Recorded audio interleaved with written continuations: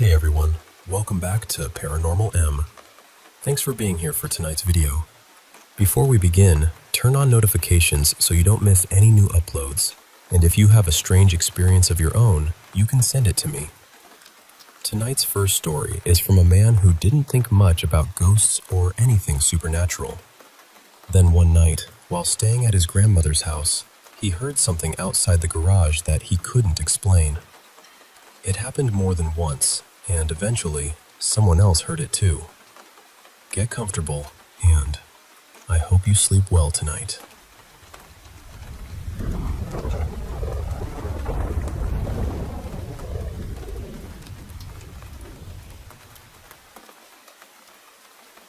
I was never the kind of person who believed in signs, spirits, or anything you couldn't pin down with a normal explanation.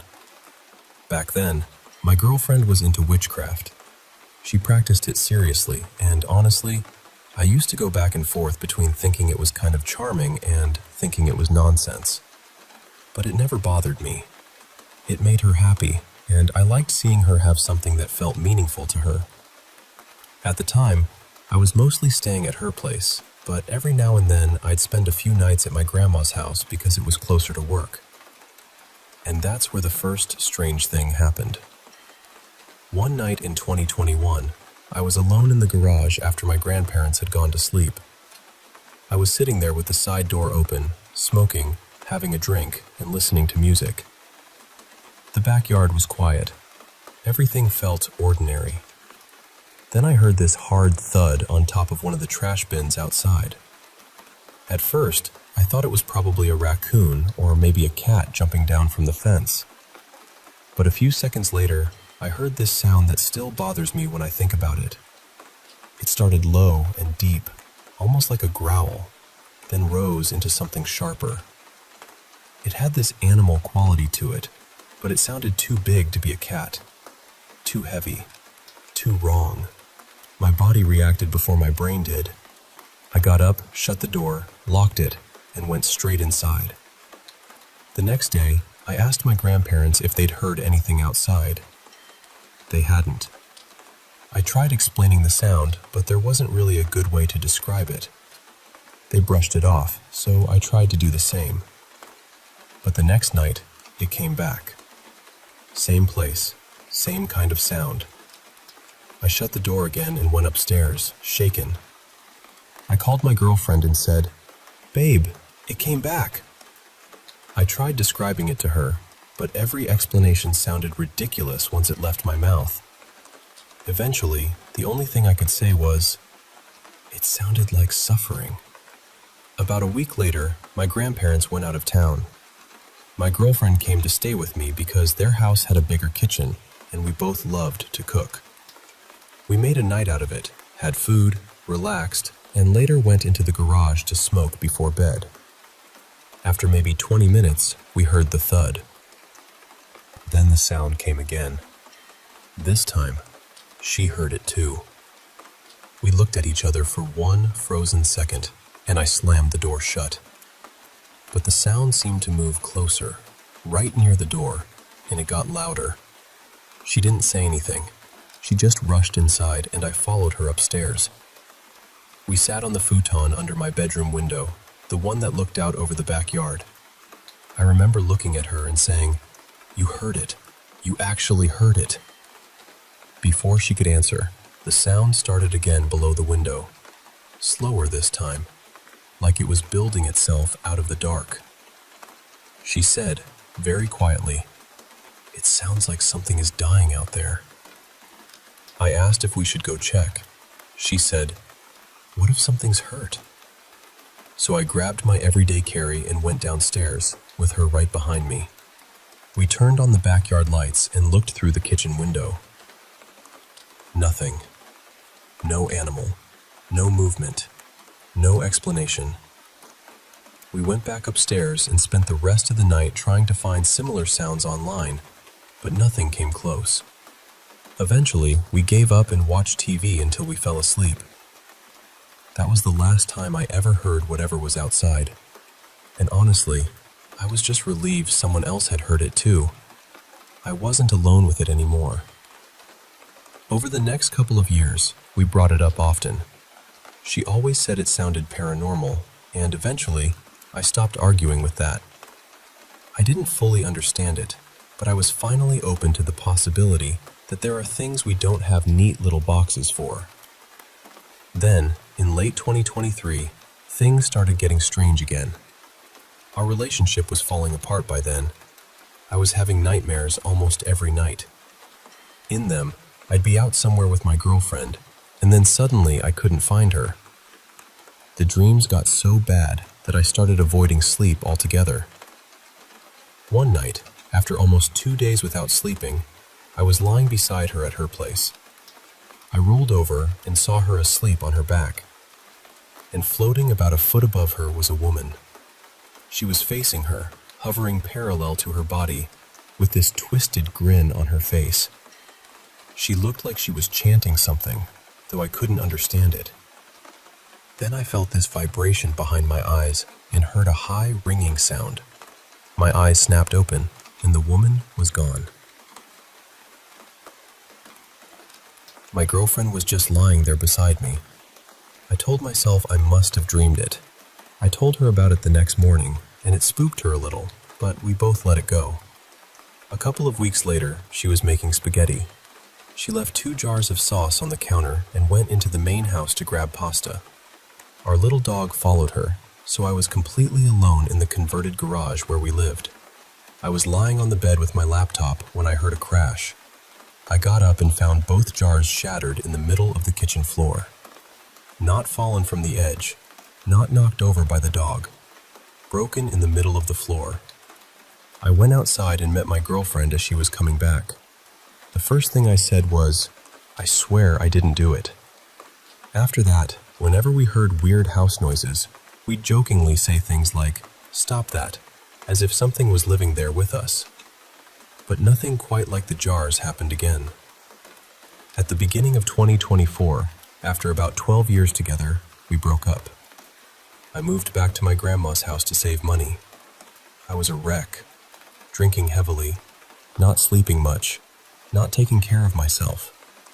I moved into a different bedroom just to feel like something had changed. Then one night, after my body finally gave in to sleep, I woke up and saw the woman again. She was sitting at the foot of my bed in a pale gray gown. The same vibration came back, the same ringing. Then my eyes snapped open and she was gone. Lying there instead was my dog, a husky shepherd mix named Chloe.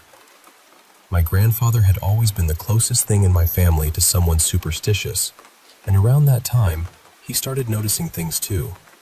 Strange noises at night, footsteps upstairs when my dog and I were downstairs. Objects moved from one place to another. My grandma never heard or saw anything. She looked at both of us like we were losing it. But I kept seeing the woman.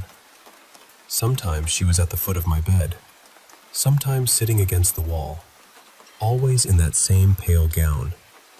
One night, I saw her sitting with her legs curled up, holding a balloon. That's when I started calling her Mina. The name just stuck.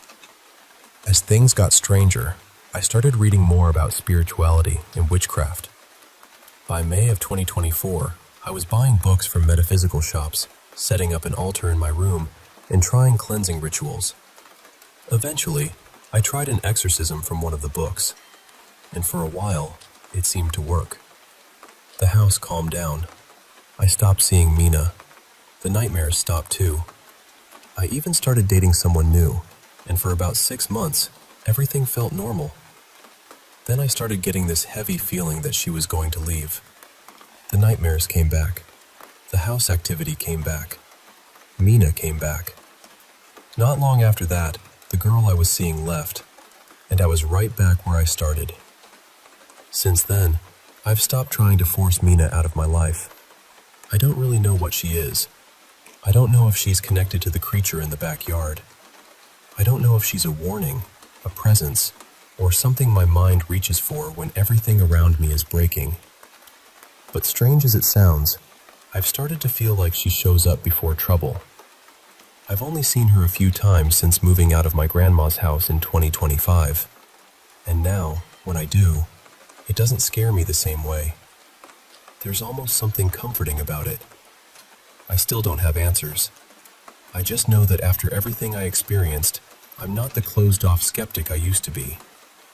I still practice witchcraft now, and I'm much more open to the idea that some things can be real, even when they refuse to explain themselves.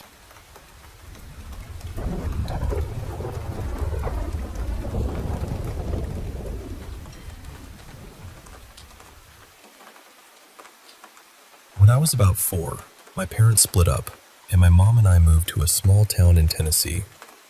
My dad settled about an hour away after being stationed near Fort Campbell. He was a chaplain in the Army, and the whole reason we lived close enough was so he could still see me on weekends. I mention that because what I'm about to tell you didn't just happen in one house, or one neighborhood, or one town. It followed me. I was still really little when I first noticed it. Maybe 4, maybe almost 5. I'd catch this dark shape out of the corner of my eye, always just barely there. It didn't scare me at first. I didn't even know enough to be scared. I just knew something was there when it shouldn't have been.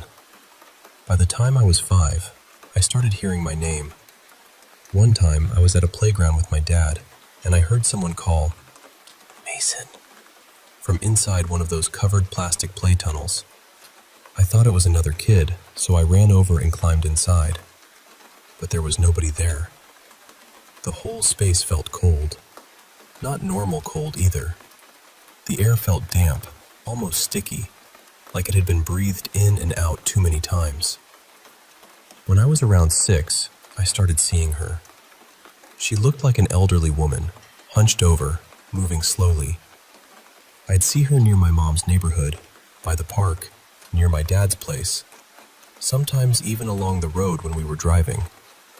Never inside the house, but almost everywhere else. She would wave at me. Sometimes she'd curl her fingers, like she wanted me to come closer. And she always smiled. That was the worst part. Her mouth smiled, but her eyes didn't. Her eyes looked flat and hungry, like she was pretending to be kind because she knew that was what grown-ups were supposed to look like. I didn't feel terrified then. I was always with someone, my mom, my dad, my friends, so she felt far away. Wrong, but far away. When I was 7, my dad remarried. His wife was from Lebanon, and he had met her while he was overseas. She was deeply Catholic, the kind of person who prayed like she was talking to someone standing right beside her. One afternoon, she was holding my hand while we crossed a street, and the old woman was waiting on the other side. This time she wasn't waving. She was pointing at me. Her face was twisted open, like she was screaming, but at first I couldn't hear anything. Then all at once, I heard my name again and again, louder and louder. "Mason, Mason, Mason." I froze right in the middle of the street and started begging my stepmom to turn around. I didn't even explain. I just said I didn't want to go near her. My stepmom stopped. Her hand tightened around mine. Then she said something under her breath in Arabic, turned us around immediately, and walked us back the way we came without asking me a single question. That night, I overheard her talking to my dad. She told him she had felt something awful in the street, something cold, something possessive. She said she was worried about me. My dad didn't believe in things like that. He brushed it off and said kids imagine things. But she didn't brush it off. When I was 8, things got worse. I started seeing the old woman in reflections, in windows at night, in the dark glass of the TV, sometimes in the mirror for half a second behind me. Then the knocking started. Knocking from inside closets, knocking on windows, knocking on doors late at night, especially when I was alone. Sometimes she would whisper through the door, "Let me in." Other times she would beg, "Open it, Mason. Please open it." I told my mom. I told my dad. They both thought I was scared of the dark or lonely, or making up stories the way kids do. Only 2 people believed me. My stepmom believed me. She prayed over me whenever I stayed with my dad, and she gave me a rosary to keep in my pocket. And my neighbor believed me. He was an older man named Mr. Alden, probably in his mid-60s. He lived a few houses down from my mom, and sometimes he watched me after school while she was working late. He never made me feel silly. He never laughed. When I told him about the woman, he just listened very carefully. Then, when I was 9, I opened the door. It was late, maybe close to 11. My mom was asleep. Someone knocked at the front door. Not loud, just steady. I remember standing there in my pajamas, angry more than scared. I was tired of hiding, tired of hearing her voice, tired of feeling like something had been circling me for years. So I opened the door. She was standing there. The old woman smiled at me, that same terrible smile, and I told her to leave me alone. She didn't. She reached out and grabbed my arm. Her hand was freezing and wet, and the second she touched me, I knew she was stronger than anything that old should ever be. She started pulling me down the walkway, away from the house. I fought her as hard as I could. I kicked, twisted, screamed, tried to dig my heels into the ground. But she kept dragging me. When we got in front of Mr. Alden's house, his front door flew open. He ran out, yelling at her to let me go. I remember him saying other words too, words I didn't understand, but his voice sounded huge, bigger than him, bigger than the whole street. The old woman let go. Then Mr. Alden picked me up and carried me back home. The next thing I remember, I woke up in my bed the next morning. For a little while, I convinced myself it had been a nightmare. My mom hadn't heard me scream. She hadn't heard the front door open. Nothing in the house looked different. But later that day, when I went outside, Mr. Alden called me over. He knelt down in front of me and said, "Don't ever open the door for someone you don't know. Not at night. Not even if they call you by name." Then he put a hand on my shoulder and said, "But you don't have to be afraid. I'll look out for you." I hugged him and cried into his shirt. After that night, I never saw the old woman again. Not in reflections, not at the park, not across the street, not anywhere. Mr. Alden passed away a few years later. I still think about him more often than I can explain. And I still think about her too. Because whatever she was, she had followed me for years. And somehow, that old man made her stop.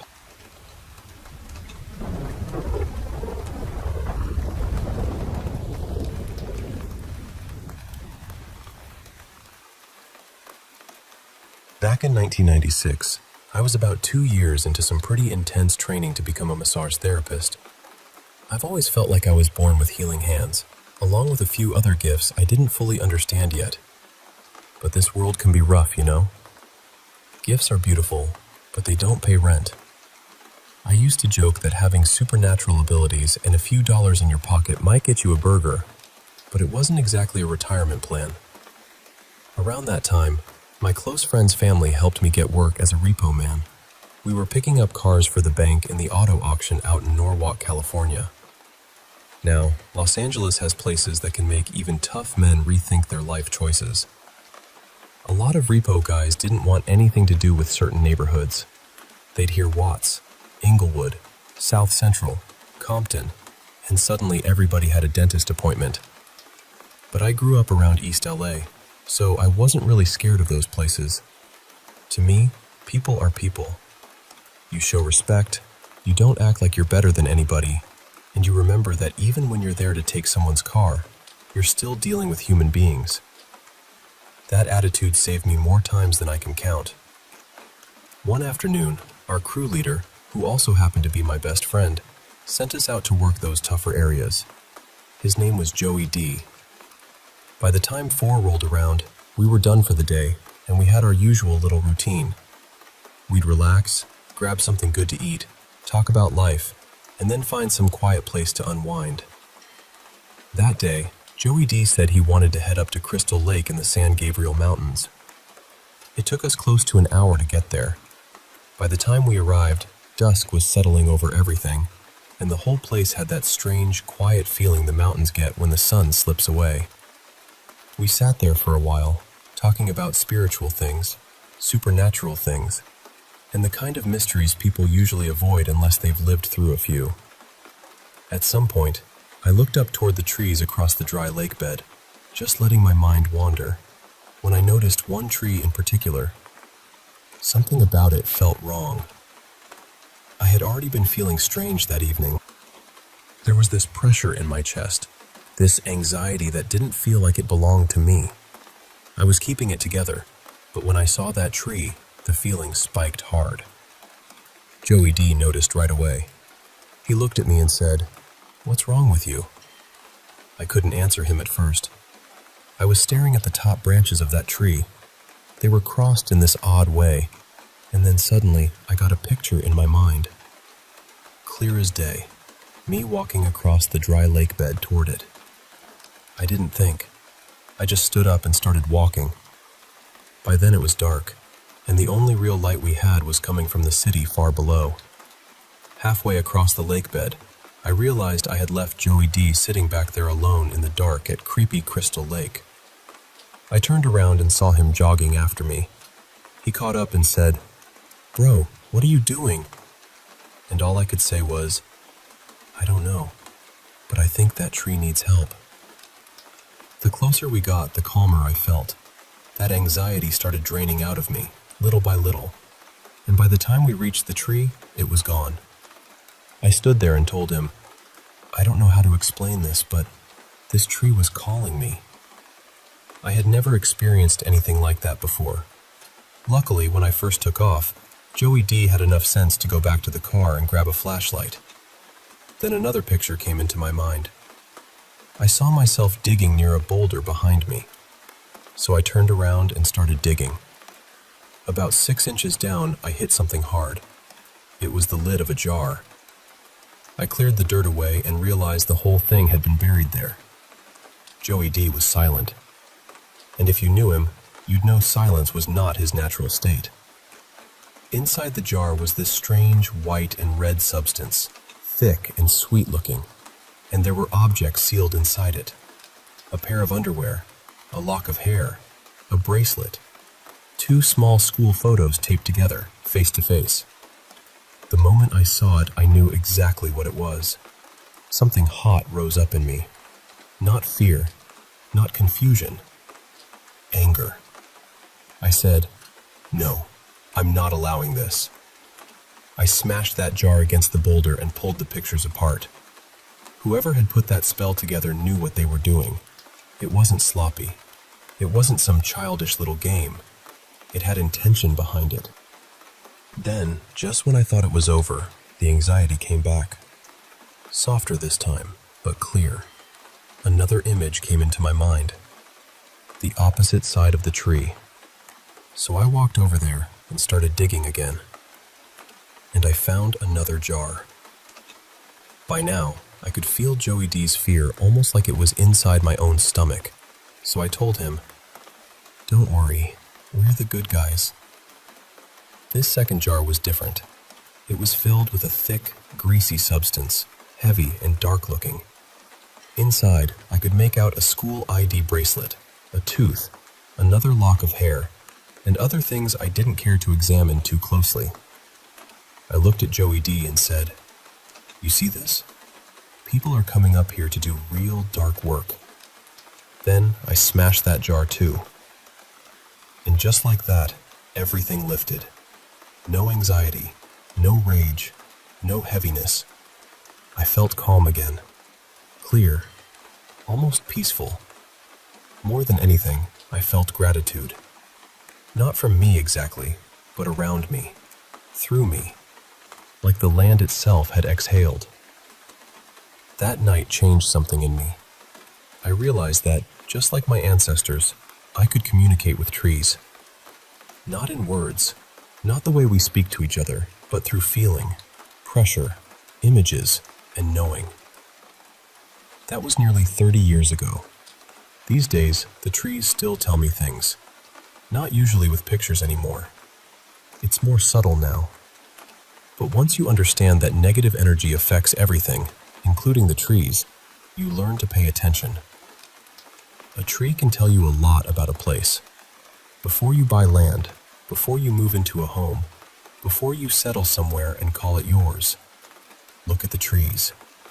They know what's been there. And if you know how to listen, they'll tell you.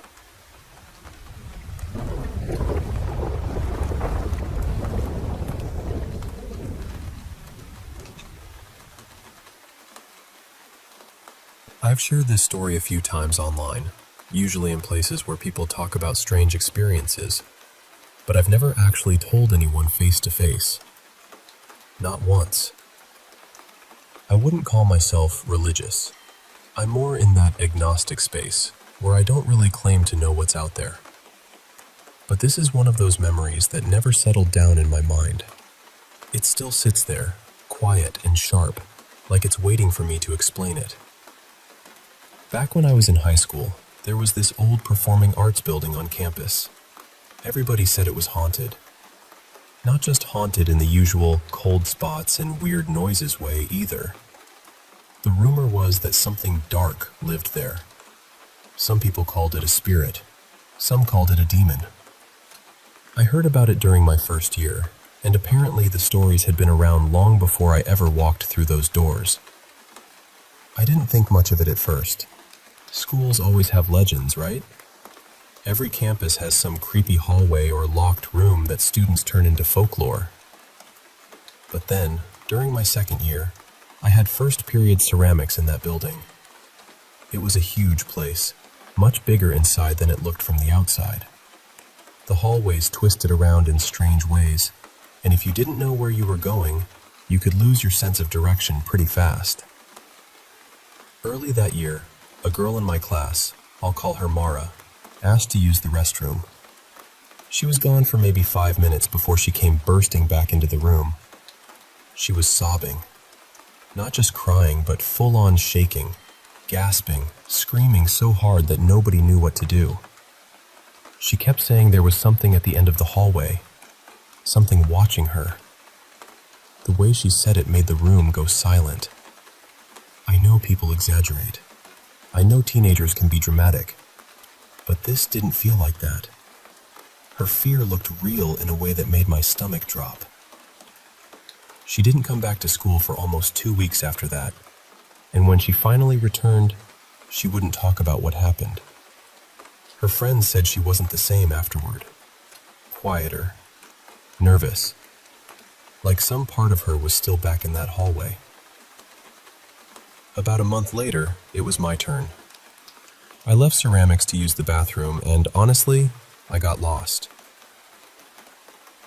It was still early in the school year, and I hadn't really explored that building yet. I remember walking through those halls, trying to act calm, even though I had no idea where I was. Then I heard it. It came from behind me, close enough that my whole body reacted before my brain could.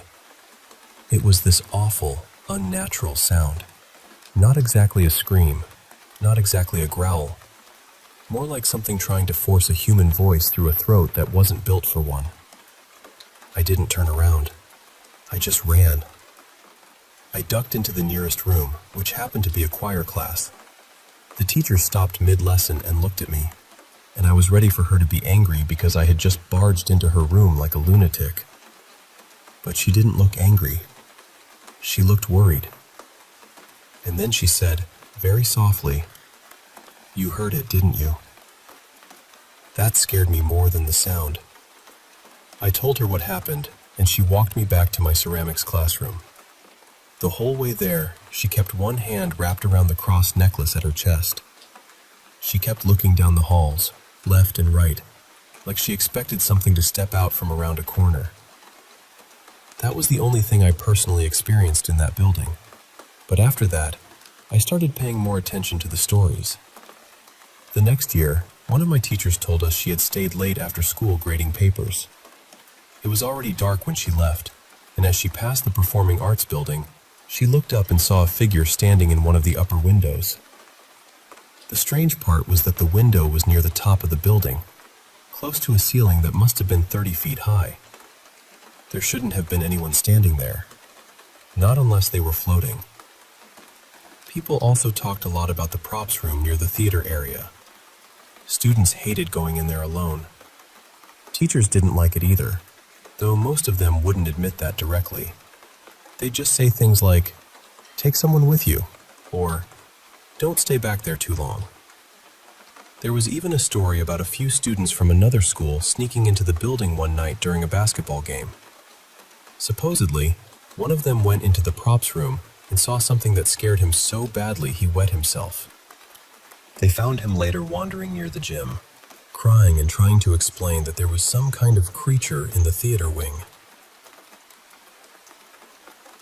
I know how all of this sounds. I know stories grow teeth the more people repeat them.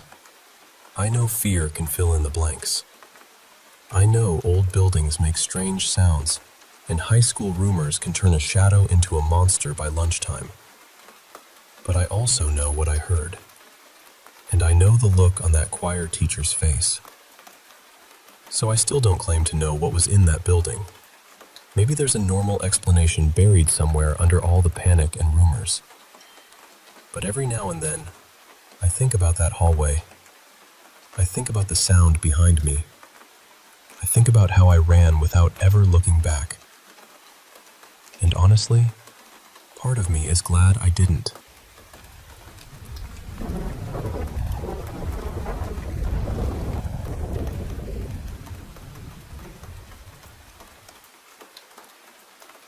I've been a therapist for a little over 10 years, and I used to believe I understood distance.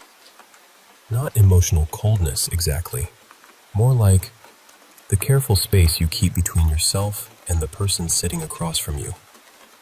The space that lets them feel safe enough to fall apart, while you stay steady enough to help them put the pieces somewhere they can bear to look at. That was always the work. At least, that's what I thought. I keep a clock on the wall behind the patient's chair.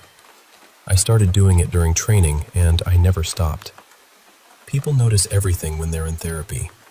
Your eyes, your mouth, the tiny change in your breathing when something lands harder than expected. So if I need to check the time, I look just past them. They don't feel watched. They don't feel rushed. And I get to feel, in some small way, in control. I haven't felt that way since late January. His name was listed as Damian March, 42 years old, self-referred. He had written that he was dealing with unresolved trauma and intrusive memories. That part was ordinary enough. I see people like that all the time. People who have spent half their lives locking doors inside themselves, only to realize the keys were never really gone. Damien was quiet at first, polite, careful, not evasive, but guarded in the way people are when they have learned that honesty costs something.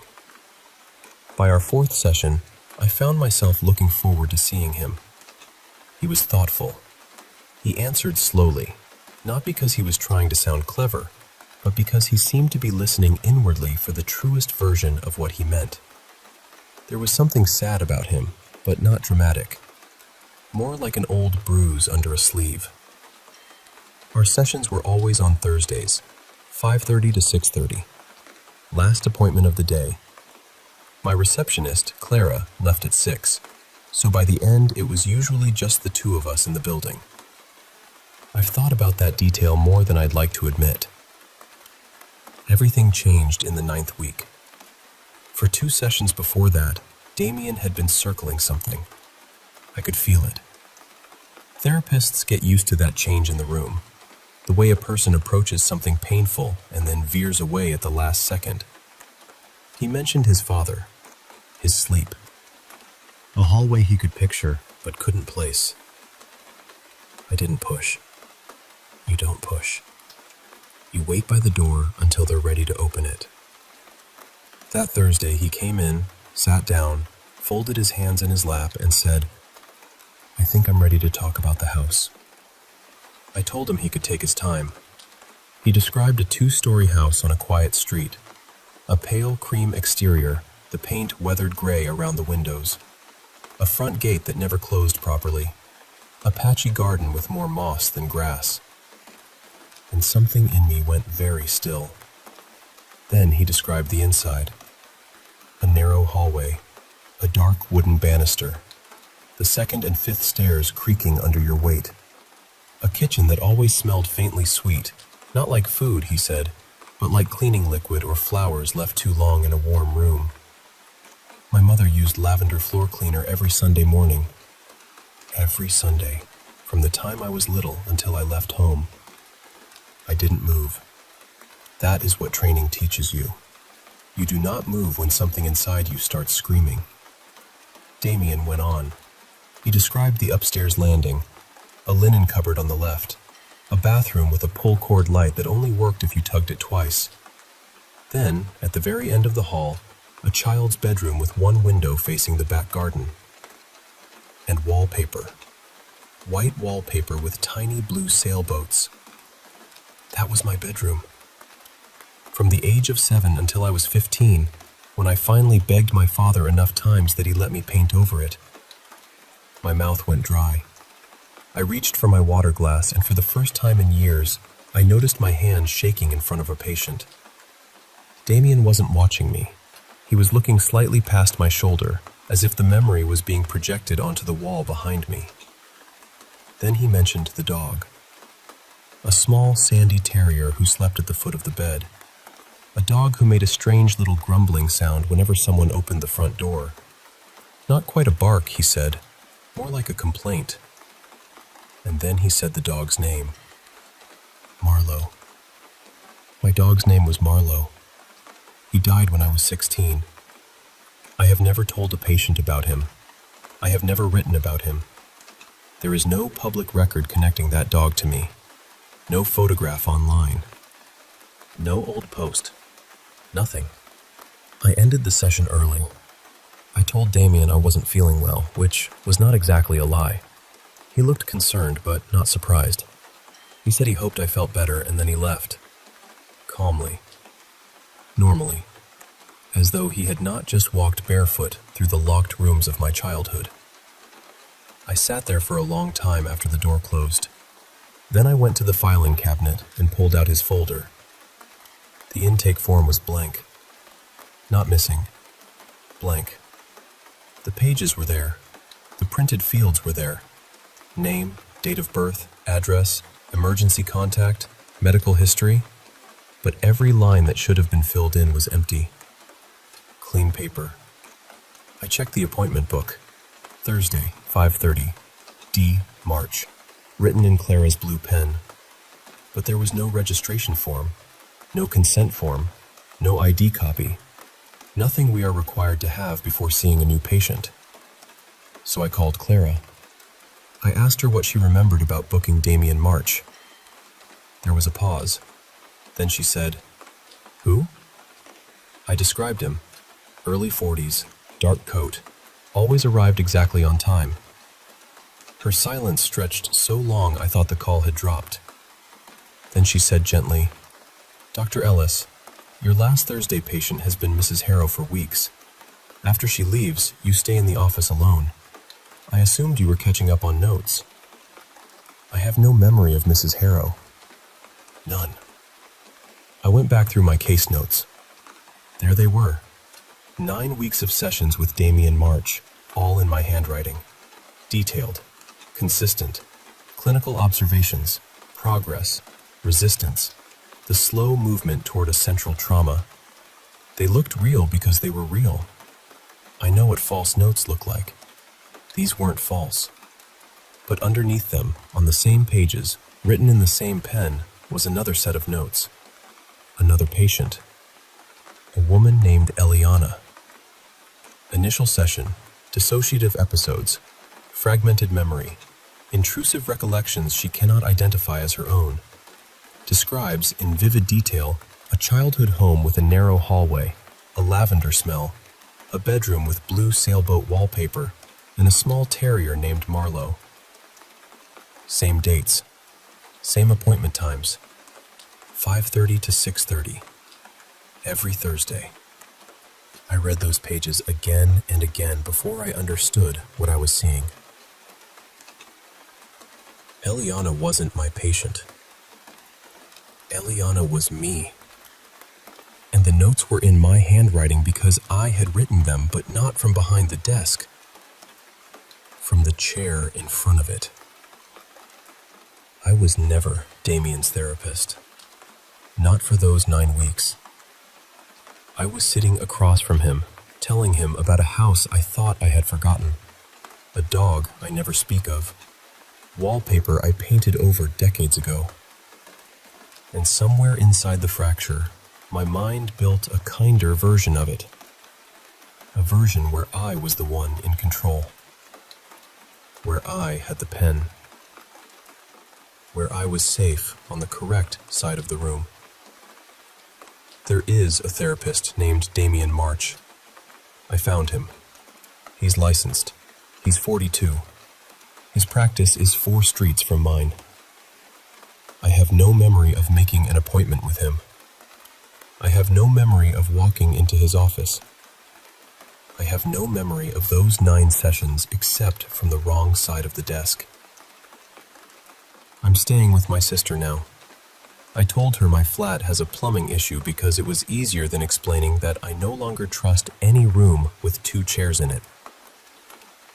Last night, I woke up at 2 in the morning because the room smelled so strongly of lavender floor cleaner that I had to open the window.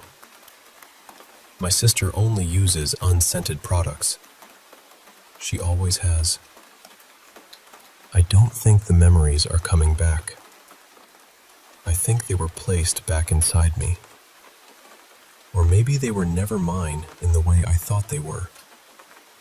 I only know this. Whatever happened in that room over those 9 weeks, Damien knew where to look. He knew exactly which door to open. And when I checked my appointment book this morning, next Thursday was already marked. 5:30. D. March. In my handwriting.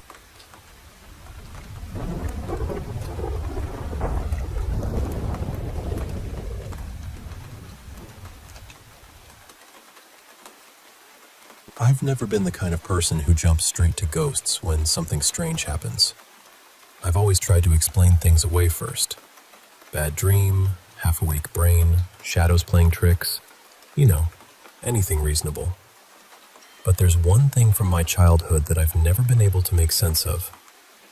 I was about 9 when my mom moved me and my older brother into this small apartment on the edge of town. She was raising us by herself back then, and money was tight. So it was the kind of place you moved into because you had to, not because you wanted to. The complex was rough. There were police around all the time, and I remember there being a little security office near the front, because things happened there often enough to need one. I have a handful of strange memories from that apartment, but this one is the one that never really left me. That night started completely normal. I went to bed the way I always did. My bed faced my bedroom door, which I hated, but there wasn't really another way to set up the room.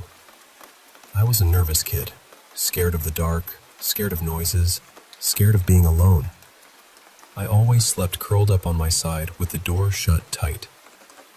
But sometime in the middle of the night, I woke up lying flat on my back. That alone was strange for me. Then I looked toward the doorway. My door was wide open. And standing in the hallway, just outside my room, was a woman. I know this is going to sound like something out of a horror movie, but she was wearing a white dress. Not a plain one either.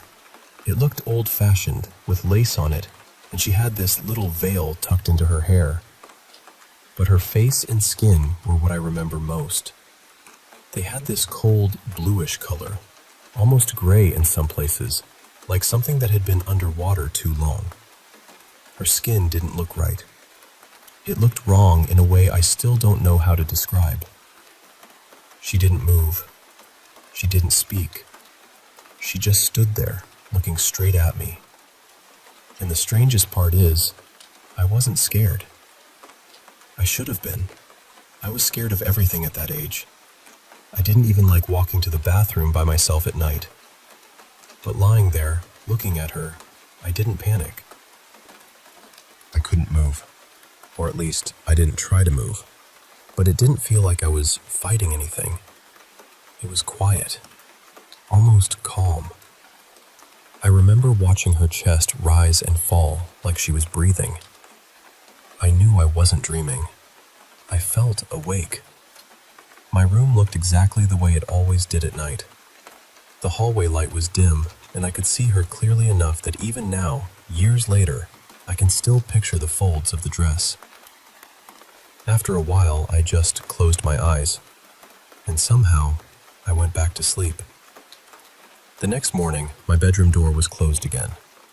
I told my mom what I had seen, expecting her to laugh it off or tell me it was a dream. But she didn't laugh. She just looked at me in this strange, tight way, like she was trying not to react. Then she changed the subject. My brother was there too, but he didn't say a word. I didn't understand that at the time. I just figured nobody believed me. Years passed, and honestly, I didn't bring it up much. Then, when I was about 15, we were sitting at the table one night talking about old apartments we had lived in. I mentioned that woman in the hallway, just casually, like, "Remember when I said I saw that lady?" The whole room went quiet. My brother looked at my mom and said, "I think she can know now." That's when they told me what had really happened. My brother's room had been down the same hallway as mine. A night or two before I told them what I saw, he had woken up thirsty and gone to get a drink from the kitchen. When he stepped into the hallway, he saw a woman standing there. He described her the same way I did. The white lace dress, the little veil, the bluish skin. Only when he saw her, she wasn't looking at him. She was staring into my room. He got so scared that he turned around and went straight back to bed. The next morning, he told my mom, and she panicked. She told him not to say anything to me because she knew how anxious I already was, and she didn't want me to be too terrified to sleep alone. Then, later that same morning, I walked into the kitchen and told them I had seen her too. I hadn't known any of that. They had kept it from me for years. And then, not long ago, my sister brought up something I didn't remember at all. She said that when I was younger, a few years after we left that apartment, I used to talk in my sleep sometimes. One night, apparently, I was mumbling about a woman outside by the swings. A woman dressed in white. My sister told the story like it was funny, but all I could think about was the hallway. That dress, that face, the way she stood there breathing and watching me. Nothing like that has ever happened to me again. We moved out of that apartment not long after, and I've never seen her since. I still don't know what she was, but I know what I saw.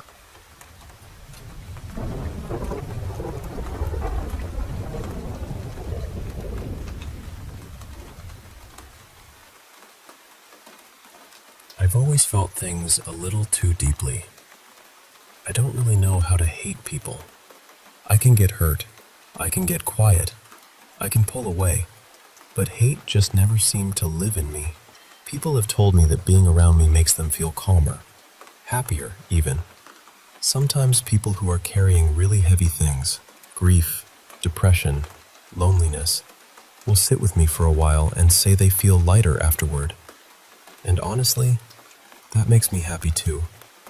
It feels like something good passes through me, even when I don't fully understand it. When I was little, I used to see things. I remember seeing my grandfather sitting in the bathroom, just perched there on the edge of the tub like it was the most normal thing in the world. Not doing anything strange, just sitting there quietly. But when I looked again, nobody was there. Another time, my mother drove past this old abandoned house, and I looked up at the second-floor window. There was a teenage girl standing there in a pale, lace-trimmed nightgown. She saw me looking and slowly pulled the curtain shut. I never forgot that. Even as a child, I always felt like I didn't completely belong. Not with my family, not at school, not even later as an adult. I could be in a room full of people and still feel like I had been placed in the wrong story. But I never felt alone. That's the strange part. I was actually a happy child. It felt like something was always nearby, not hovering in a scary way, more like keeping me company from just beyond the edge of sight. When I was around 5 or 6, I fell into a flooded creek near our yard. The water was rough, and the current was much stronger than I was. I was just this tiny little kid being pulled away, soaked and terrified. But somehow I grabbed onto the edge of a storm drain. And then somehow, I was back on the bank. I still don't know how. I wasn't exhausted. I wasn't crying. I wasn't even hurt. I was just drenched from head to toe, and my biggest concern was that I had ruined the new pants my mother had just bought me. I remember going back inside, and when she called me to go somewhere with her, I told her I wanted to stay home. Later that year, around the anniversary of my grandfather's passing, we had set out food for him. I remember looking over and seeing one of the bowls start spinning slowly clockwise. Then another bowl started spinning. Then another. I called out, "Mama, look at this!" She came over and just stared at it. She tried to check for water underneath, maybe a tilt in the table, anything that made sense. But the bottoms of the bowls were dry. Nothing explained it. To this day, I still don't know why those bowls moved. When we eventually moved to California, I stopped seeing things so clearly. It was like a curtain had been pulled over that part of my life. But whatever had been with me, I don't think it left. When I was 14, I was hit by a truck while crossing the street. I blacked out, and I have no idea how long I was unconscious. When I woke up, there were strangers gathered around me, and my sister was there crying. The first thing I asked was, did we still go on the field trip? We had gone to medieval times that day for school, and for some reason that was the first thought in my head. I saw my sister crying, and I tried to stand up right away. Everyone around me told me to sit back down, but I kept saying I was fine. At the doctor's office, they said they were surprised. After a hit like that, I should have been in much worse shape. But all I had was a fractured ankle, and I didn't feel pain. Years later, when I was 22, I was driving home after buying cleaning supplies when another car slammed into mine going incredibly fast. My car spun, hit a fire hydrant, and then crashed into a wall. Everything was blurred and loud, but I remember getting out of the car and shouting, "What the hell?" A nearby family came over with a warm towel and stayed with me until the police arrived. I still think about them sometimes because they didn't have to do that. That night, I walked home. I didn't even go to the hospital. I just went inside, lay down on my sister's beanbag, and fell asleep. Somehow, I only had a few bruises. For a long time, I didn't think too deeply about any of this. I just carried it with me like a box in the back of my mind. Then everything changed. In 2026, my brother came back into my life after saying he needed distance from me for a year. I respected that boundary, even though it hurt. But a few months later, he came to me when he was at his lowest. I thought he needed help. I thought, he's family. He's hurting. I can be there for him. But things turned ugly. We were both not in the clearest state of mind, and suddenly he started saying things that cut me in a way I can't really describe. He accused me of things that shook me down to the core. To have someone from your own family look at you like you're unsafe after you opened your home to help them heal, it broke something in me. I tried to calm everything down. Eventually, we both went to sleep, but as I walked to my room, I felt uneasy. Deeply uneasy. The next day, I tried to show him something, hoping things might feel normal again, but another argument started. He threatened to leave and blamed me for it. So I finally said, "Go. If you don't feel safe here, then leave." And he said he would, because of me. That moment hurt more than I can explain. I realized that to some people in my family, I was useful when they needed money, comfort, or rescuing, but I wasn't really seen. I had helped emotionally, financially, quietly, over and over, and still somehow I was the villain in their story. Then something strange happened. It felt like hands were placed gently but firmly on my shoulders. Not imaginary, not symbolic. I felt them. They held me steady, then guided me toward my room. After he left, I remember getting up to lock the door, and those same hands seemed to guide me back again. Then I slept for 3 days. I didn't eat. I didn't drink. But the whole time, I felt like I was being held by someone much larger than me. I felt a hand stroking my hair, almost hushing me, telling me without words to stay asleep and rest. I don't know whether I was dreaming or awake. It was somewhere in between. But I remember the feeling clearly. I was being comforted. When I finally woke up, I wasn't starving. I wasn't thirsty. I felt refreshed, like my body and soul had been rinsed clean. After that, the world felt different. When I went outside, I could feel vibrations everywhere. In the trees, in the birds, in insects, even in the grass. Everything had its own little hum, its own presence. It was beautiful, but also overwhelming. And I became more aware of what was with me. It felt like a guard standing behind me wherever I went, not controlling me, not frightening me, just there, present, watchful. When I went to a friend's house, I noticed the atmosphere felt heavy, stale, negative. It reminded me of the feeling I used to get as a child when I looked at old buildings or walked into antique shops. His living room and kitchen felt fine, but the hallway was different.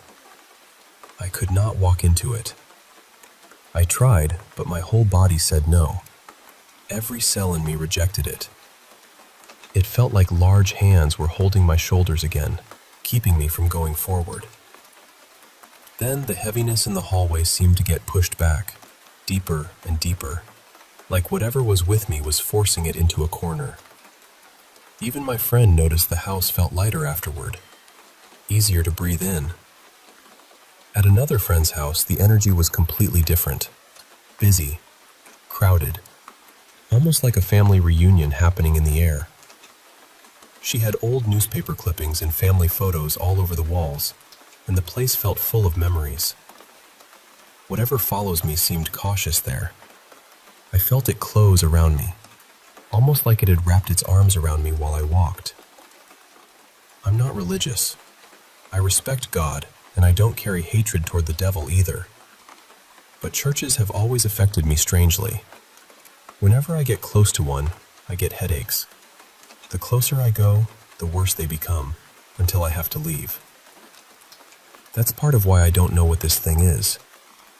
It doesn't feel like family, not in the ordinary blood-related way. It feels ancient, like something I've known longer than this life. Maybe through other lives, if that's real. It doesn't feel like a human spirit, but I don't know if it's an angel or a demon either. It has never felt malicious. It has never tormented me. It has only protected me. Every serious accident I've been in, every moment that should have ended badly, I survived with almost nothing. A fracture, a bruise, wet clothes, a shaken heart. And somehow, I know it's male. When I picture him, I picture a knight. Not shiny and perfect, but old, steady, and watchful. Something that stands between me and whatever might try to harm me. Even now, as I say all of this, I can feel him near me, guarding the room. The air feels clean and calm, almost humming. I think he's here to stay until I die. I just wish I knew what he was so I could thank him properly. Maybe one day I'll find someone who can tell me. But even when I pass by psychic shops, I feel that same heavy, nauseating vibration, and I turn away. So for now, I just live with the mystery. And I hope, somehow, he knows I'm grateful.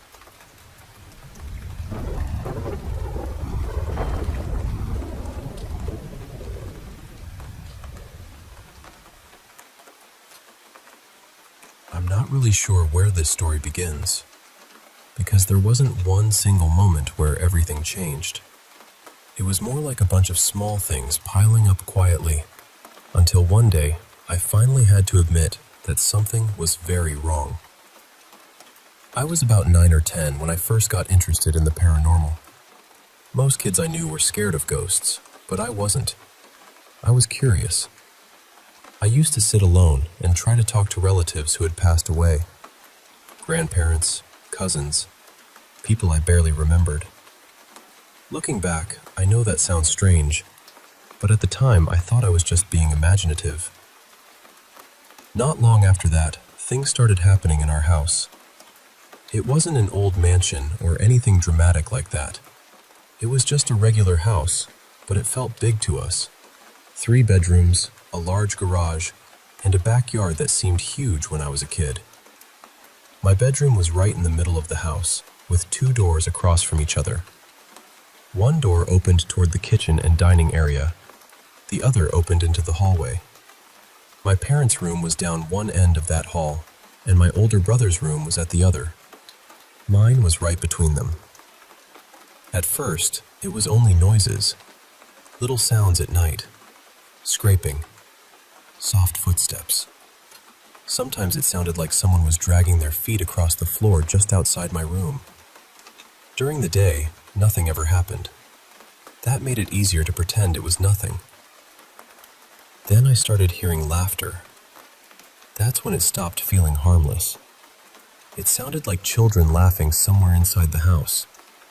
Most of it was faint, almost far away, but there was one laugh I could always pick out.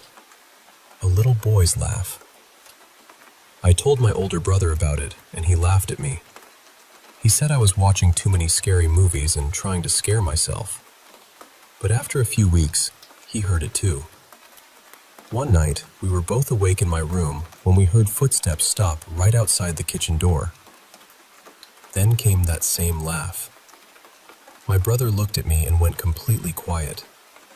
That was the first time I realized I probably wasn't imagining it. After that, things got worse. The doors in my room started opening by themselves. Not slowly, not from a draft. They would swing open all the way. One door would open, then close. Then the other door would open, like someone was passing through my room as if it belonged to them. That part bothered me more than anything. Whatever it was, it seemed comfortable there, like we were the ones intruding. This went on for years. Then one night, my brother, a friend of ours, and I decided to use a Ouija board. I know how bad that sounds now, but we weren't taking it seriously. We were joking, moving the piece ourselves, acting like idiots and pretending we were talking to something. We were sitting on the floor in my room with one small lamp on and a candle next to the board. Then everything went black. The power cut out completely. At the exact same second, the candle went out. None of us moved.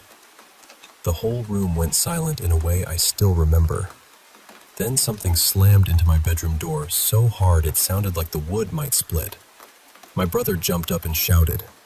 Before either of us could do anything, our friend started screaming. Not yelling. Screaming like someone was hurting him. Then the lights came back on.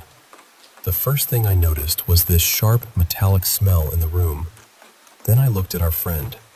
There was red liquid on him. Not enough to soak him, but enough that all 3 of us backed away immediately. There were no drinks in the room, no paint, nothing red anywhere near us. He panicked and locked himself in the bathroom. My brother looked completely drained. He kept saying he felt something rush past him right before the door was hit. We searched the room because whatever struck the door had sounded solid. That's when we found the planchette. It was lying near the bedroom door, all the way across the room. Nobody had touched it. A few minutes later, we went to check on our friend. The bathroom was empty. The window was open. He had climbed out. We searched outside for about 15 minutes before I found him near the back fence, curled up with his knees pulled to his chest, rocking back and forth. I asked if he was okay. He wouldn't look at me. He just kept shaking his head. He never came back to my house after that night. After the Ouija board incident, things seemed to calm down. At least, that's what I told myself. There was no more laughing, no doors opening, no footsteps outside my room. But the feeling never completely went away. You know that feeling when someone is standing behind you? It was like that, only heavier. Like something was watching and waiting for me to notice. A couple years later, we moved into another house. For a while, I convinced myself that everything from the old place had just been childhood fear. Then I started seeing movement again. Never straight on, always in the corner of my eye. I'd walk down the hallway and think someone moved behind me. Or I'd turn a corner and catch a dark shape slipping out of sight. Whenever I looked directly, there was nothing there. At first, I ignored it. Then I noticed a pattern. Right before I saw it, I'd get this pressure in my chest. A heavy feeling, like my body knew something was nearby before my mind caught up. I stopped sleeping well. There's one night I still think about all the time. I woke up suddenly around 2 or 3 in the morning. No dream, no noise. I just opened my eyes with this awful feeling that something was wrong. The room felt tense. That's the only word I have for it. My bedroom door was open just a few inches. I stared at it, trying to understand why I had woken up. Then I saw it. Something was looking at me through the crack in the door. At first, my brain couldn't make sense of it. I could only see part of a face, mostly the eyes. They weren't glowing. That would almost have been easier to explain. They looked almost normal, except they reflected the light the way an animal's eyes do in the dark. But these eyes were still, completely still, just watching me. I froze. It wasn't sleep paralysis. I could move. I was just terrified. After a few seconds, adrenaline hit me. I jumped out of bed and rushed toward the door because my first thought was that someone had broken into the house. As I got close, I saw it pull back into the darkness. I threw the door open. Nothing. The hallway was empty. No footsteps, no movement, just darkness. I checked every room in the house. Nobody was there. When I came back to my bedroom, I saw my closet door slowly opening by itself, inch by inch. The room was silent except for that soft creak. And inside the crack of the closet, I saw those same reflective eyes, watching me again. I turned the light on immediately. Nothing was there. No person, no animal, nothing. But I know what I saw. And the worst part wasn't even that it was there. It was how calm it seemed. It didn't look angry. It didn't look violent. It looked curious. Like it had been standing there for a long time, watching me sleep. After that, I stopped telling myself it was stress. Stress doesn't open doors. Stress doesn't stare back. For a while after that, things went quiet again. Then I brought it somewhere it had never been before. Someone else's house. That was when I realized it might not have been attached to a place. It might have been attached to me. A while after the closet incident, I went to my girlfriend's house for the first time. Usually she came over to mine, but that night we decided to hang out at her place. The second I stepped inside, that same feeling hit me. Heavy. Wrong. Like walking into a room just after an argument has ended. I stopped near the door because it caught me so off guard. My girlfriend asked what was wrong, and I just told her I felt weird. I didn't tell her the truth. I don't think I was ready to say it out loud. The night started normally. We listened to music in her room, talked, joked around, and had a couple drinks. Later, she said she was hungry, so we went to the kitchen and made something to eat. Nothing strange happened while we were out there. That's what made what happened next so hard to explain. About half an hour later, we went back to her room. Both of us stopped in the doorway. Her entertainment center had been turned completely around. The TV, the speakers, everything. Not knocked over, not broken. Turned around, like someone had physically rotated the whole setup while we were gone. I tried to laugh because I didn't know what else to do, but inside, I already knew. That feeling in the room had gotten stronger. My girlfriend started asking me what was going on. She was scared, and I couldn't blame her.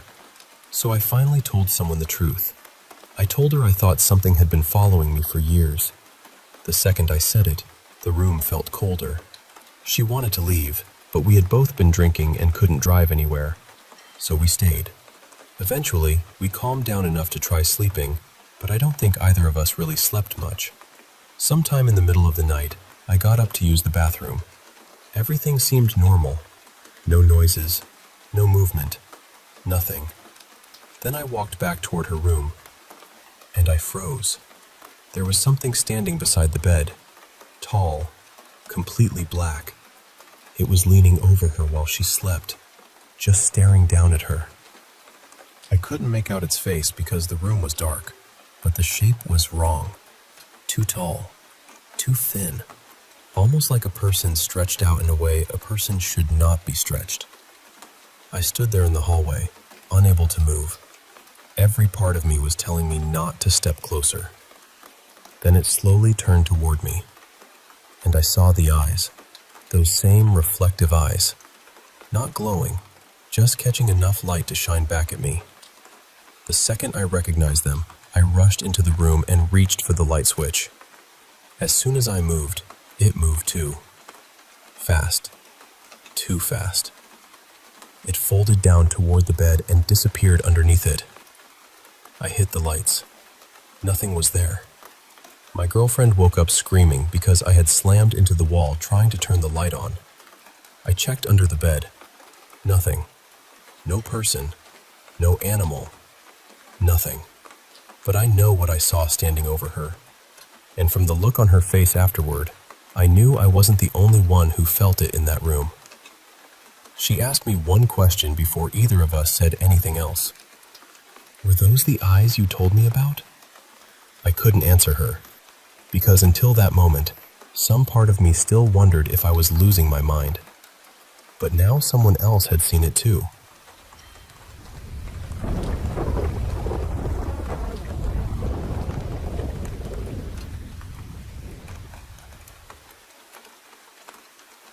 I'm from India, from the beautiful hill state of Himachal Pradesh, and the story I'm about to share is something that happened to a friend of mine. His name was Sahir. Sahir was a taxi driver, so driving late at night wasn't unusual for him. He was used to those quiet mountain roads, the sharp turns, the darkness, the forests on both sides. For him, it was just part of the job. One night, one of his childhood friends was returning home from abroad. His village was the same as Sahir's, and he called Sahir earlier that day and said, "Brother, I'll reach the bus station in Mandi around midnight. Please come pick me up. At that hour, I won't get a bus or taxi to the village." Sahir agreed. So, around 12 at night, he reached the bus station in Mandi, picked up his friend, and drove him back to their village, which was around 35 kilometers away. After dropping him home, Sahir stayed for a little while. They drank tea, talked about old days, and his friend told him stories from abroad.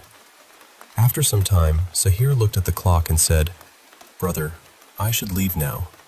I have to be back in Mandi by morning. At 5 a.m., I have an important passenger to pick up." It was around 2 a.m. when he started driving back. Now, there was one stretch of road on the way to Mandi that people in our area always avoided at night.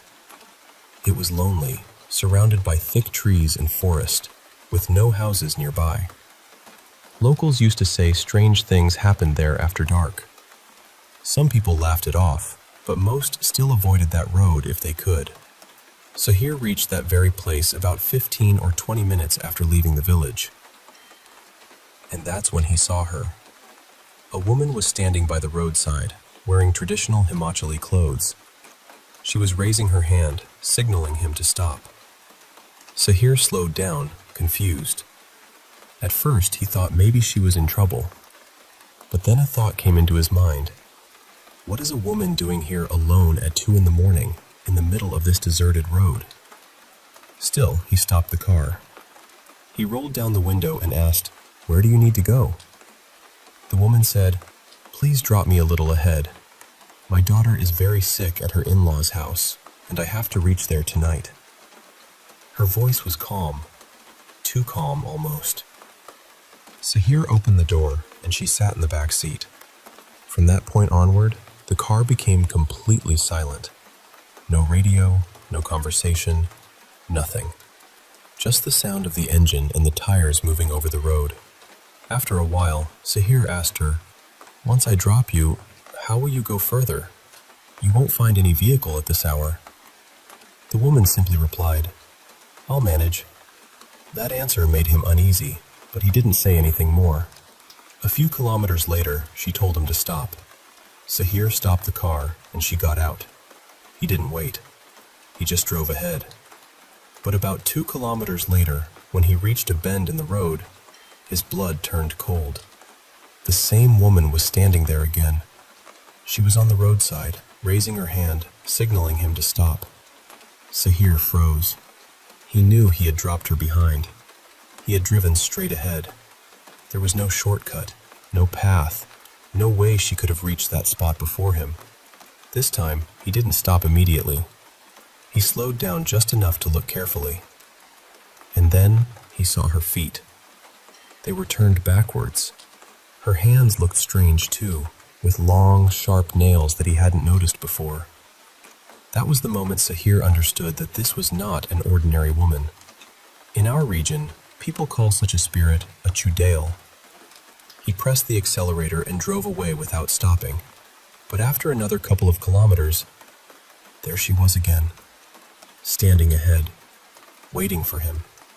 Again, her hand rose in the darkness, asking him to stop. By now, Sahir was terrified. His whole body was shaking, but somehow he kept control of the steering wheel.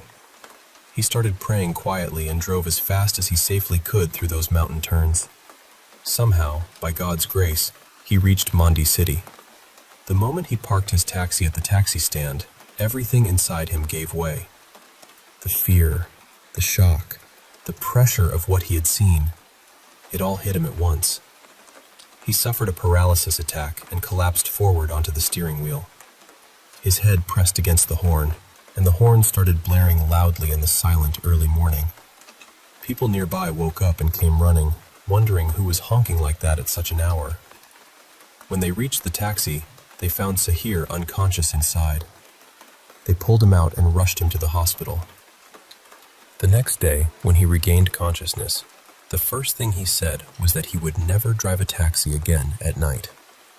In fact, he decided to leave that work completely. 2 days later, after he had recovered a little, Sahir went to a local priest in the village and told him everything.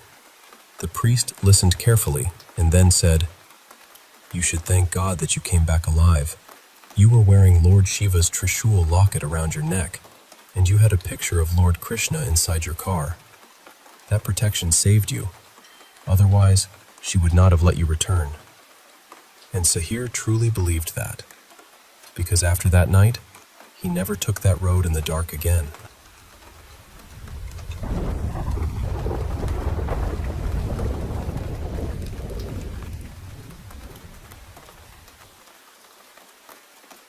I'm 28 now, and for the last few years, I've had sleep paralysis about once a year. The strange part is that it always seems to happen around the same season, almost close enough to feel deliberate. And it happened again tonight. The first time was when I was still living at home. I remember waking up to this dry, scratching sound near the corner of my bed, right where the wall met the floor. I couldn't move, not even a finger. I was lying there, completely trapped in my own body, and all I could feel was this awful fear filling the room. Then I saw something small and black crawl up onto my bed. It moved slowly, almost carefully, and then it climbed right onto my chest. The second I snapped out of it, I ran straight upstairs to my parents' room like I was a kid again. I didn't even think. I just ran. The next year, it happened at my boyfriend Eli's apartment. That time, I didn't see anything, but I heard scratching again. I also heard his dog whining from the other room, this sad, panicked crying that made my stomach twist. I kept waking up, or thinking I was waking up, but I'd slip right back into it. The sounds kept getting worse every time I fell back under. When I finally got myself fully awake, I went to check on the dog. He was asleep, completely fine. That was when I learned that if you don't fully wake yourself up, like actually get out of bed and move around, you can fall right back into that state. Last year was the one that really stayed with me. I woke up unable to move, and there was a voice whispering right next to my ear. I couldn't understand the words, but it sounded close. Too close. My head was turned to the side, and I saw a face right beside mine. It kept shifting, flickering between something that looked almost demonic and something like a huge black dog. It changed so quickly that I could barely process what I was seeing. Then I felt myself being pulled out of bed. Not lifted, not pushed. Dragged. Diagonally, like something had hold of me and was trying to slide me away. When I finally snapped out of it, I was shaken in a way I hadn't been before. I'd heard things, I'd seen things, but I had never felt something physical like that. I looked it up afterward and found out that physical hallucinations can happen during sleep paralysis, which helped a little, but not enough to make it feel normal. And then, tonight happened. It was probably less than an hour ago. I had just fallen asleep when I woke up to tapping sounds coming from the floor in the corner of my room. At first, I didn't understand what was happening, so I just closed my eyes and tried to ignore it. Then I heard another noise, and when I opened my eyes, I saw the outline of a man standing in the corner. I didn't want to stare at him, but I couldn't tell if he was extremely tall or if he was hanging from the ceiling. His shape looked wrong in the dark. I closed my eyes again because I knew, deep down, what was happening. I couldn't move. When I opened them again, he was at the foot of my bed. I couldn't see his face clearly. He looked like someone from an old black and white detective movie, wearing a suit and a hat pulled low. His face was mostly hidden underneath it. Just this dark, faceless figure standing there. I closed my eyes again, and then I felt someone get into bed beside me. Not gently, more like they dropped into the mattress. I felt the bed shift. I felt breathing next to me. Then I felt hands on me, touching my chest and moving over my body. I was wearing a t-shirt and underwear, so even though it was over clothing in some places, it felt horribly real. Too real. I was frozen and terrified, and I couldn't make it stop. Then I thought I woke up. I got out of bed and ran toward the door, but I dropped my phone. I remember looking for it on the floor, finding it, turning it on, and seeing that the time started with a 3. I opened my bedroom door, and suddenly I was back in bed. Then it happened again. I got up, and this time there were these wispy white shapes blocking the way out, almost like smoke or thin fabric floating in the air. I pushed through them and made it to the door, and then I woke up in bed again. I don't understand that part. I was still physically frozen, but somehow I was also moving around in these loops. Maybe it was a dream mixing with the paralysis. Maybe my brain was trying to escape before my body could. I don't know. Thankfully, about 30 seconds later, Eli came home from work and walked into the room. That snapped me out of it for real. I got up immediately and walked around because I was scared I'd fall back into it. When I checked the time, it was 1:44 a.m. not 3-something like I thought I'd seen. I looked things up afterward, like I usually do, and I found some information about vestibular motor hallucinations happening during sleep paralysis. A lot of people described it as feeling like an out-of-body experience, but this didn't feel like that to me. It felt like a nightmare wearing the room as a mask. I don't usually remember my dreams, and I don't have nightmares often, but I have had a few where I'm trying to get out of bed or leave my room, and then I suddenly end up back in bed again, like I've been reset. This whole thing has left me feeling sick and unsettled. I keep wondering if anyone else has experienced something like this during sleep paralysis, especially the part where you think you're getting up and escaping, but you keep ending up back where you started. What scares me most is that every episode is different. Every year, it's something new. And somehow, every time feels worse than the last. The timing is what makes it feel almost ritualistic to me. I know sleep paralysis can explain a lot of it, and I'm trying to stay grounded in that. But it's happened in 3 different places now, and I can't help feeling like there's something more to it. I'll probably do some kind of protection work after this, more than just cleansing the space like I normally do. But honestly, right now, I just feel shaken. I'd really appreciate hearing from anyone who's been through something similar, or anyone who has thoughts on what might help.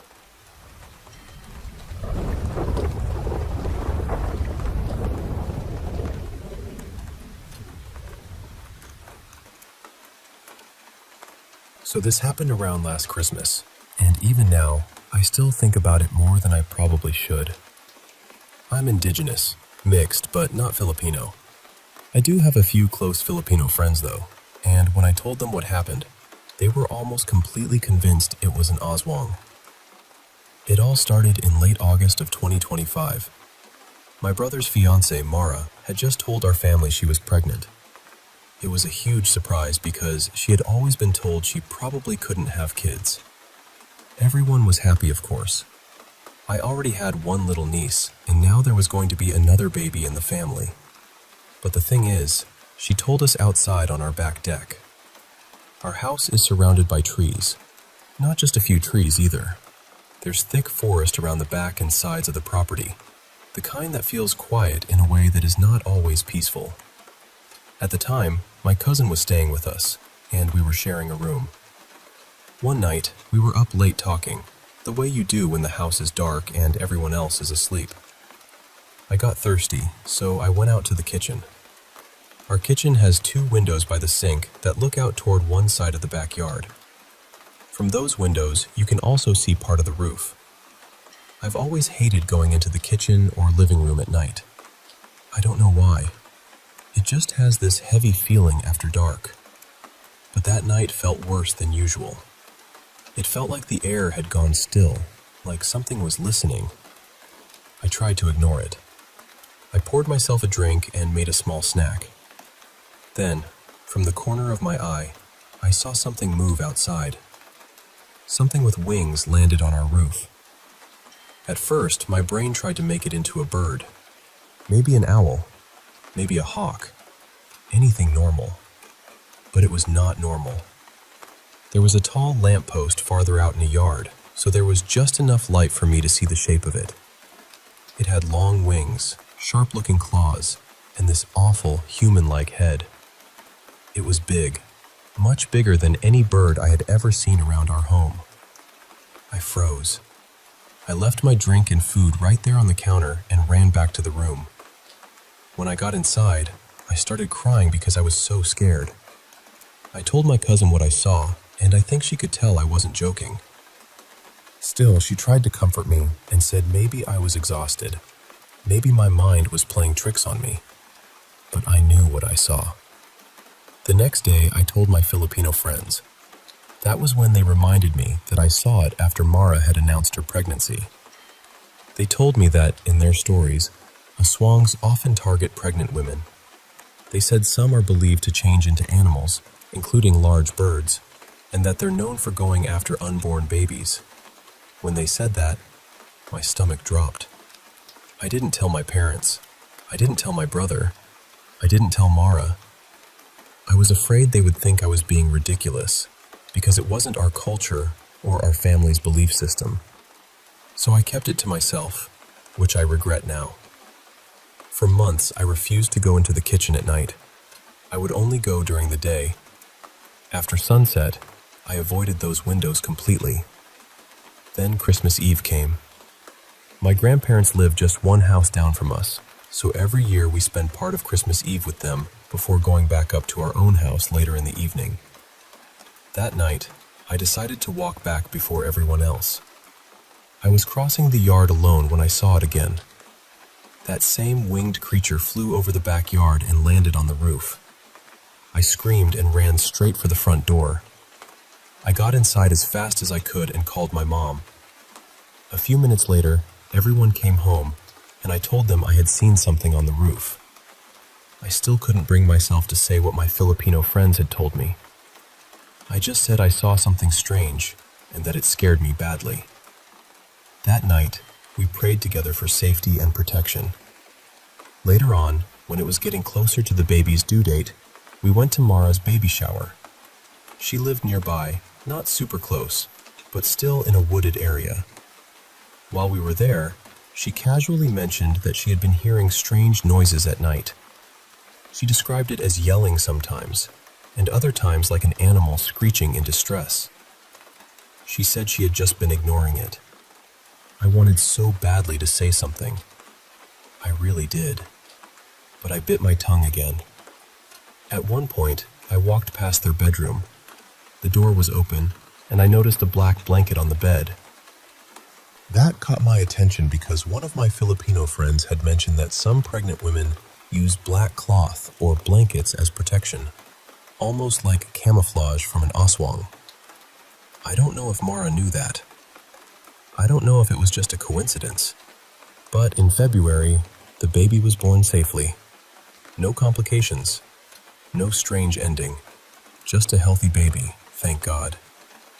And after that, I never saw that bird-like creature again. So yes, I truly believe something came around our house because of that pregnancy. I believe it was watching. I believe it was waiting. And I also believe that somehow, whether she knew it or not, Mara was protected.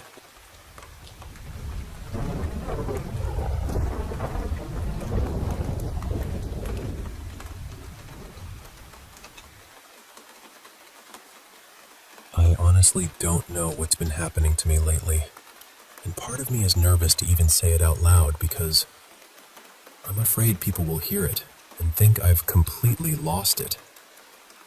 But all of this happened within the same year, and that's what made it so hard to brush off. The first thing was a dream. It felt unusually real, not like a normal blurry dream that disappears when you wake up.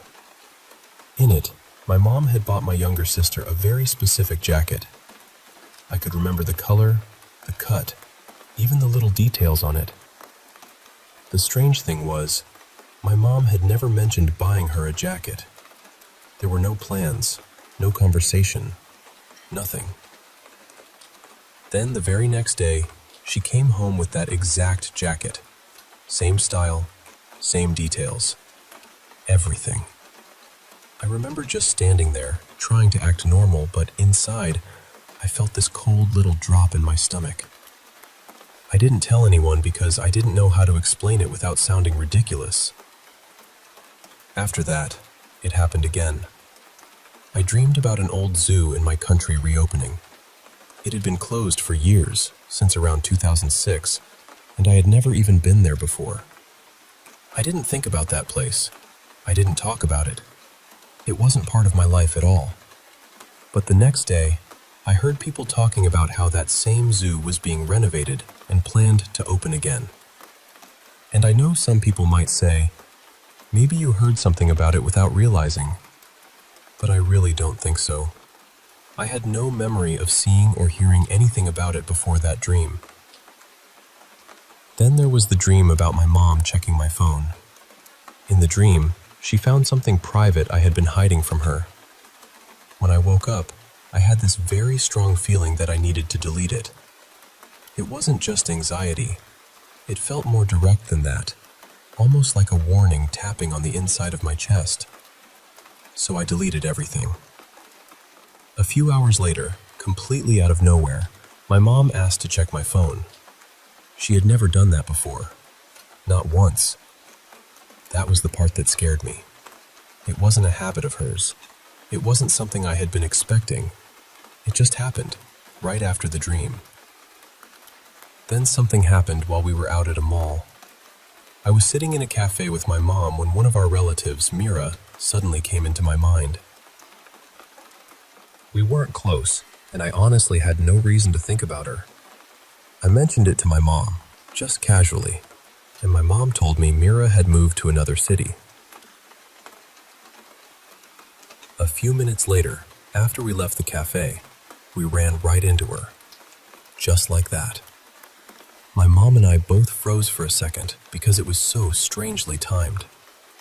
I remember looking at her and realizing she was just as shocked as I was. But the things that scared me the most were the ones involving family. There was my mom's uncle, someone I had only seen maybe twice in my whole life. For some reason, he suddenly stayed in my mind for an entire week. I kept thinking about him over and over, and I couldn't understand why. He wasn't someone I normally thought about. He wasn't part of my daily life. Then we heard that he had passed away. He wasn't known to be seriously ill, at least not to us, and we almost never heard news about him. Ever since then, I've carried this weird guilt, even though I know logically I didn't cause anything and couldn't have changed anything. Still, the feeling sits there. A few months later, something similar happened again. My family is huge. I have so many uncles and aunts, probably close to 50 altogether. But one specific uncle, Rafi, suddenly stayed on my mind for no clear reason. Not the others, just him. The next day, we found out he had suffered a stroke. Before that, I had no idea he was sick or struggling with anything. Now I don't really know what to think anymore. Part of me wonders if these are just coincidences that happen too close together. Part of me wonders if it's intuition, or my brain noticing tiny details before I consciously understand them. And then part of me is scared it's something I can't explain at all. I'm not saying I know what it is. I just know it's been frightening to carry alone. Sometimes I feel scared of my own thoughts now. Like if someone suddenly comes to mind, I start worrying something bad is going to happen. And I hate that. I don't want to live afraid of my own mind. I just needed to tell someone. Keeping it all inside has started to feel heavier than the experiences themselves.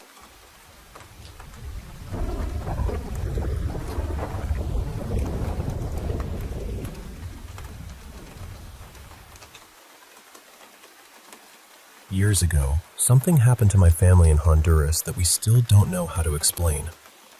My great-aunt's house sat on a narrow road in a quiet little town, right between an old Catholic chapel and the cemetery.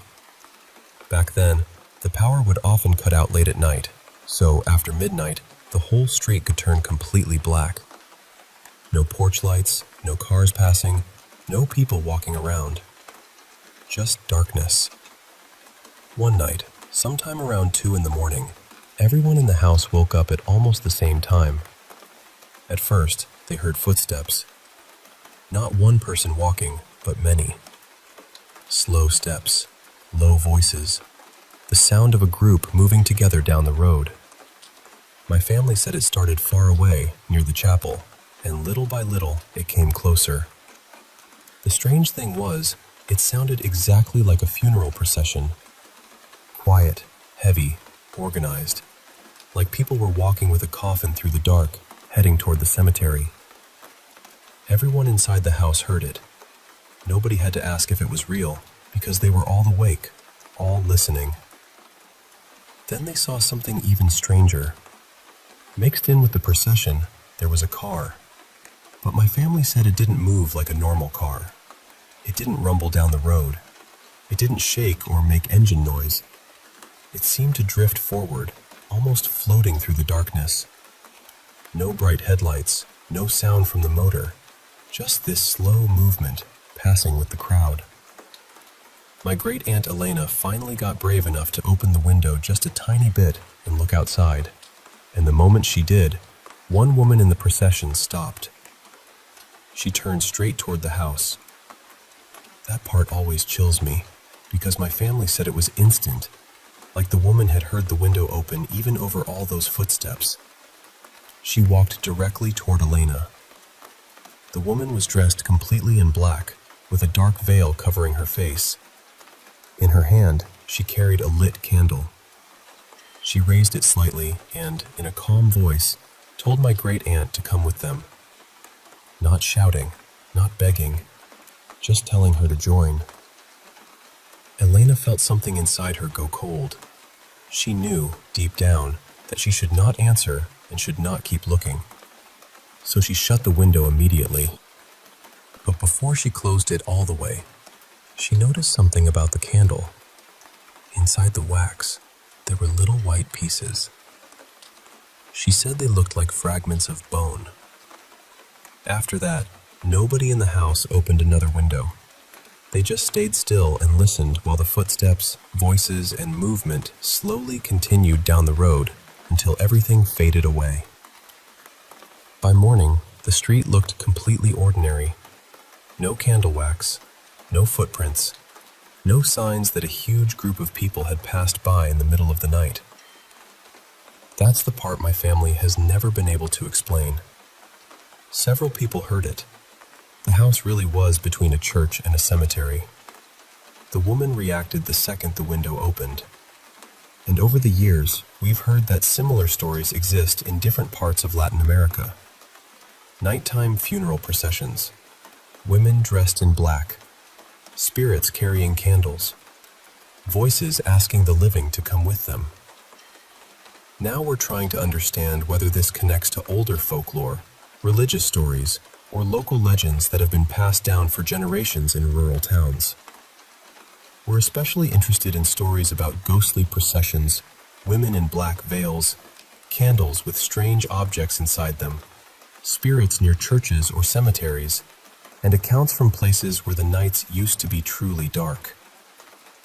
So if you've ever heard a story like this from your parents, grandparents, neighbors, or anyone in your family, I'd really love to hear it. Because this is one of those stories that sounds impossible, but everyone who was there remembered it the same way.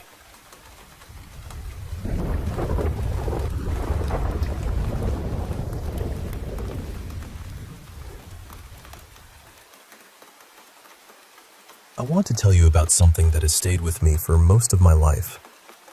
My grandfather served in Vietnam, and I don't think he ever really came back from it. Not completely. He brought the war home in ways none of us fully understood. Sometimes he would talk about it. Some stories were strange and funny in that dark way people use when they're trying to survive their own memories. Others were so painful that the room would go quiet and nobody knew what to say. After the war, he struggled badly. He didn't sleep much. He drank a lot. And from what I understand now, he was carrying trauma that never really loosened its grip on him. When I was young, I overheard him telling my mother and a few relatives about something that happened after he came home. Back then, I didn't understand what I was hearing. I almost wish I still didn't. He said one night he was sleeping in his mother's basement. His bed was pushed under a small window, right above the headboard. He had been drinking that evening, more than he should have, and he passed out hard. Sometime in the middle of the night, he woke up to tapping on the glass. Tap, tap, tap. Then someone outside whispered, "Hey, Raj." Still half asleep, he opened the window a little and asked what the man wanted. The man said, "She got too drunk. I can't get her home by myself. Help me put her in the wagon." So my grandfather got dressed and went outside. He remembered a woman lying there, limp and quiet.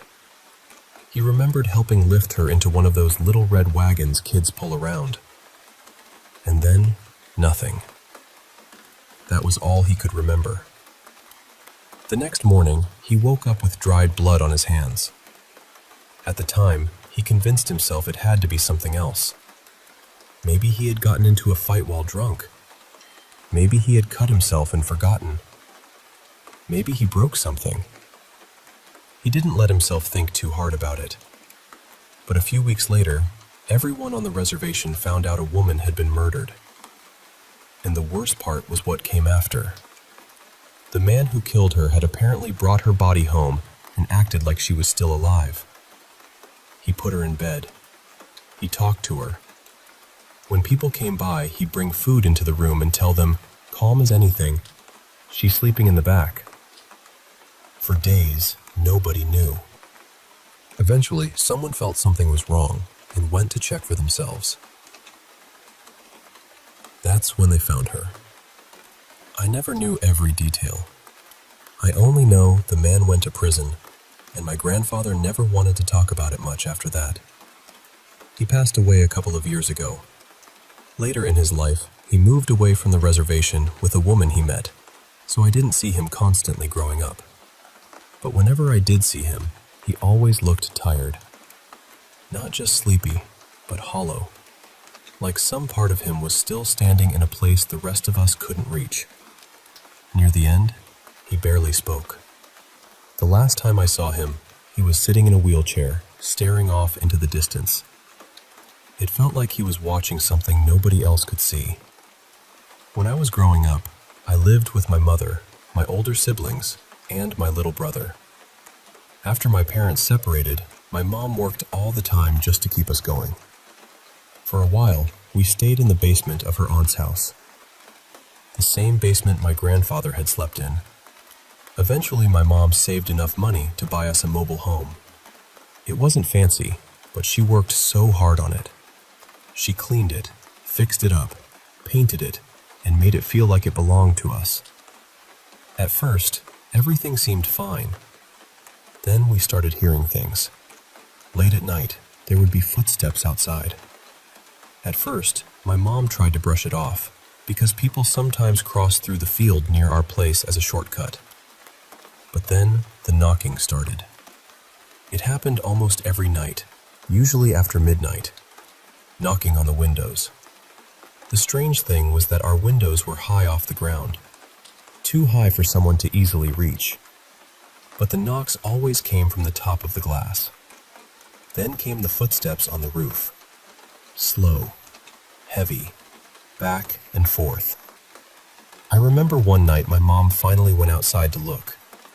I could tell she was scared, even though she tried not to show it. There was nobody there. After that, none of us wanted to be in that house at night. But we didn't have anywhere else to go. Then, whatever it was seemed to move inside.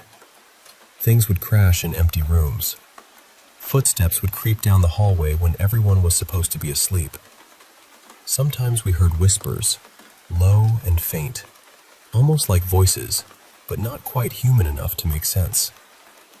My mother raised us Catholic, so she eventually called a priest to bless the home. I remember him walking through each room with holy water, praying while the whole house felt unnaturally still. After that, things stopped for a little while, but when it came back, it felt worse. It started happening during the day.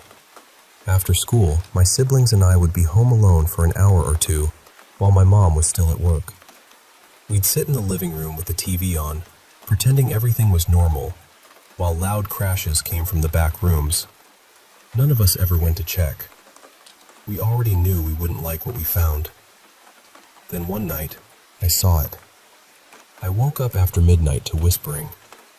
There was moonlight coming through the blinds, laying pale stripes across the room. My little brother was asleep beside me. That's when I noticed something moving in the corner. A hand slowly reached out of the darkness. It pointed straight at my brother. Then the figure leaned forward, just enough for me to see its face. Its skin was pale. Its smile was too wide. Its eyes looked empty, but somehow bright at the same time. I screamed. My siblings woke up and my mom came running in. After that, We were finished pretending we could live with it. In our culture, there are spiritual people who are called when something from the other side needs to be dealt with. My mother contacted one of them. When he came into the house, I remember the whole feeling of the place changing. He wasn't afraid. He was calm, steady, almost like the house had been waiting for someone who knew how to speak to what was there. I didn't watch everything he did, out of respect, but afterward, I overheard him talking to my mother about the murder from years before. The man responsible had once lived on the same land where our trailer now stood. After the cleansing, the house changed. It became quiet. Not the heavy kind of quiet we had gotten used to, but a peaceful one. For the first time since we moved in, it felt warm. It felt safe. It felt like home. We moved away years later, but I still think about that place. I think about the tapping on the windows, the footsteps crossing the roof, the whispers in the hallway, and that pale face smiling from the shadows beside my little brother's bed. Even now, part of me still wonders if whatever was there ever truly left.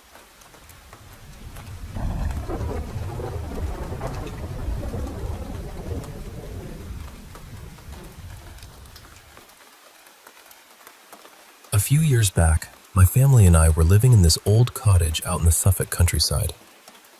It was the kind of place that looked peaceful from the outside, all quiet lanes and fields, but inside, it had its own little orchestra of creaks, knocks, and groans. At first, we didn't think much of it. Old house, old pipes, old floorboards. You tell yourself these things because it's easier than admitting the sounds are starting to feel intentional. But after a while, the creaks became footsteps. The tapping started happening at strange times, and every now and then, there were whispers. Not clear enough to make out words, but clear enough to make your skin tighten. One night, I was downstairs watching telly with my dad. We'd both had a couple of beers, and everyone else was asleep upstairs. My mom, my little brother, and my baby sister were all in bed. Then suddenly, we heard someone come thundering down the stairs. I mean, properly loud. Heavy footsteps, quick and urgent. We both looked toward the hallway, assuming someone had woken up and rushed down to use the bathroom. The downstairs toilet door slammed shut and the light clicked on. So we just sat there for a second thinking, right, fair enough. My dad, being my dad, called out jokingly, "You all right in there?" No answer. Then he called my mom's name. Nothing. Then my brother's. Still nothing. After about a minute, the silence started to feel wrong. So we got up and went over to the bathroom door. My dad knocked, called out again, and when nobody replied, he opened it. There was nobody inside. The light was on. The room was empty. And the thing is, in that house, you couldn't move quietly. The stairs creaked if you breathed near them. The floorboards complained about everything. There was no way someone had gone back upstairs without us hearing. That was the first time I remember thinking, okay, something is not right here. Another time, I was upstairs in my bedroom getting ready to go down. I sat on the edge of the bed, facing my TV, which was turned off. The black screen was reflecting the room behind me. And then, I saw it. Next to my reflection, just for a second or two, there was a woman. Not detailed, not like a full person standing there, but a dark female shape. She moved away from me and disappeared. What really unsettled me was that I didn't just see it in the TV. I also caught the same movement in the corner of my eye. If it had only been the reflection, I could have told myself it was a trick of the light. If it had only been the corner of my eye, I could have blamed my imagination. But both at once? That frightened me. When I told my mom, she went quiet. Then she admitted she'd seen something similar in her own room, but she'd convinced herself it was just her shadow. Later on, I moved out of the upstairs bedroom I shared with my brother and started sleeping in a small room downstairs, just off the living room. It had originally been the room where we dumped shoes, coats, and random bits we didn't know what to do with.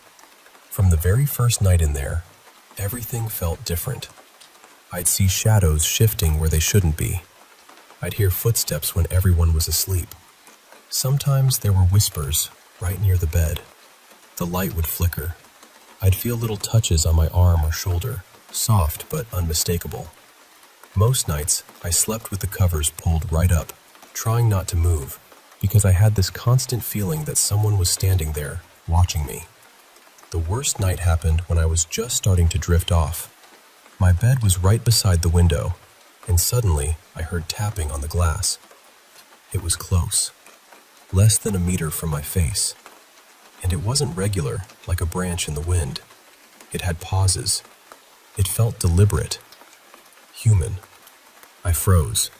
Then I heard what sounded like a finger dragging slowly down the window. That was it for me. I pulled the blankets over my head and stayed completely still. I must have stayed like that for 10 minutes, barely breathing. Eventually, the tapping stopped. Then I heard footsteps inside the room, moving from the door toward the side of my bed. The door hadn't opened. I know it hadn't, because I would have heard it. And honestly, I couldn't decide which was worse. Thinking someone was in the room with me, or knowing something had entered without using the door. Now, I know people can say it was imagination, stress, an old house playing tricks. And honestly, I tried to tell myself the same thing for a long time. But the thing that really sealed it for me happened when we were arranging a house swap. We wanted to move closer to town, and a couple came round to view our place. While they were there, I jokingly said to my mom, "Should I tell them about what's been happening here?" She immediately shushed me, but the woman visiting us looked straight at me, and her face changed. It was like she already knew. She said, "Are you seeing a ghost?" My stomach dropped. I laughed nervously and said yes. Then she asked, "Is it a woman? An older woman?" That stopped me cold, because the figure I'd seen, the one in the TV reflection, the one I felt around that downstairs room, had always seemed like a woman. Older, slow-moving, slightly hunched. It turned out this woman considered herself sensitive to spirits. I've always been skeptical about that sort of thing, and I still don't believe everything people claim. But she described what I'd been seeing without me giving her any details at all. She told me the spirit wasn't there to hurt anyone. She said she felt calm, not angry, and that I didn't need to be afraid of her. About 6 months after we moved, that same woman contacted my mom. She'd done some research into the house and found out that an elderly woman had died there years earlier.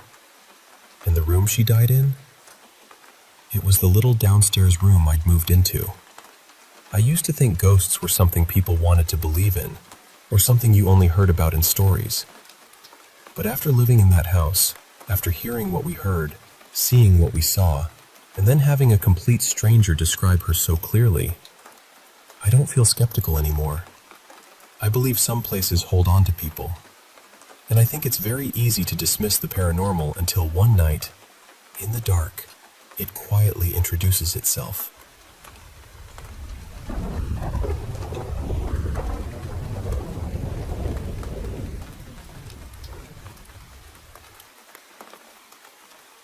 I want to tell you about the night I almost didn't come home.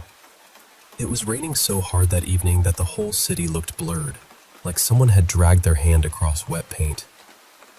I was standing outside this tall office building downtown, under a narrow awning, watching headlights smear across the streets below. My name is Clara Hallowell, and at that point in my life, I was exhausted in a way sleep couldn't fix. I had just finished a brutal business trip. 5 days, 3 cities, one meeting after another. Conference rooms that were always too cold. People smiling politely while talking about numbers big enough to stop feeling real. Everyone kept congratulating me because the deal had closed, but honestly, I didn't feel proud. I just felt hollow. My phone kept buzzing in my hand. Emails, missed calls, calendar alerts. It felt like my entire life had become a machine that never stopped asking for more. Then, while I was standing there in the rain, I felt this sharp pressure in my chest. It was quick, but it scared me. I leaned against the side of the building and waited for it to pass. And of course, I did what I always did. I explained it away. Stress, too much coffee, not enough sleep. Just another warning light on a dashboard I refused to look at. A rideshare pulled up a minute later. The driver was an older man with silver hair, soft eyes, and jazz playing quietly through the speakers.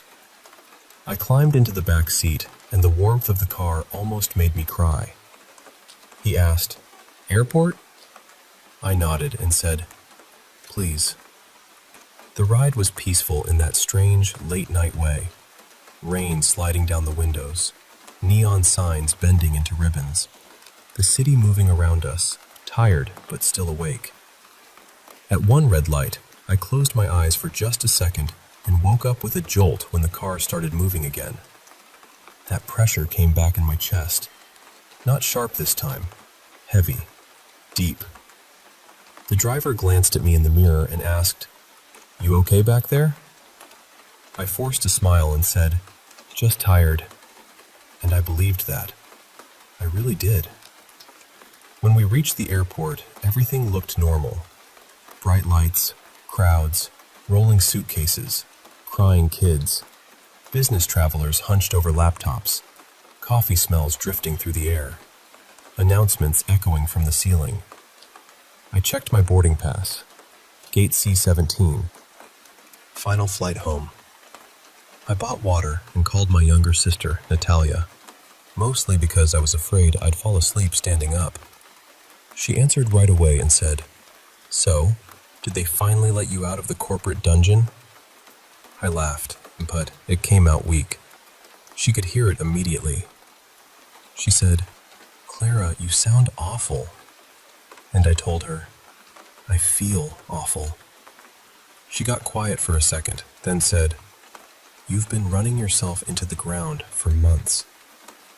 I leaned against the wall near my gate and rubbed my chest again because that ache was back. I told her, "I just need sleep." She said, "Promise me you'll take care of yourself when you get home." And I said, "I promise." Then boarding was called. I hung up, grabbed my bag, and got in line. Everything still felt ordinary. That's what I remember most. A father rocking a sleeping child on his shoulder. 2 students arguing about seats. A woman complaining into her phone about a missed connection. Just normal airport chaos. The flight attendant at the door smiled and said, "Welcome aboard." I stepped into the plane and stopped. The cabin was empty. Completely empty. No passengers, no luggage, no crew. Every seat was vacant under dim overhead lights. At first, my brain tried to make sense of it. Maybe I had boarded too early. Maybe everyone was delayed at the gate. Maybe the crew had stepped away. But then I turned around. The jet bridge door slowly closed by itself. The flight attendant was gone. I called out, "Hello?" No one answered. The lights flickered. Then every window turned black. Not nighttime black. Not storm cloud black. I mean absolute darkness, like the whole world outside the plane had been erased. That was when I really started to panic. I ran back to the door and pulled the handle. Locked. I pounded on it and yelled, "Open the door!" But the sound didn't travel. It felt like the plane swallowed my voice. I looked through the little window in the door. The jet bridge was gone. No airport, no runway, no lights. Only darkness pressing against the plane from every side. My hands were shaking when I grabbed my phone. The screen flickered with static, then died completely. And then I heard it. Clack. It came from the front of the plane, from near the cockpit. Clack. Wet. Sharp. Wrong. I knew I should run, but fear can do strange things to you. Sometimes it freezes you. Sometimes it pulls you closer to the thing you know you shouldn't see. I walked toward the cockpit slowly. The lights flickered harder. Something inside breathed, not like a person, like an animal smelling the air. I was only a few steps away when the cockpit door slammed open, and something came out. I still struggle to describe it. It had the shape of a body, but not a human one. Its limbs were too long and bent in places they shouldn't. Its skin looked black and wet, stretched tight over broken bones. Its head tilted sideways with this awful cracking sound. Then two red eyes opened in the dark of its face. It sniffed the air. Then its head snapped toward me. I ran. I don't remember deciding to run. My body just took over. I sprinted down the aisle while that thing screamed behind me, a sound so loud the seats shook. I threw myself into the lavatory and locked the door right before something slammed against the wall outside. The whole room shook. I crouched on the floor with both hands over my mouth, trying not to make a sound.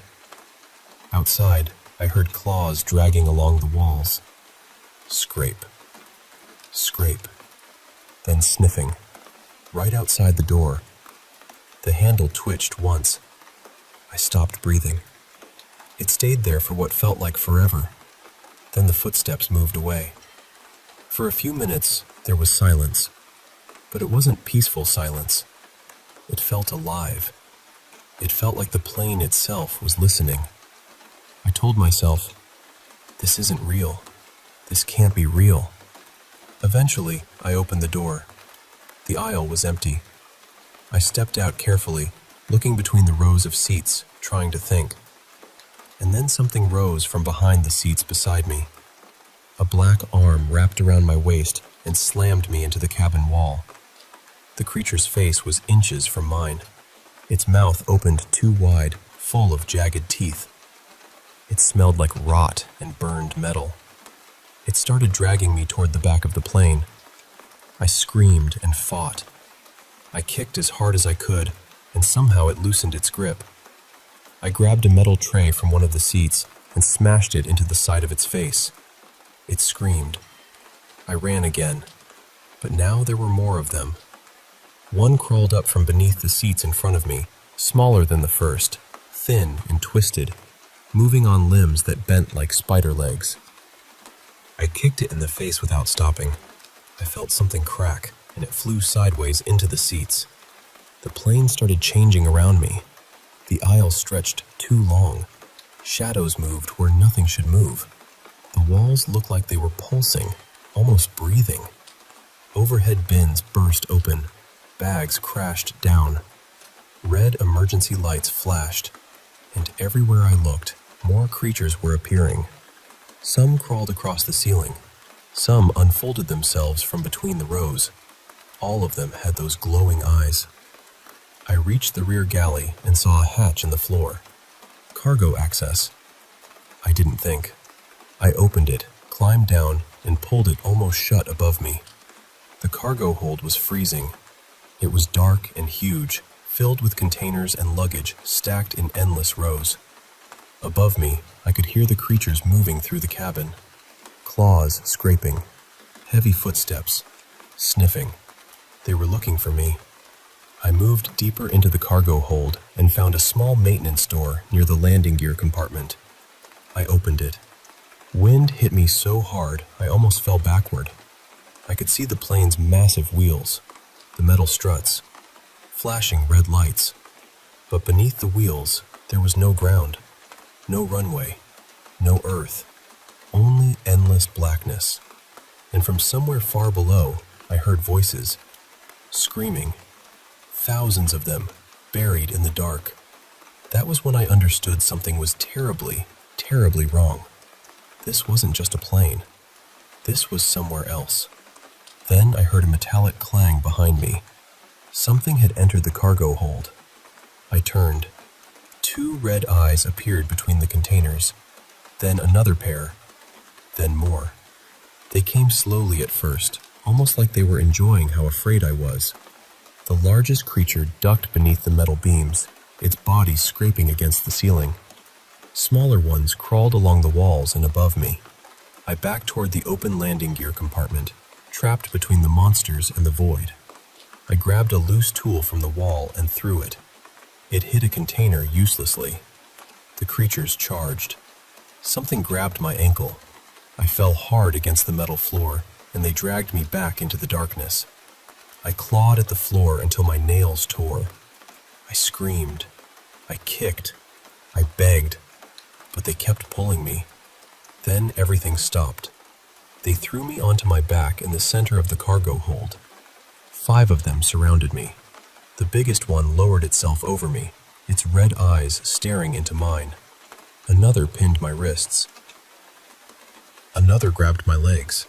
I said, "Please." And the awful thing was, they seemed curious about my fear. Then the pain started.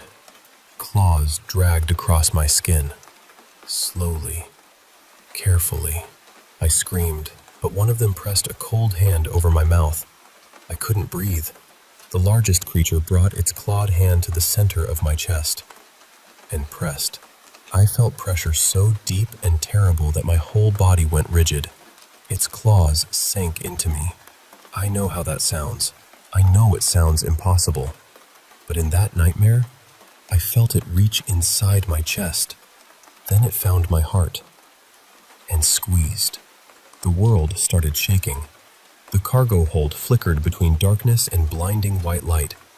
The creatures screamed, but their voices began to fade beneath another sound. Beeping. Steady. Sharp. Beep, beep, beep.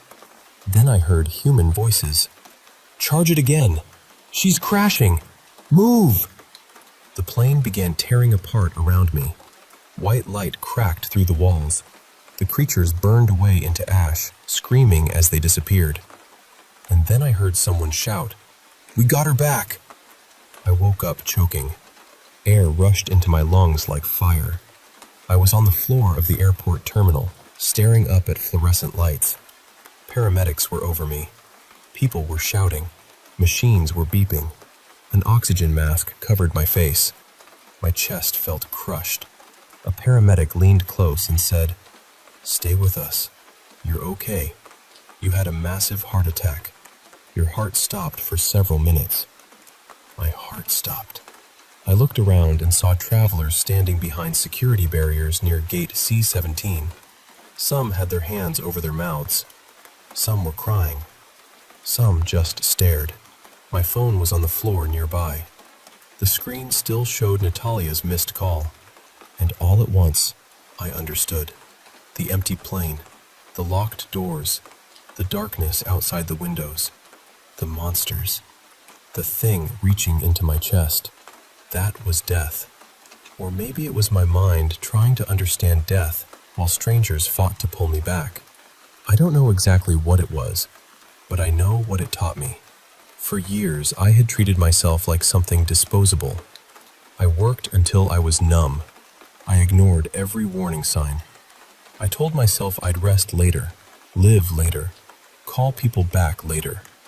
And then later almost didn't come. Death didn't feel peaceful to me. It felt cold, lonely, endless.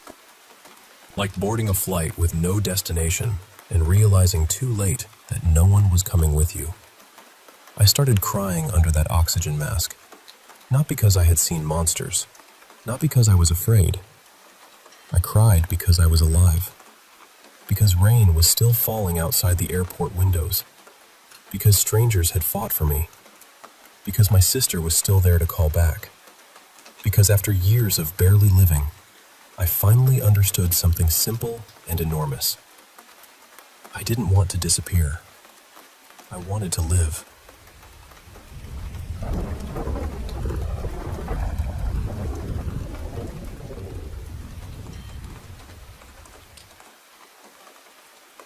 I grew up in a little town way up in northern Maine.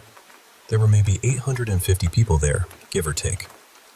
It was the kind of place where folks didn't need to see who was coming down the road. They could tell by the sound of the engine. But the strangest thing about that town wasn't how small it was. It was what everyone called the quiet hour. Every night, at exactly 1:17 in the morning, the entire town shut itself away for 1 full hour. Doors locked, curtains closed, lights off. No phones, no talking near windows, no peeking outside. When I was a kid, I figured it was just one of those old local traditions nobody questioned anymore. A small town superstition with dust on it. But whenever I asked about it, the adults always gave me the same answer. Some things only know you're there once you pay attention to them. And that was it. Nobody ever explained more. A few weeks ago, my mother passed away, and I came back home to sort through her house before putting it up for sale. I hadn't been back in 13 years. Honestly, I'd almost forgotten the quiet hour was ever a thing. Until my first night there. At 1:14 a.m., my phone buzzed on the kitchen counter. It was a town emergency alert. Quiet hour begins in 3 minutes. Lock every entrance. Do not look outside. I actually laughed when I saw it. I thought maybe the town had turned the old warning into some official little ritual, like a creepy neighborhood curfew. Then, all at once, every light on the street went out. Not one porch light stayed on. The whole town dropped into darkness like someone had thrown a blanket over it. And then I heard footsteps. Slow ones, heavy, wet, right outside my house. I stood there by the kitchen window, completely still, telling myself it had to be someone messing with me. Maybe a couple of kids who knew I was back in town. Then something touched the glass. Not a knock, more like a fingernail. It dragged down the window slowly, from top to bottom. I knew better. I really did. All my life I had heard the same warning. Don't look outside during quiet hour. But I moved the blind just enough to see. There was someone standing in my front yard. A woman, I think. She was wearing a long gray dress, soaked dark around the bottom like she had just walked out of a lake. Her hair covered her whole face, but the part that made my body go cold was how tall she was. She was far too tall. Her head almost reached the lowest branches of the maple tree in the yard, and she wasn't moving at all. Then my phone buzzed again. Another alert. Do not let them see you watching. The second my screen lit up, her head snapped toward the window. I dropped to the floor so fast I hit my shoulder on the cabinet. And then she started running. Not at the house. Around it. Fast, splashing footsteps circled the walls again and again. Fingernails scraped along the siding. Windows trembled in their frames. At one point, something laughed softly from just outside the bedroom wall. I stayed curled up on the kitchen floor with my hands over my mouth, trying not to make a sound.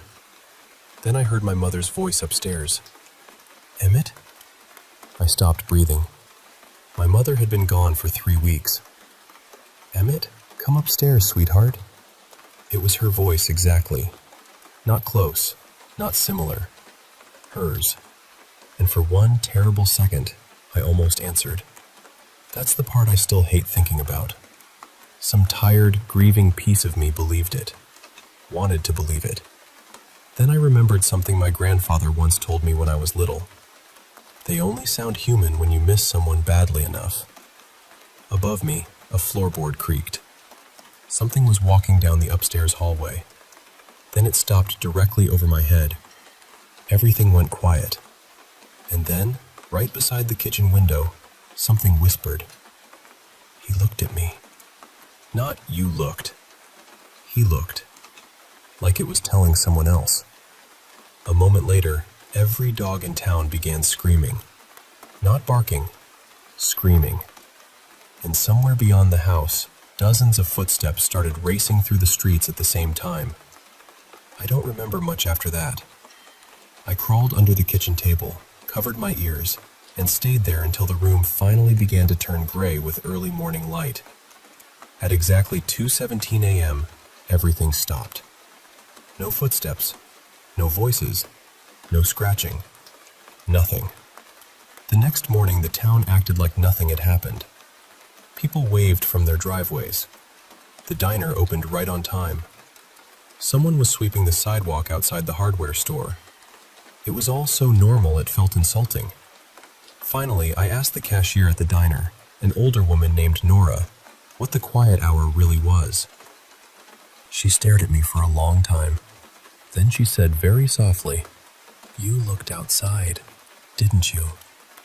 I didn't answer. Her face changed immediately. She reached beneath the counter and handed me a folded sheet of paper. It was a list of names, hundreds of them. Every person in town who had ever looked outside during quiet hour. Beside each name was a date, and beside some of the dates, written in red ink, were the words, "Heard family afterward." I found my grandfather's name near the bottom, then my mother's. Before I could ask another question, Nora leaned in and whispered, "You have to leave before tonight." I asked her what would happen if I stayed. She looked past me, toward the black line of trees behind the diner. Then she said, "They won't wait for the dark anymore."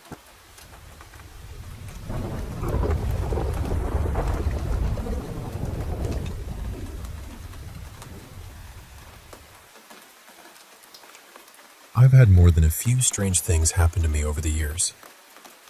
Paranormal things, I guess you'd call them.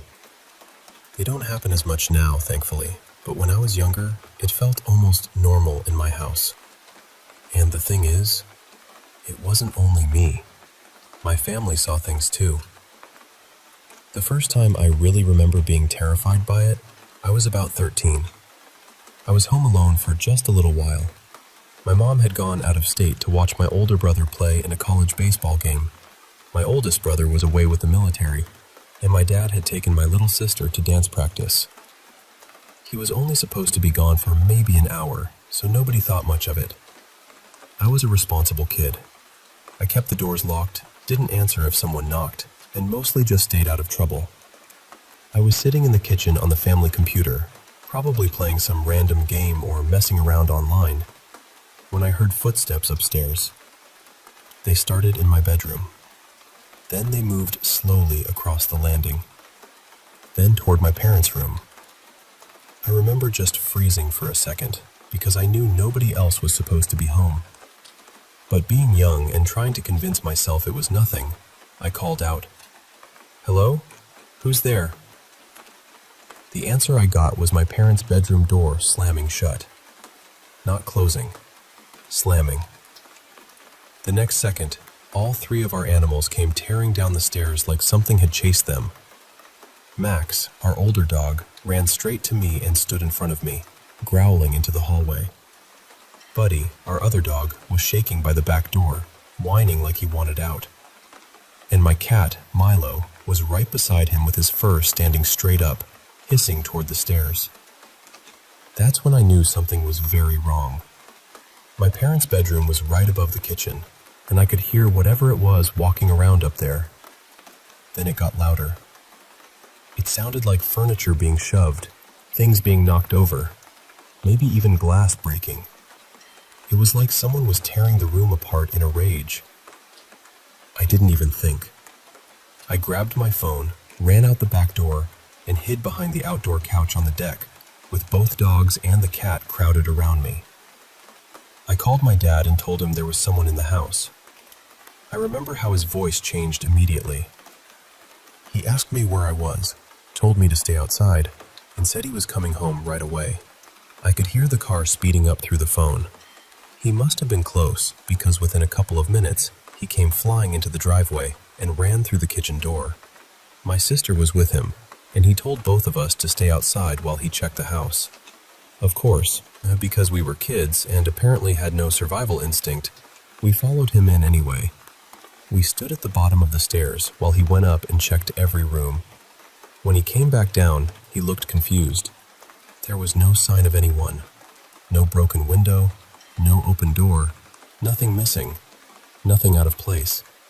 I didn't believe him, so I ran upstairs and looked in my parents' room myself. And he was right. Everything was exactly where it should have been. That should have made me feel better. It didn't, because when I turned around, there was something standing at the end of the hallway. It was tall, too tall. Its head was bent sideways in this awful, unnatural way, like it had to drag against the ceiling just to fit there. It looked like a shadow, but darker than the hallway around it, and it had these bright yellow eyes. It was wearing a black hat too, like an old-fashioned top hat. Its arms hung down almost to its knees, and then it smiled at me. I couldn't see teeth. I couldn't even really see a face, just that dark shape in those eyes. But I know it smiled. I couldn't move. I couldn't breathe. I just stood there staring at it, completely frozen. Then my sister called my name from downstairs, and I looked away for maybe 1 second. When I looked back, it was gone. That wasn't the last time I saw it either. There were other moments after that. Sometimes I could see it clearly. Sometimes I could only feel it nearby, like the room had gone heavy and wrong. I know how it sounds. I really do. But I swear this happened. And honestly, even now, thinking about it still makes my skin crawl. That thing is the reason I still hate being alone in the dark.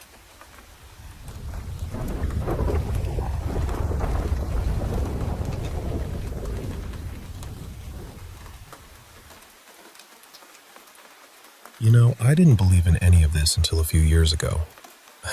I was really against it. Not just casually skeptical either. I was the kind of person who'd see a paranormal video online and immediately think, yeah, no, that's fake. I'd roll my eyes at the comments, at the dramatic music, at people claiming they heard voices in old buildings. Funny thing is, I also never really put myself in situations where I might experience anything strange.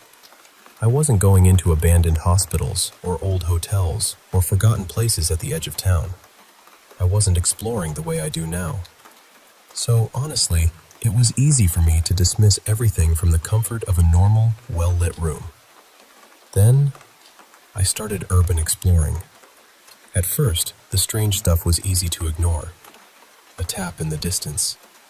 A scrape from somewhere I couldn't see. A soft movement in a place that was supposed to be empty. I'd tell myself it was the wind, or pipes settling, or an animal hiding somewhere in the dark. And maybe, part of me needed it to be those things. But over time, it started happening too often, too clearly. I'd hear something, stop, listen, and feel this little cold thought crawl up the back of my mind. What was that? There was one day that really shifted something for me. I was inside an old drainage tunnel with my friend Callan. The place was damp, echoey, and so still it almost felt sealed away from the rest of the world. We were walking slowly, trying not to slip, when I heard this low whisper.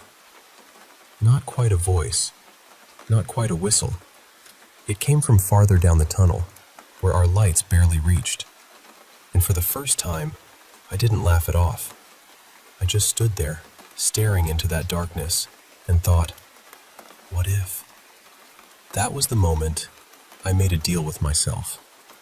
From then on, if I heard something strange or saw something I couldn't explain, I wasn't going to brush it aside anymore. I was going to check. I was going to ask questions. I was going to walk toward the sound instead of pretending I hadn't heard it. If something was there, I wanted to know. And I swear, once I made that decision, it was like the whole world got louder. I started hearing things that made no sense, seeing movement where nobody should have been, catching sounds in places that had been abandoned for years. And because I go exploring once or twice a week, I kept putting myself back into these situations again and again. Eventually, I couldn't just call all of it coincidence. That's when I started believing there might really be something there. Spirits, energy, whatever word you want to use. I don't claim to have the perfect answer. I just know that after enough unexplained moments, something in me changed. And once I believed, I couldn't leave it alone. I didn't want to just say, okay, ghosts exist, and move on with my life. I wanted to understand. I wanted the how, the why, the who, all of it. That curiosity is actually what pushed me toward quantum mechanics. I even took a few beginner quantum physics classes back at college, mostly because I wanted some kind of framework for the strange things I'd experienced. And what I learned didn't exactly explain the paranormal. It made it stranger. It made me feel less like, now I understand everything, and more like, of course reality is weirder than we think. Take quantum entanglement, for example. Two particles can become connected in such a way that they seem to share information instantly, no matter how far apart they are. You could separate them by a huge distance, and somehow, what happens to one is tied to the other. That idea alone bends my brain. We're talking about something faster than sound, faster than a Wi-Fi signal, faster than light in the way we normally understand communication. Scientists can describe parts of it, sure, but there's still this deep mystery underneath it. How does one particle know what's happening to the other? I'm not saying quantum physics proves ghosts. I'm saying the universe is already doing things that sound impossible when you first hear about them. So when people tell me spirits or paranormal experiences are too strange to be real, I don't dismiss them the way I used to. Not anymore. Because after being in those tunnels, those empty buildings, those rooms where the air changes for no reason, I've learned something. Reality has corners we haven't lit up yet. And sometimes, when you step into one of those dark corners and listen closely, something listens back.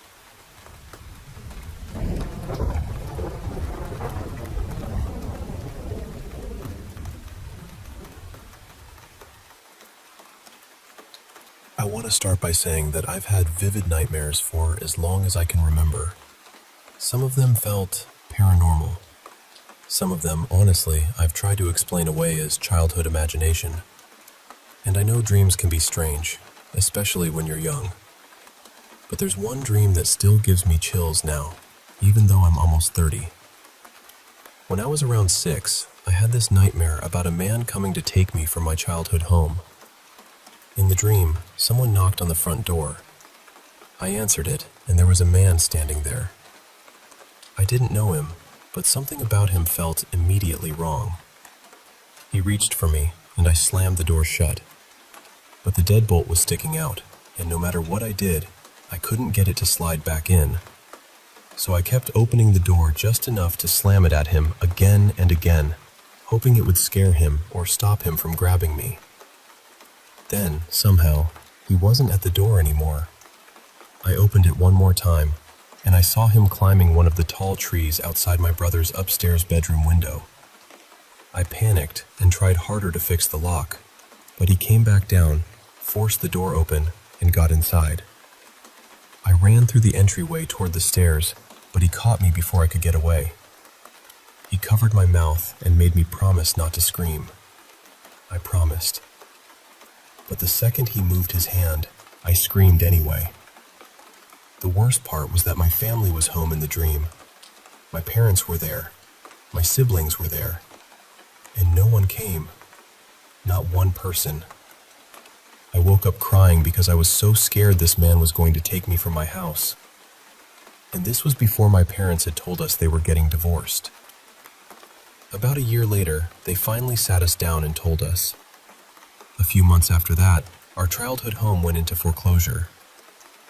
One morning, I opened the door, and the man standing there was the same man from my dream. The same face, the same feeling, the same person. He was there to evict us. I still don't know how to explain that. I had never met him before. I had no reason to know who he was. But I had dreamed about him coming to take me from that house before any of us knew we were going to lose it. There were other moments too. One summer, when I was about 8, I stayed with my aunt and uncle. I usually fell asleep on their couch with the TV on. One night, I woke up and saw the outline of a woman sitting near my aunt's basket of yarn. She was completely dark, like a shadow, but very clear. I could see the shape of her head and the high bun in her hair. I remember sitting there frozen, trying to be logical. I looked around for anything that could be casting that shadow. A lamp, the TV, something outside, anything. But nothing made sense. I sat there for several minutes, too scared to move, staring at her while she just sat there. Eventually, I worked up enough courage to run into my aunt and uncle's room. I told them there was a woman in the living room. My uncle came out to check, and she was gone. Not changed into another shadow. Not explained by a chair or a pile of blankets. Gone. That whole corner of the room looked lighter. Of course, I was 8, so everyone told me it was probably in my head. But I know what I saw. The last really intense experience happened when I was around 12 at my dad's house. We were renting a place in a nice neighborhood, and it was a newer house, so it wasn't some old creaky place with a history attached to it. But I never slept well there. Almost every night, I'd wake up sometime around 3 or 3:30 in the morning. I'd feel this heaviness in my room, like the dark itself had weight. If the TV was off, I'd get this awful rush of fear and race to turn on the light. There were plenty of nights when I pretended to fall asleep in the living room, just so I wouldn't have to sleep in my bedroom. Then one night, everything came to a point. We had just gotten home from dinner, and the hallway light was on. I opened my bedroom door, and the light from the hall stretched shadows across my room. I could see my own shadow in front of me. I could see the shadow of the door on the wall. But then I saw another shadow. It looked like a child standing at the end of my bed, playing with the canopy. And the canopy was moving. That was what made me feel almost relieved in the middle of being terrified, because I thought, finally, I can prove this. I'm not imagining it. Something is actually moving. I ran and got my dad. When we came back, the shadow was still there. The canopy was still moving. But my dad insisted he couldn't see what I was talking about. He said the fan was probably moving the canopy. Then he turned on the light, and we both watched the fan start spinning only after the light came on. That same night, I woke up around 3 again, and I had this overwhelming feeling that something was watching me. My brother's room was across the hall, so I tried to call out for him. But the second I tried to yell, it felt like a sudden gust of wind hit me square in the chest. I couldn't breathe. I sat up, terrified, and tried again. It happened again, so I just sat there in bed, wide awake, waiting for the sun to come up. Since then, things have been smaller and more random. I don't feel like one specific thing has followed me everywhere, but strange things still happen once in a while. Sometimes I'll swear I heard someone call my name, even though my name is unusual enough that I don't usually mistake it for other words. Other times, something I haven't touched in hours will suddenly fall from the place I left it. And within the last year, I've started having sleep paralysis. I know a lot of people see shadow figures or monsters during sleep paralysis, but mine feels different. Whatever is there feels like it's hiding, like it's just around a corner, or watching me through a door that's barely cracked open.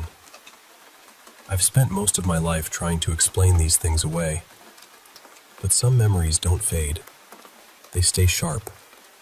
And this one, all these years later, still feels like it's staring back at me.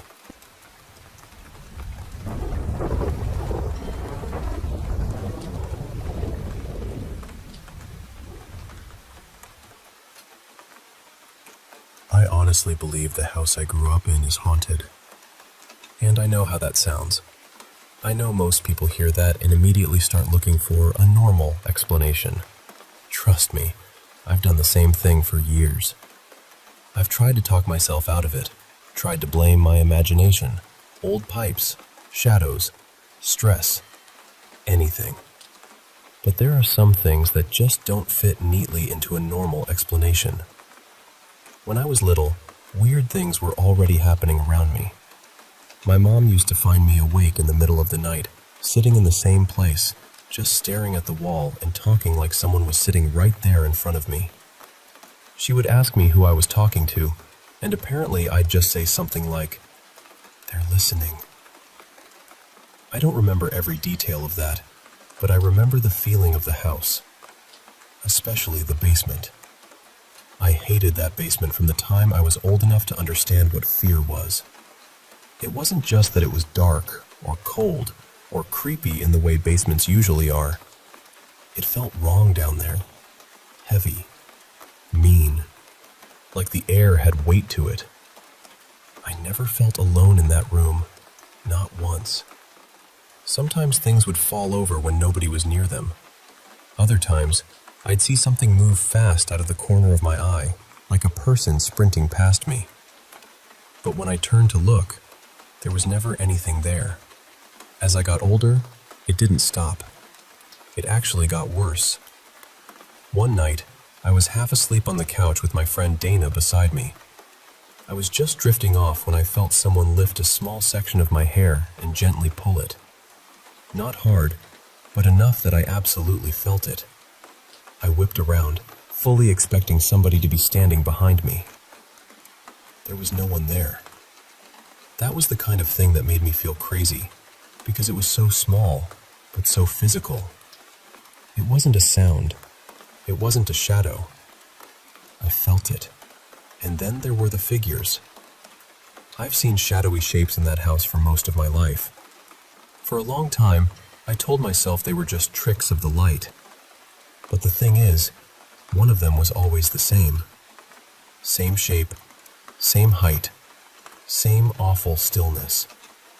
The first time I saw it clearly, I was lying in bed at night with my door open.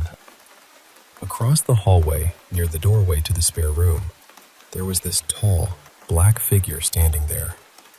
It was huge, too tall, so thin it looked stretched out, like something pretending to be human but not getting the proportions right. It seemed like it had to hunch just to fit under the ceiling. I remember lying there frozen, trying not to breathe too loudly. The next morning, I told my dad about it. Now, my dad does not believe in ghosts. He doesn't believe in spirits, hauntings, any of it. He's always been the "there's a logical answer for everything" kind of person. But when I described what I saw, he went quiet. Then he told me he'd seen the same thing before. He tried to brush it off and said it was probably light from outside, or his eyes playing tricks on him, but I could tell he didn't fully believe that either. He just didn't want to admit it. There were other things too. One night, I walked into my bedroom while the lights were off and saw something black crawling across my floor. It moved fast, low to the ground. At first, I thought it was one of our dogs, but then it slipped under my bed.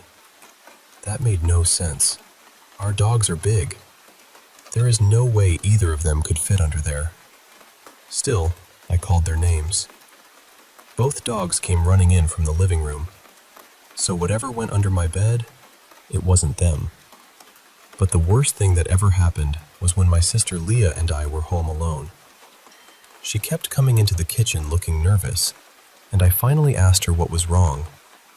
She told me she could hear footsteps near the stairs. She said it sounded like someone was slowly walking toward them.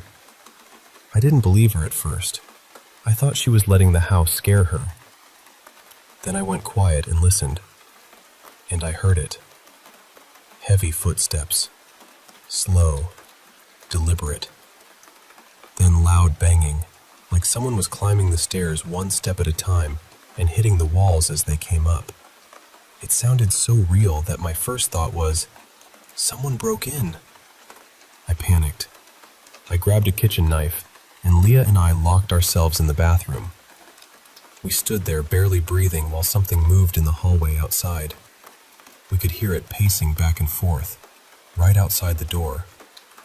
I remember my hand shaking so badly that the knife kept tapping against the sink. Then, after what felt like forever, we heard the front door slam. We thought whoever it was had left, so we called our grandmother and asked her to come over. But when she got there and knocked on the front door, Leah and I just looked at each other because we had already heard that door slam shut from inside the bathroom. When we finally came out, both doors to the house were still locked. The front door was locked. The back door was locked. No one else had a key. Whatever had been inside that house with us, it didn't leave through a door. The reason I'm talking about this now is because something happened yesterday, and it feels like everything is getting worse again. I was in my room with my friend Marin, and we both started noticing shadows moving outside my bedroom door. Not just once, over and over. It wasn't my family. It wasn't the dogs. There was nobody walking around out there. At one point, we started speaking to it, mostly because we were scared and didn't know what else to do. And the shadows seemed to react. That's the part I hate admitting the most, because a few months ago, I downloaded one of those spirit communication apps. I did it as a joke, honestly. I didn't really believe it would do anything. But some of the responses I got were too specific, too strange. It felt less like an app and more like something was using it. Since then, the house has felt different. Heavier, angrier. Like something that was already there noticed I was finally paying attention. I don't know what's happening in that house. I don't know what it wants. But I know what it feels like. It feels like something is watching me. And lately, it feels like it knows I'm watching back.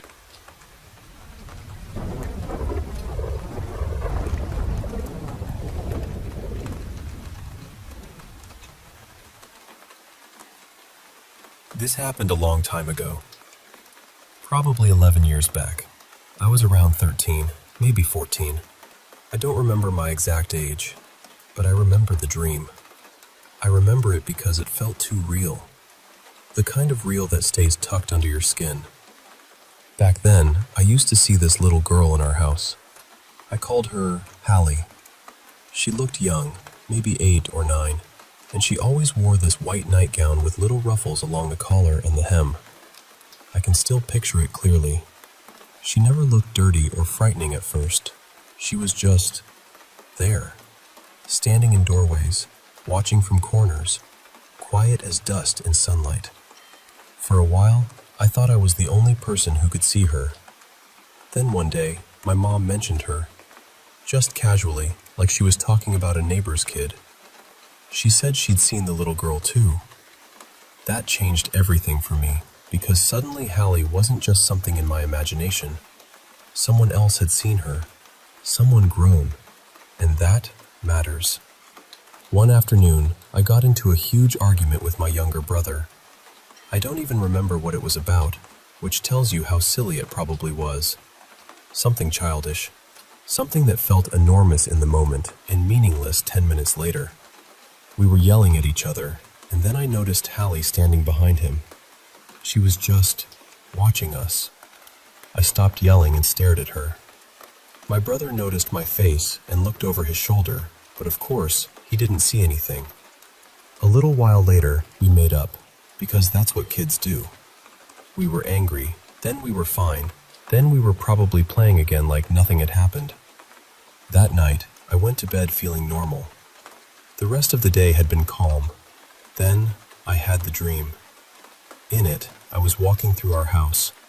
Everything looked exactly the way it should have. Same hallway, same doors, same quiet. I went into the bedroom I shared with my brother at the time, and the second I stepped inside, I saw Hallie standing over him. He was on the floor. There was blood everywhere.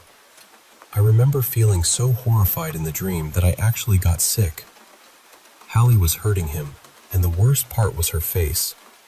She looked up at me and smiled like she was proud, like she wanted me to approve of what she'd done. I woke up, drenched in sweat and crying. I ran straight to my mom's room and told her everything. She held me, calmed me down, and told me we'd talk more in the morning. I think she was trying not to scare me more than I already was.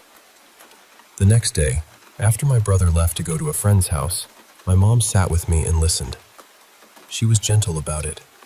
She told me sometimes when we're angry or upset, those feelings can slip into our dreams and twist them into something awful. And honestly, that explanation helped a little. I wanted it to be that. I wanted it to be just a bad dream born from a stupid argument. 2 nights later, my brother woke up screaming. He ran to my mom's room, but I stayed in bed. I was half asleep and didn't really understand what was happening, so I drifted off again. The next morning, he went to his friend's house again, and my mom asked me to come sit with her. She looked serious. She asked me if I had told my brother about my nightmare. She asked if I'd ever talked to him about Hallie. I told her, no, I hadn't said a word. I was protective of him, even when we fought. I didn't want to scare him. That's when my mom went pale. I mean, all the color just left her face. She told me my brother had dreamed about Hallie too, only in his dream, it was reversed. She was standing over my body, hurting me, while staring at him like she wanted his approval. After that, I still saw Hallie now and then. She didn't speak much, not really. But one day I finally asked her why she was there. She said something about a necklace. A couple of months later, we were clearing some brush and old debris from part of our land, and we found one. It was small and old-looking, with a rose on the front. My mom got curious and started looking into the history of the property. Eventually, she found an old mention of a little girl who had drowned in the creek behind our house. The article didn't name the girl, but it did mention her parents. And her father had a reputation for being cruel to his family. I don't know whether that little girl was Hallie. I don't know what she wanted from us. But I do know this. After finding that necklace, the house never felt the same again.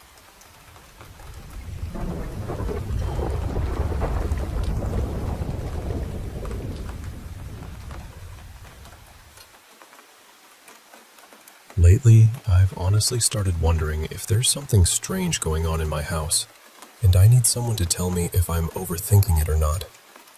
A little while ago, I moved with my parents into this old restored house. I don't really know the full history of the place or what happened to it before it was fixed up, but ever since we got here, things have felt different. The first thing I noticed happened while I was in my room watching videos. One of my robes was hanging on a hook, and I suddenly saw it moving on its own. It wasn't a tiny movement either. It was swaying. Nobody was in my room, the window wasn't open, and there was no breeze. The robe is pretty heavy too, so it's not something that would just move easily. Then I started having sleep paralysis more often. Every time it happens, I get this feeling that something is behind me. The weird part is, it doesn't feel evil or threatening. It almost feels gentle, like someone is just there watching over me. I know that sounds strange, but that's the only way I can explain it. Another thing is that I've been acting different in my room. When someone comes in, I get angry way too fast, even over nothing. Sometimes I snap at my brothers or push them away, and afterward I feel awful because it doesn't even feel like me. It's almost like my body reacts before I can think. And whenever I leave my room for too long, coming back feels heavy. I get this sense that something in there is upset with me. I know that probably sounds ridiculous, but it happens enough that I've started noticing the pattern. Usually, by the end of those days, I end up having sleep paralysis again. The scariest time was when I woke up unable to move and saw a girl standing beside my bed. She had no face, and she was wearing something that looked like a hospital gown. She was just watching me. But then she spoke in the softest voice and asked, "Are you okay? You said you were freezing, then burning up, and that you were hurt." That same day was horrible. I felt sick out of nowhere and had to run to the bathroom to throw up. Then I kept going from hot to cold, cold to hot, over and over. After that, I started having these awful cramps, so bad I could barely move. When I told my mom what happened, she didn't believe me. She just said ghosts aren't real. I've also started seeing things in my room. Sometimes I think I see cats that aren't really there. Once, I saw what looked like a head upside down on the ceiling, watching me through the mirror. I've heard breathing behind me when nobody was there, and sometimes I hear a voice whispering, but it's always too quiet for me to understand. There was also this one night during a storm when the power went out. I joked and said, "All right, ghost, if you're here, turn the power back on." And a few seconds later, the lights came back. It could have been a coincidence, but the timing made my stomach drop. The biggest thing, though, is the corner of my room. Every day, I feel like something is watching me from there. Not in a hateful way, not even in a judging way, just watching. I've checked for a camera because I wanted a normal explanation, but there's nothing there. Sometimes I wake up sweating too, with no idea why. I know this is a lot, but I really don't know what to think anymore. Something about my room feels occupied, like I'm not completely alone in there.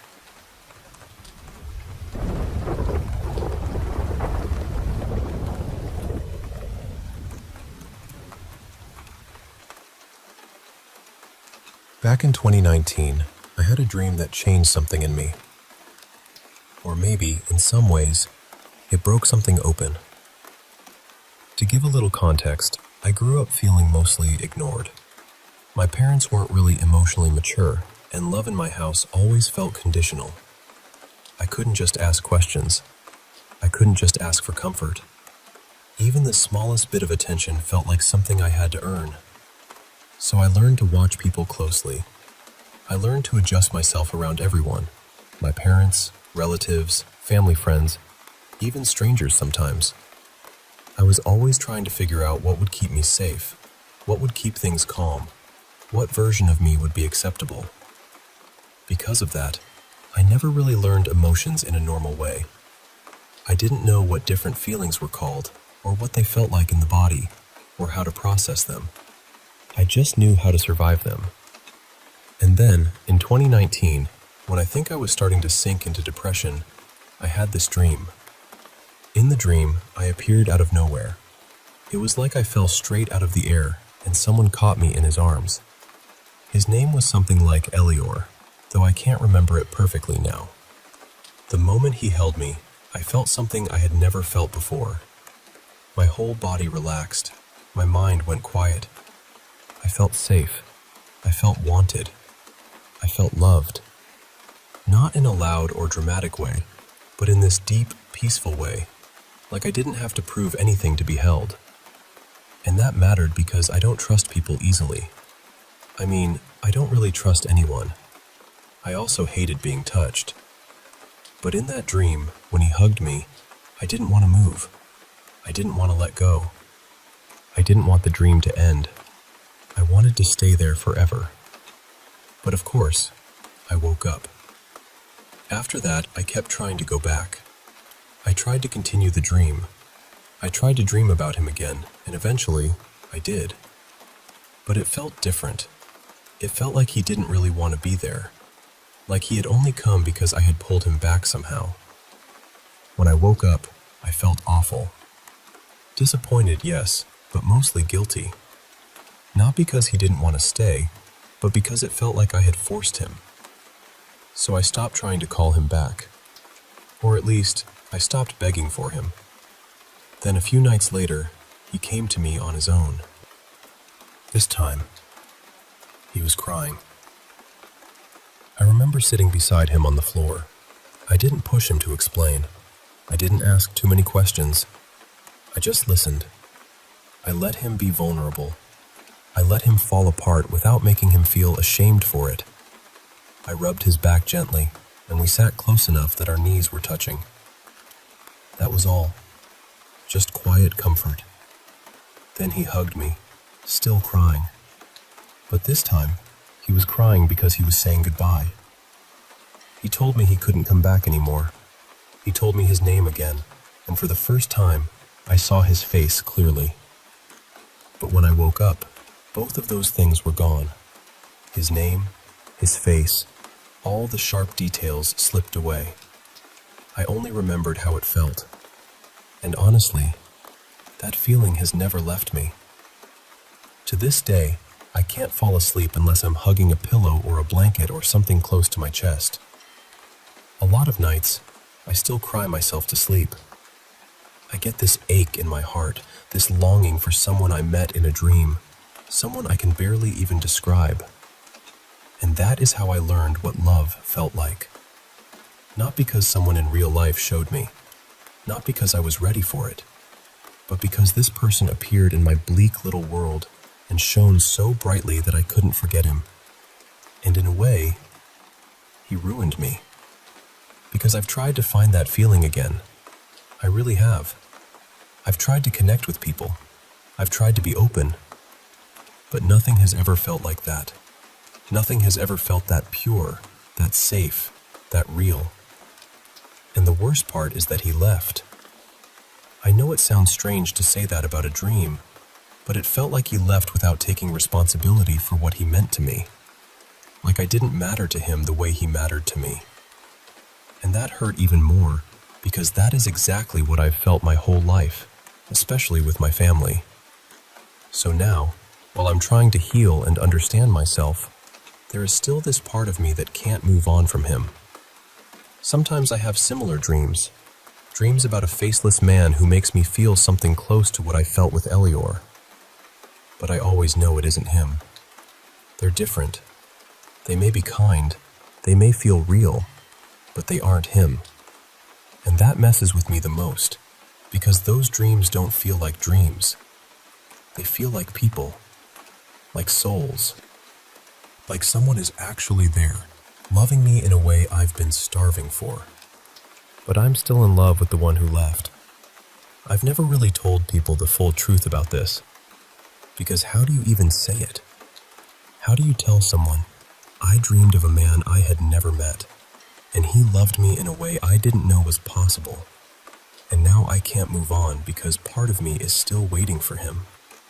People already think I'm strange. Saying that out loud would probably make them think I had finally drifted completely off the map.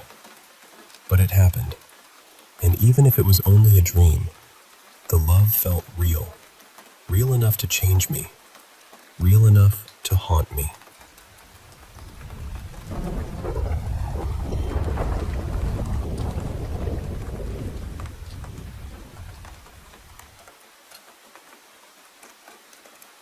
I live with my partner above a pub in England, and the building is old.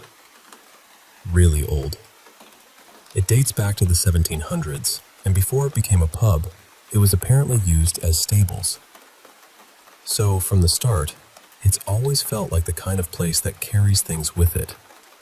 Not just history, but a weight. A presence. Over the years, customers and staff have told us about strange things they've seen or heard. People have mentioned an elderly pair sitting quietly at the bar when no one was supposed to be there. Others have heard what sounded like horse hooves, stools scraping across the floor, or footsteps moving around upstairs. About 11 years ago, we had a medium come in because the activity had become hard to ignore. She went upstairs to the function room, which is right beside our flat, and said there were countless spirits passing through that space. She also said there were a few that didn't feel kind.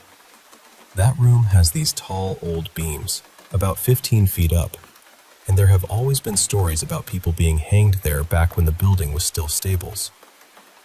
There was also a story about a young girl, maybe 10 or 11, who had died upstairs. I never knew whether to believe that part, but later on, the things we experienced in our flat made me wonder.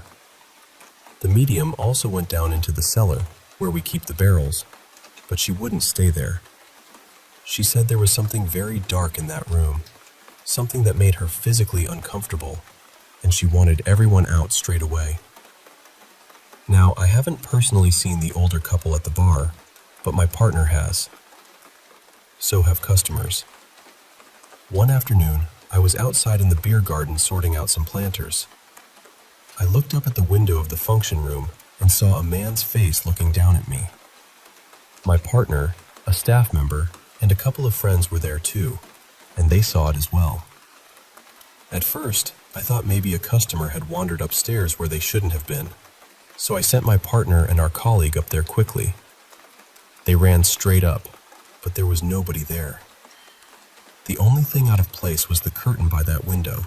It had clearly been moved. We checked the cameras afterward. No one had gone upstairs. No open windows. No breeze. Just the curtain moving. The cellar has always been the worst part of the building. Staff have said they felt something tugging at their hair or clothes while changing barrels. And for around 3 years, our fire alarm and burglar alarm would go off at almost exactly 3 a.m., night after night. Whenever we checked, the sensors were usually triggered either in the function room or, more often, the cellar. A few times my partner went down thinking we were being burgled, only to find the beer lines disconnected. Anyone who has worked with barrels knows those lines don't just come loose on their own. They take effort to remove. We lost so much stock because of it. We had people come out to check the alarms more than once. Every time, they told us the sensors, batteries, and system were all fine. Then there was the activity in our flat. Most nights, also around 3 a.m., we would hear little footsteps running up and down the hallway. Sometimes there would be soft laughter, sometimes a whisper, gentle but close enough to make your skin go cold. We have 2 dogs and 2 cats, and they reacted every time. The cats would puff up and stare down the hallway. The dogs would growl low, the kind of growl that makes you stop breathing for a second. That was what made us feel like maybe we weren't imagining it. Things quieted down over the past year, and for a while I honestly thought maybe it had passed. The alarm stopped going off. The footsteps stopped. The flat felt lighter. But last night, my partner was cashing up when he heard 2 loud female coughs. The dogs immediately turned their heads toward the sound. Then we heard thumping in the flat again. And now, I'm pregnant. That's what scares me most. I could cope with feeling unsettled before, but now I don't want anything dark or heavy around my unborn baby. I don't want those sleepless nights coming back. I don't want to feel afraid in my own home again. My mom won't stay in the flat for long because she gets terrible headaches here and says she feels like someone is always nearby. A colleague who stayed with us for a while once woke up in the spare room with huge scratches across her back. The animals hadn't been in there. The door had been shut all night. Back when the activity was at its worst, I used to wake up with random bruises all over my body. I felt sick constantly. I went to hospital over and over because doctors were worried it might be something serious. They tested me for all sorts of conditions, even cancer, because the bruising was so bad. But every blood test, every scan, every check came back without an explanation. To this day, nobody has been able to tell me what caused it. I know how this sounds. I really do. But when you live inside it, when the alarms go off at the same time every night, when animals react to things you can't see, when people keep experiencing things in the same rooms, it stops feeling like coincidence. I just want peace now. I want our flat to feel safe again. And with the baby coming, I need to know whether this is something I can cleanse myself, or whether I need someone professional to come in and help.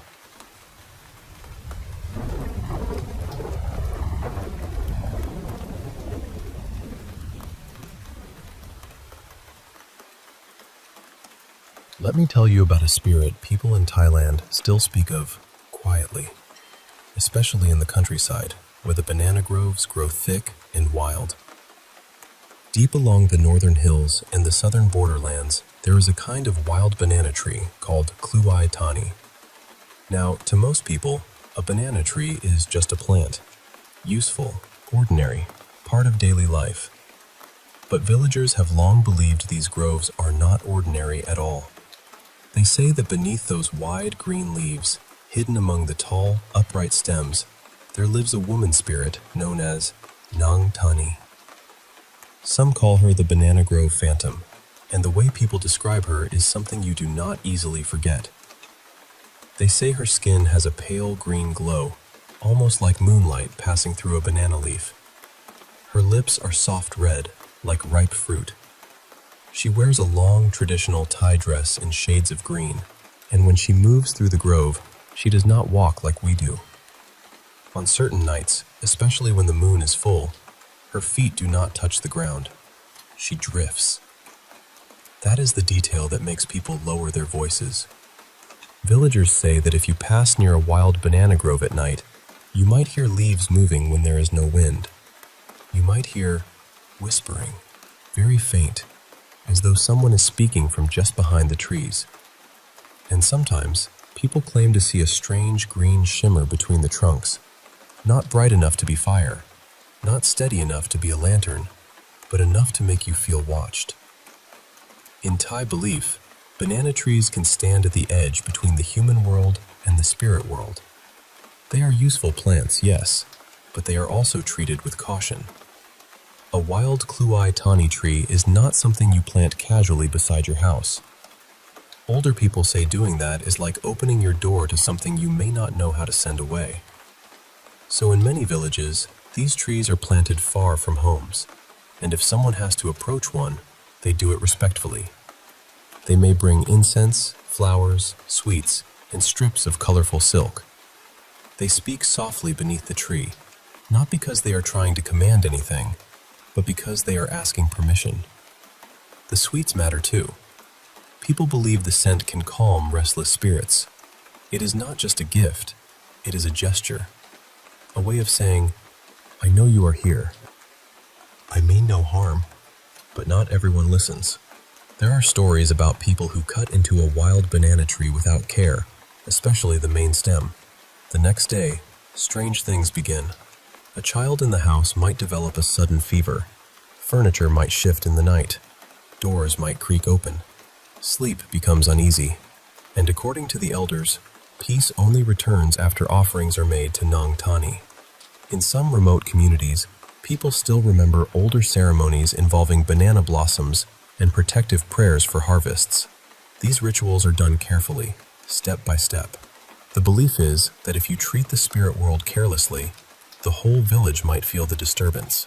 The most dangerous time is said to be the full moon. That is when Nang Tani's power is strongest. Elders warn young people never to wander into a wild banana grove alone on those nights.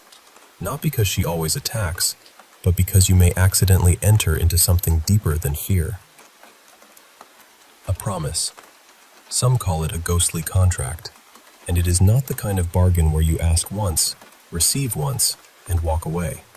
People say that if someone asks Nang Tani for luck, money, romance, or protection, they must continue honoring her with incense, sweets, and silk. The spirit may grant what was requested, but she does not forget. One story tells of a trader named Chawin, who went into a banana grove under the full moon because his business was failing. He brought offerings and asked for fortune. The very next week, customers returned. His money problems eased. People said he was lucky. But Chawin stopped sleeping well. Night after night, he dreamed he was running through endless banana groves. The leaves were huge, the path kept twisting, and behind him floated a woman in green, glowing softly in the dark. He would wake soaked in sweat, heart pounding, sure he had already repaid whatever he owed. But the dreams kept coming. That is the frightening part of stories like this. The villagers say you may think the promise is finished, but the spirit may not agree. Nang Tani is not only feared as a haunting presence, she is also seen as a kind of moral judge. People say she watches men who betray, deceive, or harm women. She does not always punish with violence. Sometimes she punishes with fear. A cruel husband walking home late at night might hear banana leaves rustling outside his house. He might see a green figure swaying in the moonlight. He might try to run, only to feel his legs freeze beneath him. Others speak of pressure on the chest, sleepless nights, racing hearts, and the constant feeling that someone is standing just out of sight. To many villagers, Nang Tani is not evil in a simple way. She is dangerous, yes, but she is also a guardian of boundaries. the boundary between nature and humans, between respect and arrogance, between promise and betrayal. And even today, her legend has not disappeared. In modern Thailand, Nang Tani has stepped out of old village whispers and into films, animations, online videos, and late-night ghost stories. People still share strange accounts, banana leaves moving like human arms, drivers feeling sudden chills on lonely roads, green flashes near empty lots where wild trees grow. Some people explain it all away. They say it is moonlight, tired eyes, wind moving through leaves, or the imagination turning shadows into bodies. Maybe, but folklore has its own way of listening. And for those who grew up near the groves, the warning remains simple. Do not mock what you do not understand. Do not take from nature without respect. Do not make promises lightly. And if, one night, beneath the banana leaves, you see a woman in green drifting where no person should be standing, lower your eyes and keep walking. Because some legends do not stay in the past. Some wait quietly in the trees.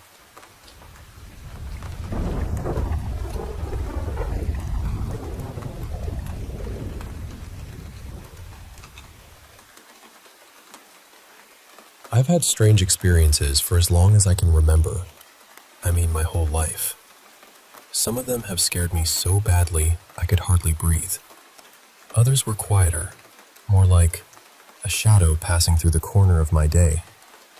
But they've always been there. I want to share a couple of stories first, and then I have some questions for people who might understand what this is like.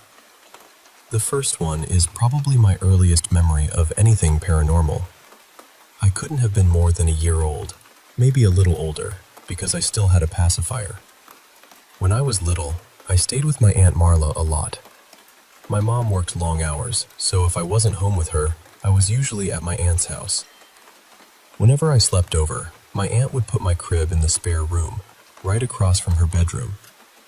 I remember waking up one night and sitting up in the crib. I was looking around for my pacifier, and once I found it, I put it back in my mouth. Then I looked toward the door. My aunt always left it cracked open a little. And there, slowly leaning into the doorway, was this dark figure. It wasn't standing fully in the room. It was just peeking in, like it was watching me. I remember being so terrified that I couldn't even cry at first. My whole body just froze. Eventually, I must have made some kind of noise, because suddenly the figure was gone, and my aunt was in the room trying to calm me down. The next morning, she noticed I had bitten almost all the way through my pacifier. A few years ago, I asked her if she remembered that night. I wanted to know if maybe someone else had been in the house, or if there was any normal explanation for what I saw. She said she didn't remember anyone else being there, but she definitely remembered that something had scared me badly. She said, "It was probably just a nightmare." But honestly, I don't think it was. Since then, things like that have happened to me over and over again. Sometimes I'll see someone for just a second, so quickly that I almost convince myself I imagined it. Other times, I'll walk into a certain room or hallway and feel this heavy, awful pressure, like something there knows I noticed it. But the most frightened I've ever been happened pretty recently.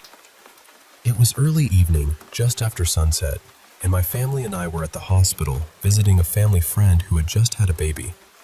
My mom realized she had left the gift bag in the car, and I offered to go get it.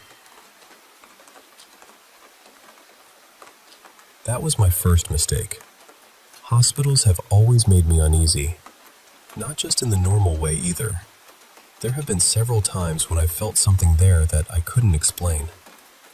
I went out to the parking garage, and the second I stepped inside, that familiar feeling hit me. My breathing got tight. My stomach turned. The hair on the back of my neck stood up, and I had this deep, horrible certainty that I was not alone. I hurried to the car, grabbed the gift, and started walking back toward the elevator. The whole time I kept whispering to myself, "It's in your head. It's in your head. It's just in your head." And then, right beside my ear, close enough that it felt like someone was leaning in, I heard a voice whisper, "It's not in your head." I spun around so fast, ready to fight whatever was there. But there was nothing. No person, no footsteps, no movement. Just that sick feeling, suddenly so strong I thought I might actually throw up.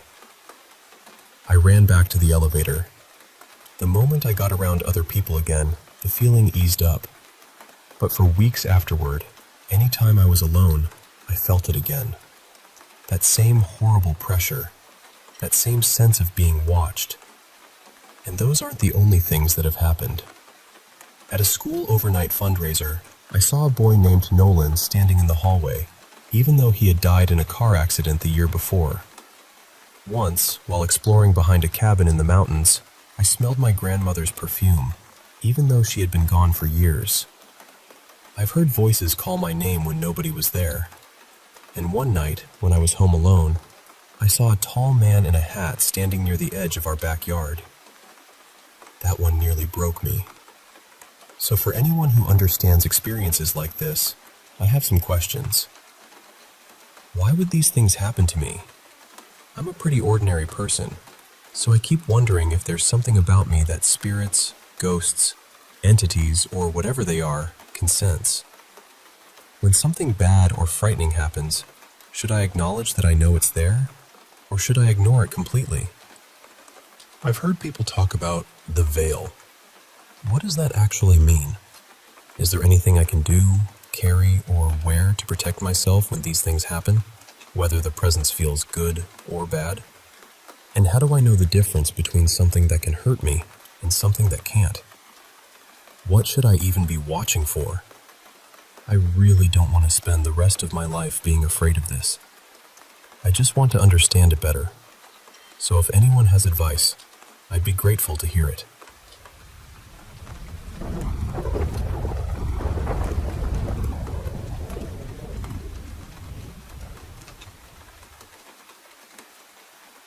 I'm a healthcare worker, and I've always been pretty sensitive to spiritual energy, though I'm not someone who usually walks around with meters or recorders or anything like that. A few weeks ago, my girlfriend and I were at home watching American Horror Story, and out of nowhere we got this impulse to take a weekend trip somewhere haunted. It was completely spontaneous. We ended up booking a room at the old Copper Queen Hotel in Bisbee, Arizona, and honestly, from the start, it felt like something did not want us going there. First, the booking went sideways. We reserved through a travel site, and the next day the hotel called to say they were overbooked and couldn't honor that room. They offered us a different room for more money, and we agreed, but then trying to cancel the original reservation became this exhausting back and forth that almost made us give up on the whole trip. Then, when we finally got on the road and crossed into Bisbee, the car radio suddenly changed stations by itself. It landed on this strange, old-fashioned sounding station, and the first song we heard was about a woman taking her own life by hanging. That was our welcome into town. It felt way too specific. When we got to the hotel, things got even stranger. The front desk told us our reservation had been canceled and that there was no room for us. We explained that we had spoken directly with the manager. Somehow, right before she left for the day, they caught her, and she confirmed everything manually. That's how we finally ended up getting into room 214. That weekend, Bisbee was having this themed festival, so the whole town already had this dreamlike, chaotic energy. People were wandering around in costumes, there were events happening in the streets, and everything felt a little tilted out of normal life. We went out for drinks, stopped at a hotel bar, grabbed food later, talked to a few people, and the night became a little hazy. Nothing too unusual yet, just that weird festival energy hanging over everything. On the walk back, my girlfriend mentioned doing a seance in the room. At the time, I thought it sounded exciting. I wasn't scared. I was curious.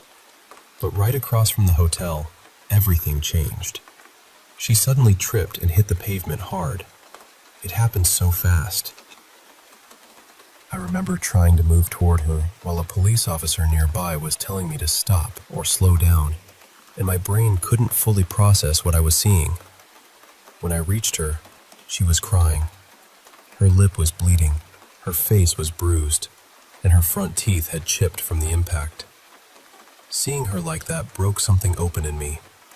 I felt guilt, fear, anger, and helplessness all at once. I kept thinking I should have protected her, even though it happened in a split second. We got back to the room. She didn't want medical help right then. She just wanted to leave, but because we had been drinking, we couldn't drive. Eventually, she fell asleep. I couldn't sleep. I was furious. I felt this hot, reckless anger in my chest, and instead of calming down, I went out into the hotel hallway by myself. I started walking the floors, openly yelling at whatever might be there. I was cursing at the spirits, daring them to show themselves, daring them to do something to me instead. The strange part is, the hotel was full that weekend. It was packed. But while I was yelling in the hallways, not one person opened a door. Nobody stepped out. Nobody complained. Nobody even seemed to notice. It felt like my voice was trapped in some kind of bubble. Eventually, I went down to the ground floor. It was dark and quiet, with old furniture sitting around, and that heavy stillness old buildings sometimes have at night. That's when I heard it. A faint moaning sound. At first, I tried to explain it away. My mind immediately went to something normal, like maybe it was guests in a nearby room. I wanted it to be that. But then the sound shifted. It didn't stay in one place. It moved. It seemed to change direction and come closer to me. And then this panic hit me so hard it felt physical. It wasn't ordinary fear. It was like my whole body suddenly knew something was right behind me or rushing toward me. Every instinct I had screamed, "Get upstairs, now!" So I ran. I made it back to the second floor and sat in a bright hallway, trying to breathe and make sense of what had just happened. While I was sitting there, a man walked right past me. He didn't look at me, didn't react, didn't seem to register I was there at all. A few minutes later, a woman walked by too and went upstairs, and she also acted like I was invisible. After that, I went back into the room, checked on my girlfriend, and eventually fell asleep. The next morning we woke up and noticed that a small dresser in the room had been moved and opened while we were sleeping. Neither of us had touched it, but the part that really got me came when we were leaving. I looked around the ground floor again, the same place where I had heard that moaning sound the night before, and I realized something that made my stomach drop. There were no guest rooms down there. None. It was just the front desk area, old furniture, the lobby, and the saloon space. So that sound I tried to explain away as guests in another room couldn't have been coming from a room nearby. There wasn't one. I still don't know exactly what happened that night. Maybe my emotional state made me more open to whatever was already there. Maybe the accident changed the energy around us. Maybe all those obstacles before we arrived really were warnings, and we were too stubborn to listen. But I know what I felt in that hallway. And whatever came toward me in the dark, I do not believe it was human.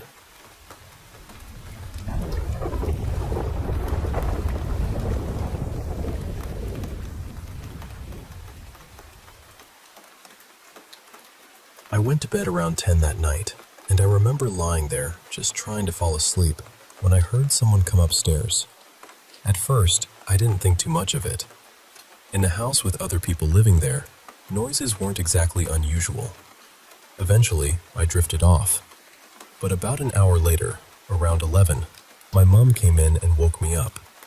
She looked worried. She said she could hear someone in the bathroom, and it sounded like they were snoring.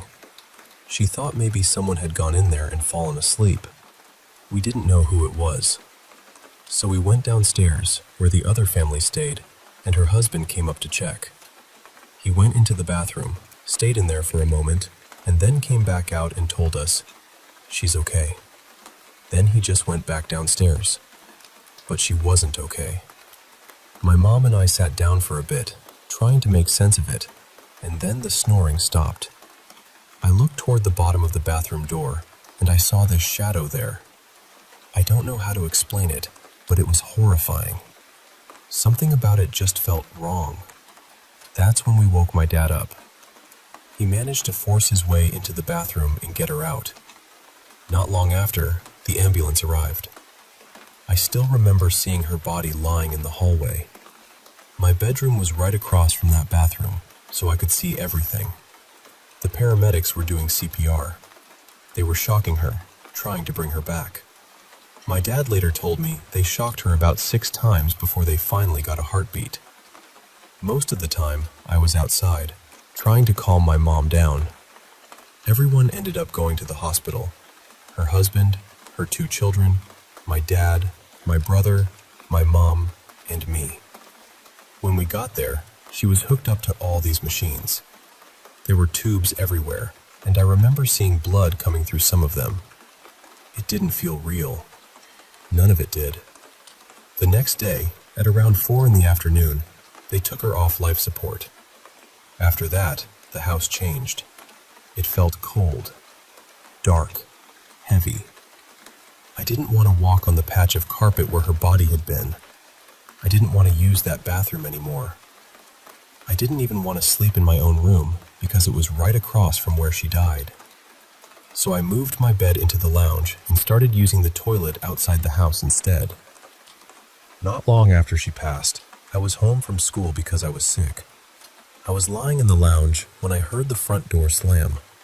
Then I heard footsteps coming up the stairs. We had this little wooden gate at the top of the stairs, and I heard it open and shut. I assumed one of the other kids had come home too, so I didn't panic. I just carried on with my day. But later, when school ended, I saw all the kids walking down the driveway together. That's when I realized I had been the only one home. And the strange part is, I heard those footsteps and that door slam at around 10 in the morning. When she was alive, that was around the time she usually woke up. Another time, I was in my bedroom, not feeling well and in pain, when my fairy lights started flickering. They weren't even plugged in. My mom told me gently that maybe it was Marla checking on me. Maybe she was just letting me know she was there. After she died, I dreamed about her a lot. In the dreams, I would talk to her. And honestly, I think part of that came from guilt. I was a difficult teenager. We didn't always get along, and when we all lived together, I sometimes felt jealous because my mom spent so much time with her. Even before we moved in together, whenever we went to their house, I felt that jealousy creeping in. So after she was gone, all of those feelings sat with me in a really painful way. Sometimes we would smell her perfume around the house, just out of nowhere.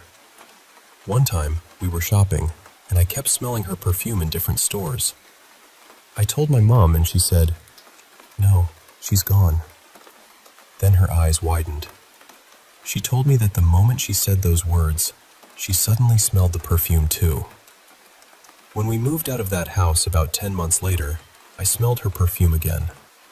This time, it was on my blankets while we were packing the car.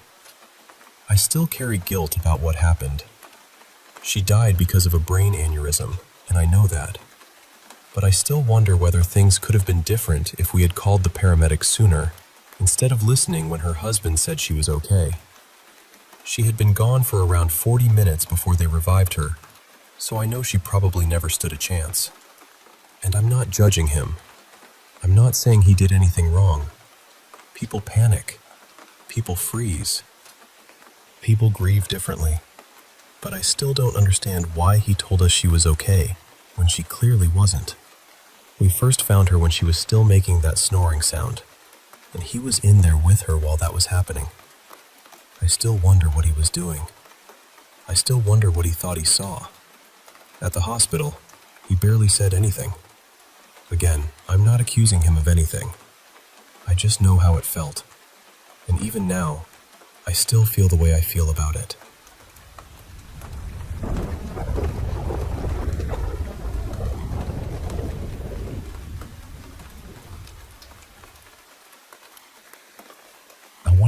about one of the darkest and saddest figures in Thai ghost folklore. She is known as Pi Tai Tong Klom, the spirit of a woman who dies while pregnant or while giving birth. And in Thai belief, this is not just any ghost.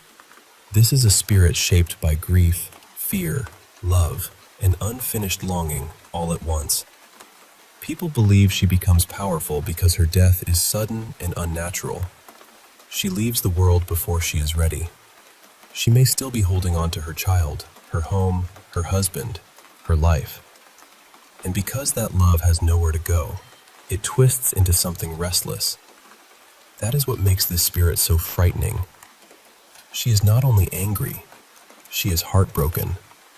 One of the most famous legends connected to this belief is the story of May Nok of Pra Kanong, a young woman who died during childbirth while her husband was away. But even after death, she returned to their home as if nothing had happened.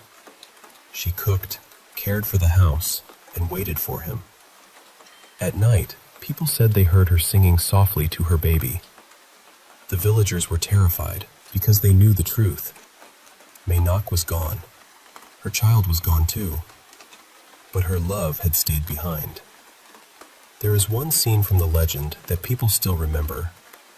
A lime rolls away and falls beneath the house.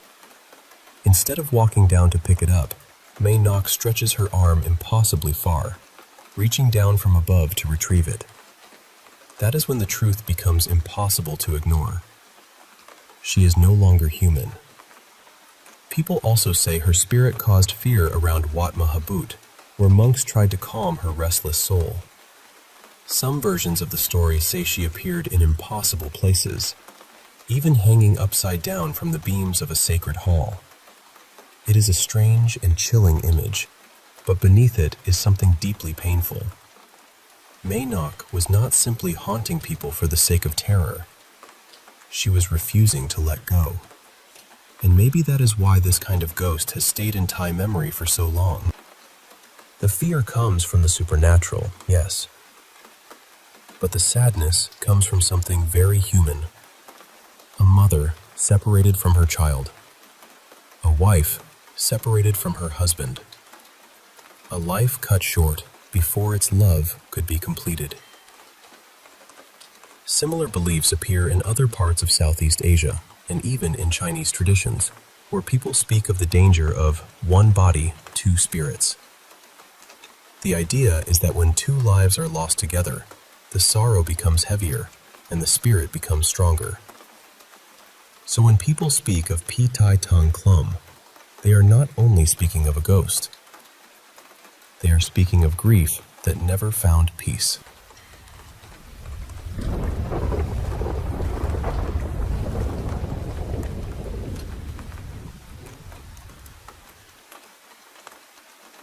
This happened around 2007 or 2008, when I was still a kid. Before I get into it, I should give a little bit of background, because the place itself matters. The farm is in Zululand, South Africa, and it had been in my family since the early 1970s when my grandparents bought it. That whole area is heavy with history. Within roughly 150 kilometers of the farm, there are battlefields and monuments everywhere, going back to conflicts between the Zulu, the Boers, and the British. Some of those battles happened in the 1800s, some much later. It is the kind of land where you can almost feel that people lived, fought, died, and left pieces of themselves behind. When my grandparents bought the farm, they were told a few unsettling things about it. Apparently, sometime in the 1930s, a housekeeper had been murdered there. They were also told that a previous owner had taken his own life in the main bedroom of the farmhouse. And there was one strange thing about that room that never really went away. A patch on the ceiling would always stain this yellowish-orange color. Everyone assumed it was water damage, but no matter how many times it was painted over, no matter if the boards were replaced, the stain would come back within days. There were also old traditional Zulu graves on the farm grounds, and as far as I know, they had never been disturbed. Now, this particular story happened inside the house, around the dining area and the corridor.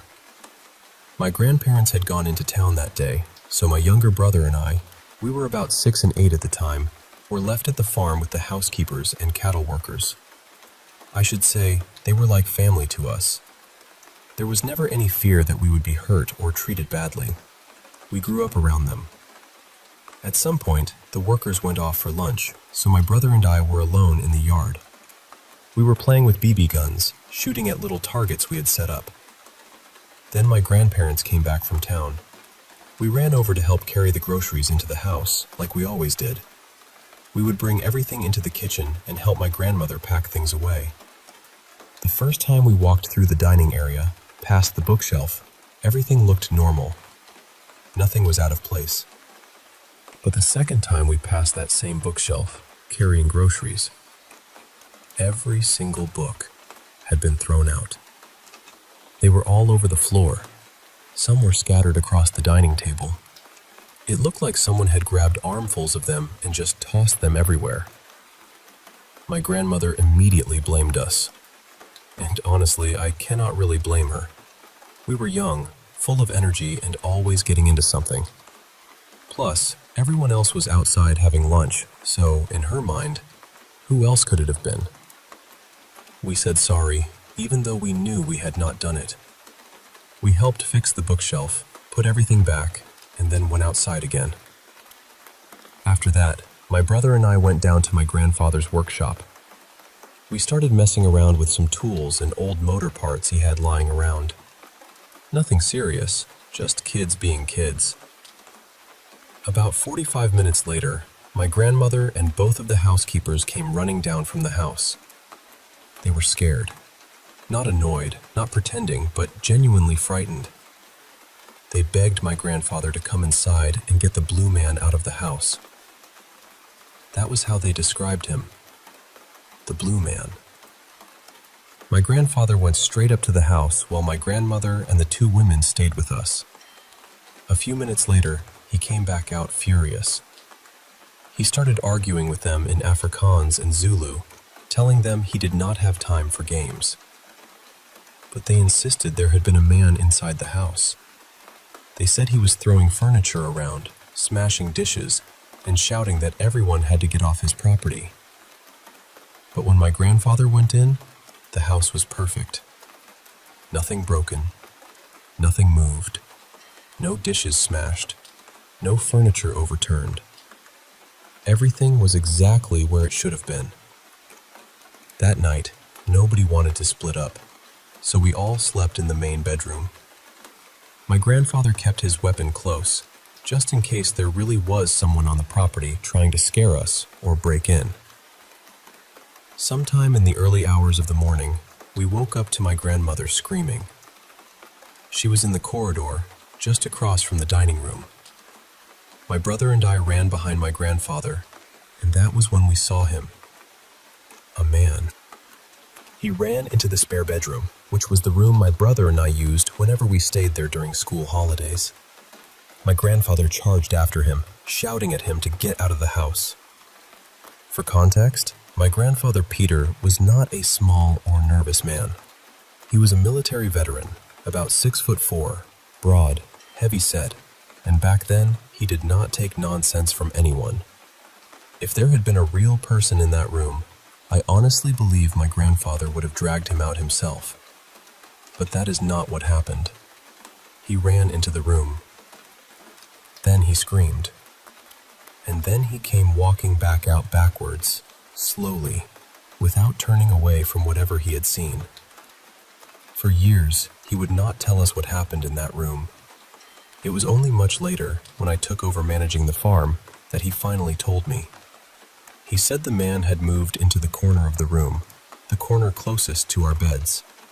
Then, with his back pressed against the wall, his body began twisting into shapes that no person should be able to make. My grandfather said it was not like someone bending or stretching. It was wrong. After that, the man rose upward against the wall, still staring at him the entire time. And my grandfather said the eyes were the worst part. He said they were not really eyes at all. They looked like two pitch-black holes where eyes should have been. The clothes the man wore looked old, too. Not just worn out, but old-fashioned. like something elderly men would have worn when my grandfather himself was a child. We never found any confirmed death on the farm that matched that man. We could not connect him to the housekeeper who had been murdered, or to the previous owner who died in the main bedroom. After that night, everything went quiet for a very long time. Years, actually. The next thing I personally experienced there did not happen until early 2014, and that is a much longer story. But the older I get, and the more I think back on that farm, the more certain I am of one thing. That place is deeply, deeply haunted.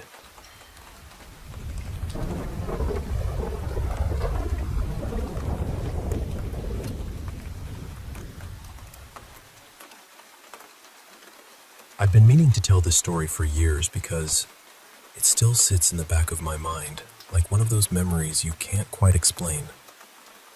This happened when I was a kid, around the time I still believed in Santa Claus. I was young enough to want to believe with my whole heart, even though by then, I was starting to hear other kids say Santa wasn't real. At that age, I had this big fascination with Eastern European culture, especially Russian culture. I don't even know exactly where it started. Maybe it was movies, maybe video games, maybe just the sound of the language itself. But something about the music, the writing, the history, and the way Russian sounded really caught my attention. So for months before Christmas, I had been trying to teach myself little bits of Russian. I was learning the alphabet, practicing phrases, and copying words down in a notebook. Nothing too advanced, obviously. I was still a kid. But I was really proud of it. And because I still believed Santa traveled all over the world, I thought, well, he must know every language, right? He visits kids in every country. He has to know about every place, every culture, every kind of family. So on Christmas Eve, I decided to write Santa a thank you note in Russian. It wasn't anything complicated, just a short little message saying thank you for the gifts, thank you for bringing happiness every year, and that I hoped he had a good night. I folded it up, wrote "For Santa" on the outside, and left it under the Christmas tree. I didn't think much of it after that. To me, it was just a sweet thing to do. The next morning, it was Christmas Day. My younger brothers and I rushed downstairs like we always did, excited to see what Santa had left. The tree looked beautiful. There were presents everywhere, and my parents were sitting there smiling while we tore into the wrapping paper. It was a normal Christmas morning. Warm, loud, messy, and happy. After we finished opening everything, we started cleaning up the crumpled wrapping paper from the floor. That's when I noticed my folded note still sitting under the tree. I picked it up and opened it. And there was writing on it. Someone had written back to me in Russian. The handwriting was neat, not childish, not rushed. It looked like an adult had written it.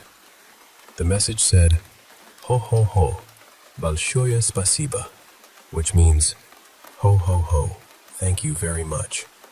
I remember getting this huge burst of excitement in my chest. I ran over to my family and said something like, "Look, Santa wrote back."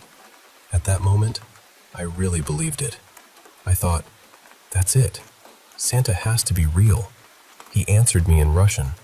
But as I got older, that memory started to feel stranger and stranger. Not too long after that Christmas, my parents eventually admitted that Santa wasn't real. They told me they had been the ones buying the gifts, eating the cookies, drinking the milk, and setting everything up. So I asked them about the note. I said, "Then who wrote the message back to me?" And they looked genuinely confused. They told me they had no idea. The thing is, when I had shown them the note that Christmas morning, they didn't even know what language it was. I remember them pausing and asking, "What is that?" And I told them it was Russian. My family is Hispanic, and at that time my parents barely knew English, let alone Russian. They didn't know anything about Russian culture, and honestly, they weren't interested in it.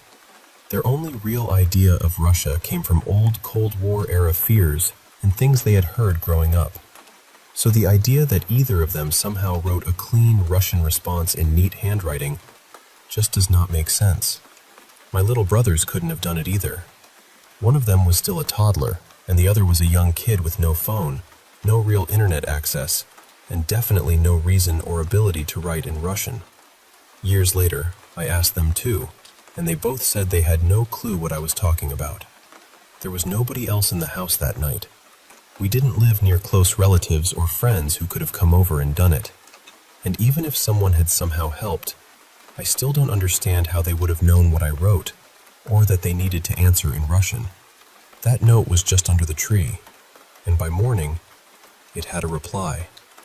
I'm an adult now, and I know how Christmas works. I know the gifts were from my parents. I know the cookies and milk were part of the tradition. But that one thing has never made sense to me. Someone, or something, wrote back. And honestly, I'm not sure I want to know who it was.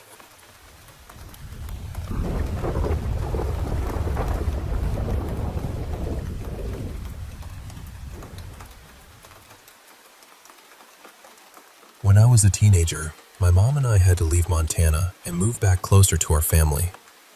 It happened fast. She had separated from my stepdad for personal reasons, and there really wasn't enough time for her to find us a proper place to stay. Thankfully, my dad let her take the camper so we'd have somewhere to sleep.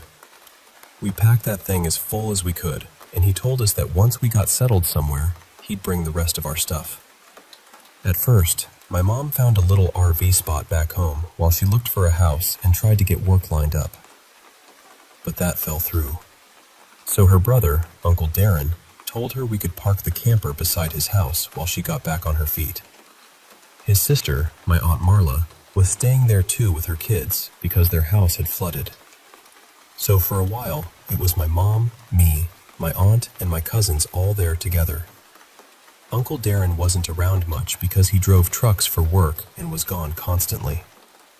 My mom and I were technically outside in the camper though, and honestly, I think that might have been the only reason I lasted there as long as I did.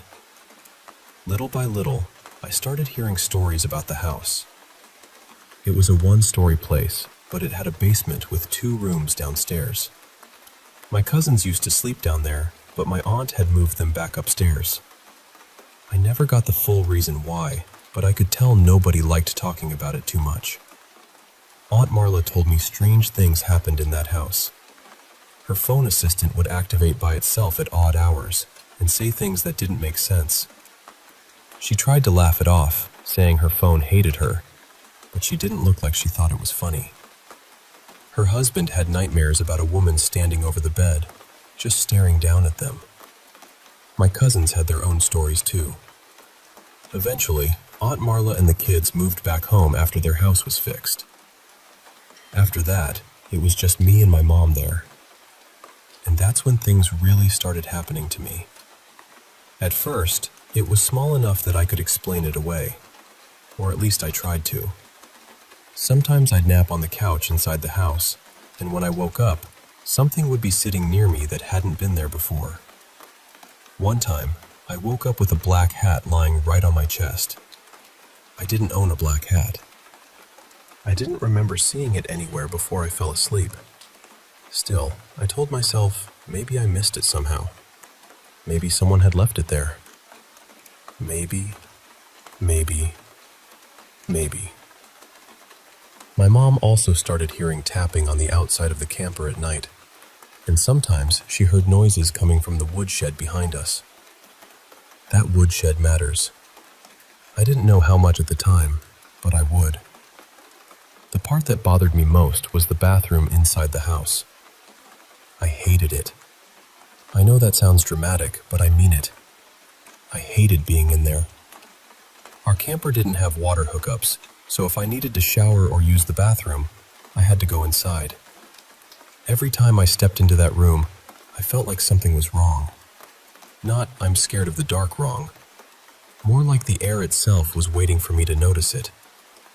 I used to beg my mom to sit outside the bathroom while I showered. Sometimes I even asked her to sit in there, just so I wouldn't be alone. She always said no. So I brought the cat. I'm not proud of that, but at the time, it made sense to me. I thought if the cat was in there, at least I wasn't by myself. And if something happened, maybe the cat would react first. But every single time, except once, the cat disappeared from the bathroom. I don't mean it slipped behind something. I mean I would lock the door, get in the shower, and when I got out, the cat would be gone. Then I'd open the door and find it sitting outside in the hallway. That door clicked shut properly. It wasn't loose. There weren't holes or gaps anywhere big enough for a cat to crawl through. And I always locked it before I got in the shower. So for the cat to get out, the door would have had to unlock, open, let the cat out, close again, and lock behind it. After it happened for the 4th time, I refused to use that bathroom anymore. I refused to go inside the house unless I absolutely had to. I made such a big deal out of it that my mom finally let me shower at the community center instead. The last thing that happened there was the worst. My mom had finally found us a house, and we were packing up the camper to leave. We were making sure nothing would slide around while she drove, and she handed me a plastic-wrapped case of water bottles. She told me to put it inside the house because she didn't want to take it with us. I hadn't stepped foot in that house since the bathroom incidents. I didn't want to go in then either. So I opened the front door, leaned in, set the water down just inside, and slid it to the side. I never fully entered the house. When I looked up to close the door, the bathroom light turned on. At first, I tried to make sense of it. I thought maybe the switch had been halfway down and finally clicked on by itself. Then I heard things being thrown. I couldn't see directly into the bathroom from where I was, but I heard stuff hitting the floor. Things from the counter, maybe bottles or small objects.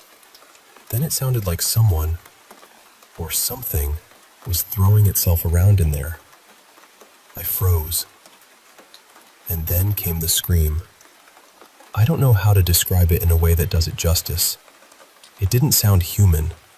It was low and high at the same time, loud enough that my whole body locked up. It was pure panic poured into a sound. I slammed the door shut and ran to my mom, crying and yelling that someone was inside the house. My mom didn't ask questions. She told me to get in the truck. Then she yelled for me to get in and leave it alone. As we were pulling away, she looked shaken. Then she told me she had seen Uncle Darren's wife standing in the woodshed. His wife, my aunt, had died by suicide in that woodshed years before. I knew she had passed away, but I didn't know how. I didn't know where. My mom said she saw her waving, almost like she was saying goodbye. I told her what had happened in the bathroom, and after that, we both went quiet for the rest of the drive to our new house. Later, my mom called Uncle Darren and told him what happened.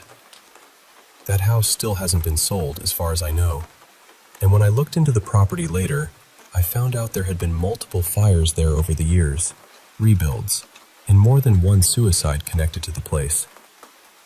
I don't know exactly what was in that house, but I know what I heard. And I know that whatever was there waited until the very end to make sure I'd never forget it.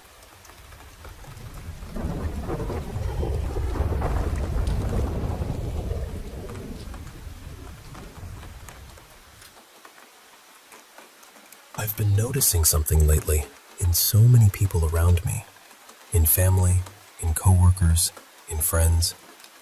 There's this quiet anxiety running underneath everything. This need to control every detail. This fear of failing. This fear of not being good enough. This feeling that if they loosen their grip even a little, everything might fall apart. And the hardest part is, many people think this is just normal. They think life is supposed to feel heavy. They think being tense all the time means they are being responsible. They think worry is part of being human. But recently, someone I know had an experience that reminded me that it doesn't have to be this way. I'll call her Mina. That's not her real name. She came to me because she was struggling with sleep and anxiety. Her mind was always racing. Her body never really relaxed. Even when nothing was happening, She felt like something was about to go wrong. During the soul journey session I guided her through, her higher self showed her many lifetimes, almost like scenes projected across a huge screen. She was standing there, watching them unfold. Different lives, different problems, different heartbreaks, different fears. And after the session, she said something that stayed with me. She said, "It felt like a video game. You enter the game and forget it's a game. Everything feels so serious. The struggles feel real. The fear feels real. You get completely absorbed in it. But you can also wake up while you're still playing. You can remember that it's only a game, and suddenly, everything becomes lighter. You know you'll get through it. You know it's temporary. You know you're safe." That was the shift. When she saw all those lives from a place of peace, she wasn't trapped inside the drama anymore. She could step back. She could see the patterns. She could understand that the point was not to suffer forever. The point was to grow, to heal, to become resilient, to learn how to let go. Her higher self told her, "Release the fear of failure. Trust the path. Things will unfold the way they are meant to." And when we worked with the fear she had been carrying in her chest, she said it felt like a heavy stone had finally been lifted. Her breathing changed. Her shoulders softened. Her whole body seemed lighter. And honestly, I see this so often. People forget that they are playing the game. They believe the anxiety is the truth. They believe control is the only way to stay safe. They believe the constant worrying is just how life works. But it isn't. It's what happens when we become too lost in the game. And there's nothing wrong with that, by the way. Sometimes we come here to experience being lost. Sometimes we come here to feel the pressure, the uncertainty, the challenge. But we didn't come here to be crushed by it. We came here to experience. We came here to play.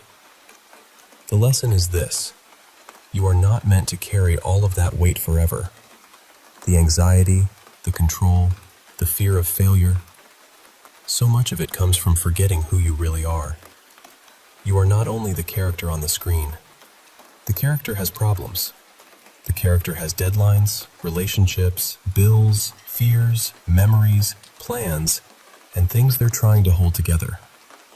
But the deeper you, the real you, is the one watching. And when you remember that, even for a moment, life becomes less suffocating. The story is still happening, yes. The challenges may still be there, but they don't own you in the same way. So if this speaks to you, try this meditation. Find a quiet place where you won't be disturbed for about 10 minutes. Sit comfortably, either on a chair or on a cushion. Keep your back straight, but let your body feel natural, not stiff. Close your eyes. Take 3 slow breaths. Inhale through your nose. Exhale gently through your mouth. Let your body settle. Now imagine that you are sitting in a dark movie theater. In front of you is a large blank screen. Slowly, your life begins to appear on that screen. You see your responsibilities, your worries, the situations you keep trying to control, the conversations that replay in your mind, the things that make your chest tighten. Just watch it all like a film. Notice the version of you inside the movie. See how that character reacts. See them worrying, planning, trying to protect themselves, trying to keep everything from falling apart. Don't judge them. Just watch. Now gently shift your attention to where you were sitting. Feel the seat beneath you. Feel the air around you. Feel your breath moving in and out. And notice this. You are not the character on the screen. The character may be afraid, but you, sitting here in the theater, are safe. There is no danger in this seat. There is only awareness. Now imagine that behind your seat there is a door. Stand up, turn around, and open it. Step through. On the other side is a peaceful place made just for you. Maybe it is a quiet beach at sunrise. Maybe it is a forest clearing. Maybe it is a mountain path under a wide sky. Let it appear in whatever way feels natural. This is the place of the player, the one who holds the controller, the one who chose this level, the one who existed before the story began. In this place, feel how light your body becomes. No worries can reach you here. No fear needs to follow you here. This is the part of you that was never broken, never trapped, never truly in danger. Now look back through the doorway. You can still see the theater. You can still see the screen. The film is still playing. But now you remember. It is a film. It is a game. It is an experience. Stay in this peaceful place for a few minutes. Breathe there. Rest there. Let your nervous system remember what safety feels like. And know that you can return to this place anytime. When you're ready, take one deep breath. Slowly open your eyes. Move your fingers and toes. Drink a little water if you can. Try doing this meditation before sleep each night for 2 weeks. At first, it may feel unusual. Your mind might resist it. That's okay. After a few days, you may notice that anxiety doesn't grip you quite as tightly. After 2 weeks, you might catch yourself smiling at something that used to make you panic. Not because the game disappeared, but because you remembered who you are. You are the player, not only the character, and the player doesn't really lose the game. The player experiences it. I hope this helps. Take care.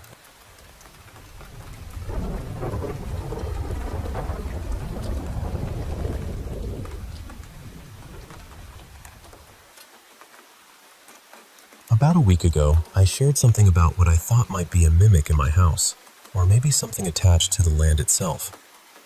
Well, last night, it came back. And this time, it moved through the house like it wanted me to know it had heard me talking about it. It was 3:17 in the morning when I woke up to this scratching sound. Not loud exactly, but sharp enough to pull me straight out of sleep. A second later, I heard what sounded like my little girl's bedroom door opening, then closing. The problem was, my daughter wasn't home that night. She was staying elsewhere, so there was no reason for that door to move. I lay there for a few seconds, just listening. At first, I tried to convince myself it was one of the cats messing around in the hallway. They do that sometimes. But when I slowly lifted the blanket and looked around, every single cat was either stretched across me or curled up against my husband. The dog was on the floor, wide awake, staring at the open bedroom door. And the house was quiet. Too quiet. This place is never completely silent. There's always something. A pipe ticking, the fridge humming, the roof settling, an animal shifting around. But right then, it felt like the whole house was holding its breath with me. Then I heard it. 2 slow footsteps in the hallway. But they didn't sound like normal footsteps. They sounded dry and rough, almost like sandpaper dragging against painted walls. I stayed perfectly still and kept my eyes locked on the doorway. Then came 2 more steps. And then something flew into the room. It was one of my daughter's stuffed toys. It came from her bedroom and landed right near the dog. My dog panicked and jumped onto the bed, which scared the cats and nearly knocked the breath out of me. And I remember thinking, very clearly, that I had just watched a stuffed animal fly into my bedroom by itself. All the animals went completely still after that. Every one of them was staring at the same spot, the top left corner of my bedroom doorway. So I looked, and that's when I saw it.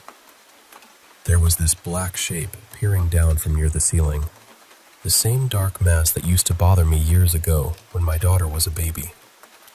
It wasn't standing there like a person. It was more like it was hanging or leaning from above, watching us from the corner where the wall met the ceiling. I went cold all over. For a few seconds, I honestly couldn't tell if I was awake or trapped in sleep paralysis. I couldn't move. I couldn't speak. I could only stare back at it. Then my dog, who is a cane corso and pit mix, launched off the bed and jumped at it, snapping into the air like he was trying to bite whatever that thing was. And the black mass just vanished. Not moved, not backed away. It evaporated. The second I heard my dog hit the floor, I knew I was awake. I had been awake the whole time. After that, something started running across the metal roof. Something heavy. It sounded like a large animal with 4 legs sprinting back and forth above the house. It kept going until about 3:50, and then everything stopped all at once. The next morning, I kept thinking about the work I'd been doing near the tree line. I'd been clearing out invasive vines and brush from the edge of the property, and now I can't stop wondering if I disturbed something out there. Like I pulled on the wrong route, or crossed some boundary I didn't know existed. I don't think this is a mimic anymore. I don't know what it is. I have told it to leave. I have cleansed the house with frankincense, myrrh, yerba santa, benzoin, and sage. I've had ordained ministers pray over the home and bless it. But I don't feel like this thing responds to that kind of authority. Honestly, religious prayers don't seem to weaken it. If anything, they make it more active. That's what scares me. It feels completely inhuman, older than anything I know how to name. And it doesn't just make noise. When my husband is away for work, it touches me at night. It has sat on the bed beside me. It has played with my hair. It has thrown pots and pans from the dish rack and knocked things off the stove. I wake up feeling drained, like something has pulled the life out of me while I slept. When I'm home, I get headaches and nausea. But when I leave the property, I start feeling normal again. The previous owner died here more than 20 years ago, though I haven't been able to find out how. I also learned that my property used to be part of a much larger plantation before the land was divided up. So trying to trace what may have happened on these 4 acres feels almost impossible. I'm working on getting cameras set up because I need proof. My family has experienced this too, but for some reason, I seem to get the most attention from it. And moving is not an option. So I'm asking plainly now, what do you think this thing is? And how do I make it stop?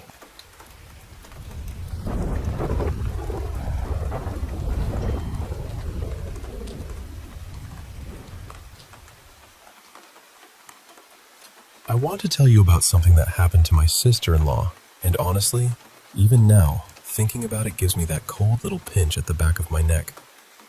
At the time, my brother, his wife, and their 3-year-old son were looking for a place to live. Money was tight, the economy wasn't great, and then they found this big old house with rent so low it almost felt like a mistake. You know that kind of price where you feel lucky for about 5 seconds, and then some quieter part of your brain starts whispering, why is it so cheap? The house looks strange from the outside. Not falling apart strange exactly, more like awkward. There was this narrow staircase on the right side of the front entrance, leading up to a front door that sat higher than ground level. It gave the whole place an odd, lifted feeling, as though the house didn't quite want to touch the earth. But nothing was officially wrong with it. The agent never mentioned any unnatural death there, and on paper, it seemed fine. So they moved in. My brother, his wife Lena, and their little boy Noah. Now, Noah was usually the kind of kid who loved exploring a new place. Open a cupboard, peek behind curtains, run from room to room like he'd discovered a private kingdom. But in that house, he changed almost immediately. He didn't want to explore. He didn't want to be alone. He clung to Lena constantly. If she stepped out of his sight for even a few seconds, he would panic and cry. Not a normal whiny cry either. It was fear. Real fear.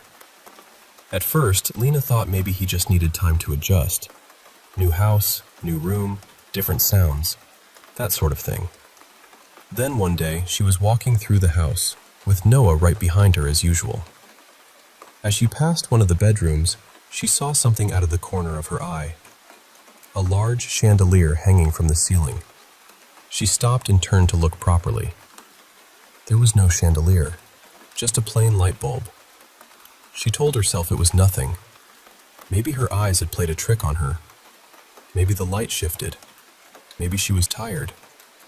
But after that, the house began to feel different, especially the kitchen.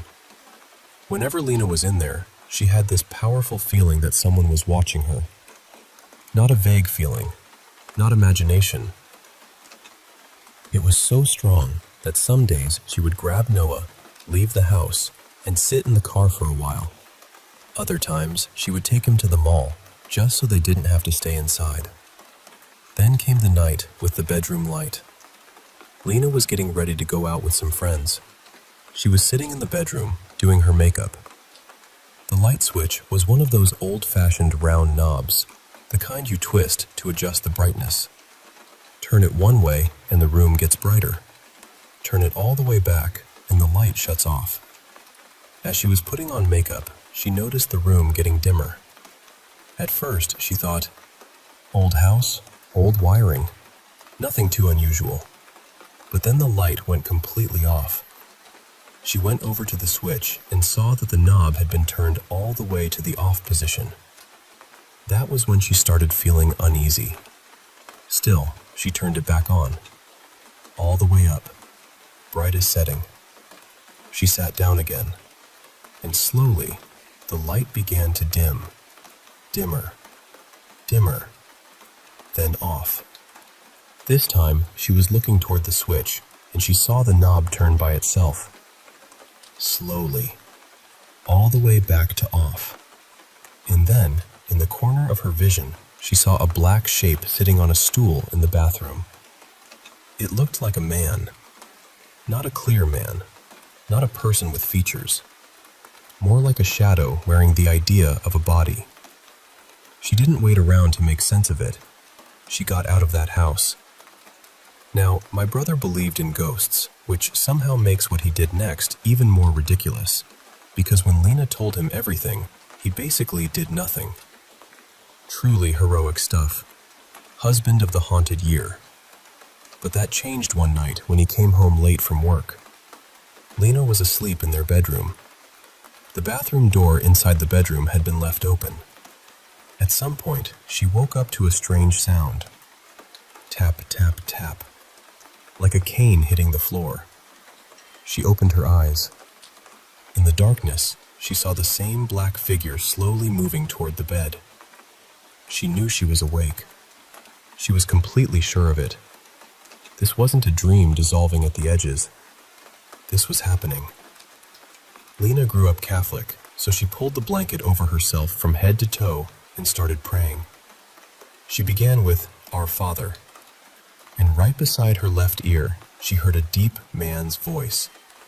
It repeated the words after her, mocking her, softly teasing, Our Father, then giggling. She kept praying. She was terrified, but she kept going, while that voice stayed right beside her head, repeating, laughing, breathing close enough that it felt almost physical. Then the bedroom light switched on. My brother had just come home. After that, they moved out. And from what I heard, nobody ever stayed in that house for more than 6 months. Later, Noah said something I still don't like thinking about. He told us he had seen 16 faces in that house. When we asked him what he meant, he just started crying and said he didn't want to talk about it. 2 years later, he didn't remember any of it. The house was eventually torn down. I still wonder about that sometimes. If something really was there, where did it go when the walls came down? Did it leave? Did it follow someone? Did it simply wait, with nowhere to sit and nowhere to haunt? The rumor was that the previous owner had been an old man who lived alone and died naturally in the house. And one more thing still bothers me. If that thing mocked Lena while she prayed, then what does that mean? Did the prayer protect her? Or did it only make him laugh?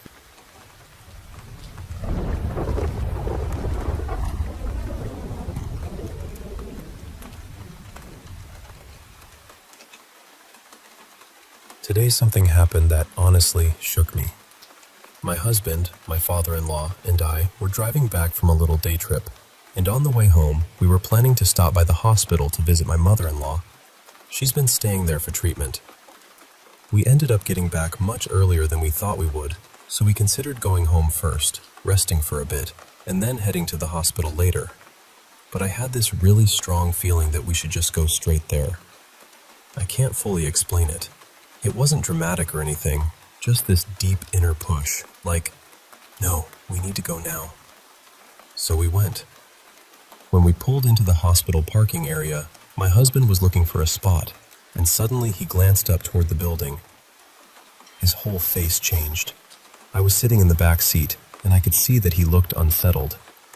Then he said, "That woman in the window looks exactly like your mom." So I looked up, and I froze.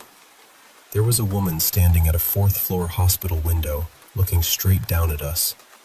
And I mean straight at us. Not casually looking outside, not just staring into space. She was watching us, and she looked exactly like my mother. The strange part is, to me, she looked like my mom from maybe 10 or 12 years ago. But to my husband, she looked like my mom now. Either way, it was close enough that my whole body reacted before my brain could even catch up. It made absolutely no sense.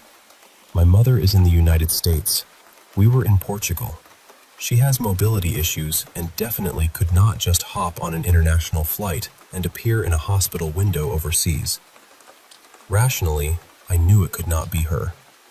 But visually, emotionally, instinctively, it felt like her. After we parked and got out, we had to walk a few minutes from the car to the hospital entrance. And that entire time, this woman kept watching us from the window. I kept looking back up because I couldn't help myself. Every time I did, she was still there. I had chills everywhere. I kept telling my husband, "This is really freaking me out." And what made it even stranger was that she didn't just look like my mom. Her posture, the way she held herself, the way she stared, even the stillness of her face, it all felt painfully familiar. My husband noticed it too. We both agreed that her mannerisms were almost identical. Once we got upstairs to my mother-in-law's room, I tried to settle myself, but I could not stop thinking about it. It kept replaying in my mind. That window, her face, the way she watched us walk in. Eventually, I told my husband, "I need to go to that floor. I need to walk past that room and see her closer up." He said he would come with me. So we went to the fourth floor and found the area where her room should have been. But right above that section of the unit, there was this huge sign hanging from the ceiling that said, "Authorized personnel only." We couldn't go in. It felt like we were being blocked from getting any closer, which only made the whole thing feel even more unreal. I should probably add that I've been going through a very deep spiritual awakening lately.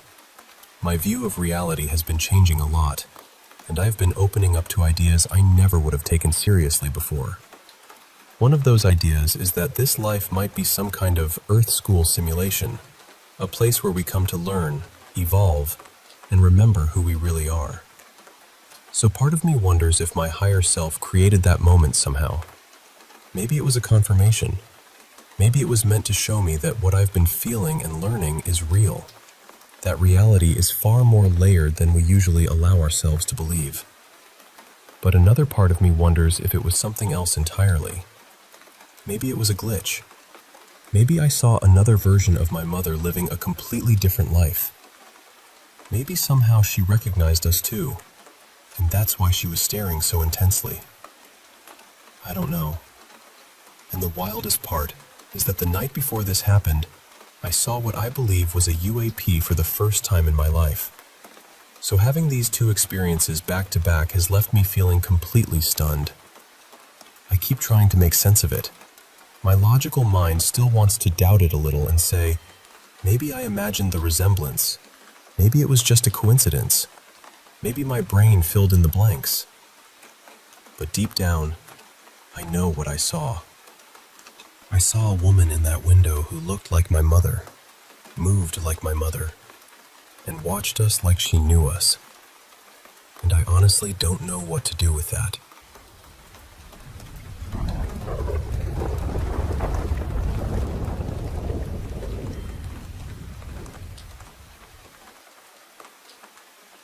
I still get uneasy when I think about this, even though it happened years ago, and I've mostly moved on from it.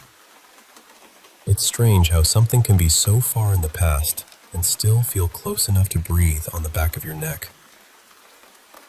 I was around 14 when it started. I'm 24 now, so a lot of time has passed, but back then, it felt like my whole world had quietly tilted sideways. One afternoon, I went with my cousins to visit an old royal estate outside our town. It was huge. The kind of place that looks beautiful in daylight, but probably shouldn't be explored after sunset.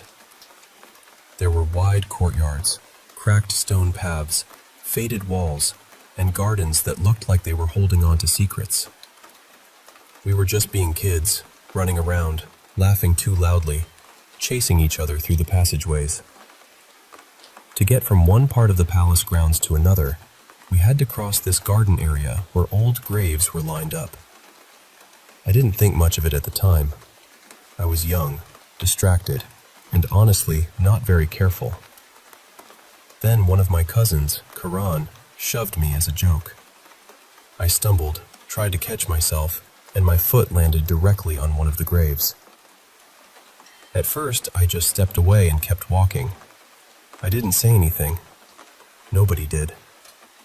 It didn't feel important in that moment. But after that day, things slowly began to change. It started small. Little sounds at night. Footsteps outside my room. The floor creaking when everyone else was asleep.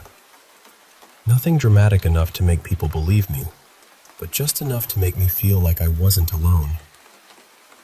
Then it got worse. I started waking up around midnight almost every night. Not from a dream, not from a noise, just suddenly wide awake. I would lie there in the dark, trying to force myself back to sleep, but I couldn't. And then I'd hear it. Footsteps. Clear, slow footsteps circling my room. They would move around me, stop near my bed, then start again. Sometimes they came so close that I could feel this heavy presence beside me, like someone was standing there, leaning over me, watching. And whenever I sat up, everything stopped. The room would go silent. But the moment I lay back down, the footsteps would rush away, almost like whatever it was didn't want to be seen. After a while, I started noticing other things too. I had a small pendant I used to wear, and it kept breaking. I would get it fixed, wear it again, and somehow it would break again. I couldn't focus in school because I was exhausted all the time. I was sleepy during the day, nervous at night, and constantly on edge. Then I began seeing shadows. Not full figures at first, just movement in the corner of my eye. A shape passing behind a doorway. Something dark standing near a wall, gone the second I looked directly at it. The worst part was the feeling. That feeling of being watched. I tried telling my family, but most of them thought I was making excuses because I didn't want to study. I don't blame them completely. I know how it sounded. But I wasn't pretending. Sometimes I could feel something so close to me that it almost felt like someone was breathing near my face. Eventually, I told my mother and grandmother everything. I even told them about stepping on the grave at the palace. That was when they finally got quiet. My grandmother took it seriously right away. She said some things should never be laughed off, especially when old places and graves are involved. So they took me to a priest. He listened carefully and said that sometimes spirits can feel disrespected by careless actions. He also said something that stayed with me. He told us that if the spirit had truly wanted to harm me, it probably would have done so already. He believed it wasn't trying to destroy me. It was trying to make itself known. Maybe it wanted acknowledgement. Maybe it wanted closure. He prayed for me and gave me a protective necklace to wear. I thought that would make everything better, but somehow it made things clearer. After I started wearing the necklace, I began seeing the figure more often. A dark, shadowy shape. It never stood right in front of me. It stayed at the edges of my sight, near corners, doorways, and dim places. I would turn my head and it would be gone, but I always knew it had been there. Then, one evening, everything changed. There was a big festival happening in our area. My grandmother always used to say that spirits don't like bright, happy energy. They avoid celebrations, prayers, music, lights, all of it. I never knew whether I believed that, but that night made me wonder. I was home alone, sitting in my room, trying to relax. The house felt quieter than usual, but not in a peaceful way. Then I looked toward the main room and saw it.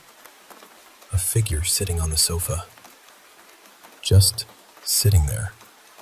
Dark, still, and shaped almost like a person.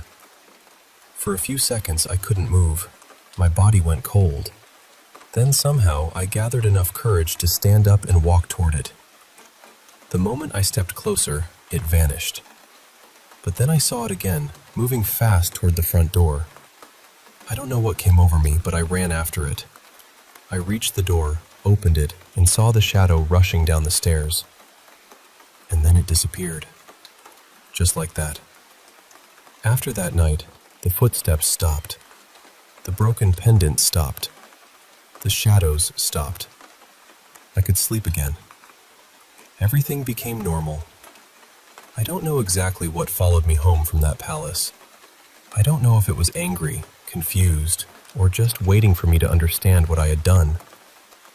But I know what I felt, and I know how badly it affected me at the time. It might not sound like the most terrifying story in the world, but living through it was different. It scared me deeply. And in a strange way, it also taught me something. Fear becomes heavier when you keep running from it. That night, when I finally walked toward the thing I had been avoiding, it left. Maybe that was all it wanted. Maybe it just wanted me to face it.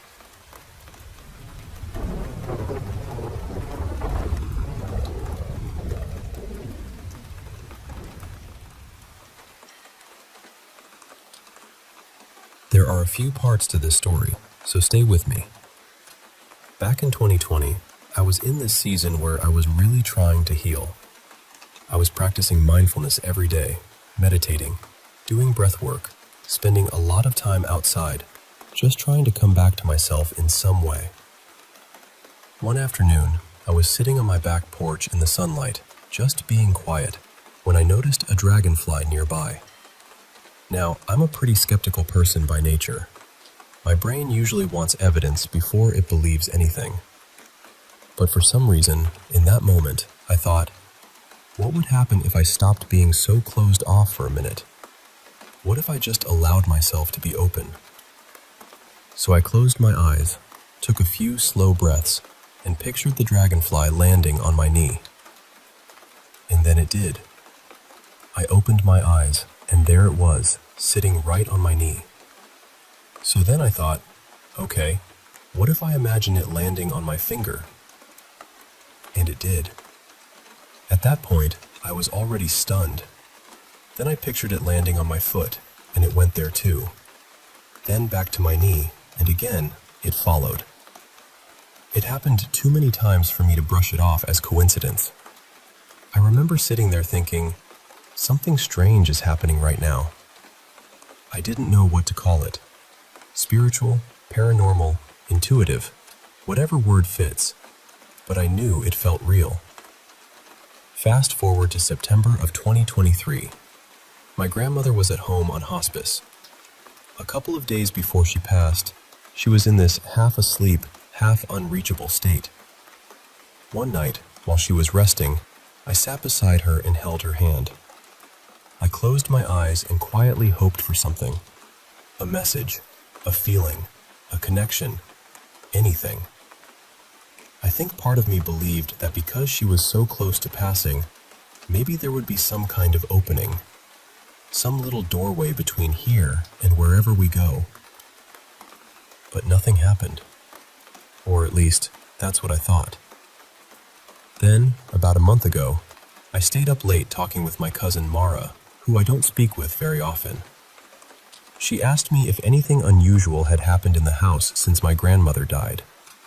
Anything paranormal, any signs, any strange little moments. I told her no, and honestly, I admitted I was disappointed. When I was little, I used to ask my grandmother to visit me after she passed. I wanted so badly to believe she would. Mara said something that stayed with me. She said maybe time doesn't work the same way on the other side. Maybe we have no idea how or when they're able to send a message, and maybe sometimes we're not in the right state to receive it yet. That really stuck with me. The past few weeks, I've been back in another healing season. I've been trying to climb out of depression, anxiety, insomnia, all of it. I started meditating again. I had Reiki done for the first time. I made some big decisions that felt scary but necessary.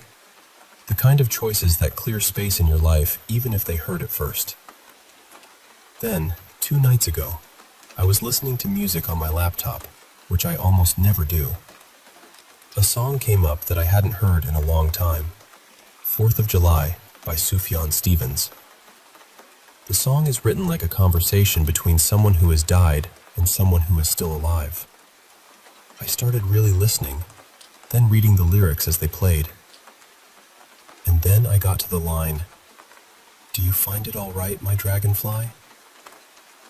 The second I read the words, "my dragonfly," something in me broke open.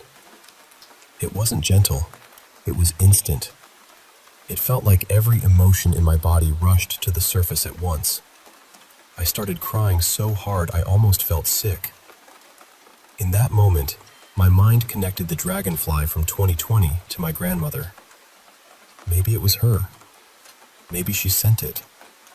Maybe it was some kind of sign before I even understood what it meant.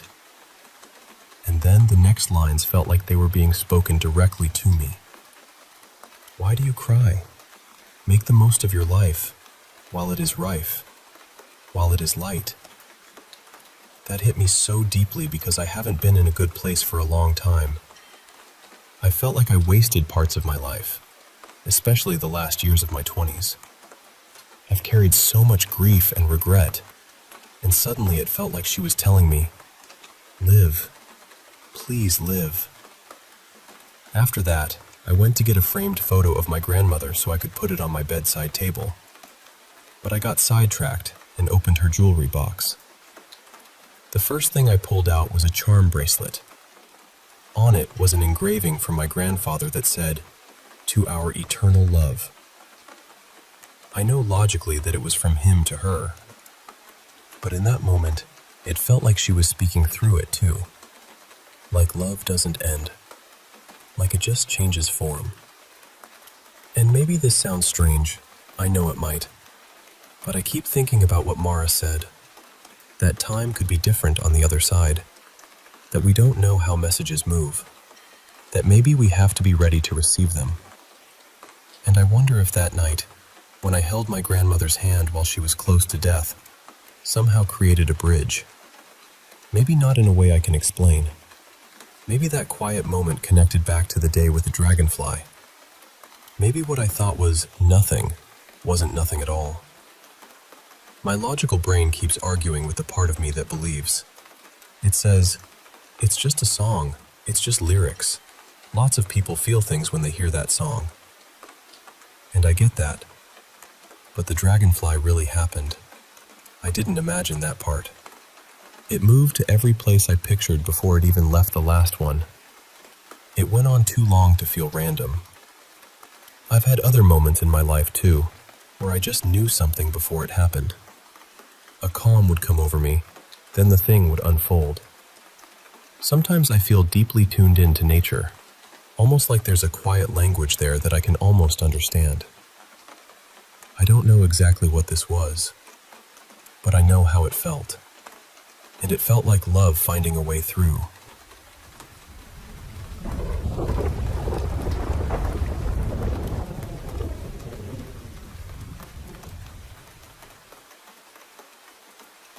This happened to me when I was about 13, back when we lived in this old house in a tiny mountain village. It was just my mom, my little brother, and me. We lived on the upper floor, and the owner of the house lived downstairs. Our apartment had a really strange layout. There was this long hallway, and at the end of it was the kitchen. Then, to get to my room, you had to walk through the kitchen. And to get to my mom's room, you had to walk through my room first.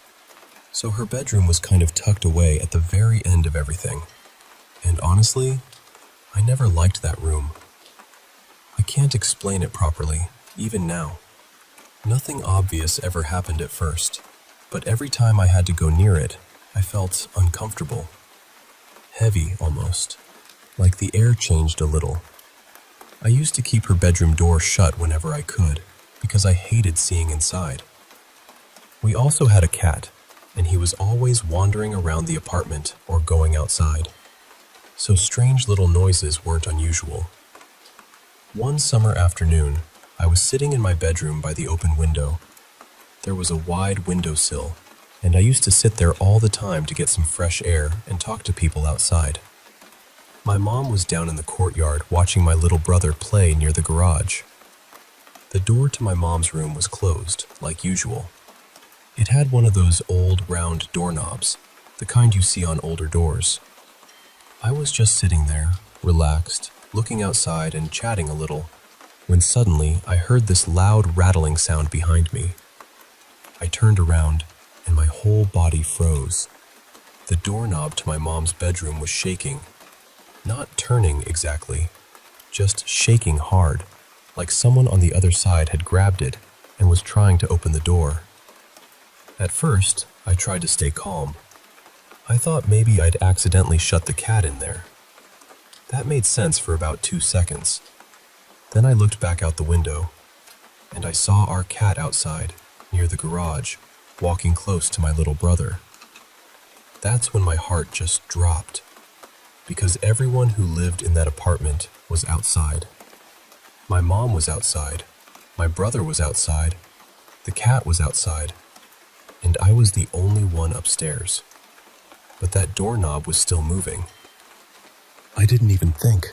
I just ran. I bolted out of my room, through the kitchen, down the stairs, and into the courtyard, crying and shaking. I told my mom what had happened, probably barely making sense because I was so scared. My mom has always been very practical, so she stayed calm. She told me there was probably nothing there, and she went upstairs to check, mostly to reassure me. She opened the door. There was nothing in the room. No person, no animal, nothing fallen against the door, nothing that could have moved the handle like that. And I know people can say maybe I imagined it, or maybe it was the wind, or an old house making old house noises. But I know what I saw. That handle was being shaken from the other side. Other strange things happened in that apartment after that too, but that moment stayed with me the most. Even now, years later, when I think about that bedroom at the end of the apartment, I still feel that same little wave of fear come back. Like some part of me is still sitting on that windowsill, hearing the doorknob rattle behind me.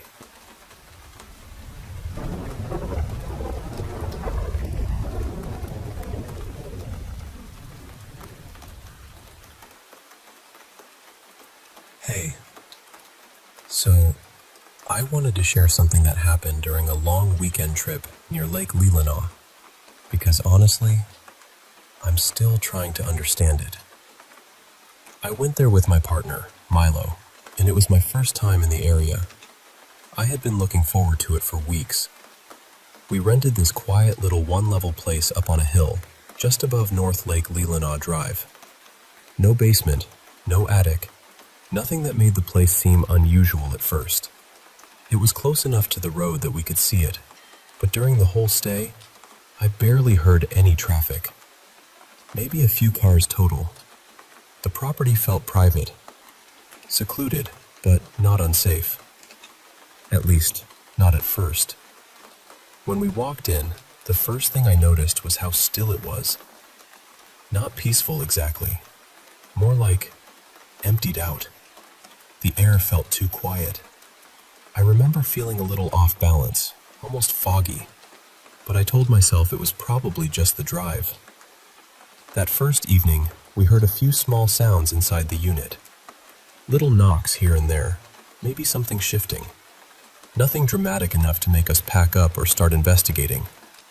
At the time, it felt random. But the first night, after Milo fell asleep, things changed. I started hearing movement inside the rental. Not outside, inside.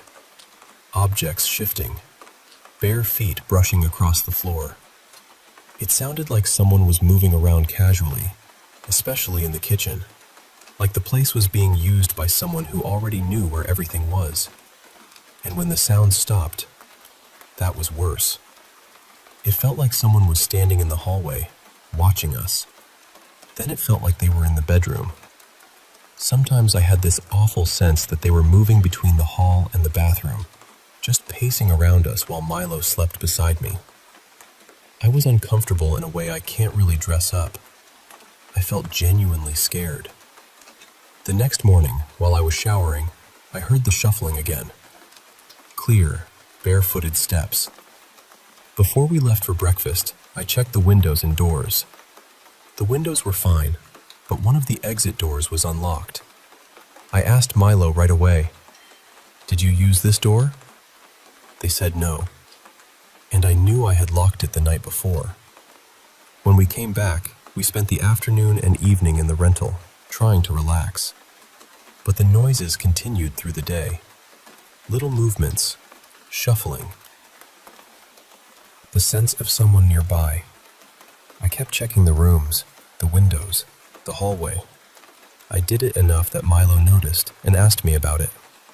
I just felt like I needed to stay alert. Before bed that second night, I checked everything again.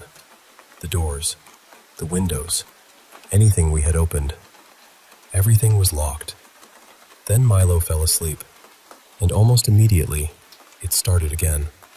This time the activity felt stronger, louder, more deliberate. I heard movement in the common areas, but I also felt like someone was walking through the bedroom and stopping near us. At one point, I heard what sounded like two voices having a low conversation. I couldn't make out words, but the rhythm was unmistakable. Two people murmuring somewhere inside the place. I finally got so scared that I turned on lights. I went into the bathroom, switched on the light, partly closed the door, and got back into bed. I turned my phone brightness up, put on a video at low volume, and tried to fall asleep. I had nightmares all night. The next morning, I woke up and found a heavy drawer wide open in the bathroom area. It was granite and hardwood, not some lightweight drawer that could slide open on its own. Milo and I had even talked earlier about how awkward and heavy those drawers were, because the knobs were tiny and smooth. That drawer had not been opened the night before. I know it wasn't, because it would have blocked the way out of the bathroom. Then, while I showered again, I heard the bare feet.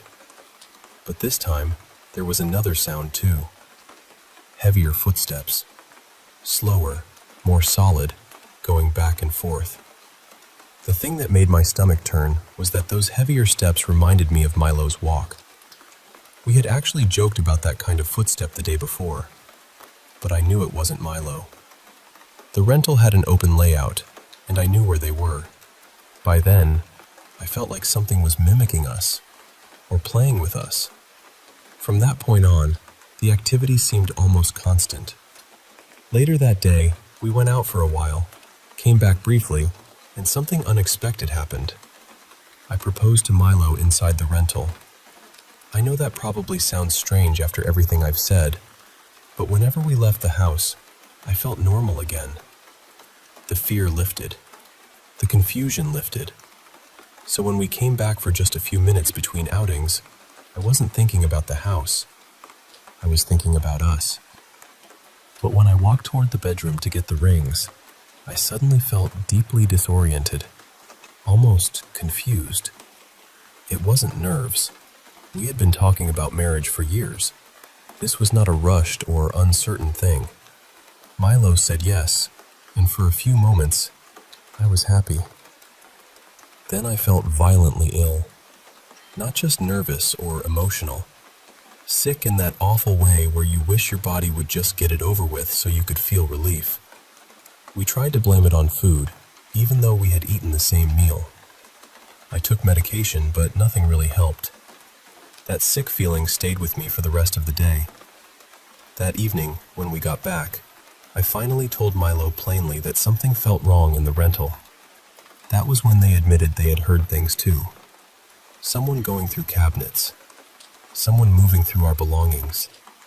Muffled conversations. I hadn't heard the belongings being touched, but they had. After that, we were both on edge.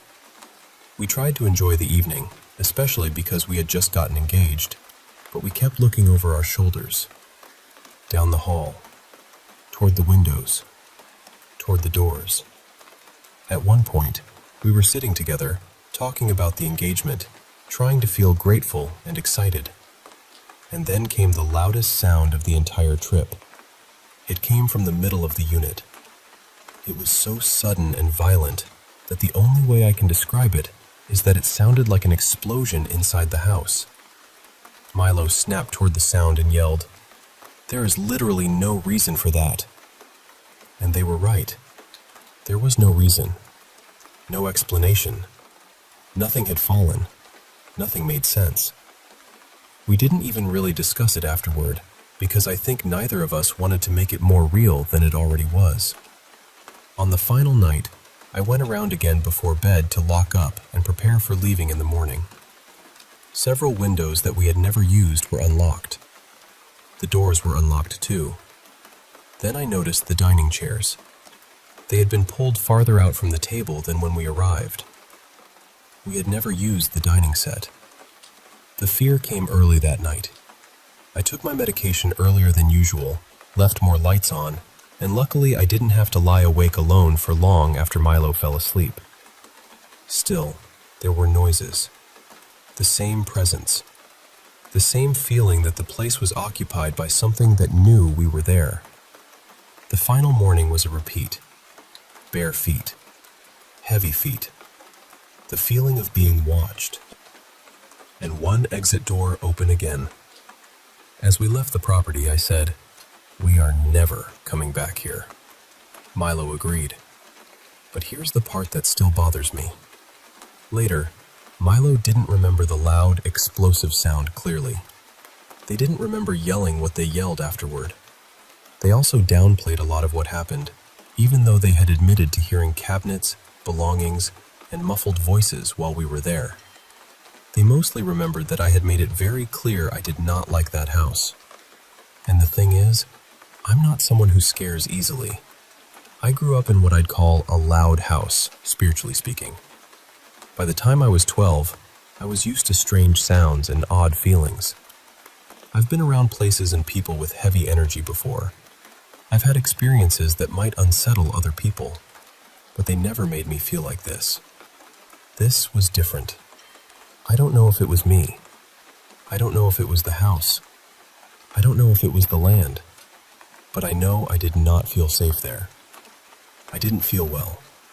And at certain points, I honestly didn't feel fully sane. So I'm sharing this because I'd really like to know whether anyone familiar with Leland or Lake Leelanau has heard similar stories. Folklore, local history, anything tied to that area. I'm not trying to prove anything. I'm just trying to understand why that place felt so wrong.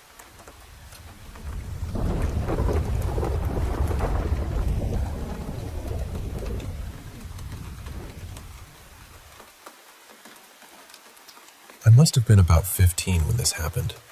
Back when I was living in this little hometown where everybody sort of knew everybody.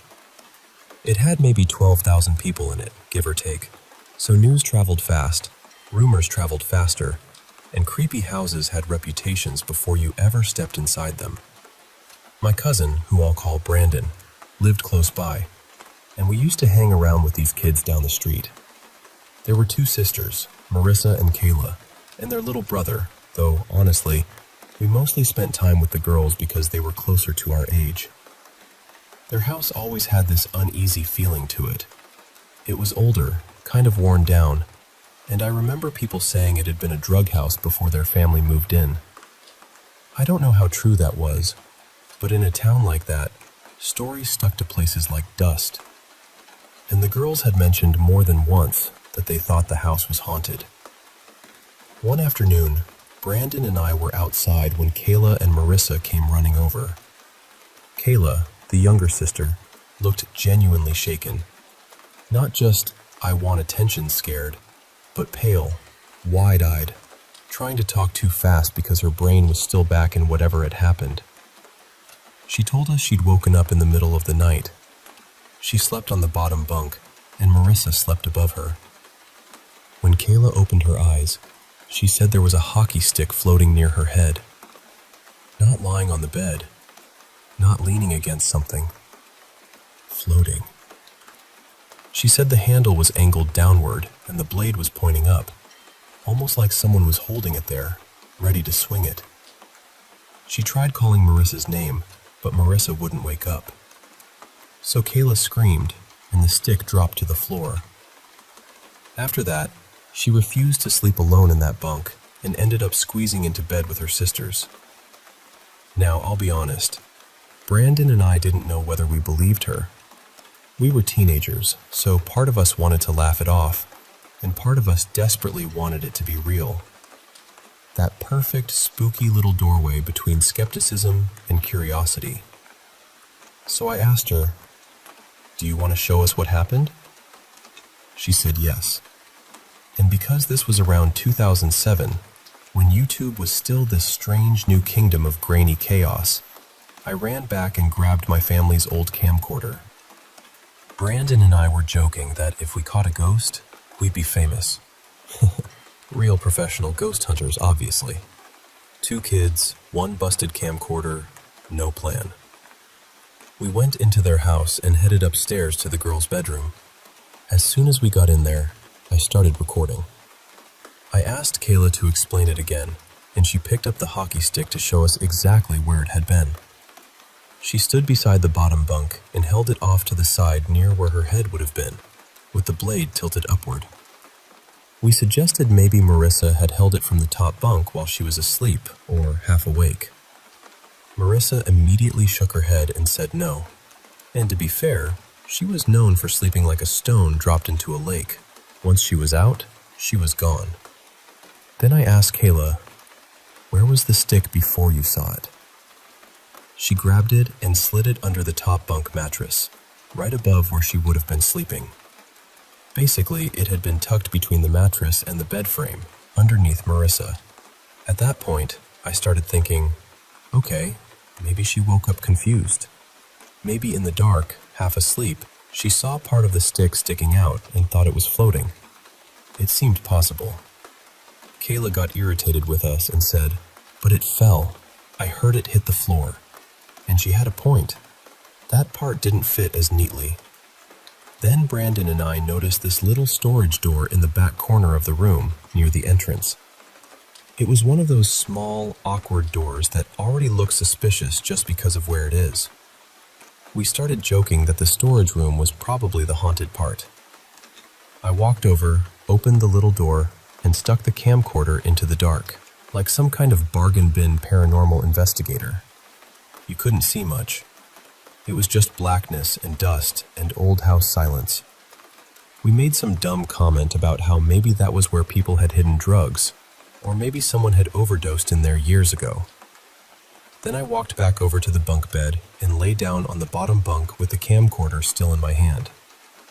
We all kept talking for a minute. Nothing dramatic, just that nervous, joking chatter people do when they're trying not to admit they're uncomfortable. Then I looked up at the top bunk. The hockey stick wasn't there anymore. I said, "Wait, where did we put the stick? I thought it was still under the mattress." Everyone stopped. We all looked around the room. Nobody saw it at first. Then someone pointed toward the little storage door.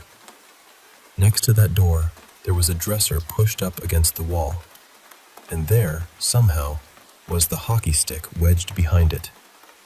The blade was facing up and sticking out toward the little door, like it had been carefully tucked there. The room went cold in that way that has nothing to do with temperature, because it didn't make sense. If someone had put it there, they would have had to pull it out from under the top bunk mattress, carry it across the room, and shove it behind the dresser. And the way it was positioned was weird. It wasn't just lying there naturally. It was tucked between the dresser and the wall with the hook side out, leaning toward the storage door. So I grabbed the camcorder and rewound the tape. We watched it back right there in the room. There was Kayla talking about the stick. There she was, sliding it under the mattress. Then, just a few seconds later, the video showed me turning toward the little storage door, and as the camera swept past the dresser, you could see it. The hockey stick was already there, wedged behind the dresser, blade up, clear as anything. Nobody said much at first. We just stared at that tiny camcorder screen, trying to make our brains turn the impossible into something ordinary. Brandon finally said something like, "Nope. Maybe I moved it and it fell behind there." But even he didn't sound convinced. I told him there was no time. The camera moved toward that corner too fast. Someone would have had to pull the stick out from under the mattress, cross the room, place it behind the dresser, and get out of the shot without making any sound. And that space behind the dresser was so tight that if it had fallen in, it absolutely would have clattered. It didn't. Nobody heard anything, and the video showed it there almost immediately. That was enough for all of us. We suddenly remembered we were still standing in the bedroom where this had just happened, and we ran downstairs and straight out of the house. I never uploaded the video, partly because the camcorder was already old and annoying to deal with, even back then, but mostly because I didn't want my awkward teenage self floating around online forever, attached to some shaky ghost footage. I still think about it though. I can't fully explain it. I've tried. I've gone over the timing, the room, the way the stick was positioned, the sound it should have made, everything. After that day, I hated going upstairs in that house. I could do it, but I never liked it. And those girls were terrified of sleeping in that room again. Honestly, I don't blame them.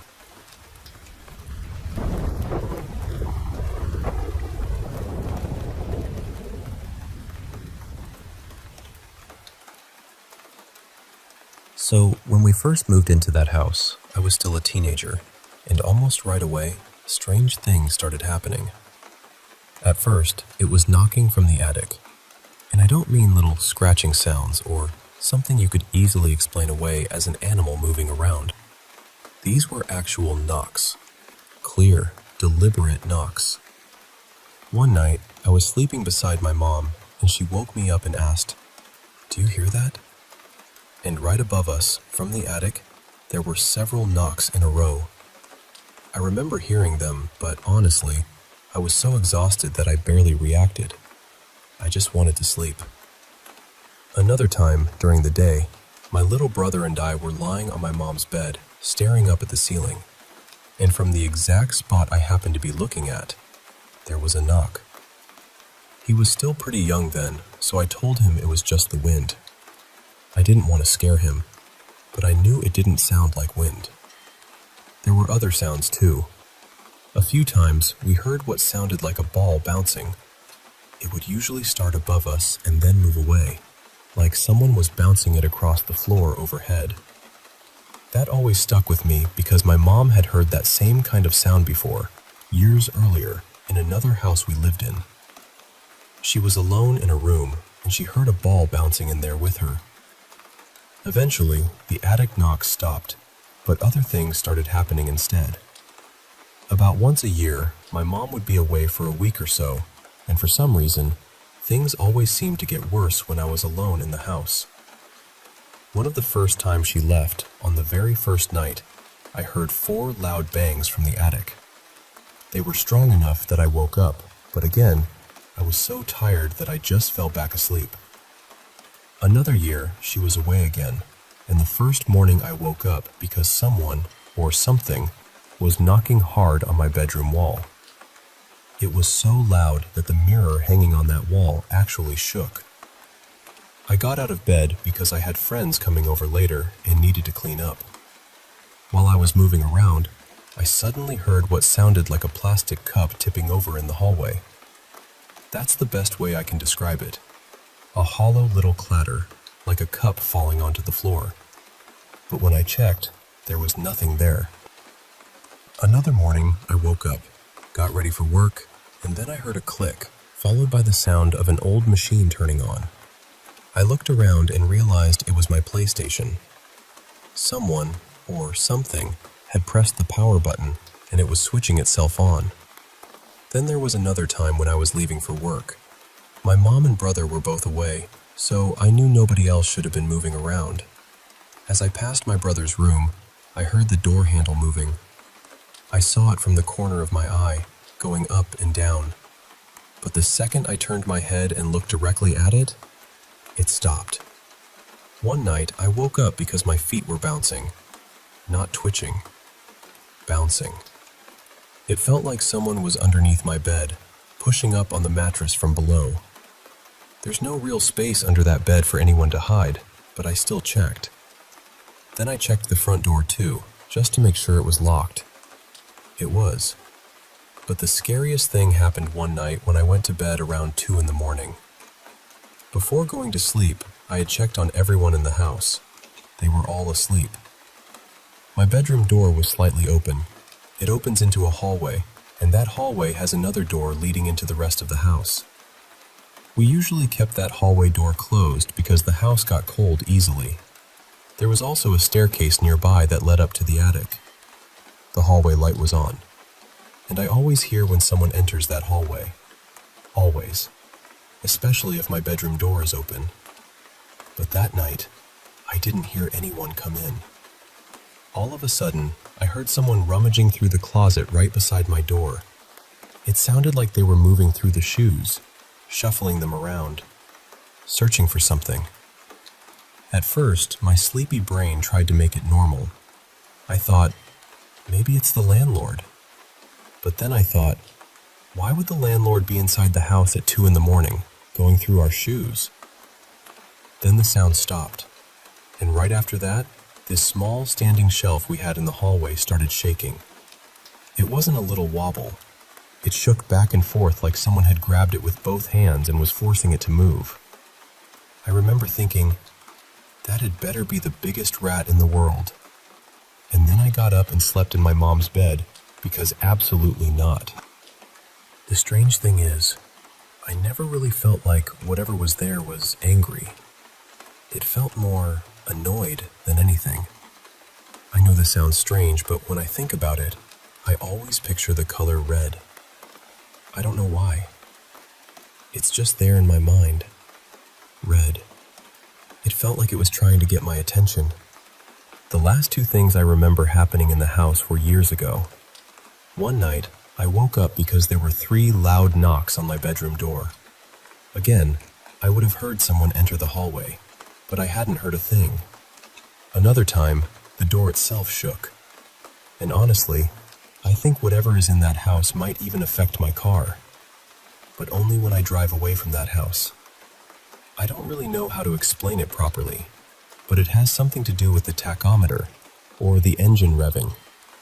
Basically, the car doesn't do what it's supposed to do whenever I leave my mom's house. Only there. When I stayed at my dad's place, it never happened. When I rented a place for 9 months, it didn't happen once. The car worked perfectly. But now I'm staying at my mom's house again while she's away for the summer. And I've only been here a few days, and it's already started again. The car refuses to rev properly, and I have to stop somewhere, turn it off, and turn it back on again. It's not the way I park. It's not the way I reverse out. I do the same thing everywhere else. A few years ago, I even replaced the part that was supposed to be responsible for it. And for a while, that seemed to fix it. But then, after a few months, the problem came back. Only at that house. So I don't know what it is, but whatever lives there, or whatever is attached to that place, it really feels like it knows when someone is paying attention.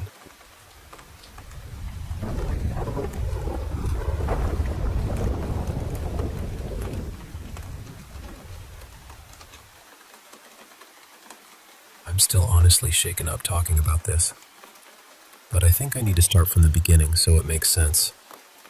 Almost 3 years ago, my husband and I moved to a small island in the Pacific for his work. We knew it was temporary because his job moves us around pretty often, but the housing they placed us in was old. I mean, really old. The unit was built sometime around the 1940s or 1950s. Before we moved in, I had seen people in local groups talk about these houses being haunted.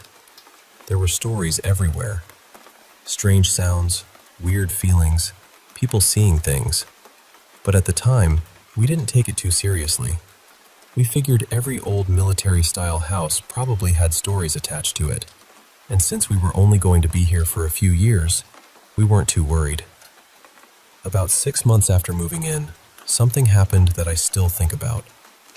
That night, we had already put our little one to bed. Usually, bedtime was around 7:30 or 8, and after that, my husband and I would sit in the living room, watch a show, play a game, or just talk until around 10 or 11. We were on the couch that night, talking about whatever series we were watching at the time, when suddenly we heard this loud stomping sound right outside our child's bedroom. And then there was laughter. It sounded like a child laughing, but not exactly. That's the part that made my skin prickle. It started off deeper than a child's laugh should be, and then it sort of shifted into something higher, like the laugh of a young kid, maybe around 5 or 6 years old. It didn't sound natural. It sounded like something trying to copy a child. I jumped up right away and went to check on our little one, thinking maybe they had woken up or made some noise in their sleep. But they were completely knocked out. Not stirring, not moving, nothing. My husband heard it too, but he tried to explain it away. He said maybe one of the toys had gone off. I remember looking at him like, what toy stomps? Still, I didn't argue. I just felt this heavy, uneasy feeling settle in my stomach. The next day, I went through our child's entire room. I checked every toy, every stuffed animal, every little thing that made noise. Nothing fit. There was no TV in there, no tablet, no sound machine, nothing except the ceiling fan we used for background noise. I told my husband, and he said I was probably overthinking it, so I let it go. Or at least, I tried to. About a year later, our child started saying they didn't want to sleep alone anymore. At first, I thought it was just a normal kid phase. Nightmares, monsters, shadows in the room, all of that. They would say there were monsters, and I would reassure them the way parents do. I told them they were safe. I told them nothing could hurt them. I told them that even if a monster tried, it would have to get through me and their dad first. After a while, they seemed less afraid, and I thought maybe we had gotten through that stage. Then one morning at breakfast, completely out of nowhere, they said something that made me freeze. They said, "The monsters are just friends. They won't hurt us because they're always with us." I tried to stay calm, but I asked what they meant, and they said, "They're with us when we're all home together. They watch us while we sleep so we're safe." I looked over at my husband, hoping he would react, but he just shrugged it off like it was imagination. And honestly, I wanted to believe that too. At least our child wasn't scared anymore, right? That's what I told myself. But then this past weekend happened. My husband got called into work around 9 at night, and our child was already asleep. I stayed up for a while finishing a painting I had started earlier that day. Sometime later, our little one woke up and wanted to sleep in my bed. I didn't mind. My husband wouldn't be home until morning anyway, so we got settled in my room. They curled up beside me and fell asleep pretty quickly. Then, at around 11:30, I woke up to laughter. It was coming from their bedroom. At first, it sounded like hysterical child laughter. Not a soft giggle, not a toy sound, but loud, wild laughing. Then it changed into what sounded like a child talking, except the words weren't words. It was gibberish, but fast, like someone whispering and babbling at the same time. My child sat straight up next to me and said, "Mama, who is that?" And that's when I knew I wasn't imagining it. There were no TVs on, no toys that could make that sound, no tablets, no game consoles, nothing. The only device on was my phone, and it was in my hand. I didn't know what else to do. I got up, walked to my bedroom door, locked it, and came back to bed. I just sat there for a while, completely stunned, trying to make sure my child felt safe enough to fall asleep again. The thing is, this house has always felt wrong. I've had people come over and ask if I've ever experienced anything strange here before I even tell them anything. It's like the air changes when you walk inside. No matter what room you're in, you feel watched.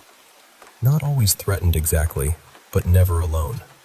I've tried telling whatever this is to leave. I've tried ignoring it. I've tried pretending it's nothing.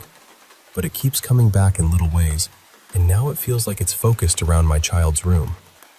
I've thought about asking the housing office to move us, but I'm scared to tell them the real reason. I don't want anyone looking at me like I'm unstable or making things up. We're supposed to leave the island in about a year, so part of me wonders if I should just wait it out. But another part of me feels like one more year in this house is too long. I don't know what to do anymore. I don't know if anyone else has dealt with something like this, but I would really appreciate any advice.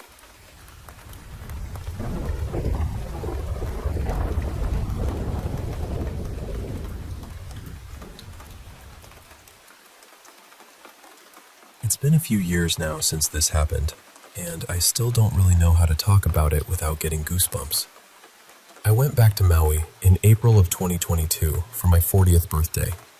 My husband surprised me with a family trip, and somehow there were 16 of us all together, staying at the Grand Wailea. I know that sounds fancy, and it was, but for me, Maui wasn't about the resort. Maui had been home once. It was where I had worked, where I had loved, where I had lost people, and where pieces of my spirit had been scattered like little shells along the shoreline. My grandmother had lived in Kihei when I was growing up, so visiting her meant getting to visit Maui. She passed away on April 26th, 2 days after my birthday. That date matters. I didn't know how much it mattered until everything unfolded. The whole trip, I kept feeling this ache in my chest. I missed the island badly. The trees, the air, the people, the feeling that the land itself knew your name. My husband could tell I needed to get away from the resort for a while, so the day after my birthday, my friend who still lived on island picked me up with another friend, and we went to Ingao Valley. Before we went, my brother had told me, "You need to get in the water and make 3 wishes." He was strangely serious about it. I had hurt my knee a couple days earlier going down the pool slides with my little girl, but I didn't care. Swollen knee or not, I was going. When we got there, I prayed for my grandmother in the Portuguese garden, and then we hiked up toward the needle. My friend knew where to go, so we left the regular tourist trail and found a quiet place facing it directly. I had brought a piece of moldavite with me, this little green stone that honestly looked like something out of a legend. I sat there alone for a few minutes, holding it, trying to connect with my dad and my grandmother, both of whom had passed. I just wanted to feel them. I wanted a message, a sign, anything. And then I heard it, clear as day inside me. Go bathe in the warrior water. I had no idea what that meant. We climbed down to the stream, and because of my knee, I basically had to crab walk down the rocks, which was not graceful at all. But when we reached the water, it felt sacred. There was a prayer written nearby in Hawaiian and English, and I asked my friends to read it over me while I dunked myself. The moment I went under, it felt electric. Not cold, not just water, energy. When I came back up, my knee didn't hurt anymore. I felt lighter, younger, almost brand new. My friend said, "You basically just gave yourself a Hawaiian baptism." And that stayed with me, because my birthday had been the day before. After that, I felt pulled to go to the Buddhist temple in Paia. I heard another message in my head: ring the bell for Dad. So I did. I went in, prayed, rang the bell 3 times, and waited outside for my friends to pick me up. While I was standing there, I read a plaque I had somehow never noticed before. It said the temple had been blessed by the Dalai Lama on April 24th, 2007. April 24th is my birthday. At that point, the whole day felt like a spiritual scavenger hunt, and Maui was leaving clues. The next day, April 26th, was our last day on the island. It was also the anniversary of my grandmother's passing. We were having lunch at Bistro Molokini before heading to the airport, and our server asked how my hike had gone. I told her everything. When I mentioned the phrase, warrior water, she stopped and looked at me. "What did you call it?" I repeated it. She told me that only true locals called it that. Then I showed her pictures of where I had gone into the stream, and her face changed again. She said the tree near that spot was where baby warriors were once taken the day after they were born to be blessed. That shook me. Then I showed her 2 stones I had picked up. One looked like the Iao needle, and one looked like a heart. I already knew I shouldn't take them home, so I told her I wanted to bless them and return them to the water near the chapel on the resort grounds. She smiled and said that was good. On my way to the chapel, I ran into a local friend and asked him what I should say to bless the stones. He told me, "Mahalo ke akua." So I started repeating it over and over because I didn't want to forget. Mahalo ke akua. Mahalo ke akua. Mahalo ke akua. My friend also told me the chapel doors were usually locked. I remember saying, "I bet they'll open for me." And they did. When I reached the doors, I heard another voice in my mind telling me to remove what I could and lie down. I had just come from swimming, so I was wearing a bathing suit with a wrap and a hat. I took off the wrap and hat, opened the doors, and stepped inside. The second I entered, I felt pushed to the ground. Then I heard, "Keep your eyes closed, don't look." And then the drums started. They were loud, deep, heavy. Not like music from a speaker. They were inside my bones. I could feel every beat through my body. I was lying there on the floor of this chapel, eyes squeezed shut, shaking so hard I couldn't move. My skin felt like it was burning. I heard chanting underneath the drums, low and steady. I thought I was losing my mind. I didn't know anything about the night marchers then. I had lived on Maui, visited Maui my whole life, and somehow nobody had ever told me what to do if you encountered them. Eventually, I couldn't stay down anymore. I gathered every bit of strength I had, stood up, lifted my arms with the stones in my hands, and yelled, "Mahalo ke akua!" The chapel filled with gold light. I walked toward the altar, crying, still hearing the drums and chants. When I reached the steps, I was thrown down again. My arms stretched out, my eyes still closed, and the pain came back, sharp and stinging, all over me. And then, suddenly, it stopped. Just like that. The pain became warmth.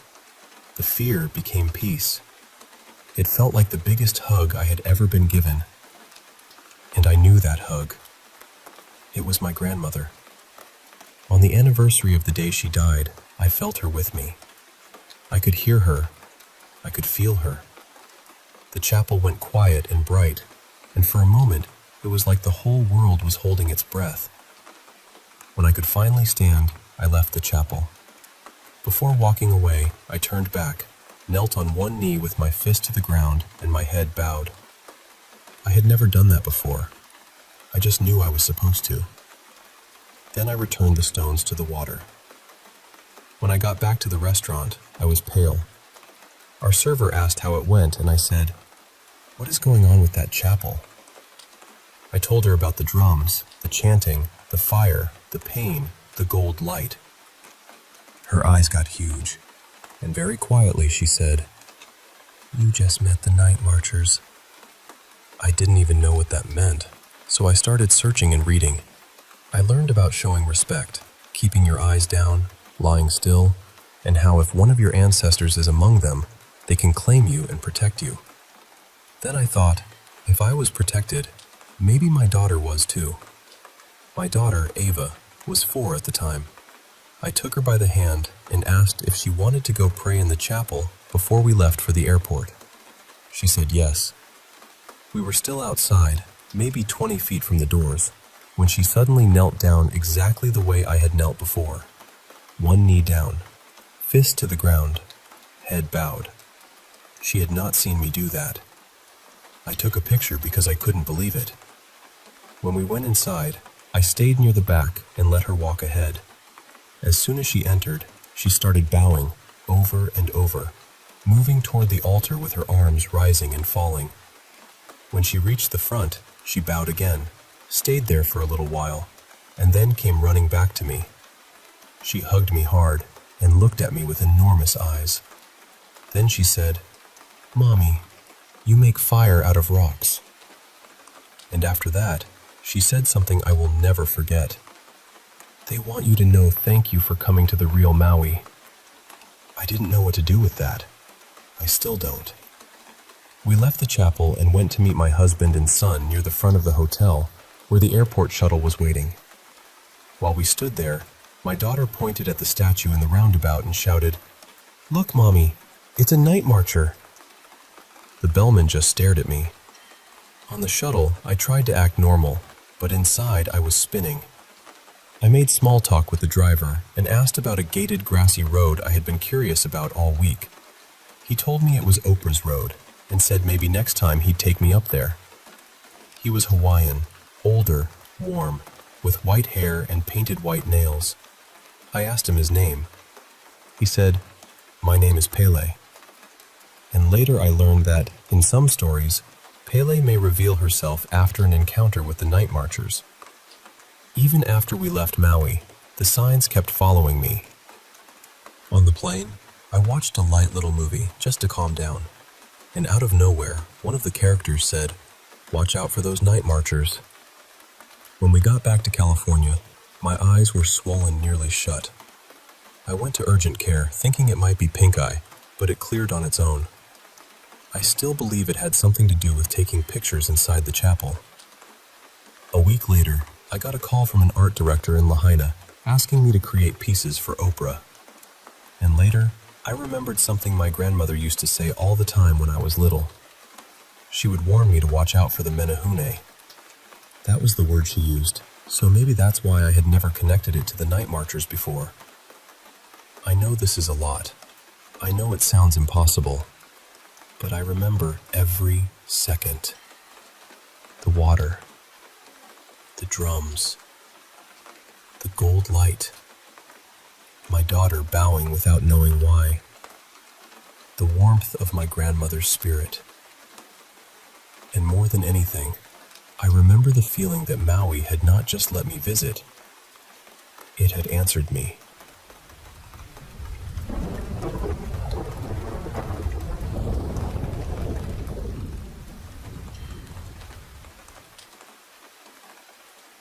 I've been to a lot of psychics over the years, more than I can even comfortably admit, honestly. I think it was because there was this one person I couldn't get out of my mind, and a part of me kept hoping someone would tell me something that felt real. And you know, I had all kinds of readings. Some were terrible, some were decent, some felt like they were just throwing words into the air and hoping I'd catch one. But out of more than 50 readings, maybe 4 actually stayed with me. There was one woman I saw twice. The first time was in person, and she picked up on so much about me. She picked up on this man I'd been thinking about too, in a way that honestly caught me off guard. I tried to go back to her about a month later, but she turned me away right there in person. Not rudely, exactly. More like she just knew I wasn't supposed to get another reading yet. Then, a couple of months later, I called her. She didn't even see me face to face that time. She only had my first name and my date of birth, and somehow she picked up exactly where she had left off, like she had opened the same book to the same page. A few weeks after that, I called her again, and before I could really say much, she said, "Have you had a reading recently?" I told her yes, and she said, "Then you need to wait." That stayed with me. Later on, I went to a psychic fair with my mom, and one of the women there, someone I had seen maybe 3 or 4 weeks before, looked at me and suddenly said, "You're the one with the beautiful aura." I just froze for a second. Then she said, "Your name is Ava, right?" And I said yes. Then she said, "You're the one thinking about the man from a few years ago?" That part was a little off. It wasn't a few years, it was closer to 10, but still, I couldn't believe she remembered me at all. I asked her how many readings she usually does in a month, and she said around 70 or 80. So either she remembered me out of all those people, or she really was picking up on something again. Either way, it felt strange in that quiet, electric kind of way. Then I wanted to see what she would pick up about my mom. My mom asked about her mother, who had passed away. And this reader, who used Egyptian tarot cards, looked at her and said, "You have a brother, and your sister-in-law is not to be trusted. Be careful with her." My mom's face changed immediately, because that was true.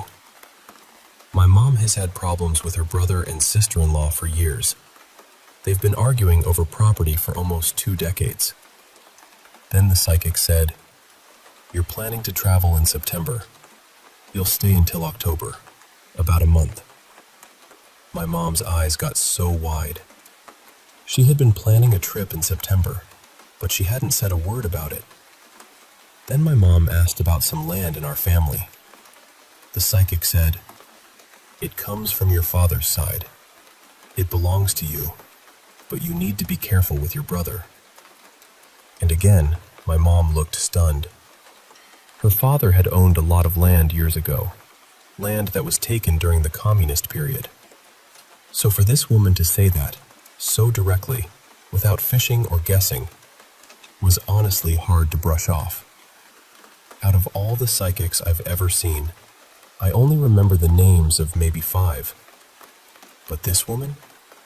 I remember her, because the way she read my mother was so precise.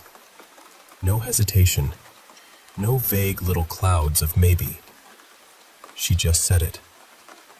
And the September travel thing still gets me. The brother, the sister-in-law, the land, all of it. At one point, I told her, "You're really good." And she almost looked offended. She said, "Don't say that. It's not me. It's God." That also stayed with me, because she didn't try to sell us anything afterward. No cleansing, no candles, no special rituals, no extra money. Nothing.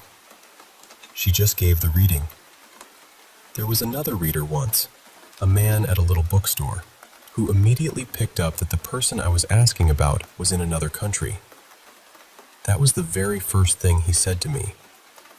And this woman at the fair gave me a time frame for when I should reach out to him. But more than anything, I still can't get over the fact that she remembered my name and my aura, my beautiful aura.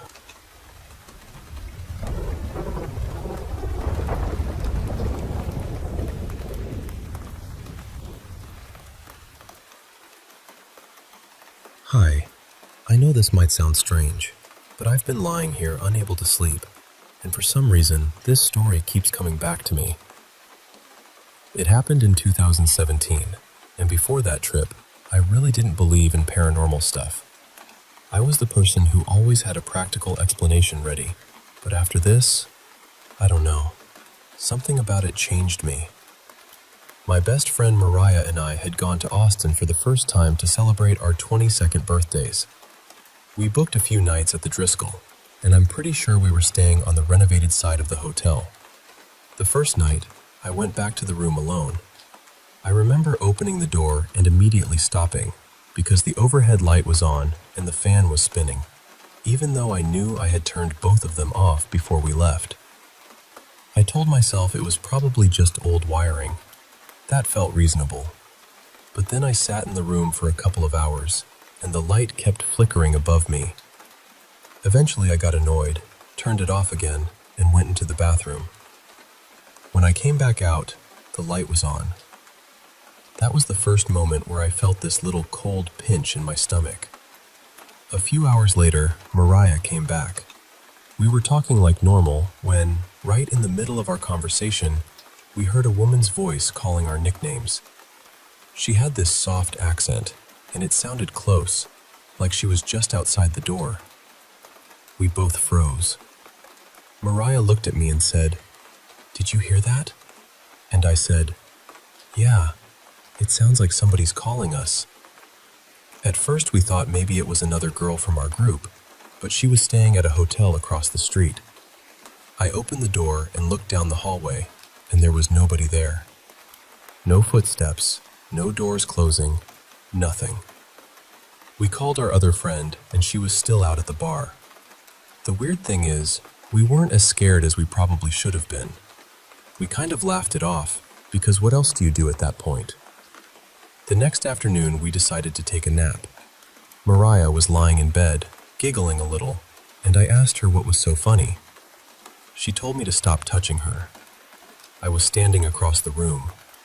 I told her to stop playing around because I thought she was trying to freak me out. But she said something was touching her thigh. Not brushing against her, touching her. I was still being dismissive, so I told her to relax and go to sleep. Not even 10 minutes later, I got into my own bed. I was wide awake, scrolling on my phone, when I felt the mattress dip beside me. It felt exactly like someone climbing into bed next to you. Then I felt pressure on my legs. Then my thighs. Then my chest.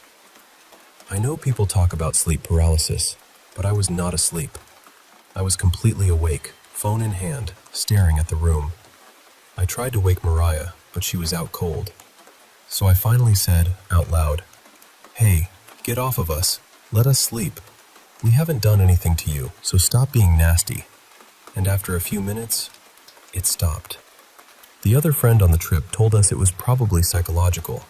She said old hotels lean into ghost stories, and faulty wiring makes people imagine things.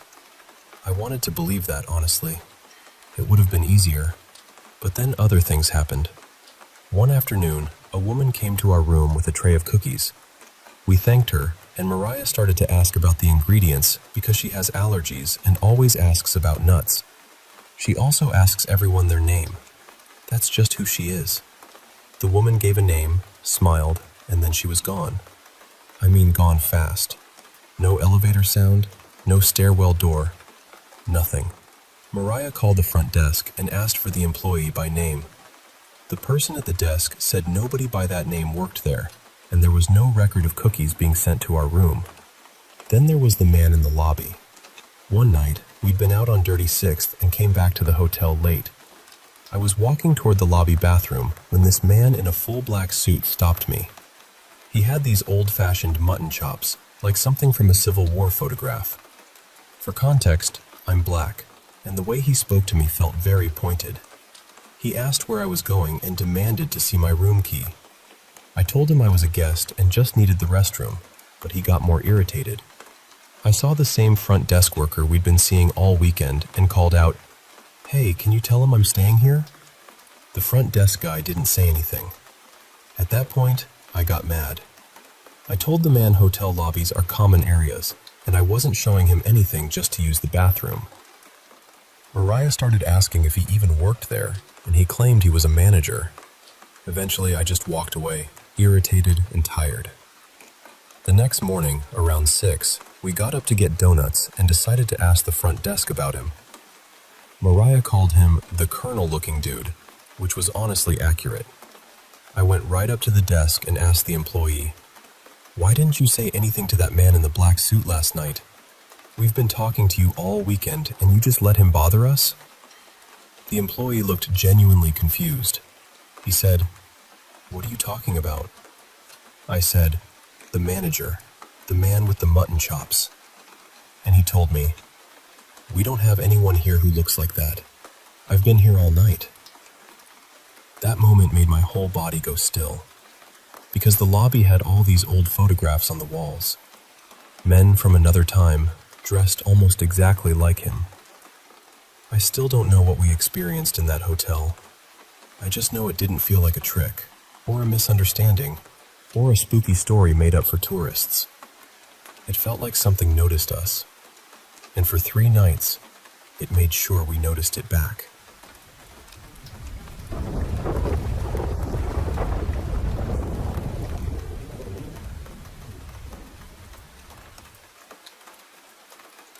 I honestly don't know where to begin with this, because it feels like these things started before I even understood what was happening.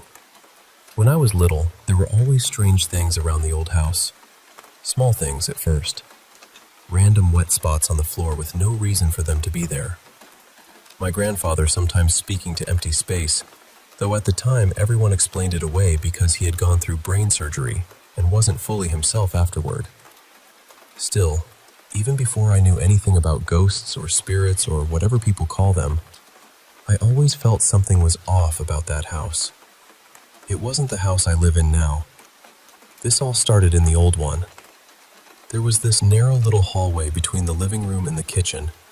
It wasn't huge, but 2 people could probably squeeze through it. From the living room, you couldn't really see the kitchen. You could only see the hallway, and then you had to turn right at the end to get there. Near that turn, there was a corner where my mother kept things like buckets and small household stuff. One night, I was sitting with my family watching TV.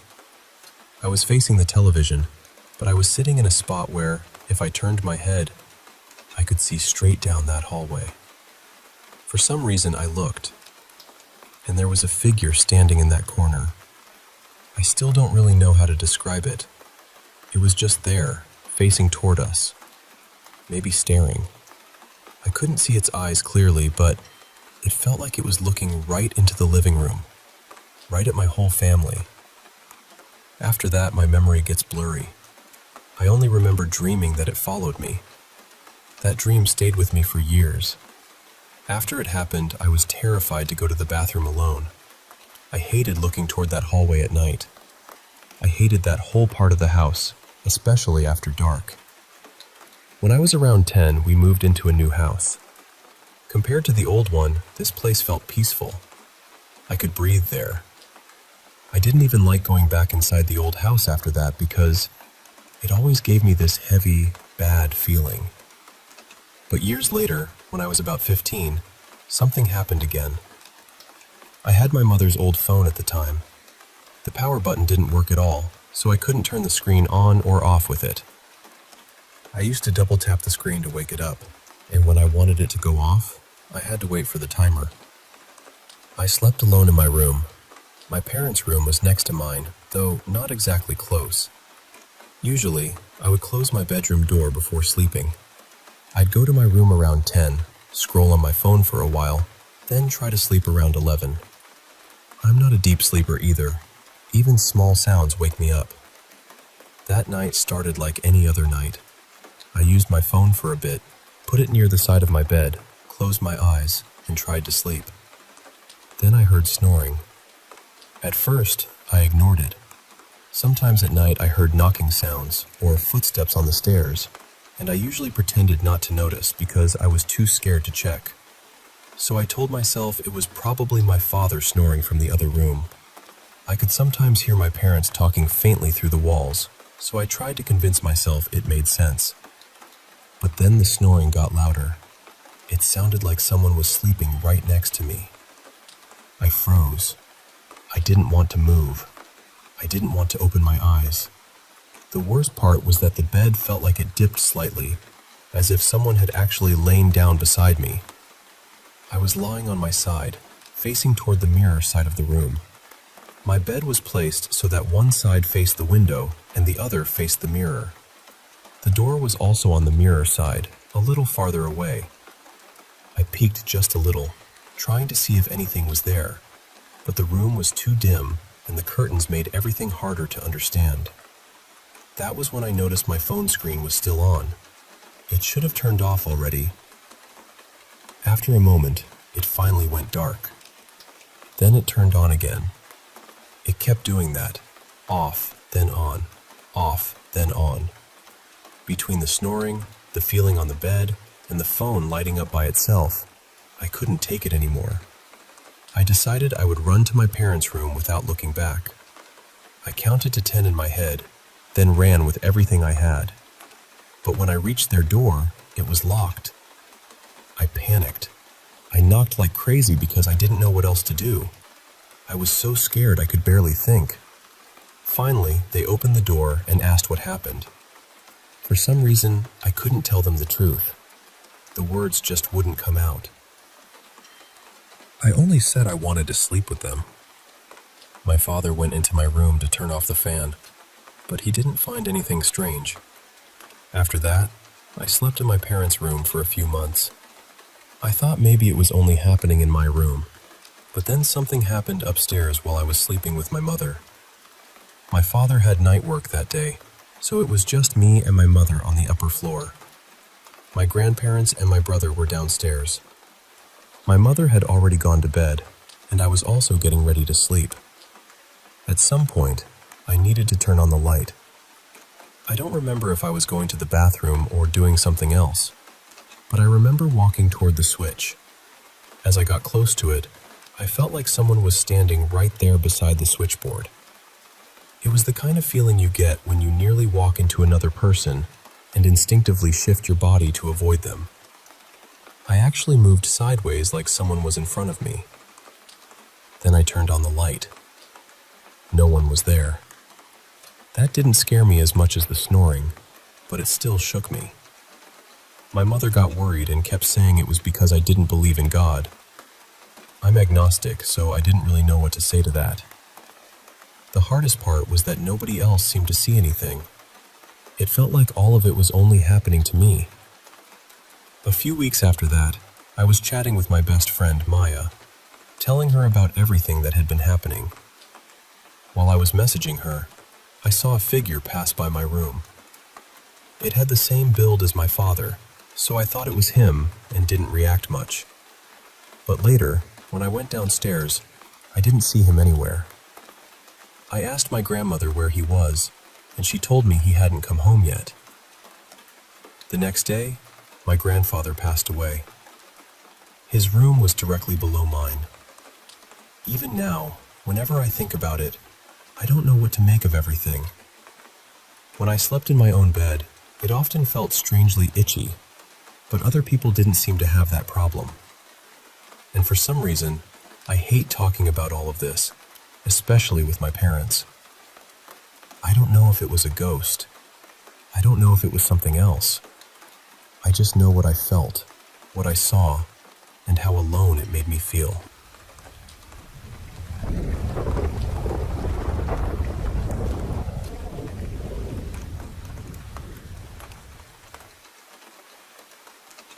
When I was younger, probably around 11 to 13, I truly believed my bedroom had something in it.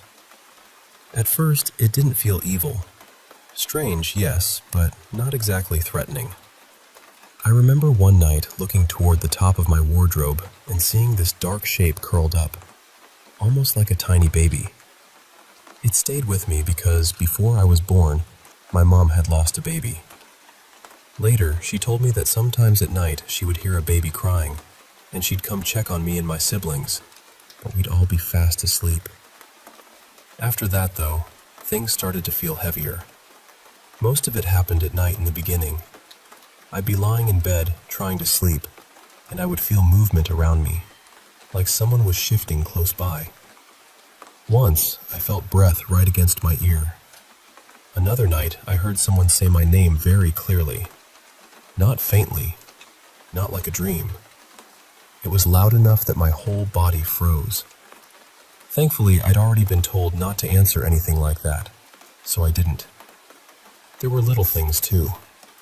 I'd walk into my room, leave the door open, turn around, and somehow it would be shut.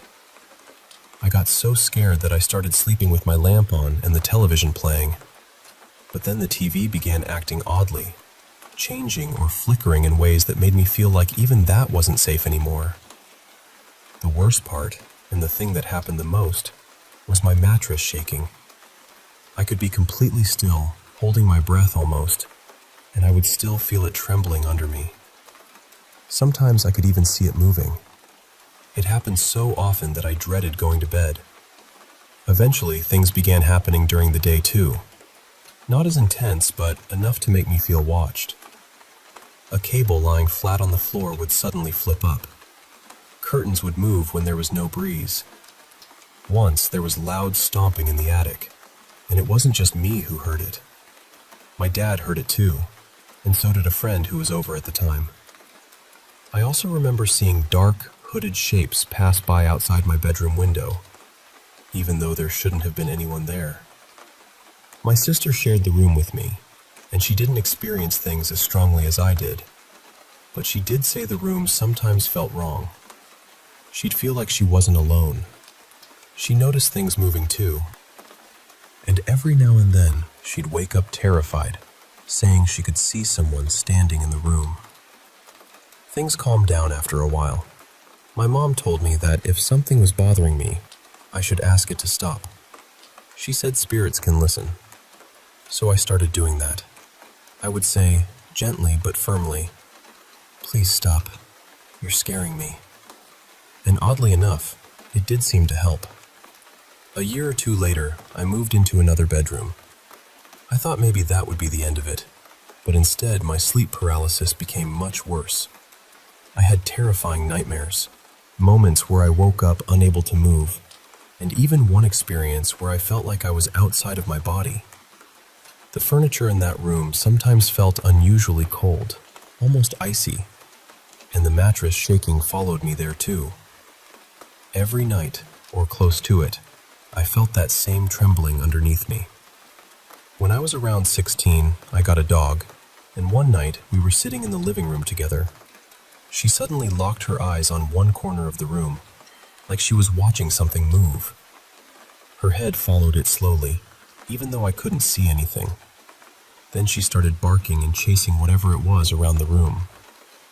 That frightened me more than I expected, because animals don't usually pretend to be scared. Now I'm in my late 20s, and I've had other strange experiences as an adult. I've seen what I believe were spirits. Some didn't feel harmful, but they were still not exactly welcome. I've also heard and sensed my 2 rabbits after they passed, and those moments feel different, softer, comforting. My sister has even said she hears them running around sometimes when she visits. As I got older, I became more connected with witchcraft and paganism, and I think that helped me feel less helpless. It gave me language, tools, and a sense of control. It also helped me find other people who have experienced things they can't easily explain. But the mattress shaking has never fully left my mind. It doesn't happen constantly anymore, but recently it started again. I haven't been sleeping well. I've been going through something emotional with someone, and it's also close to the anniversary of losing one of my rabbits. So now I keep wondering, is the shaking something paranormal, or is it something my mind creates when I'm under stress? And if the mattress shaking was in my mind, then what about everything else from my childhood? I did go to doctors more than once when I was younger, because honestly, I was scared I was losing touch with reality. But no doctor or mental health professional ever gave me a clear explanation, and I was never diagnosed with psychosis. I also had other frightening experiences when I was very young. I remember faces in posters seeming to move, I saw bugs crawling across walls when nothing was really there. And once, the worst one, I saw a porcelain doll come to life. In my memory, it walked along the shelf, turned its head toward me, and its eyes glowed green. Because my childhood was traumatic, and because I lived in an abusive household, I know my memory of that time isn't perfect. Some things are hazy. Some things feel sharp enough to cut glass. So I'm left with questions. Were those experiences spirits? Were they fear? Were they my mind trying to survive an unsafe home? Or was it some mixture of all of it? I don't know. But I do know this. The fear felt real. The shaking felt real. And even now, all these years later, part of me is still trying to understand what was really in that room with me.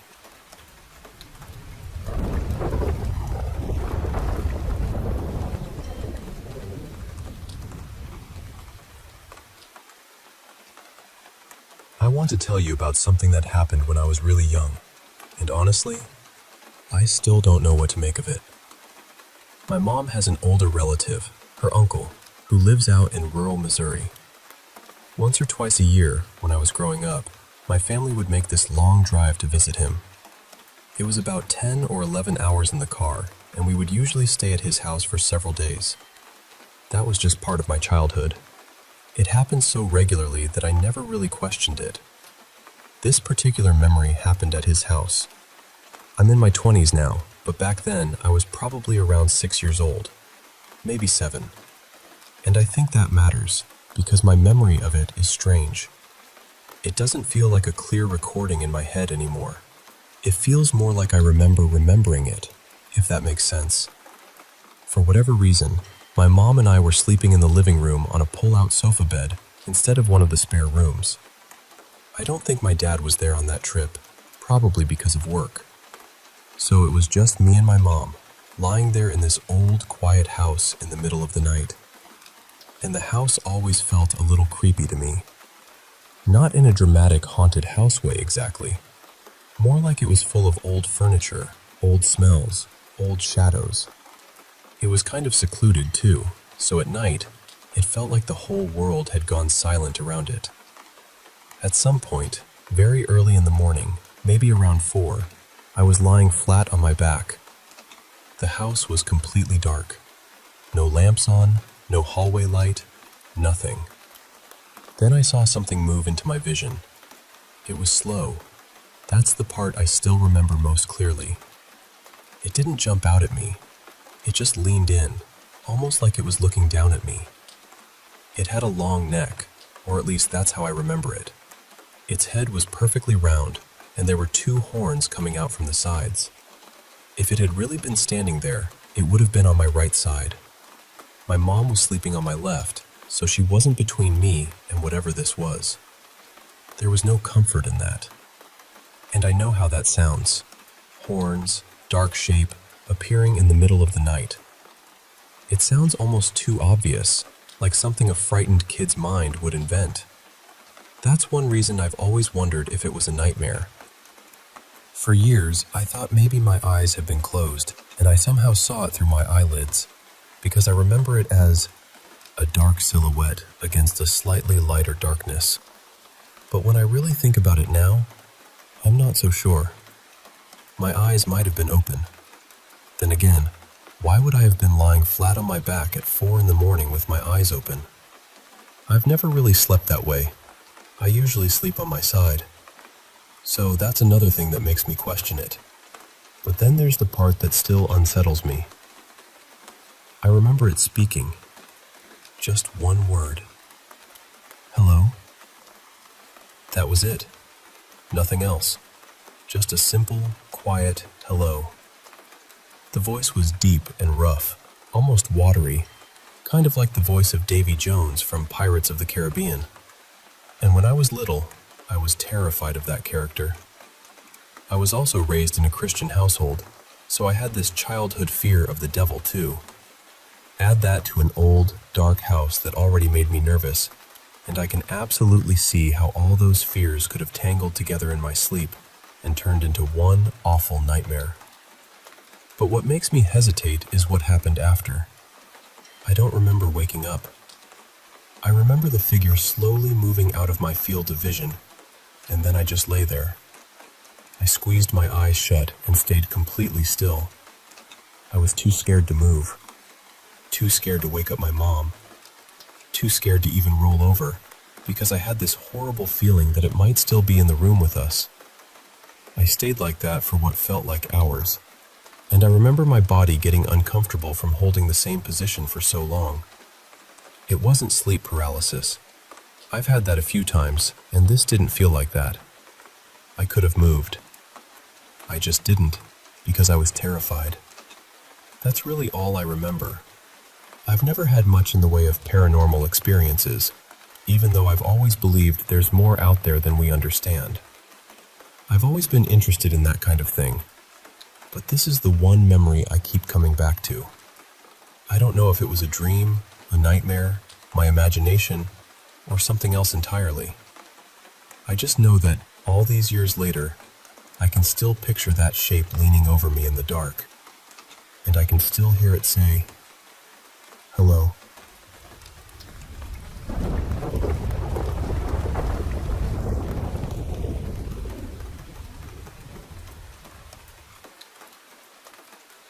Most families have a few strange stories tucked away somewhere, but mine has more than a few.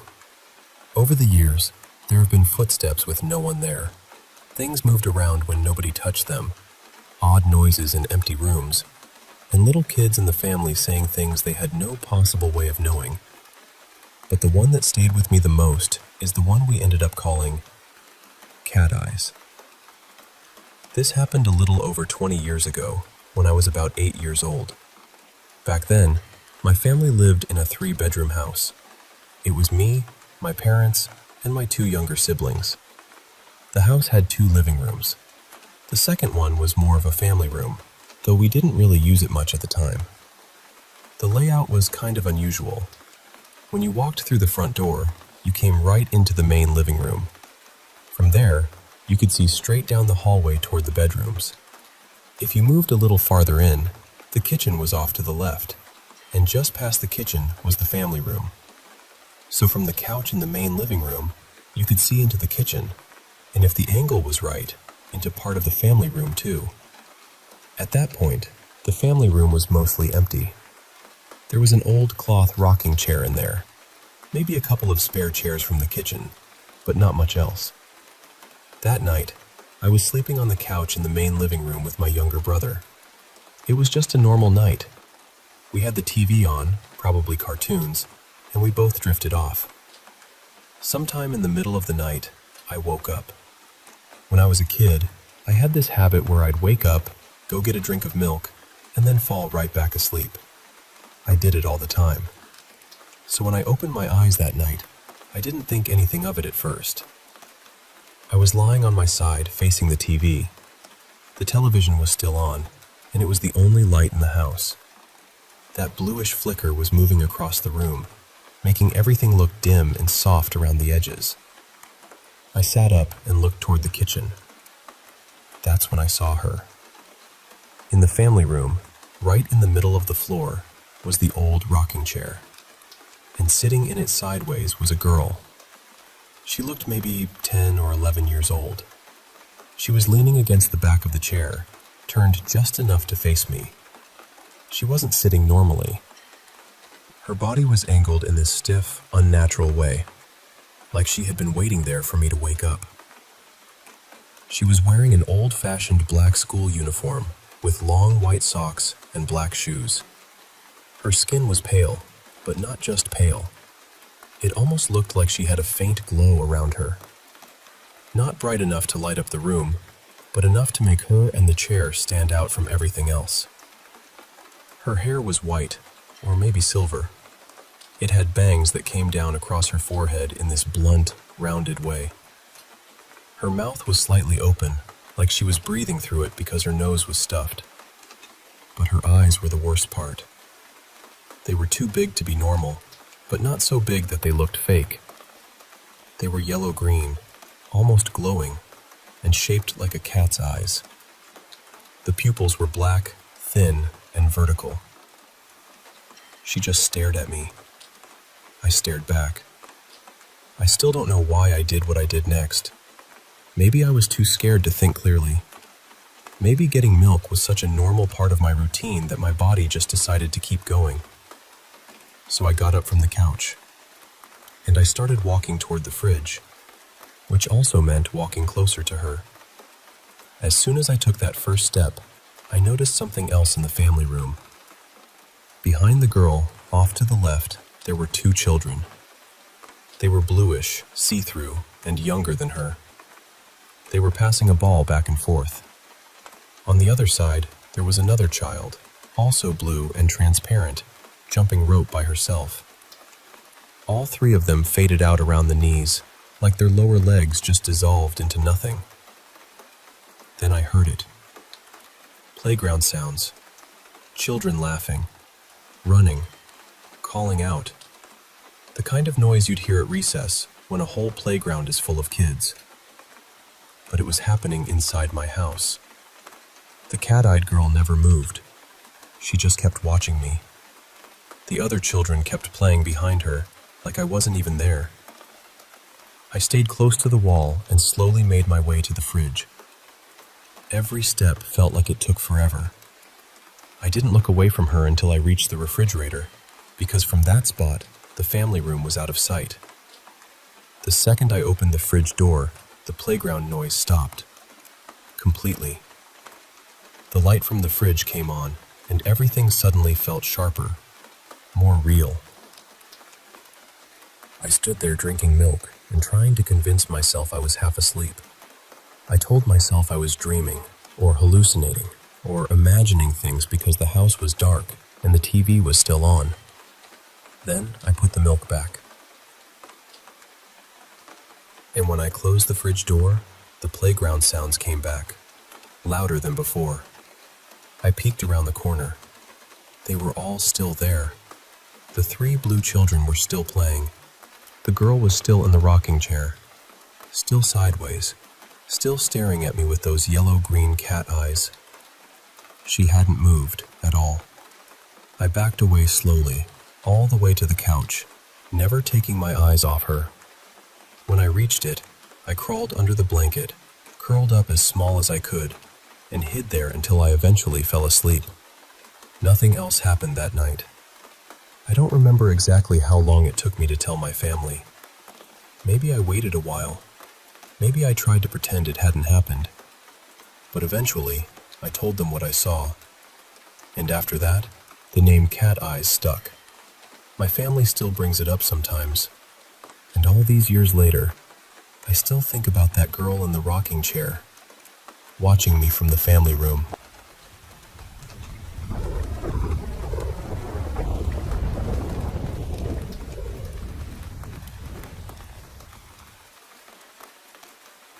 A little over a year ago, my whole life changed in the most painful way. My husband passed away without warning, and I was still trying to understand how to breathe through that kind of grief when my mother became seriously ill. She was living by herself in the old family house, and once her condition got worse, I knew I couldn't leave her there alone. So I packed what I needed, left my own place behind, and moved in with her so I could take care of her properly.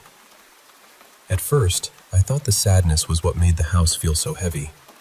Grief does that, you know. It settles into the walls. It changes the air. But then my mother started saying strange things. She was in bed most of the day, weak from her illness and the medication, and she kept telling me she heard noises in the hallway. Not just creaking floorboards or pipes. She said she heard voices, faint voices, calling her name. I tried to be practical about it. I told myself it was the medicine, or her fever, or maybe just the old house making old house sounds. I didn't want to let fear in. I already had enough fear living inside me. Then, a few days later, I saw something myself. It was the middle of the afternoon, broad daylight. I had just finished cleaning up around the house, and my mother had fallen asleep. I went into her room to check on her, just like I always did. And when I stepped inside, I stopped dead. There was a woman standing beside my mother's bed. She was dressed completely in black, from head to toe, and I could see her face so clearly that even now, I wish I couldn't remember it. Her skin was pale in a way that didn't look human, and her eyes were huge, wide open, fixed right on me. I couldn't move. I couldn't scream. I just stood there, frozen, with this terrible cold feeling moving through my body. Then, without even thinking, I covered my eyes with both hands and started praying out loud. I prayed like a child. I prayed because it was the only thing my body knew how to do. I must have stood there for a full minute with my hands over my face. When I finally lowered them, she was gone. My mother was still asleep, calm and untouched, as if nothing had happened. 2 nights after that, it got worse. I was sleeping in the room next to my mother's, so I could hear her if she needed me. I had just lain down and was starting to drift off when I noticed a dark shape at the foot of my bed. It looked like a shadow, but too solid, too still. I stared at it, trying to convince myself I was half asleep. Then something grabbed me. I didn't see hands, but I felt them. A sudden, violent pull, like something invisible had caught hold of me and was dragging me off the bed. The force was so strong that my blanket flew up and landed across the room. I screamed then. I got out of that bed so fast I don't even remember standing up. I ran into my mother's room and stayed there beside her until morning. I did not sleep. Not for 1 second. The moment I truly broke was the next week, when my sister Mara came to visit. A few minutes before she arrived, I was sitting alone at the kitchen table, eating something small because I hadn't had much of an appetite. Suddenly, I felt this sharp, crushing pain around both of my wrists. It felt exactly like someone had grabbed me with both hands and was squeezing as hard as they could. I couldn't breathe. I couldn't think. Then I heard Mara's car outside, and I ran out of the house crying so hard I could barely speak. I told her I couldn't stay there anymore. I told her something was in that house, and it wanted to hurt me. She was frightened, but she tried to calm me down. Then I told her what had just happened in the kitchen. She pulled up my sleeves, and both of us went silent. There were bruises forming around my wrists, deep purple marks, and you could see the shape of fingers in them, like someone had pressed their hands into my skin. That was when I lost it. I told her, "It's him. It has to be him. He doesn't want me here. He doesn't want me to leave our old life behind. He's looking for me." But Mara grabbed my face gently and made me look at her. She said, "No, listen to me. That is not your husband. This is not love. This is something else." And I think I needed someone to say that to me, because grief can twist fear into strange shapes. It can make you believe the worst thing is still connected to the person you miss. Mara didn't waste any time. She called our aunt, who knew the parish priest in town, and by the next morning, he came to the house. He blessed every room, the bedrooms, the kitchen, the hallway, even the corners that always felt too dark no matter how many lights were on. Then he blessed me too. And after that, the house changed. I don't know how else to describe it. The air felt lighter. My mother stopped hearing voices. The hallway went quiet. I never saw the woman in black again, and nothing has touched me since. For a while, I thought maybe that was the end of it. But a few weeks later, I learned something I wish I hadn't. Some relatives mentioned, very carefully, that my late husband's family had been connected to dark spiritual practices back in their hometown. Things people didn't like to talk about. Things that had followed the family for years. I don't know what's true. I don't have proof. And honestly, I'm too afraid to go digging for answers. All I know is this. Whatever was in that house was not my husband. And I am grateful every day that it finally let go.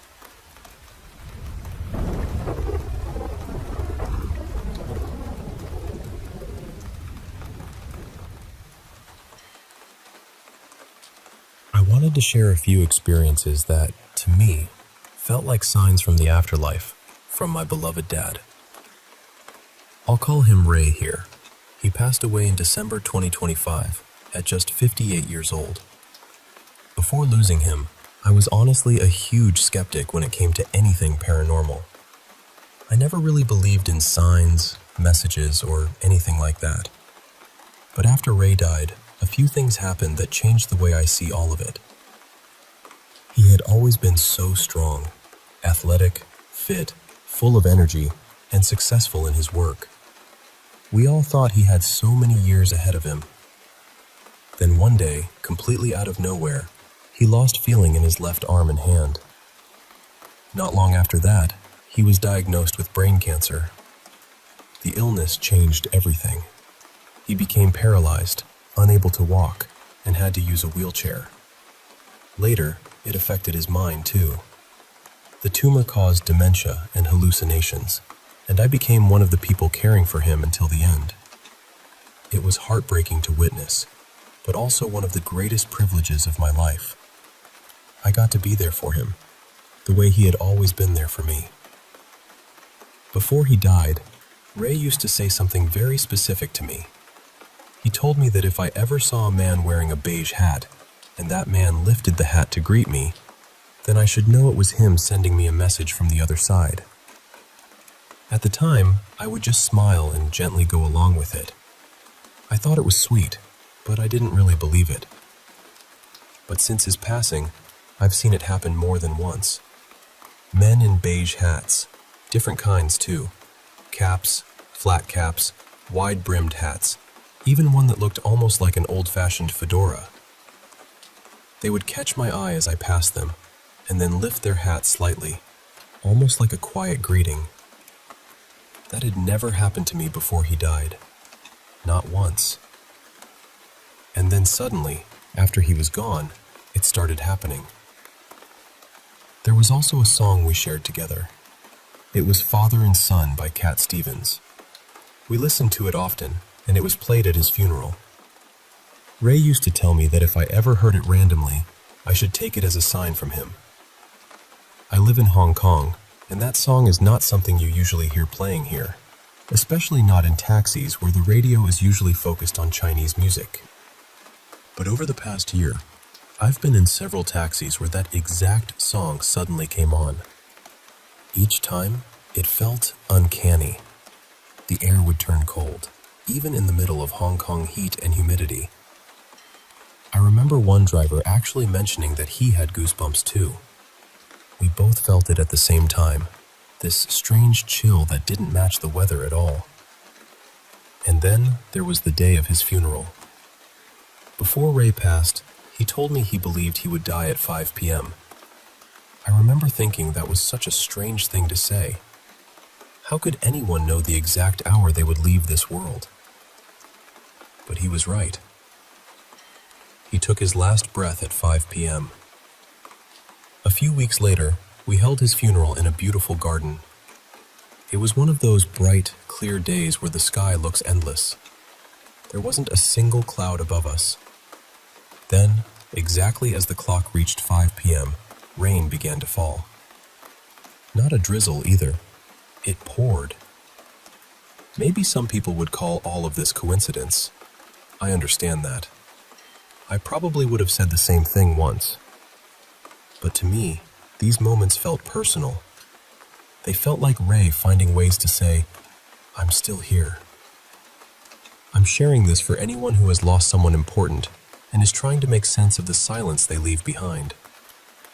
I don't expect everyone to believe it. I only know what I felt. These experiences opened my heart to the possibility that love does not simply disappear when someone dies. Maybe it changes shape. Maybe it becomes a song in a taxi, a sudden chill in the heat, rain at exactly the right moment, or a stranger lifting a beige hat on an ordinary street.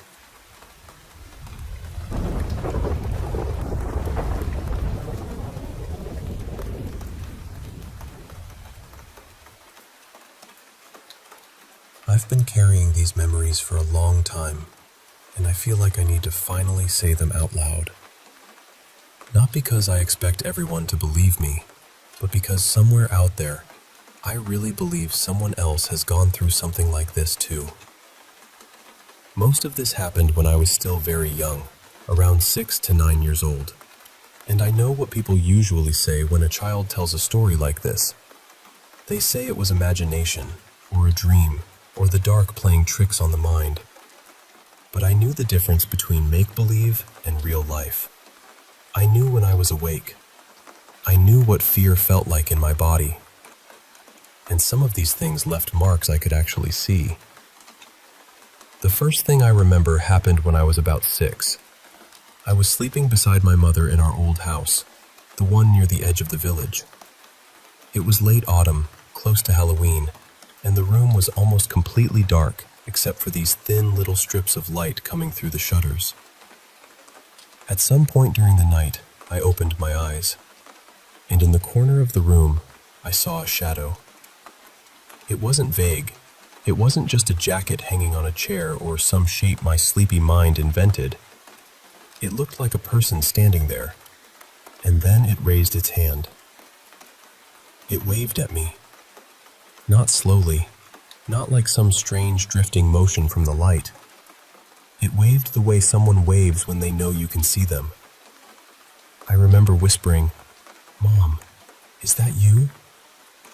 My mother stirred, half awake, and turned on the lamp. The second the light filled the room, the shadow disappeared. Just gone. No object there, no explanation, nothing in the corner that could have made that shape. My mother told me to go back to sleep, but I didn't. I just lay there staring at that corner, waiting for it to come back. The second experience happened a few years later, when I was around 9. It was Halloween morning, and my mother and I were on a bus heading toward the village. I remember sitting beside her, looking out the window, when I started hearing 2 people talking behind us. A young man and a woman. Their voices were clear, not muffled, not far away. They sounded like they were sitting right in the seats behind us. But the things they were saying were so strange. The man was talking about belonging to some kind of old vampire order, not in a joking way, not like a kid making up a game. He sounded calm and serious. The woman told him the place where she was staying had something in it, something violent, something like a poltergeist. They spoke as if all of this was normal to them, like they were discussing work or family matters. I sat there frozen, listening. Then, at the end, one of them said something like, "We'll see each other at the next gathering." And right after that, I felt this cold rush go through me. It was sudden, like all the warmth had been pulled out of the air. I turned around immediately. The seats behind us were empty. Completely empty. The bus hadn't stopped. No one had gotten off. There was nowhere for them to go. I looked at my mother, but she hadn't reacted at all. She hadn't heard anything. Not one word. Then there was the night with the scratches. I was sleeping beside my mother again, and I woke up in that heavy, strange way where your body feels slow, but your mind is already terrified.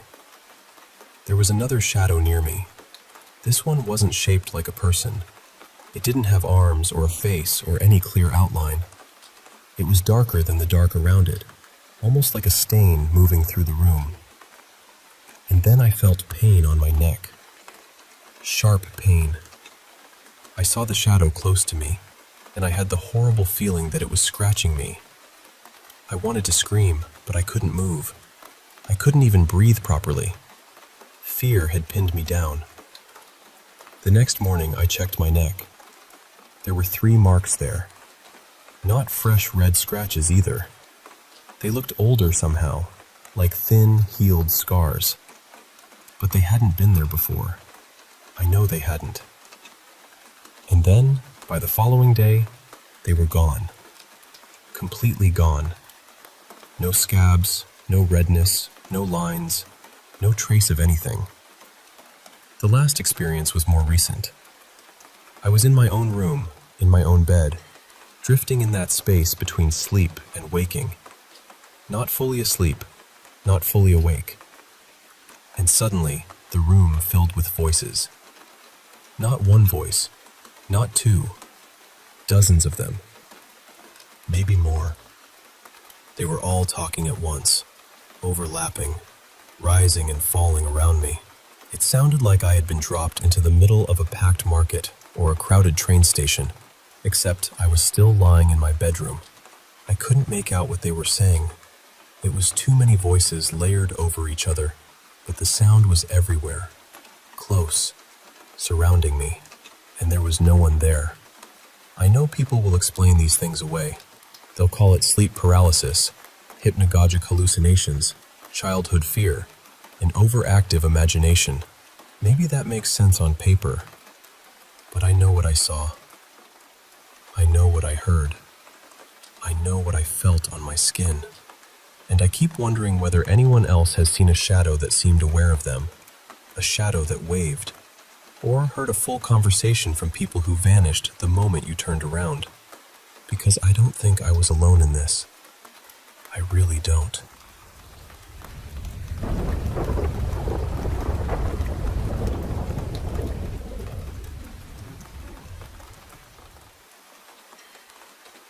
I want to start by saying I've had quite a few strange experiences over the years. Paranormal encounters, sleep paralysis, things I still don't fully know how to explain. I'll probably talk about those another time. But today, I want to focus on one specific thing that happened to me. To give you a bit of background, the place I lived in was built on old marshland. There had been a village there for generations, but the part I'm talking about was a little newer. Back in the 1930s, a shoemaker from another country came across the area and decided to build there. He opened a shoe factory and built a whole little town around it for the workers. And honestly, it sounded incredible. There were houses designed in the style of his home country, a swimming pool, shops, a cinema, a petrol station, tennis courts, a village hall, and a large hotel. He owned all of it. Over time, the factories closed, the buildings were sold off, and the whole area changed. The hotel was eventually converted into flats, and that's where this story really begins. When I was 17, I moved in with my boyfriend at the time. He was 23, and we moved into one of the flats inside that old hotel. The relationship was awful. He was controlling, cruel, and the whole thing was toxic from beginning to end. Something else worth mentioning is that, years before that, my grandfather had also lived in the same old hotel building. That matters because I remember something from his flat very clearly. His bathroom always felt wrong. It was a tiny room, maybe 6 feet by 6 feet, with no windows at all because it sat toward the middle of the building. There was nowhere for anyone to look in from, no hidden corner, no outside view. Nothing. But every time I went in there, I had this heavy feeling that someone was watching me. When I moved into the flat with my boyfriend, I realized we were on the same floor my grandfather had lived on. And then, little by little, I started feeling it again. That same watched feeling in the bathroom. It went on for months. Nothing dramatic happened at first. It was just that horrible sense that I wasn't alone, even when I knew I should have been. Then one day, my younger brother Mason came over to visit. He was 16 at the time. I had been in the bathroom and got that familiar feeling again, the prickling, uncomfortable sense of being observed. I left the bathroom, grabbed a laundry basket, and went into the bedroom to collect clothes for the wash. When I walked in, Mason was standing there with his back to me. At least, I thought it was Mason. He was wearing a pale yellow super-dry shirt and black Adidas joggers with tight cuffs at the ankles. I remember it clearly because I was looking right at him. I started chatting away to him, just about whatever random thing had caught my attention that day. As I was speaking, he slowly began to turn around. I could see the side of his face. And then I heard talking from the living room. I stopped. I listened again, and I heard my brother's voice coming from the other room. Then he called out, "Who are you talking to?" I turned toward the bedroom door and saw Mason walking out of the living room. My stomach just dropped. I looked back to where he had been standing in the bedroom, and there was no one there. I turned back to my actual brother and said, "You were just in here with me." He looked completely confused and told me he had been in the living room the whole time. He said he heard me talking and wondered who I was speaking to. For a second, I tried to make it make sense. I thought maybe he had somehow walked around me without me noticing. But then I looked at his clothes. He was wearing something completely different. Not the yellow shirt, not the black Adidas bottoms. A different outfit entirely.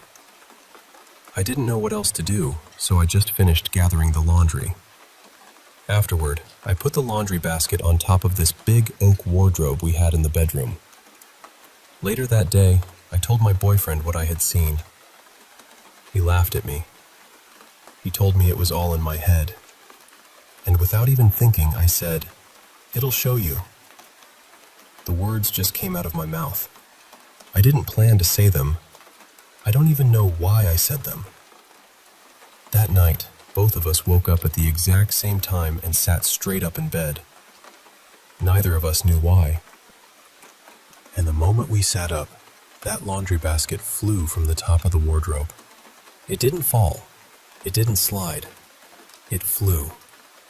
It shot across the room, all the way from one side of the bedroom to the other, and slammed into the opposite wall. That room was long, maybe close to 20 feet, and the basket crossed it like it had been thrown.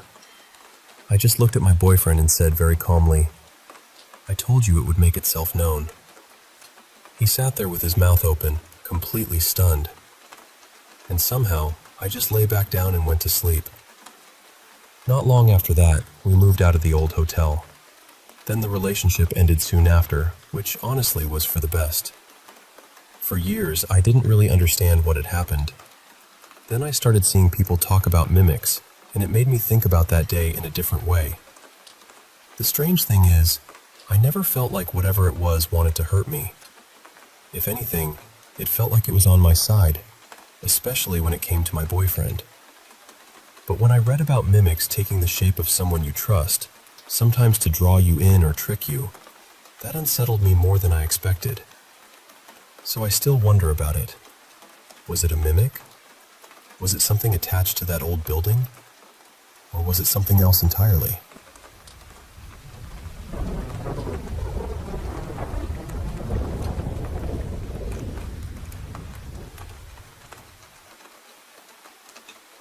It's been a little over a year since everything started. The first thing that happened was a seizure. It was early morning, that gray, half-awake hour where the whole house feels too quiet. I ended up in the hospital, and from that point on, my parents kept trying to get me help. At first, doctors treated it like depression. They called it unspecified, which honestly never sat right with me. I was put on medication, and I really did try to trust the process. I took it the way I was supposed to. I wanted it to help. But instead, I started having these intense, vivid nightmares. Not just bad dreams, but the kind that leave something behind when you wake up. The symptoms didn't ease the way they were supposed to, so eventually, I stopped taking the medication, and after a while, the nightmares finally faded. That was when I started wondering whether the hospital had ever understood what was happening to me at all. Not long after that, I had one dream that felt different from the others. At first, I was in this ordinary-looking space. Nothing strange, nothing threatening. Then suddenly it felt like something outside the dream had forced its way in. The whole space began breaking apart. The best way I can describe it is that my mind crashed, like a computer system failing. Everything around me glitched and collapsed into this harsh blue screen, almost like a blue screen of death. There was this awful mechanical grinding sound too, like machinery dying. Then I saw 3 claw marks slash across everything. After that, the dream went black, except for those marks. They were bright red, blood red. When I woke up, I could still feel them on my back. That was the moment I knew I had to leave that house. My parents didn't agree. They didn't believe anything paranormal was involved. They thought I was overreacting, and whenever I tried to cleanse or smudge my room, my family pushed back against it. I felt trapped, like I was being left exposed to whatever was happening. So I moved out anyway. I went to stay with my fiancé, Evan, and honestly, that was the best decision I could have made. For the first time, I had space to practice my own beliefs without constantly being dismissed or interrupted. After I left, the attacks became less intense, but they didn't stop completely. I still heard voices. They kept begging me to come back. They kept saying there had been a mistake. That went on for months.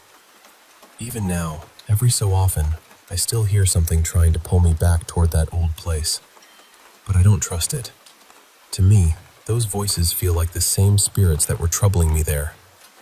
I believe they're trying to deceive me into returning, so they can get close again. There's another part of this that I should explain. Before the attacks became this severe, my mother had my name bound through a Buddhist Tao Feng Shui medium. I don't think she meant harm. I think she was scared and looking for help wherever she could find it. But I also don't think she checked carefully enough to know whether that person was truly safe or trustworthy. After everything that happened, I started to feel that the medium may have opened the door to something negative without realizing it. After I moved out, I began hearing hostile phrases in Chinese coming from what felt like the other side. They were sharp, mocking, and aggressive. That completely destroyed whatever trust I might have had in that medium. Evan told me I needed to block the person completely, and I did. We handled the unbinding in our own way, through our own practices. But even after that, something else began happening at Evan's place. I started experiencing repeated visits from a spirit that seemed to carry a chainsaw. It sounds ridiculous when I say it out loud, I know. But it didn't feel ridiculous when it happened. The voice sounded female, with a faint southern accent.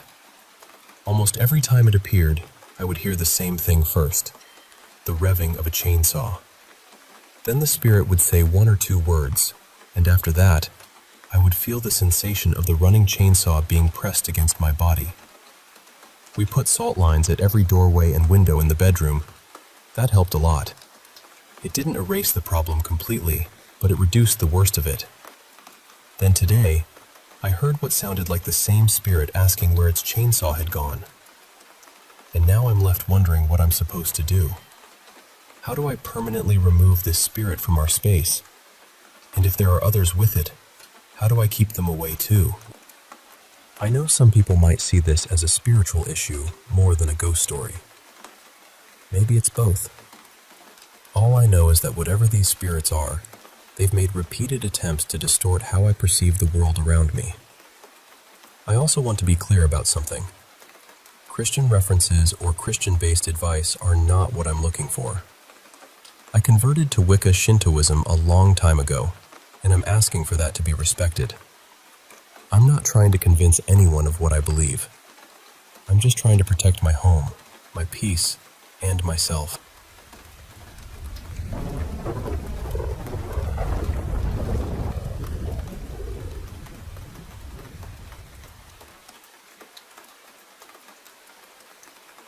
I've told a couple of strange stories before, including the one about the yellow-eyed thing, and the only time I ever saw my granddad look truly afraid.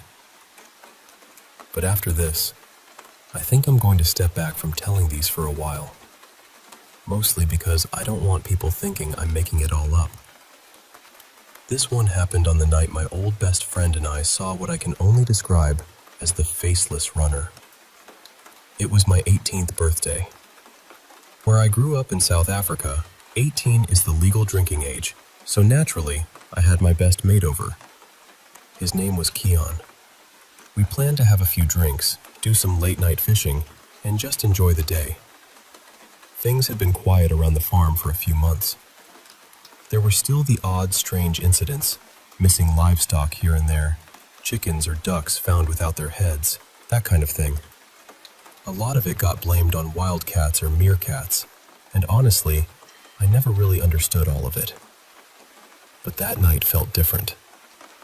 Maybe the alcohol made everything feel sharper and stranger, but I know what I saw.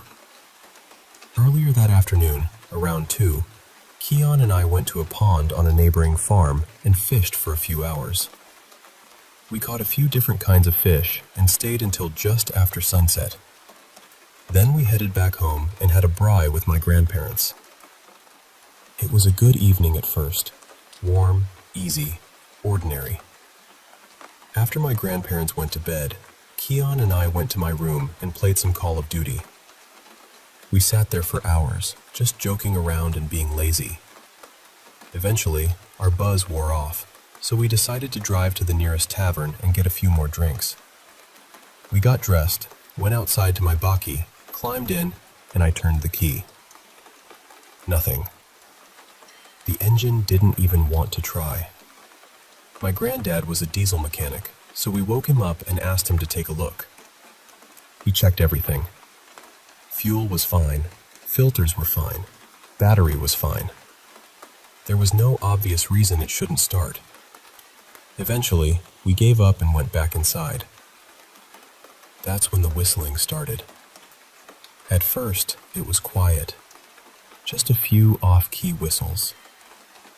We thought it was coming from the game, maybe some background sound or dialogue, so we ignored it. Then it got louder and louder, until it sounded like someone was standing right outside my bedroom window. We paused the game. About 2 seconds later, the whistling stopped too. Keon and I looked at each other, and then we went outside to check. You have to understand, farm attacks were something people worried about constantly, so that fear was always sitting somewhere in the back of your mind. We walked around the house, checked the windows, the yard, the ground. Nothing. No footprints, no movement, no sign that anyone had been there. So we went back inside. Almost the moment we started playing again, the whistling came back. But this time, it sounded like it was coming from every window and doorway at once. Now, being the brave 18-year-old men we thought we were, we immediately paused the game, panicked, shouted, and locked ourselves in my bedroom. After a while, we calmed down enough to feel stupid, unlocked the door, and went outside again. We searched everywhere. Still nothing. And that's when I noticed how quiet it was. Not peaceful quiet, not nighttime quiet, dead quiet. No animals, no insects, no breeze, nothing moving anywhere. We stood outside for a bit, had a cigarette to steady ourselves, and then the whistling started again. This time it came from the field about 30 meters from the house. That field had burned a while before, so the grass was only just starting to grow back.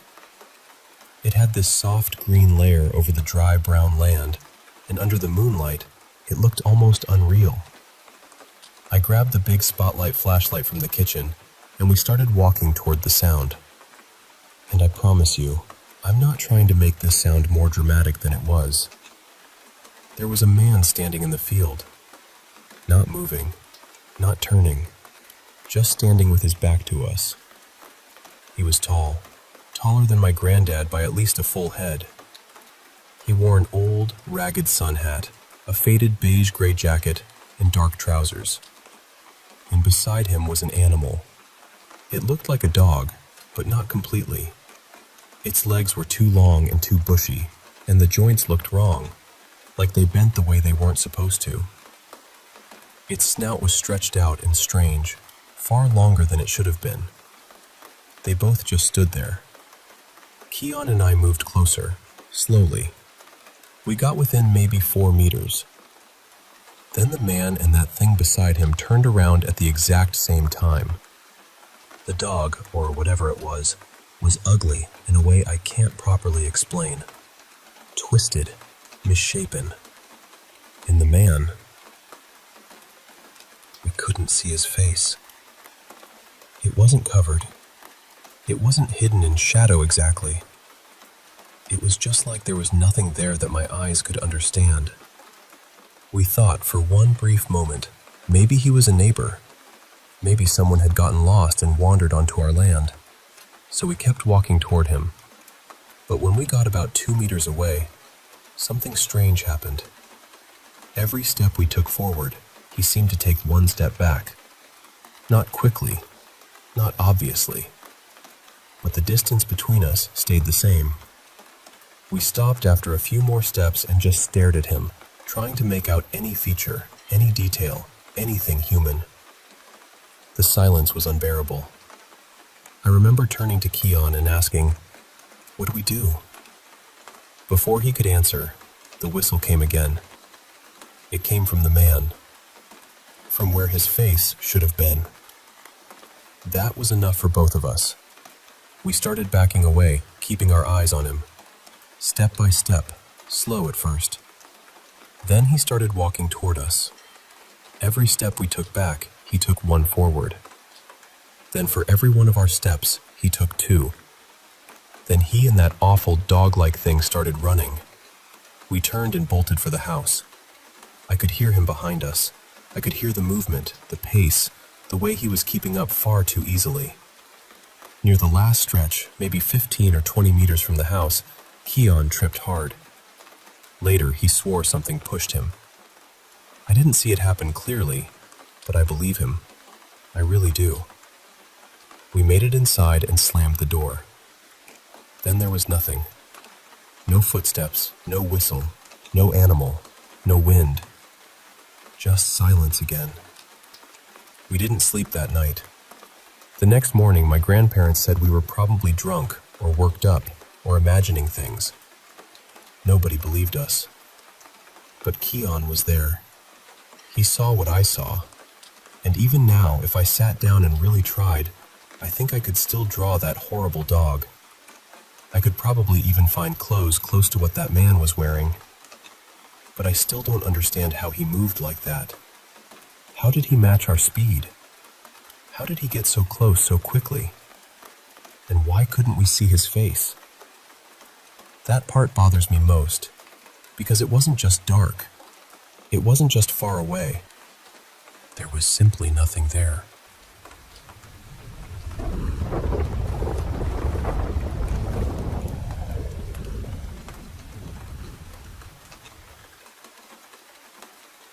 I was little when it first happened, maybe 7 or 8 years old. I remember telling my mom that I had seen a man, a really tall man. I kept saying he was tall, tall. He had his pants pulled up high with a belt, and when my mom asked what else he was wearing, I told her he had a big cross necklace, but it wasn't like a normal necklace. I said it looked like it was made out of sticks. As soon as I said that, my mom started crying. I didn't understand why. My dad scolded me for talking like that, and after that, everything gets blurry in my memory. I don't really remember what happened next. Later on, my sister told me she had to take me outside to play because my mom was crying too much. Years passed. When I was around 12, I woke up in the middle of the night and saw a woman sitting near my niece Mariana's bed. Just for context, I'm the youngest of 7 kids. My older brother is about 20 years older than me, so by then I already had nieces and nephews in the house. At first, I thought the woman was my mom. She was wearing a rebozo that covered most of her face, the way my mom sometimes wore one, especially for church. She had on a white blouse with red and orange details, and a long blue skirt. I remember those colors clearly because I was trying to make sense of what I was seeing. The woman was sitting there holding my niece's feet, and she looked like she was crying. I was used to waking up during the night, so at first I didn't think too much of it. I was tired, and since I thought it was my mom, I just went back to sleep. But then I woke up again. She was still there. This time, I sat up and said, "What do you need?" She didn't turn to look at me. She just kept crying. So I asked, "Is everything okay?" And then she disappeared. The moment she vanished, I felt this strange warmth pass through me, followed right away by an ice-cold chill. It felt like my blood pressure dropped all at once. I started sweating cold. I had never felt anything like that in my life. I pulled the blanket over my face and started praying. I don't know how long I stayed like that, but eventually I heard my mom and my sister-in-law waking up to make lunch for my dad and my brother. I listened carefully until I recognized their voices. Only then did I feel brave enough to come out. I was still sweating when I walked into the kitchen. I told my mom, there was a lady sitting by Mariana's bed, and I started crying. My sister-in-law grabbed my hand and asked me what the woman looked like. I told her everything I remembered. The rebozo, the blouse, the colors, the long blue skirt. Then she started crying too, but not softly. It was frantic, like I had said something impossible. That scared me, so I went back to the room. My niece woke up and asked what happened, and I just told her I'd had a nightmare. She went back to sleep. A little later, my brother came in and told me I needed to stop telling people about my dreams. He said I should only talk about them when I was alone with him or with my older sister. I still don't really know why he said that. Later, I found out my sister-in-law's mother had passed away that same afternoon. She had died wearing the exact clothes I described, and according to my sister-in-law, she always sat that way, with her rebozo covering part of her face. I didn't know what to say. I'm 30 now, and over time, I stopped having those dreams as much. Maybe because I learned they made people uncomfortable. Maybe because I was tired of causing problems without meaning to. But I still get feelings about places and people. Sometimes I just know when something doesn't feel right. I also tend to associate people with colors, and even though I'm very social, I often get headaches around others. Sometimes I feel this sudden need to cry for someone else, even when I don't understand why. My sister told me recently that when I was younger, I used to see people all the time. People no one else could see. Apparently, my parents took me to several priests because they wanted it to stop. My sister said it used to scare my siblings so badly that one of them didn't even want me sleeping near them. I grew up thinking my siblings hated me. I thought they couldn't stand being around me. Things only started getting better once I got older, around 16, or after some of them got married and moved into different seasons of their lives. But even now, I think about all of it, and I still wonder, is that normal?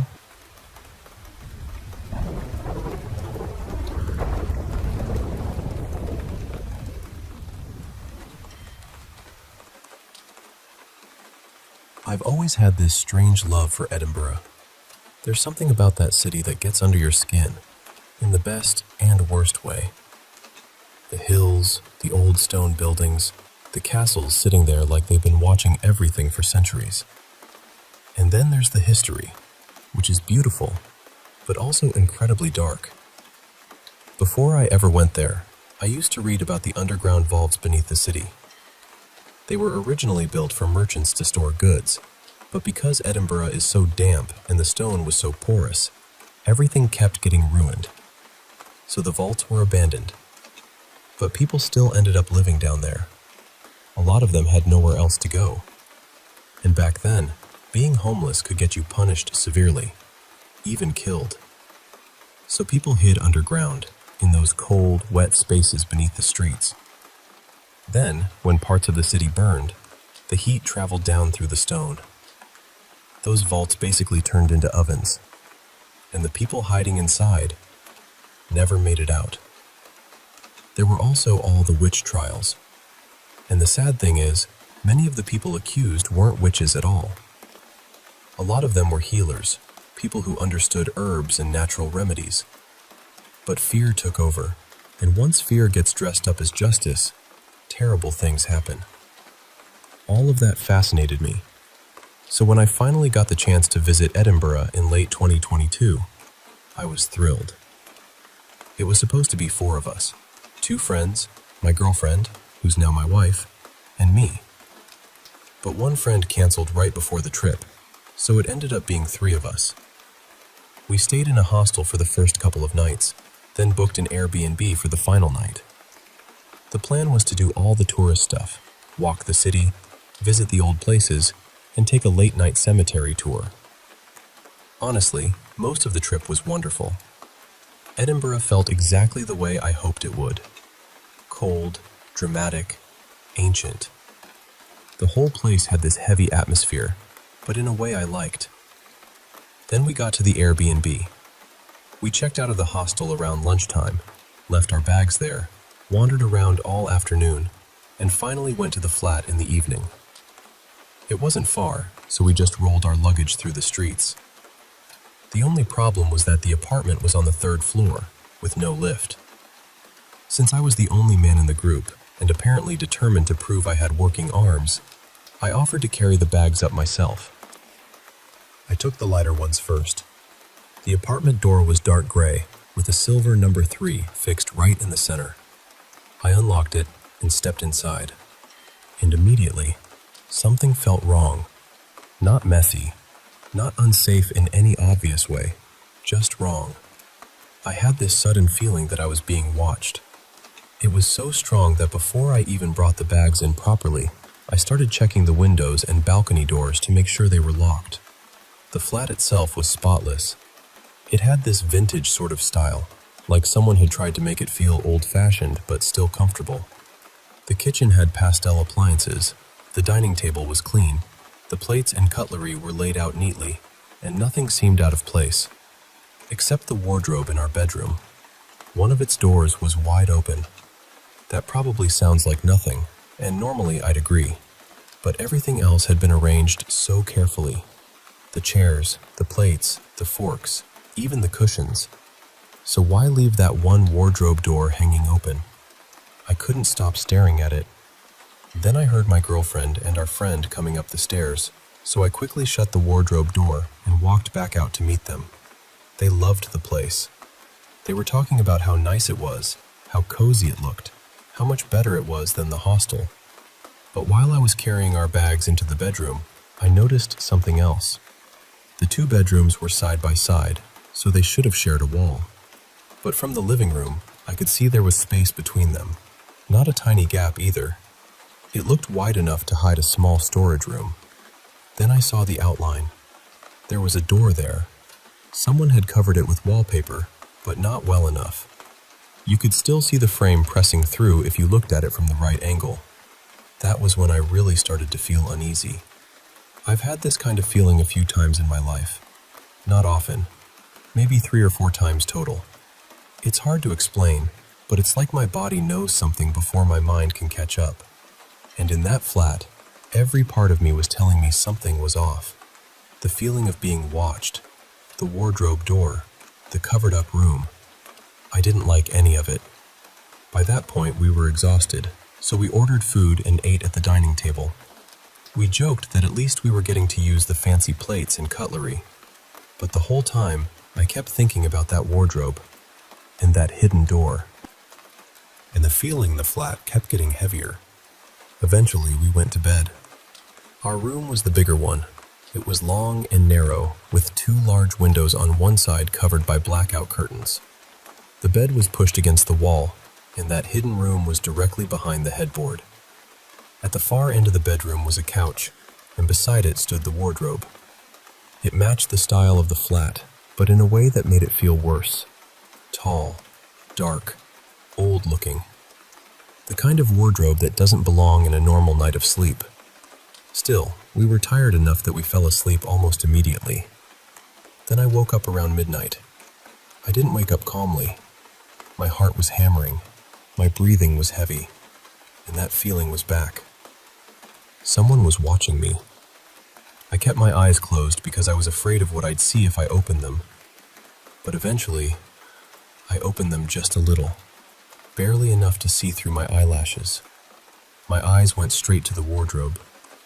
The door was open again, only slightly, but there was something on top of it. At first, I thought it was a shadow. Then I realized it looked like long black hair hanging down over the edge. I looked higher, and I saw pale hands gripping the top of the wardrobe door. Then a white nightdress. Then a face, mostly hidden behind the hair. There was a woman crouched on top of the wardrobe, watching me. I don't know if it was my breathing or my heartbeat or just the fact that I was frozen beside her, but my girlfriend woke up. She asked me what was wrong. We'd been together for years by then, and she knew I sometimes got these strange feelings about places. So I told her exactly what I was seeing. I told her there was a woman on the wardrobe. She couldn't see anything, but she could see me. She could see how scared I was. So she reached over and turned on the bedside lamp. The room filled with light, and the woman disappeared. Not faded, not drifted away. It was stranger than that. It was like a video skipping a frame. 1 second she was there, and the next second she wasn't. No movement, no transition. Just gone. We left the lamp on after that. Somehow I fell asleep again. Then I woke up a second time, and this time the fear was worse. The lamp was still on, but it didn't help. The room was lit, and somehow that made the feeling even more awful. I was lying on one side of the bed. I reached out and felt my girlfriend beside me, still there, still sleeping. But I could feel someone else too, standing right next to my side of the bed. A woman. The same woman. I didn't see her this time because I kept my eyes shut, but I knew she was there. I could feel her leaning over me. I could feel her looking down at my face. It felt like her hair was hanging just inches above me. I was terrified that if I opened my eyes, I'd be staring straight into hers. My girlfriend woke up again, thank God. She asked me what was happening, and I whispered that the woman was beside the bed. That scared her too, but she still got up and turned on every light in the room. And as soon as the room brightened fully, the presence vanished, just gone. We stayed awake for a while after that, with all the lights on. Eventually, we slept a little, but not properly. The next morning, we checked out quickly because we had plans, and we tried to act normal. Our friend had slept alone in the other bedroom, and she scares easily, so we decided not to tell her right then. Months later, we finally mentioned it. She said she'd felt completely fine that night, slept perfectly. I haven't experienced anything like that since. I've even gone back to Edinburgh because despite everything, I still love that city. But I never stayed in that flat again. And nothing happened the second time. No strange feelings, no figures, no wardrobe door opening by itself. Still, I think about that night more than I'd like to admit. That wardrobe, that hidden room, that woman crouched above me in the dark. Even now, when I remember it, I get that same cold feeling in my chest. And more than anything, I'm grateful I wasn't alone in that room.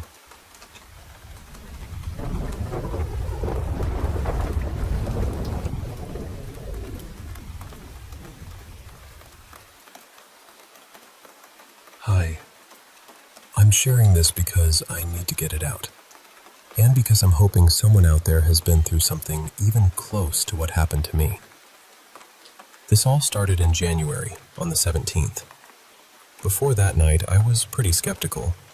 I mean, I'd always been curious about paranormal things, and when I was younger, I did see a few things I couldn't explain, but I never thought something like this would happen to me.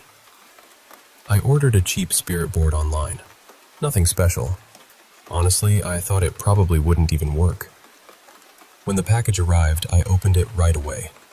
I didn't light candles. I didn't prepare anything. I just sat down with it, almost treating it like a strange little experiment. The first try lasted maybe 2 minutes. Nothing much happened. Then I tried again. I asked, "Is anyone here with me?" And the planchette moved to yes. At first, I wasn't scared. I was fascinated. It felt like something was guiding my hand, not pushing the planchette by itself, but using me somehow. That's the best way I can explain it. The thing claimed it was an impure soul. It said it only wanted to keep me company. Looking back, I think that was where I made my first mistake. When I ended the session, I didn't properly close it myself. I let the board go silent without really saying goodbye in the right way. and I wish I could go back and change that.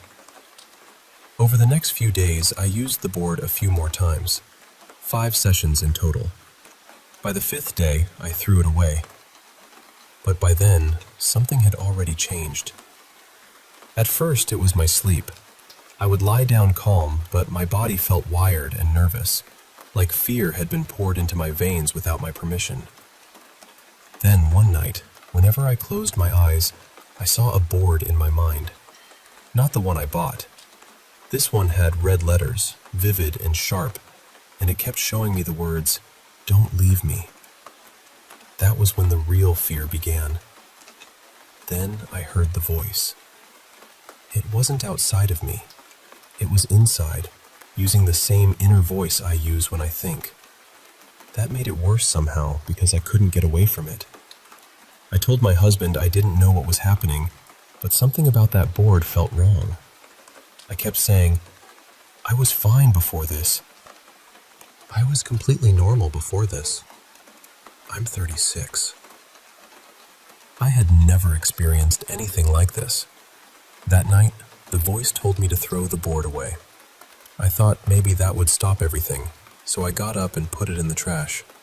But shortly after, the voice changed. It stopped pretending to be kind. It threatened me. I panicked.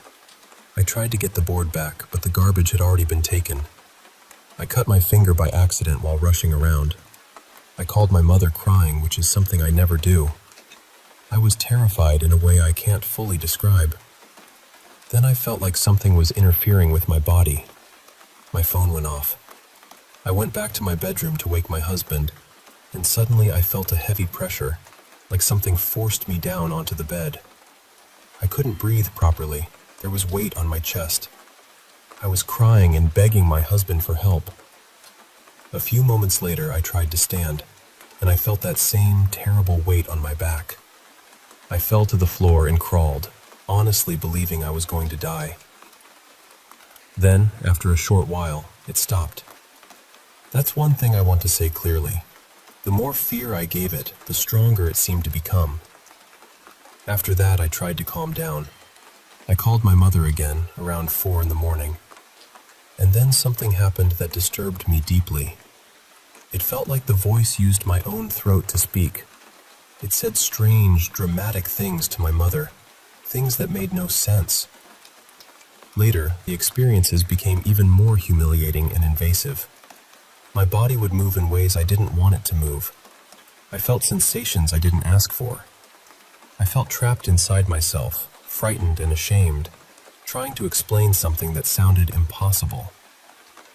At one point, the voice told me it was going to burn my back.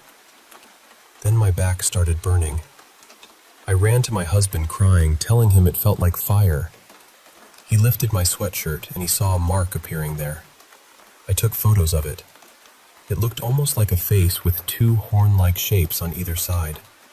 The skin was hot to the touch. I barely slept. My mother came to stay with me for a while because I was so shaken. My husband, my mother, and her partner believed that something had truly happened to me because they knew who I was before all of this. They knew I wasn't someone who behaved like this or imagined things for attention. That was one of the hardest parts, knowing how easy it would be for other people to dismiss me. A few nights later, it got so bad that my family took me to the hospital. I was exhausted. I felt half dead from lack of sleep. The mark on my back appeared again, and the doctors didn't know what to make of it. Some suggested I might have fallen. One asked if it could be a rash. Hearing that made me feel so alone. Eventually, I saw a psychiatrist. He touched the mark and said it was warmer than the rest of my skin. He suggested the mind can sometimes do powerful things to the body. I didn't believe that explanation, but at that point I was desperate for anything that might help. He prescribed medication, and for the first time in days, I slept. After that, the voice didn't have the same grip over my body, at least not like before. I think 2 things helped: the medication and my own determination to reject whatever this was. But it didn't disappear. Some days it still felt close. Sometimes it would speak through me for a second or two, and afterward I wouldn't remember what had happened. Once it said something threatening to my husband, and when he reacted angrily, I had no idea why. The days blurred together after that. The voice insulted me constantly. It tried to humiliate me, frighten me, and keep me tired. It used images from horror films I liked and twisted them into something disturbing. It invaded my dreams. It seemed to know what scared me, what upset me, and what made me feel vulnerable. My mother tried prayers. I tried prayers too. We went to a priest, but he wasn't an exorcist. He prayed with me, and although I appreciated him trying, it didn't solve it. Over time, I started noticing patterns. The more distressed I became, the louder it seemed. The more I gave in to fear, sadness, anger, or obsessive thoughts, the stronger it felt. When I forced myself to avoid feeding it with panic, the voice became more distant. Medication helped reduce some symptoms, but it didn't erase everything. That's where I am now. I'm still fighting this every day. I don't expect everyone to believe me. I know how this sounds. But I also know who I was before that board arrived at my door, and I know what changed afterward. I'm not sharing this to be dramatic. I'm sharing it because I feel isolated, and because I want to find people who went through something similar after using a spirit board. If you've experienced anything like this, I hope you know you're not alone. And if someone listening is thinking about using one of those boards just for fun, please be careful. I wish I had never touched mine.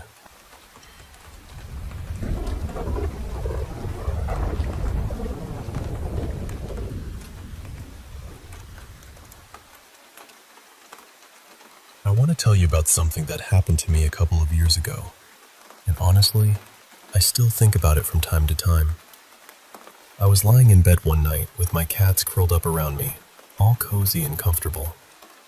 I had my bedroom door open, mostly because the cats like to wander in and out, and sometimes one of our dogs would come in too. I was home by myself for once, so I wasn't worried about my siblings walking past my room or bothering me. The way our house was laid out, my door opened into this small hallway. My sister's room was directly across from mine, and the bathroom was off to the right. I was just watching something on my phone when I heard these tiny footsteps coming toward my doorway. They sounded like little pitter-patters, so I assumed it was our older dog. He had back problems and couldn't jump onto the bed by himself, so I sat up, ready to help him up if he wanted to join me. But then the footsteps stopped just around the corner, right outside my view. And then, without any warning, this dark little shape ran past my doorway. It looked roughly like a child, maybe toddler-sized, but it wasn't a child. It was just this solid shadow. No face, no clothes, no features. Just a small, dark figure.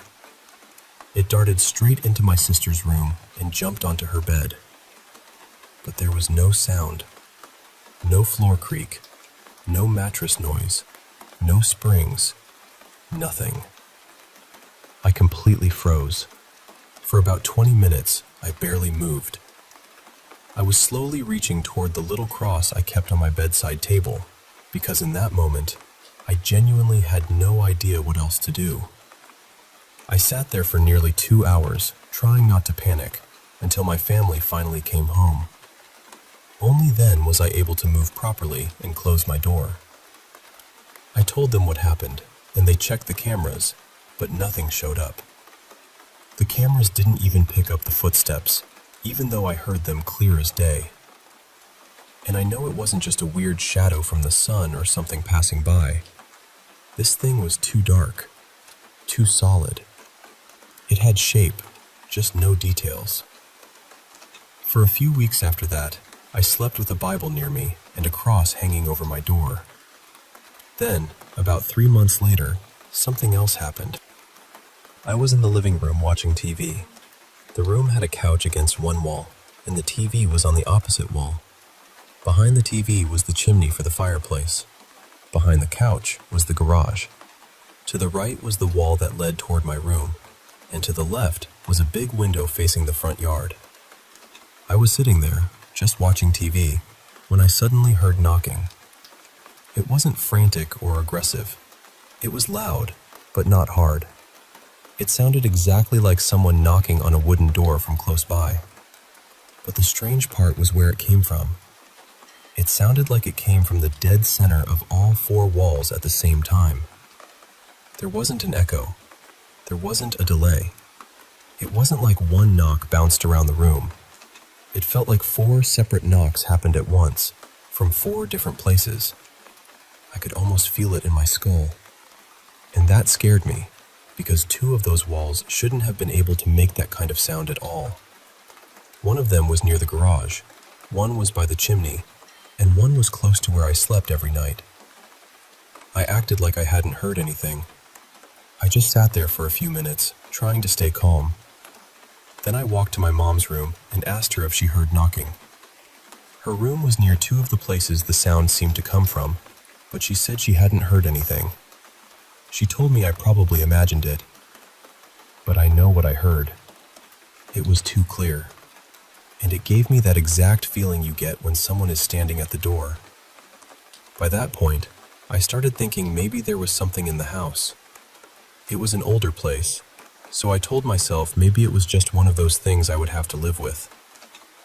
Then, about 2 weeks after the knocking, I was in the kitchen making myself a microwave burrito. My phone was charging in another room, and I was just standing there waiting for the timer to finish. The kitchen was quiet except for the hum of the microwave. Then I heard a giggle. It was loud enough to cut through the microwave noise. It sounded like a little kid laughing at something in the next room, like they were playing a game or watching something funny. But the sound was strange. There was no echo, no muffled quality, nothing like how a voice usually sounds coming from another room. It was almost like the laugh went straight through the brick of the chimney and into my head. Then it cut off suddenly, right before the giggle would have naturally faded out. By then I was more confused than terrified. I'd already had a couple of strange things happen, so I wasn't as shocked as I probably should have been. But that laugh stuck with me because of how unnatural it sounded. I haven't had anything like that happen in a long time now. Nothing dramatic came of it. There was no exorcism, no big curse, no horror movie ending. Life just kept going. But those moments happened, and even now, I can still remember them so clearly.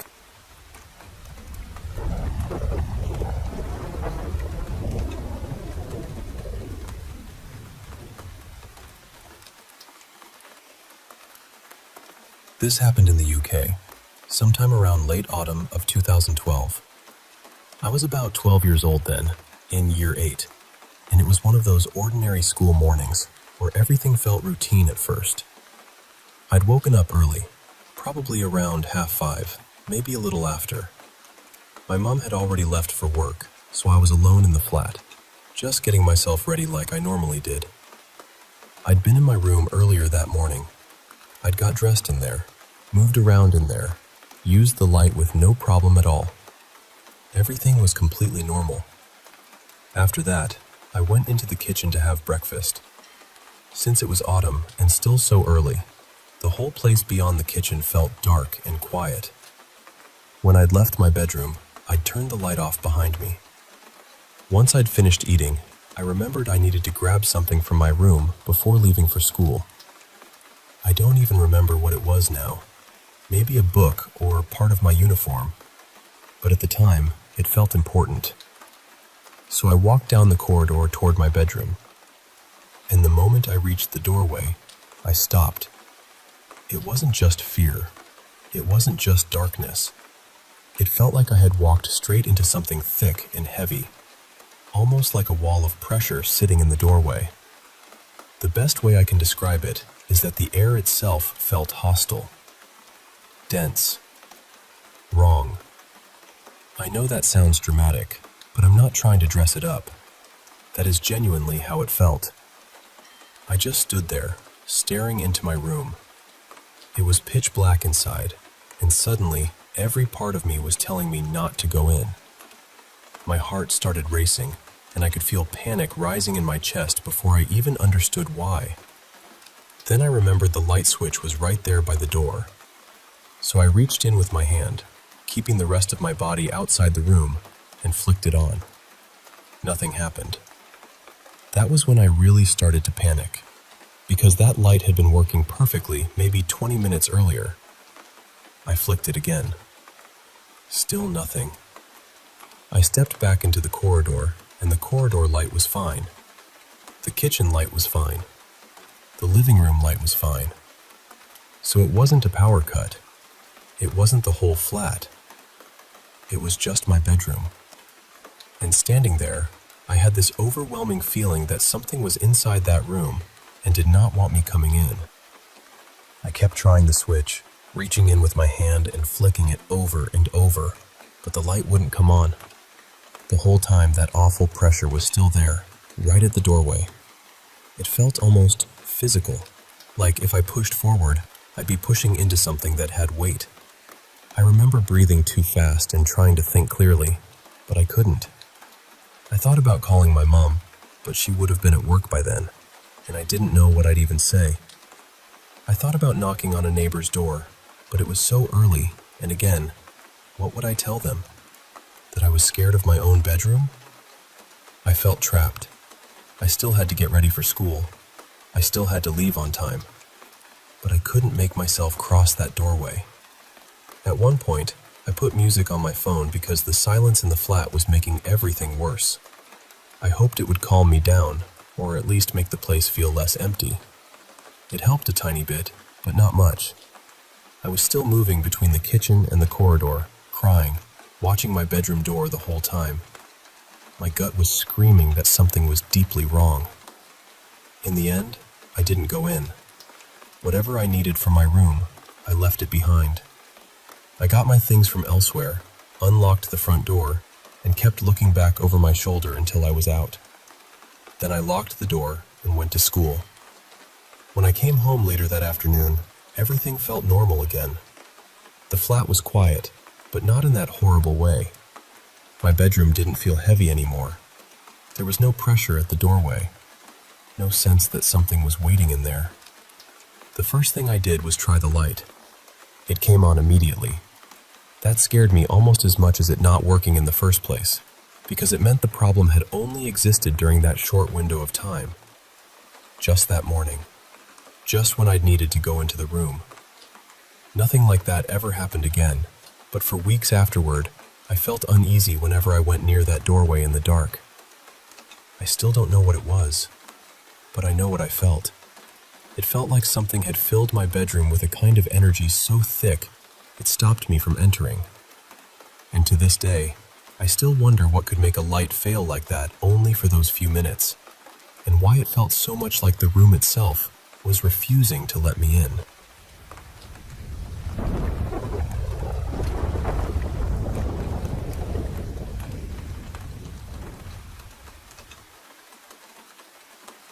I still think about this night more often than I probably should. So, this happened when I went to a small hotel with my girlfriend, Lena. I had been drinking that evening, and honestly, I got way more drunk than I planned to. Lena didn't drink at all. She was completely sober the whole time. Later that night, she told me she wanted to head home early. She said she needed to catch the last bus and didn't want to waste money booking a ride. I was too far gone to follow her, so she told me to just stay in the room and rest. Before she left, she even packed my things neatly near the side of the bed because she knew I was in no condition to take care of myself properly. After she left, we were still texting for a little while. I remember lying there, half awake, staring at the ceiling. The room was tiny. The bed was close to the bathroom, close enough that you could hear almost everything from inside. And then, something happened that I still can't explain. I heard Lena's voice coming from the bathroom. At first, it sounded completely normal. She was asking me what time I was going home, telling me maybe I should just stay a bit longer and sleep it off. Her voice was not just similar. It sounded exactly like her. Same tone, same way of speaking, same little pauses between words. Then slowly, the way she talked changed. It became softer, more playful, almost teasing, like she was trying to pull my attention toward the bathroom. And the worst part is, I answered. I actually spoke back to it. At that moment, I fully believed Lena was still in the room with me. Somewhere in my head, I knew she had already left, but I was drunk enough that my brain just accepted what was happening. Then my phone buzzed beside me. I picked it up and looked at the screen. It was a message from Lena. She wrote, "Are you home already?" The moment I read that, I felt every bit of alcohol leave my body. My skin went cold, because seconds before that message came in, I had been hearing her voice from the bathroom, and I had been talking to it. The room went completely silent after that. Then suddenly, the toilet flushed by itself. I froze. I didn't even breathe properly for a few seconds. My heart was beating so hard it actually hurt. Eventually, I forced myself to get up and check the bathroom, because I needed there to be some normal explanation. A plumbing issue, a broken toilet, anything. But when I looked, there wasn't even enough water left in the tank for another proper flush. That was when I really panicked. My hands were shaking while I grabbed my things. I didn't even pack properly. I just wanted out of that room. The whole time, I had this awful feeling that something was still there, watching me, waiting to see what I would do next. Before leaving, I went to the front desk and told one of the hotel workers what had happened. What scared me even more was how calm he was. He didn't laugh. He didn't look surprised. He just nodded and said the hotel had experienced disturbances before. Then he told me that as long as I didn't pay attention to them, I would be fine. And I just stood there thinking, what do you mean, don't pay attention to them? I left immediately and booked a ride home. Even in the car, I kept trying to convince myself it was just the alcohol, that maybe I had imagined the whole thing. But I still can't explain how I heard a full conversation so clearly. I can't explain why the voice sounded exactly like Lena. I can't explain why the toilet flushed right after I realized she wasn't there. And I definitely can't explain why the worker reacted like this was just another normal night at the hotel. I barely slept after that, and honestly, I still wonder about it. Can alcohol really make you hear something that clearly? Or did I hear something that was pretending to be her?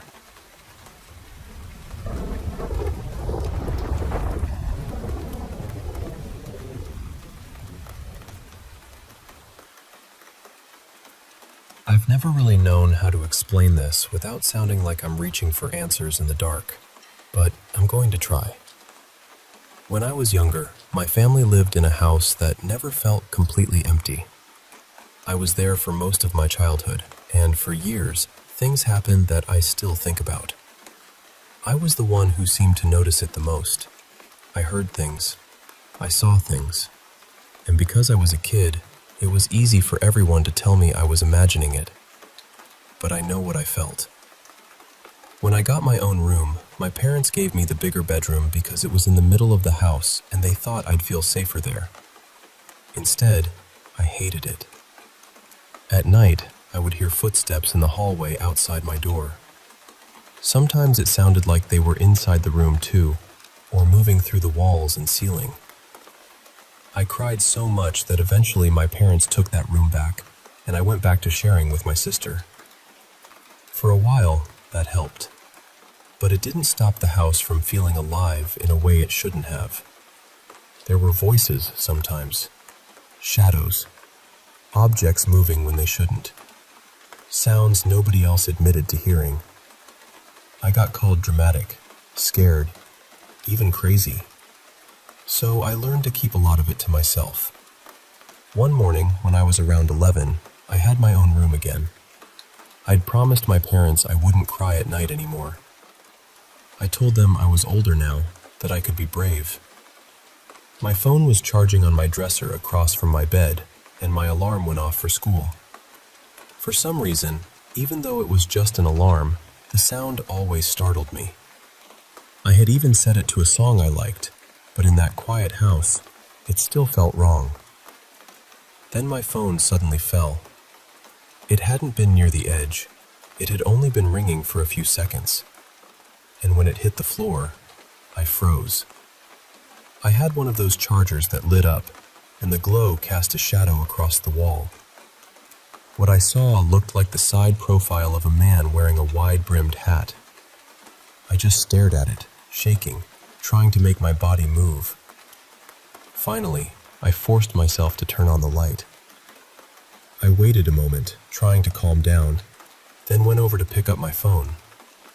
The second my hand touched it, I felt this sudden rush of air brush past me, strong enough to lift my hair. For a moment, I felt like my body lifted too. Just barely, but enough that I've never forgotten it. A few months later, we moved. The landlord wanted the house back, and that was the end of living there. Except it wasn't really the end. After we left, I started dreaming about the house. Not once or twice, but again and again. Different dreams, different versions. Sometimes there were shadowy figures. Sometimes the house was burning. Once it was somehow sitting inside a cemetery near where we lived. Another time I dreamed I met someone who said he was the one who played all the people in my dreams, and he looked exhausted by it. That dream ended in my room at our new house. He smiled at me in this awful way and asked, "Do you know what's going to happen?" I begged him to tell me. He started mumbling something, like he was explaining the future, but I couldn't hear him because I kept crying and talking over him. It felt like one of those dreams where your own fear traps you inside it. Even now, years later, I still dream about going back. Sometimes when I'm out, I'll suddenly have this strange feeling that I'm going home, and for a split second, I mean that house. Then I remember I don't live there anymore. I haven't lived there in years. That's the part that unsettles me most. Sometimes it feels like everything that happened there goes quiet until I pass by it, and then it all wakes up again. Not long ago, I talked to the landlord's grandson. We had known each other since we were little, but we had never talked about the house. I asked him, kind of randomly, if I could ask him something about it. Before I even explained, he said, "Is this about the shadow man in the hallway?" I remember just stopping. He told me his mom had seen something near the bathroom on the day his grandparents moved in.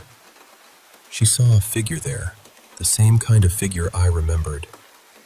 A man, a shadow, something in the hall.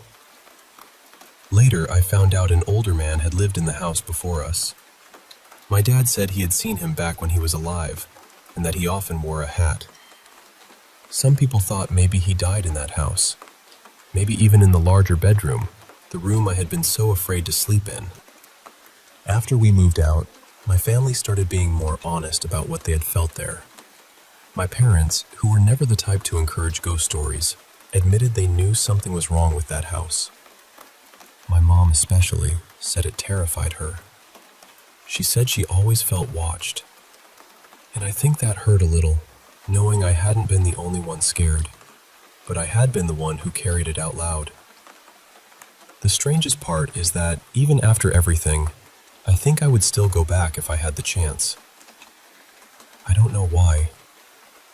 Maybe I want answers.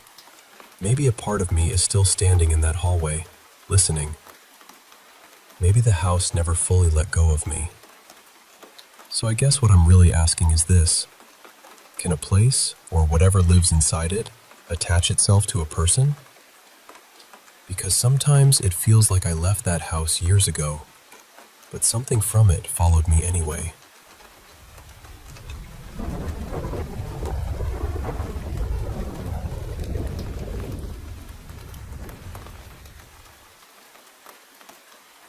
I woke up last night with this awful, nervous feeling in my chest.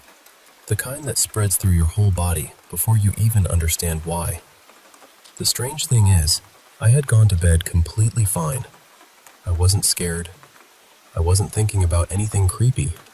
I stayed up for a little while playing Brawl Stars, put my phone down, and fell asleep sometime around 1 a.m.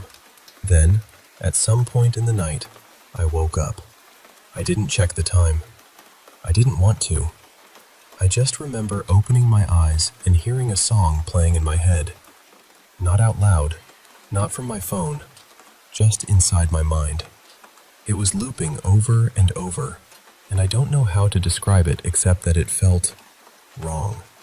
Waking up in the middle of the night, in the dark, with some disturbing song repeating in your head for no reason is not a good feeling.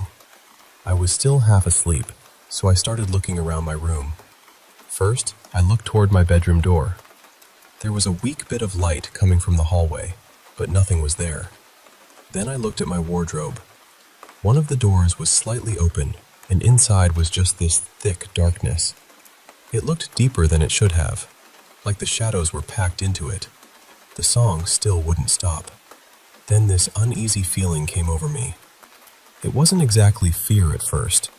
It was more like my body knew something was off before my brain did. I looked over at my aunt, who was sleeping across from me, facing the wall. She was completely still, just asleep like normal. So I tried to tell myself I was being ridiculous. I lay back down and tried to calm down, but then I looked at the window. And that was the mistake. Between the blinds, right up close to the glass, I saw something outside. I live on the 3rd floor, so there shouldn't have been anything there. But for that 1 second, I saw a shape. It was round, maybe around the size of a small bird or a chicken, with these pointed parts hanging down from the bottom.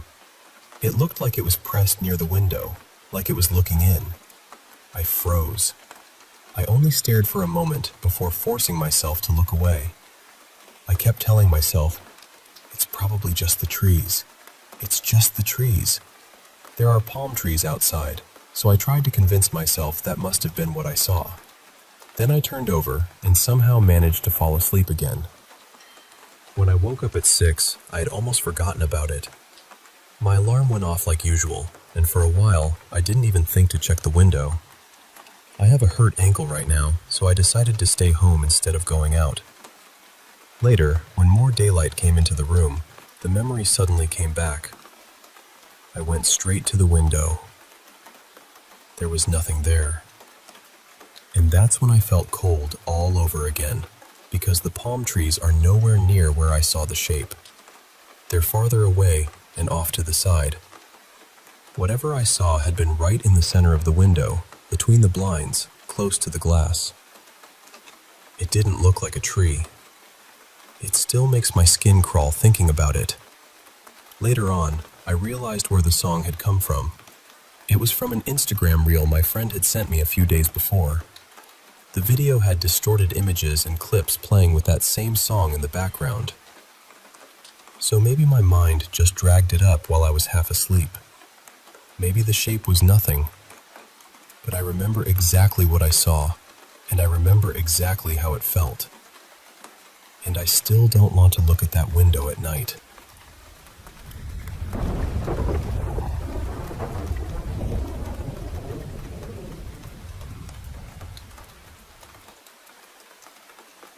Back in May of 2014, my family went through a really painful loss. My grandfather Leon passed away after a long and difficult battle with pancreatic cancer. He was a veteran, but he was also a deeply creative person. He painted, sketched, played music, and worked on all kinds of artistic projects throughout his life. Not long before he passed, there had even been a celebration of his artwork down in Florida, which feels really special to think about now. When the funeral came, we all drove out to Quantico for his military burial. I was only 9 years old at the time, so a lot of the day is blurry in my memory. I remember standing there with my family, listening to people speak about him. I remember the honor guard firing the blank shots, too. I didn't handle that part very well because I've always been sensitive to loud noises. But the part that stayed with me most happened afterward. We were all getting back into the car, ready to leave, and the car just would not start. My mom tried the key again and again, but nothing happened. It was an older car, so normally I'd say, well, that explains it. But what happened next is what makes me pause. After a few tries, my mom just sat there for a second and said something like, "Dad, you can let us go now. I know." Then she turned the key one more time, and the car started. Just like that. Even now, I know how easy it is to call something like that a coincidence. The car was old. Cars act up. Things happen. But the timing of it has always felt strange to me.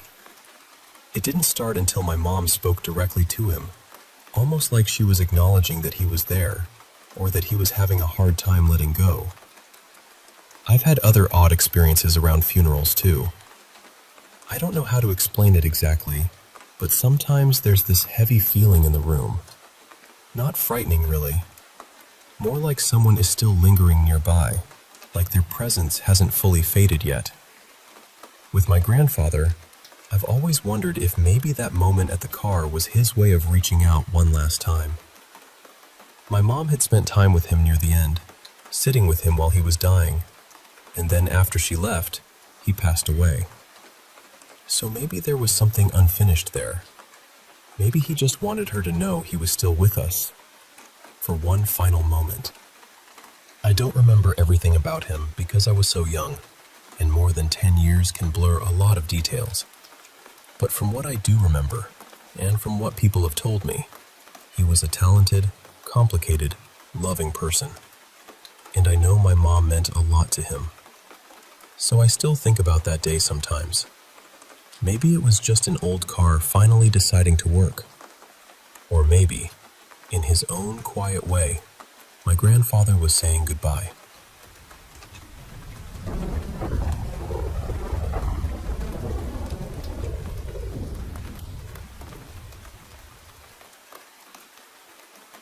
Something really strange happened to me last night, and I've been turning it over in my head ever since. I almost didn't share it because even saying it out loud makes it feel heavier somehow. But I don't know. I think I just need to get it out. So, last night, I was sleeping on the rooftop. That probably sounds odd to some people, but for me, it's normal. I've done it every summer since I was a kid. The nights get warm, the roof feels open and peaceful, and usually, it's the easiest place for me to fall asleep. Nothing strange has ever happened up there before. Sometime late in the night, maybe around 1:30 or 2 in the morning, I woke up for a few seconds. I didn't have my phone with me, so I just looked up at the sky, trying to guess how close it was to morning. It was still dark, so I lay back down and slowly drifted off again. That's when I had the dream. In the dream, I was sitting at my computer, working from home, already irritated and tired. For the past few days, the milk we had been getting seemed wrong somehow. Thin, watered down, not the usual quality. I remember feeling annoyed enough that I had decided I was going to confront the milkman the next time he came. I was sitting there waiting for him, almost rehearsing what I was going to say. Then I heard footsteps on the stairs. Someone was coming up toward my room, and in the dream I immediately thought, okay, that must be him. But when I looked over, it wasn't the current milkman. It was our old milkman, Ramesh. He had delivered milk to our house for years, maybe 11 or 12 years. He knew everyone in the neighborhood, and the thing is, he died last year. He took his own life. In the dream, he was climbing the stairs slowly, holding the milk in his hands, and the whole time, he was looking straight at me. Not just looking, really. Staring. He had this strange little smile on his face, almost like he already knew what I was thinking. Like instead of me confronting him, he was the one coming to confront me. I remember feeling frozen. I couldn't speak. I just watched him come closer, step by step. Then he reached the final stair, still smiling at me, and I woke up. For a moment, I just lay there on the rooftop, trying to breathe normally. I looked around, looked at the sky again, and told myself it was only a dream. A disturbing one, yes, but still just a dream. And honestly, I was starting to calm down. But then, right as I was drifting back to sleep, I heard a voice. It was a woman's voice. Very sharp, very high-pitched, and very clear. It said, "Ruko." Stop. I opened my eyes immediately. I was alone. There was no one beside me, no one on the rooftop, no one near the stairs. The whole place was quiet. I sat there for a while, just listening, waiting for another sound, but nothing came. That's the part I can't explain. Maybe it was my brain stuck halfway between sleep and waking. Maybe it was just the dream echoing in my mind. I know that can happen. I know there are ordinary explanations for strange things at night. But it felt real. Not dream real. Real. And the timing is what bothers me most. Right after dreaming about him, I hear a voice telling me to stop. My mother had told me before not to talk too much about him because his death wasn't natural. She doesn't like when people bring him up. And today, when I told my brother what happened, he got upset with me too. He told me not to keep mentioning people who died that way, not to talk about seeing them in dreams, because according to him, speaking about them can somehow draw them closer. He even said, "What if he's somewhere nearby?" I don't know what I believe. I really don't. Part of me thinks it was just my tired mind creating something out of fear and memory. Another part of me keeps replaying that voice, the way it cut through the silence. I don't really have anyone around me I can talk to about this without them either getting scared or angry. So I guess I'm sharing it here because I needed to tell someone. And there's one more thing that makes it harder to brush off. It's May now. He died in May of last year. Almost exactly 1 year ago.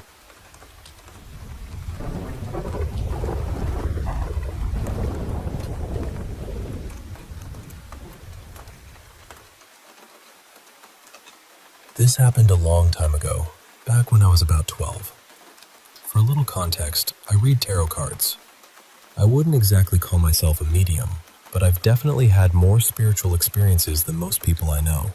I started learning tarot around that age, and the deck I use is actually a family heirloom. It was passed down to me when I was 12. Another thing that's important is that, before this, I had never really had nightmares.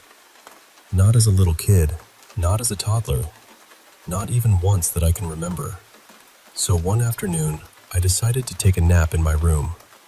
In the dream, I was with 2 of my friends in my cousin's bedroom, except something was wrong right away. The whole room was reversed. The bed was on the opposite side. The furniture was flipped around. Everything looked familiar, but completely out of place. Then we heard this loud thud outside the window. So, of course, we went to look. The window was strange, too. It had 3 layers to open. The regular glass, then the screen, then another pane of glass. When we finally got it open, I realized I didn't recognize anything outside. We were high up, like we were in an apartment building, surrounded by other tall buildings. But my cousin doesn't live in an apartment, which made it even more unsettling. It was nighttime outside, and the street was barely lit. Only a couple of faded streetlights were working. Down the road, though, there was this small, suburban-looking house, completely out of place against all the city buildings. It reminded me of a cartoon house, with a little walkway and a fence made from short logs and tree stump posts. On the walkway stood a shadowy man. He had this very strict, stern, father-like energy.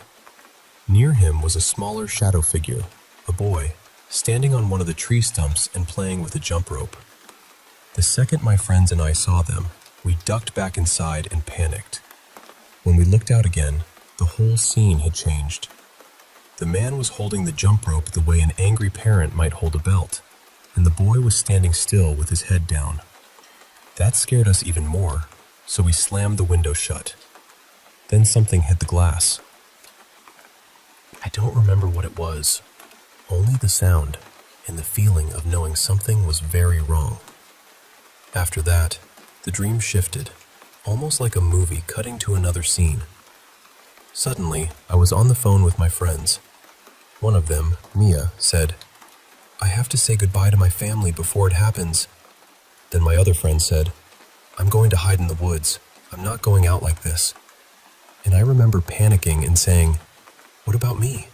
What am I supposed to do?" Then I woke up sweating. I was terrified. I knew it had just been a dream, but I had never had a nightmare before, so it felt wrong in a way I can't really explain. I wanted to get out of bed, but I was too scared to move. Then I felt my cat sit on the bed near my feet. She was a big cat, and she slept with me all the time, so I knew what her weight felt like. I thought, okay, she's here. I'm not alone. So I sat up to grab her. But she wasn't there. There was just a dip in the mattress, like something invisible was sitting on the bed. I froze, then lay back down immediately. A moment later, one of my crystals near my tarot cards suddenly moved. I heard it hit the ceramic plate it was sitting on. It made this clear little ding, sharp and unmistakable. That was enough for me. I ran out of my room and found my mom. And the strangest part is, around that time, I used to see a shadow figure in my neighbor's attic window. Their house was a blue suburban home with one window right up at the peak of the roof. From my bed, the angle lined up perfectly. My window, my screen, and then their attic window. It felt eerily similar to the house I had seen in the dream. That's still one of the creepiest experiences I've ever had, though I do have others. And yes, I actually have a picture of the figure in the window.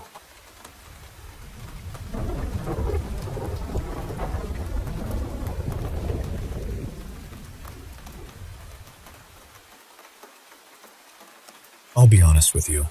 I've always been somewhere in the middle when it comes to the paranormal.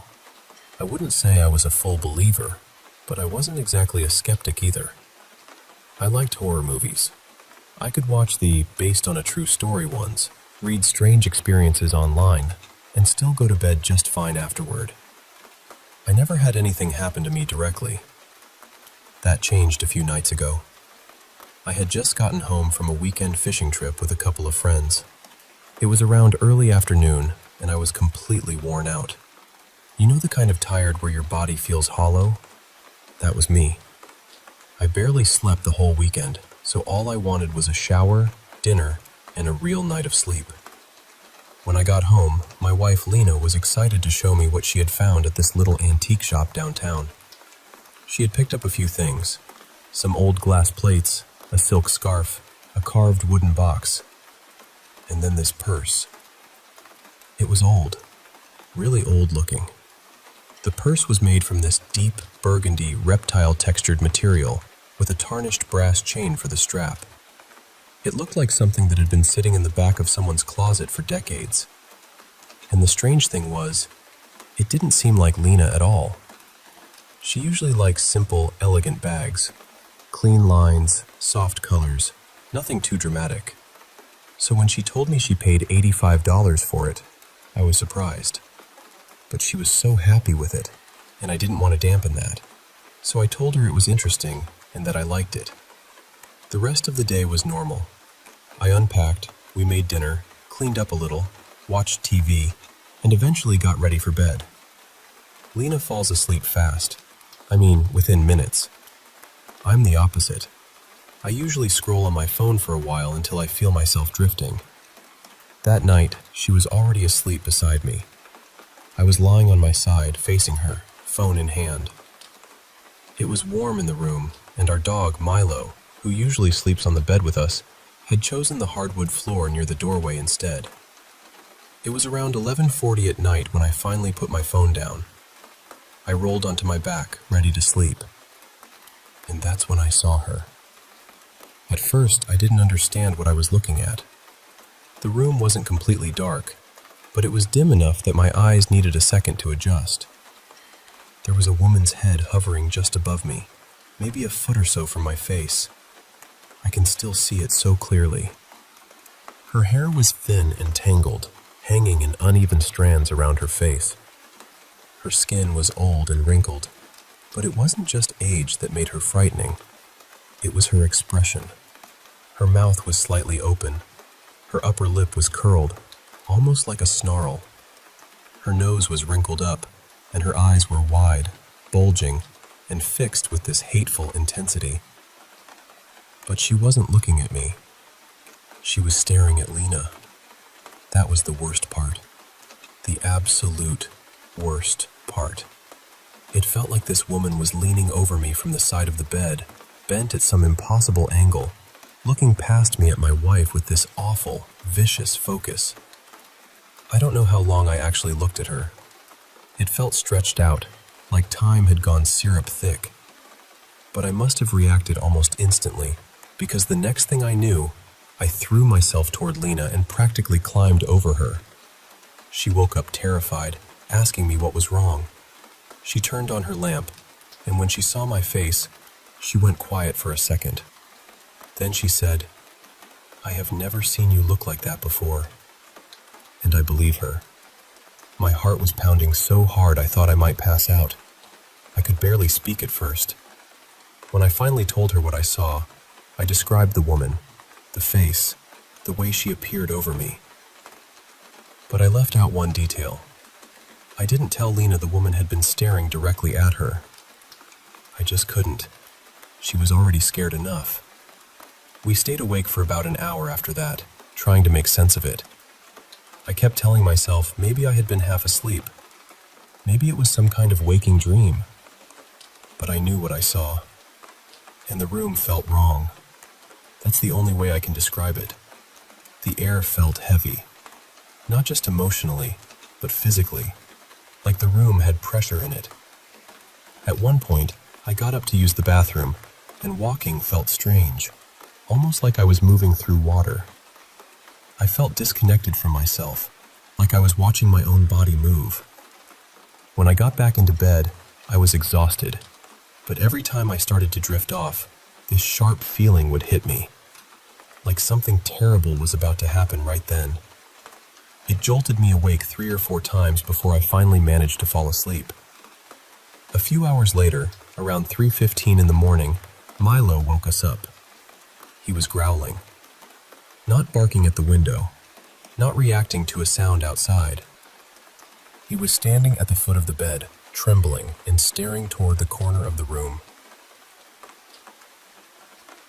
At the purse. The antique purse Lena had bought earlier was sitting on a chair near the dresser. Milo wouldn't go near it. He just stared at it, whining under his breath, with his body low and tense. And that's when something clicked for both of us. We didn't say much. We just got up, took the purse out of the bedroom, and put it downstairs near the front door. After that, we managed to sleep until morning. When we woke up, Lena told me she'd had a nightmare after we went back to bed. She dreamed she got up in the middle of the night and looked out our bedroom window. Across the way, she saw our neighbor standing in his window, staring back at her. In the dream, they just stared at each other. Then he raised a gun to his own head. She said it felt so real that when she woke up, she wasn't even sure it had been a dream. The next morning, I went to work, but I couldn't stop thinking about it. I called a friend of mine, Daniel, who has always been into paranormal stuff. I told him everything. He listened quietly, then said, "You need to get that purse out of your house." He told me he thought something negative was attached to it, and that whatever it was, it didn't want Lena to have it. He said to return it if possible, and then cleanse the house. The antique shop wasn't supposed to open again for 2 days, but Lena didn't want that purse in the house for another minute. She drove it back and left it by the shop's front door. She didn't care about the money. Neither did I. When she came home, she opened the windows, cleaned the house, and burned sage through every room. That night, I'll admit, I was still scared. I couldn't tell if the house still felt strange or if my nerves were just shredded.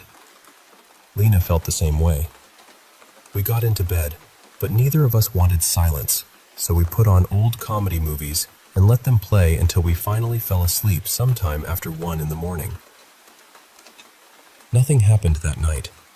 No footsteps, no strange feeling, no growling, no woman.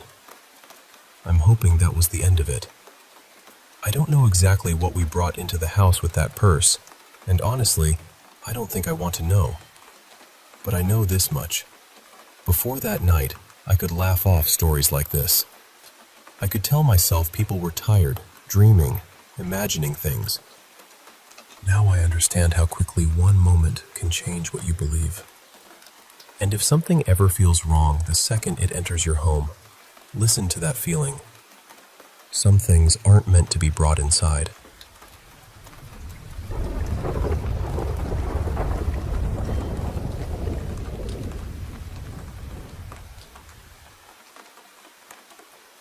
When we first moved into that apartment, I honestly didn't think anything of it. It was old, sure, and it had that quiet, heavy feeling some older places have. But I told myself I was just being dramatic. You know how it is when you're in a new house and every sound feels louder than it should. The apartment had 3 floors. My sisters and I stayed on the 2nd floor, and the 3rd floor was almost never used. It was supposed to be more like storage, but nobody really liked going up there. The air always felt colder, and the whole space had this stillness that made you want to finish whatever you were doing and leave. Our bedroom faced the backyard, and right outside the window there was this huge old tree. During the day, it looked harmless, just a big tree with thick branches and a wide trunk. But at night, it changed completely. The branches stretched across the yard in these strange shapes, and when the wind moved them, the shadows looked almost alive. At first, we laughed it off. Every old place has something creepy about it, right? But then the neighbors started saying things. Nothing direct, nothing clear. Just little comments like, "That place has a history," or "People don't usually stay there very long."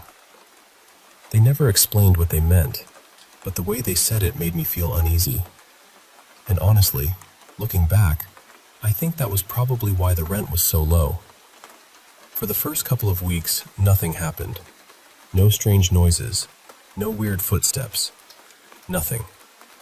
We unpacked, studied, adjusted to the place, and tried to ignore that uncomfortable feeling that seemed to linger in certain corners of the apartment. Then one night, everything changed.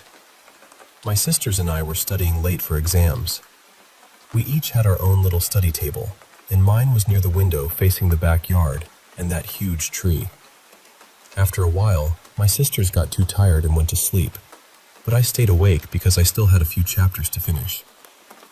It must have been around 2 or 3 in the morning when I looked outside, just to rest my eyes for a second. And that's when I saw her. There was a woman walking slowly along the road. At first, I thought maybe I was tired and imagining it.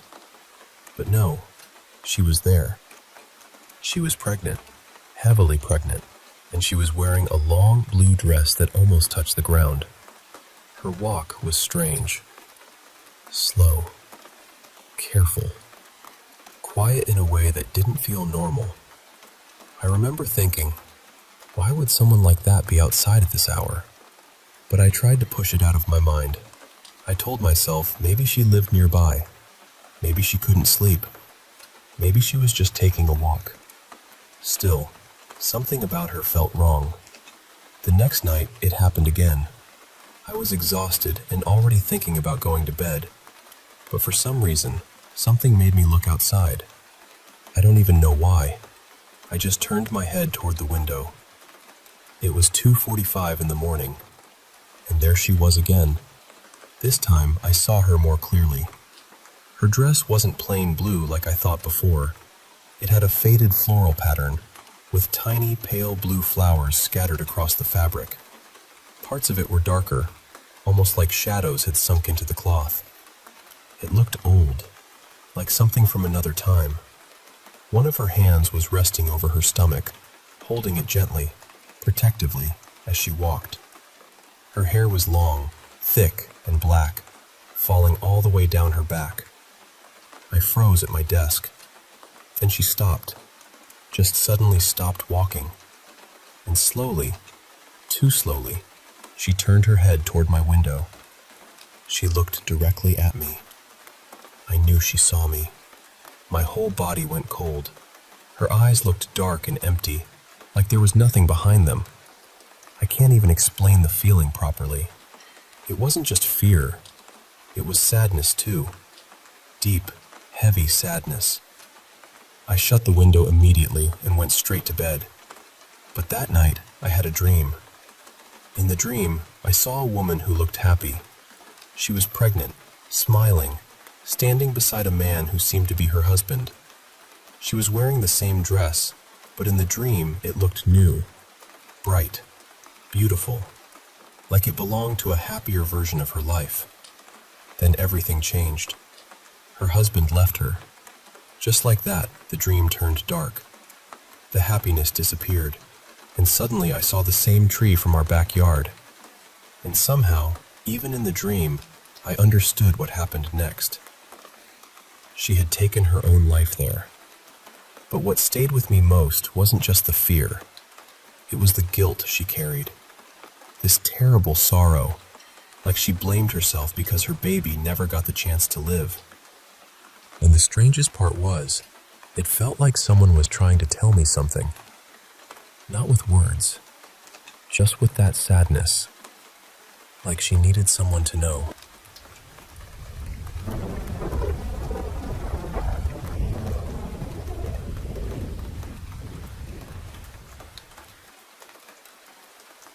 I've been feeling really frustrated with my life lately. Some days, it honestly feels like everything about me is wrong. I look at my face and I don't feel good about it. I don't feel confident in my body, my hair, or even my voice. I feel unlucky, and when it comes to love, I feel like I always end up losing. There have been moments where I've wondered why I was even born. But what hurts more is that my life wasn't always like this. A couple of years ago, things felt so much better. Some of my best memories were from my hostel days in Lucknow. Life felt lighter back then. I had good moments, good energy, and at least for a while, I felt like I was actually living. Then things slowly started changing. There was a girl I had feelings for. I'll call her Ria, because I don't want to use her real name. For some reason, her name always felt connected to mine, almost like life was giving me some kind of sign. I know that might sound strange, but at that time, that's how it felt to me. Around the end of April 2025, everything began to feel disturbed. I met with an accident and fractured my leg. From that day onward, something inside me changed. I started feeling like my life was falling apart, like it wasn't worth much anymore. After that, I felt like certain people had entered my life and started troubling me. I still don't fully understand who they were, why I felt that way, or when it really began. But at the time, it felt very real to me. I started feeling like I was being tortured physically, almost like I was being made to experience pain again and again. It felt similar to accidents or injuries happening repeatedly. I couldn't explain how it was happening, but I kept feeling like my body was being affected. Then, on 18 May 2025, I proposed to Ria. She said no. That rejection hit me very hard. I had used drugs once or twice before with friends, but I had stopped. After she rejected me, I slipped back into drugs heavily. I wasn't in a stable place mentally, and everything started feeling darker and more confusing. Around that time, I began believing that the people troubling me were not normal. I felt like they were hiding something from me, like maybe they weren't even human, or like they had some kind of control over the situations around me. I know that sounds unbelievable now, but back then, it felt completely real in my mind. I also started feeling like my voice had changed in a strange way. I felt like when I spoke, people reacted differently, almost in a sexual way. I know it sounds odd, and even I don't know how to explain it properly, but that was something I genuinely felt at the time. Later, I started thinking a lot about Nazar, or the evil eye. I began believing that if I was impure, something bad would happen to me physically, and if I stayed pure, things might become better. For example, I thought that if someone gave me the evil eye on my face might become darker or get marks. Once, after talking to someone for a long time, I got into an accident and ended up with a mark on my face. I connected that incident to the evil eye. I also started connecting injuries on different parts of my body to the same idea. I know it sounds difficult to believe, but that was honestly how my mind was working during that period. This phase lasted for about 4 months, from April to August. Around the beginning of August, maybe on the 1st or 2nd, I started realizing that something was seriously wrong. At one point, I felt like these people were fooling me by pretending to be news channels, like BBC, or even pretending to be my relatives and family members. I was also using drugs during that time, so my mind was not clear at all. I even wrote notes saying I would become famous. I felt like I was communicating with them through my thoughts. Later, I started feeling like thoughts were being placed into my mind, making me believe all kinds of things, even things connected to my brother or my grandmother's soul. My grandmother passed away 7 years ago, and I was very emotionally attached to her. So when thoughts about her came into my mind, they affected me deeply. Over time, I started realizing that some of these things might not have been real. But even then, I stayed confused because of the drugs, the stress, and the mental pressure I was under. I also felt like I was being given dates and promises, like everything would stop on a certain day. But nothing really ended. That made me feel even more trapped. For a long time, repeated sounds also disturbed me. Coughing, spitting, small noises, ordinary sounds around me. All of it started feeling targeted. I know some of those sounds are normal, but to me, they felt continuous, personal, and painful. During this same period, bad things kept happening in my life. My bike ran out of petrol near a closed petrol station. Then another station had no petrol either. Small, unlucky incidents like that kept piling up. A lot of my electronic things also stopped working in a short time. Chargers, PC parts, extension boards, and other items. Even my mother once said something like, "If you touch something, it becomes weak or breaks." That stayed in my mind, and it made me feel even more unlucky.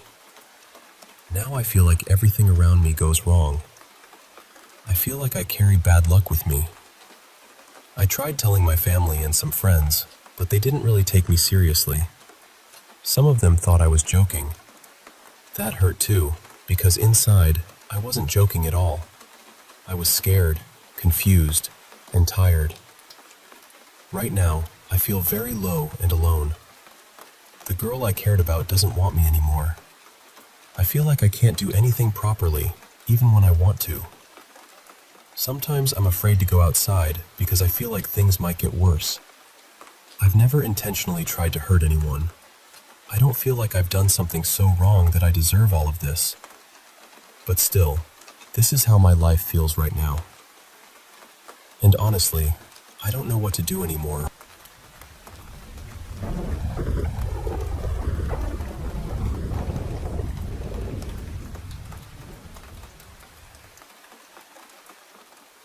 I was 19 when I finally started talking about this more openly. But the first time it happened, I was only about 12. I was at my grandparents' house one evening, sitting on the couch with my older sister, Mara, right beside me. I had my laptop open, just doing whatever kids do online at that age, not paying much attention to anything else. Then, out of the corner of my eye, I saw something near the bookshelf by the staircase. It looked like a person, but not really. More like a completely black shape. Its head was rounded in this strange way, almost like a smudged thumbprint. It looked like it was wearing clothes that reminded me of one of my aunt's outfits, and there was something around its neck. A rope. It was hanging there. I looked up so fast, but when I stared directly at the spot, there was nothing there. The second I looked back down at my laptop, though, I could see it again. Same place, same shape, just hanging near the stairs. I turned toward Mara, absolutely terrified, and before I even got a word out, she said, "Do not tell me there's something beside me." That made my stomach drop. I told her, "No, it's not beside you," and then I asked if she could see anything near the bookshelf. She looked, but she said she didn't see anything. Then she told me to go tell our grandmother. So I did. But while I was trying to explain it to my grandma, I saw another figure. This one was standing between my uncle and my grandfather. It looked just like the first one, only this time, the clothes reminded me of something my dad would wear. My grandma didn't laugh. She didn't tell me I was imagining it. She immediately went upstairs, came back with rosary beads, and told me to pray. That reaction scared me almost as much as what I saw. A few years after that, my grandfather had serious back problems and ended up needing surgery. Around that same period, my uncle developed a tumor behind his eye and needed surgery too. I'm not saying those things were definitely connected, because I honestly don't know. But after what I saw, it's hard not to wonder. It just stayed in the back of my mind, like a cold hand on my shoulder. Then, when I was around 16, something else happened. My grandparents asked me to go into the garage and grab a bottle of wine. I didn't think anything of it. I walked over, opened the door, and flipped on the light. The lights flickered for a second, and in that flicker, I saw a man standing right in front of me. He was so close to my face that I jumped back immediately. He had a tall top hat, and he seemed broad, almost unnaturally large, though I could only really see him from the shoulders up. He was just there, inches away from me. I looked over at Mara, and the look on her face told me she knew. She knew exactly what I had seen. I ran back inside and started praying to God and Jesus because I didn't know what else to do. After a little while, I came back and sat beside my sister. She looked at me and asked, "Did you see that man too?" I said yes. That was when she told me she had seen the same man a few weeks before in the same house. We told our grandma again, and eventually she had a priest come bless the house. The strangest part is that it only ever happened to me and Mara. Nobody else in the family saw these things. Not my grandparents, not my parents, not my uncle, just us. And what still confuses me is that all of this seemed to start around the time I became more serious about my faith. I was praying more, believing more deeply in God, and trying to understand spiritual things in a real way. I still believe in God. I still pray. But I also still don't know what my sister and I saw in that house.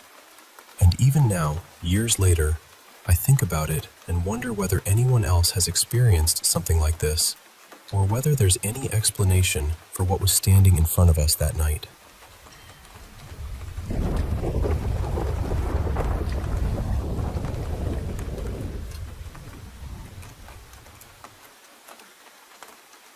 I'm going to tell you something that still feels difficult to say out loud.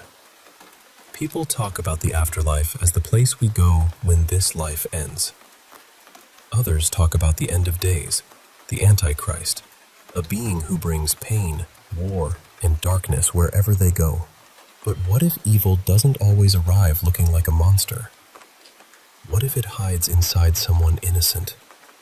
Someone who never asked to be chosen? My name is Mira. I'm 17 years old, and since the day I was born, my life has never fully belonged to me. When I was a baby, I became terribly sick. My family says I died for a few minutes. The doctors didn't know what to do, and when I came back, I wasn't really the same. I could breathe, but I couldn't walk. I couldn't speak. I couldn't look at anyone. For almost 5 years, I lived in a wheelchair, trapped inside a body that felt empty to everyone around me. But my mother never gave up. She took me to hospitals, churches, temples, healers, and rituals. She tried everything a desperate mother might try to save her child. But during one of those rituals, something went wrong. Or maybe it went too well.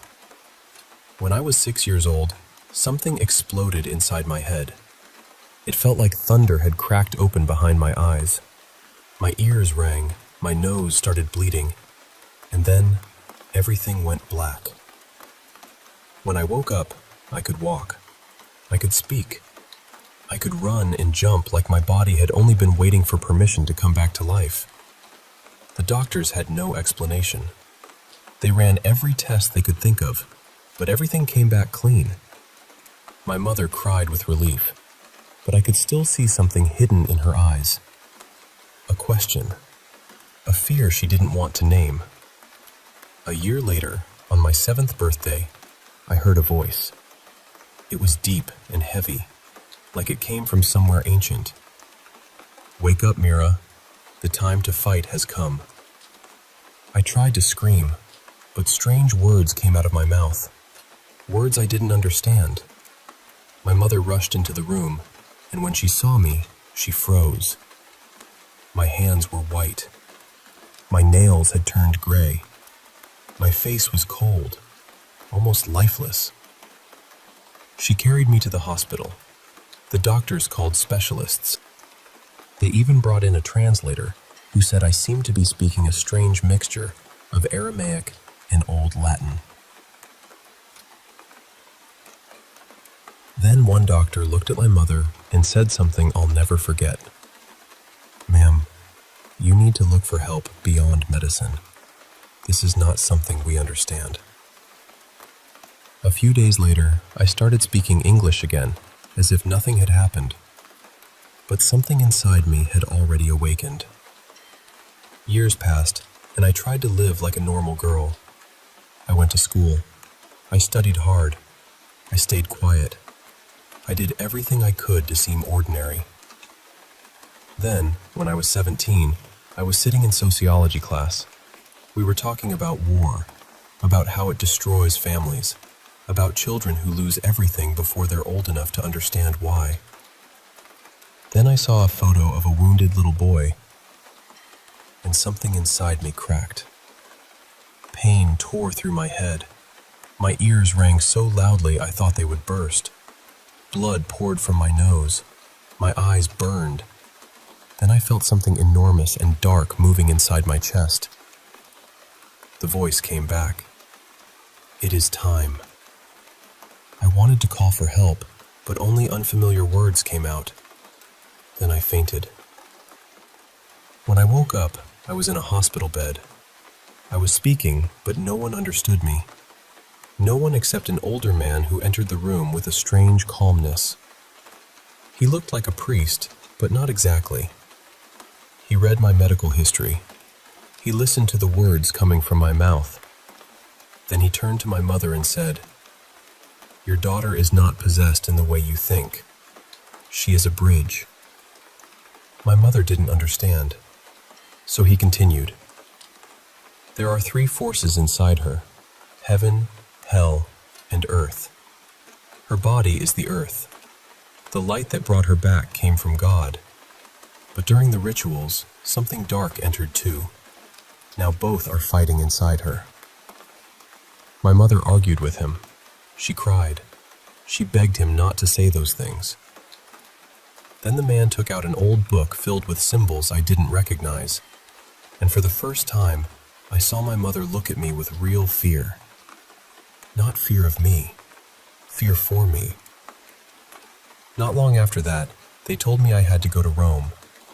They said the Vatican would become my new home. I didn't want to leave. I didn't want to abandon my school, my house, my life. But everyone spoke as though there was no choice. Maybe there wasn't. When we arrived, they brought me to a sealed chamber, cold and silent. The moment I stepped inside, something changed.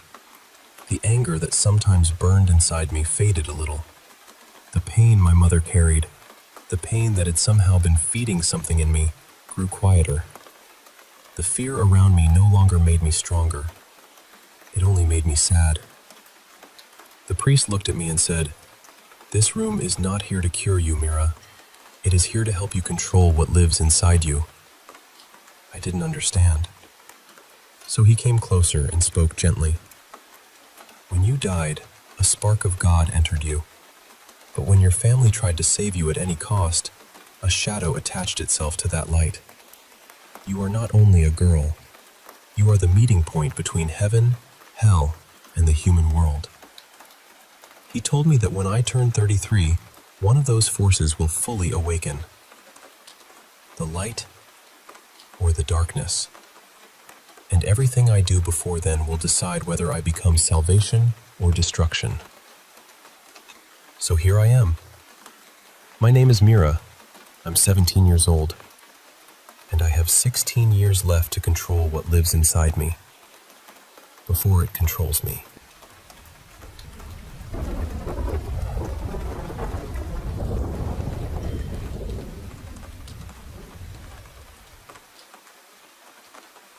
Honestly, I need some advice, because I'm still trying to make sense of everything.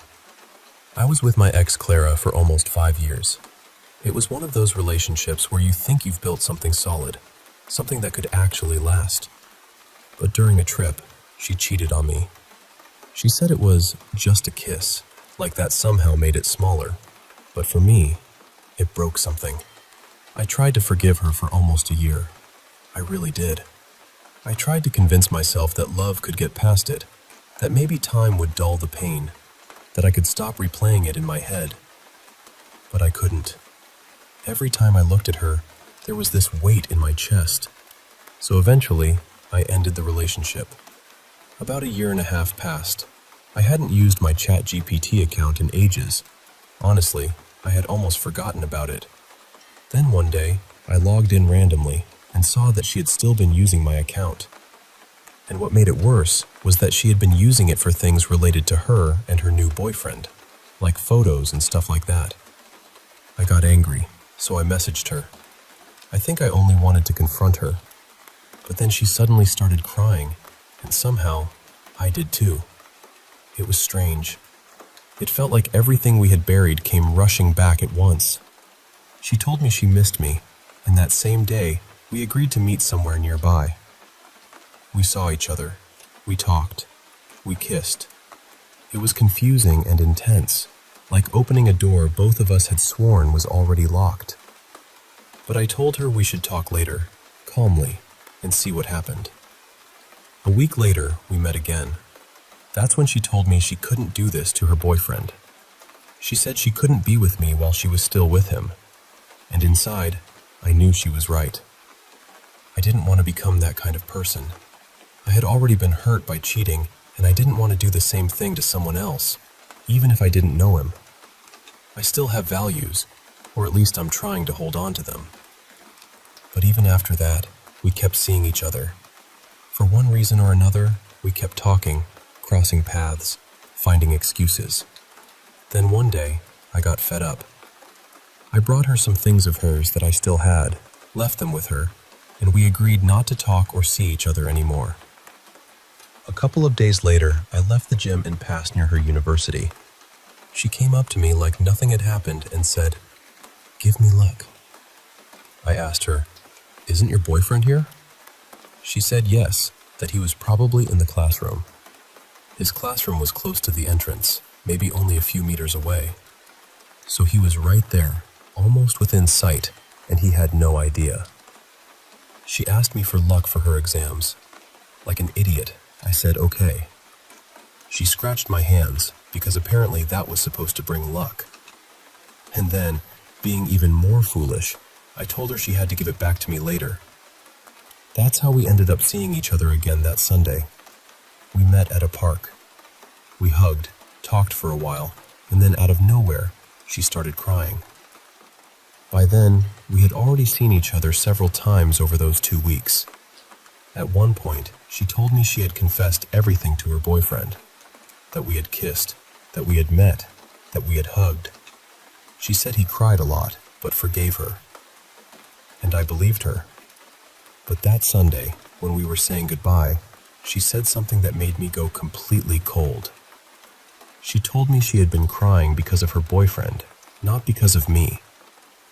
I didn't understand. I still don't fully understand. But in that moment, I told myself, enough. I left, and I stopped talking to her. After that, I decided to find her boyfriend and tell him what had happened. I don't think I did it out of revenge. At least, I hope I didn't. I did it because I felt like he deserved to know the truth. When I told him, I could see the pain in his face. His eyes started to water. Then she appeared, but I didn't even turn to look at her. I just told him, "That's everything. Take care." And I left. That happened in June 2025. Since then, I felt strange. I don't really know how to explain it. It's like things haven't been flowing the same way, like I've been carrying this heavy energy around, or like I've had bad luck following me. And that feels weird, because I've always thought of myself as a lucky person, almost like I had a 4-leaf clover stamped on my forehead. A few months ago, I started feeling like something was off. I even started wondering if it could be something like witchcraft, even though I know that sounds dramatic. Then recently, I was deleting things from my phone and opened TikTok, which I barely use. I realized I was still following her, so I went to her profile to unfollow her. That's when I saw some strange videos. Things like, "Never make a witch cry," and other posts with that same kind of energy. They were from around December 2025, which is roughly when I started feeling weird. And of course, my mind started connecting dots, even though maybe it was just my pain trying to turn confusion into a pattern. She's still with her boyfriend, even though she cheated on him with me. And before that, she cheated on me too. I honestly don't know how someone can live with that so calmly. I couldn't. That year of trying to forgive her left me bitter, exhausted, and broken inside. So now I don't know what to think. I don't know if I need a cleansing, therapy, real closure, or just to stop looking for signs in places where there might only be wounds that haven't healed yet. And yeah, part of me jokes that maybe I should travel back to the 1600s and deal with the witch myself. But seriously, I need help. What would you do if you were in my place?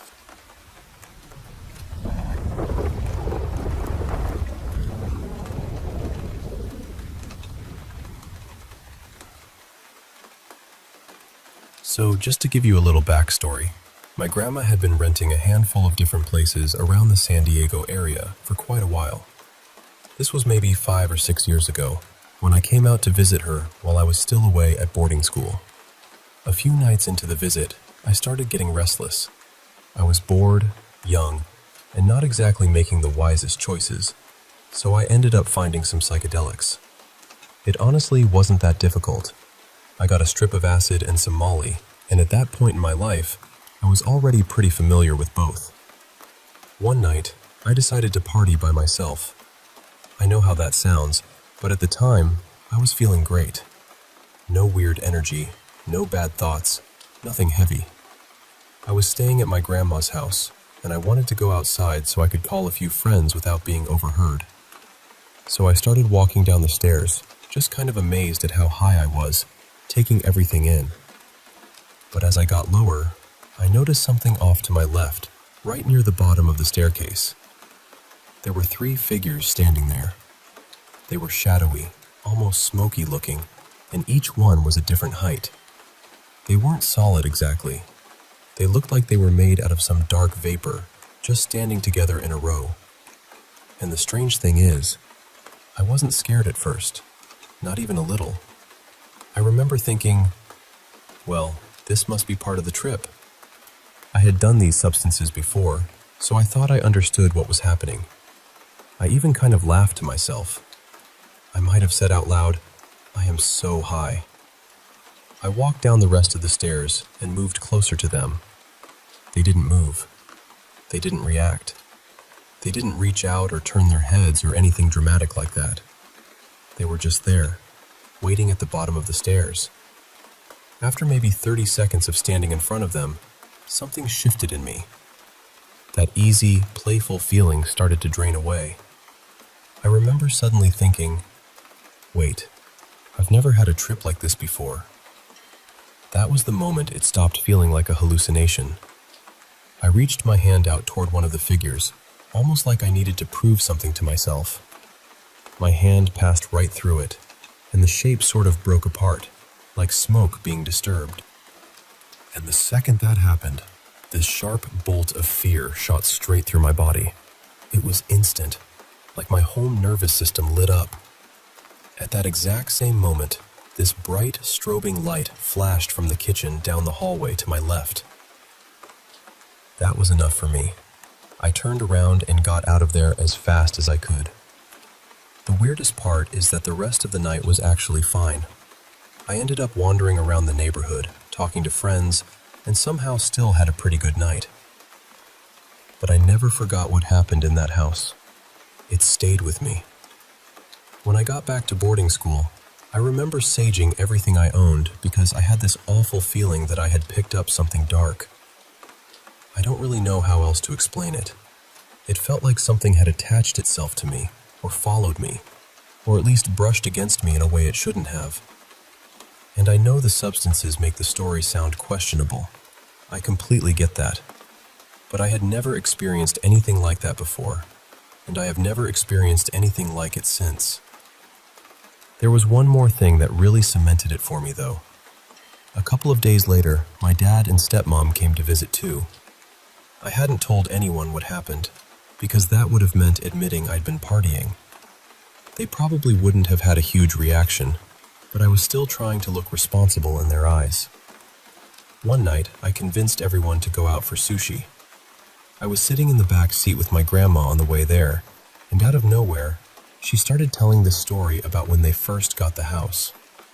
She said she had gotten the real estate agent drunk one night, and the woman admitted something she apparently wasn't supposed to say. 2 other families had already backed out of escrow on that same property because they thought the house was haunted. They also complained about strange, rotten smells. Then my grandma just casually said something like, well, I'm not afraid of ghosts. I grew up in Connecticut in a haunted house. I hear footsteps upstairs sometimes, but it doesn't smell here, and it doesn't scare me. I think she also mentioned that they had checked for a skunk and never found anything, though I'll admit that part might be my memory filling in gaps. But hearing her say that, without me having told her a single thing, really locked it in for me. I probably could have brushed the whole experience off eventually, or blamed it on the drugs, but that conversation made it feel different. It made it feel real. And honestly, I still don't know what I saw. I just know that, even with everything I was on that night, it didn't feel like anything I had ever experienced before.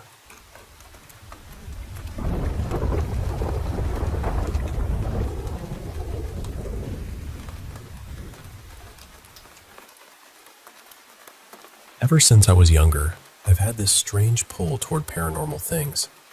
Not in a dramatic way, really. More like I've always felt there was something around the edges of life that we don't fully understand. I've had dreams about places I'd never been before, only to end up standing in those exact places years later. I've dreamed about moments that hadn't happened yet, and then, one day, they did. I could talk about those experiences for hours, honestly, but that's not really what this is about. What I want to talk about is something that has only happened a few times in my life, but every time it does, it shakes me to my core. I get these episodes where I become absolutely terrified of death. And I don't mean the normal kind of fear, like, one day I'm going to die, and so will the people I love. It's not that. It's heavier than that.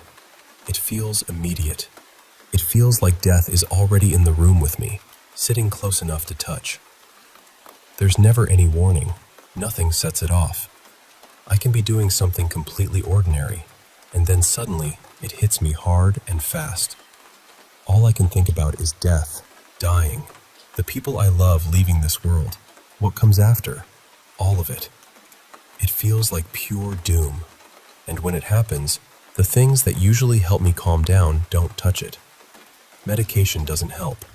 Cold showers don't help. Breathing exercises barely make a dent. The only thing that gives me even the smallest bit of peace is being outside. I know that probably sounds strange, but I mean it literally. I have to be near trees.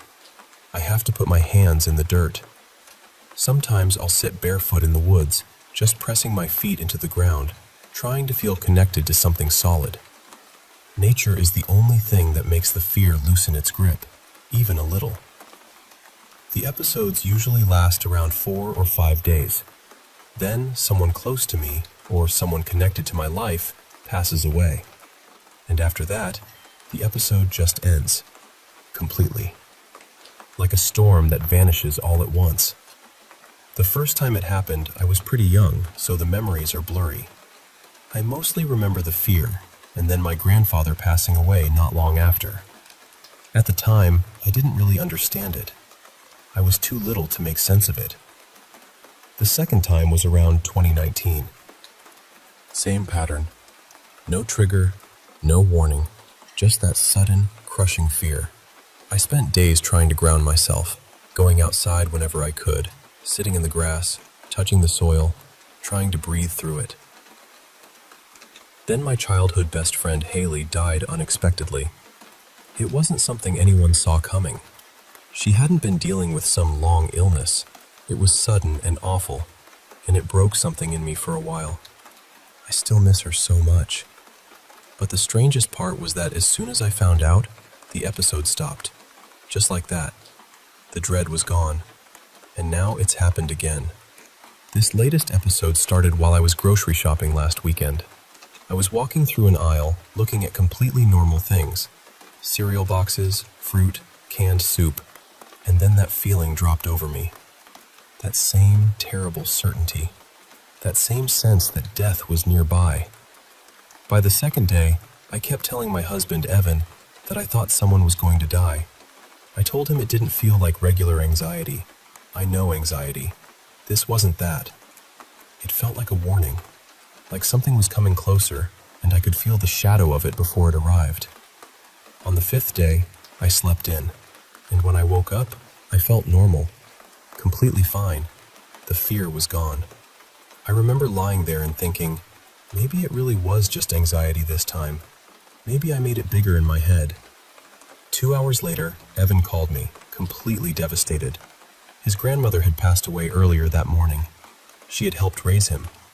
She was more like a mother to him than anything else.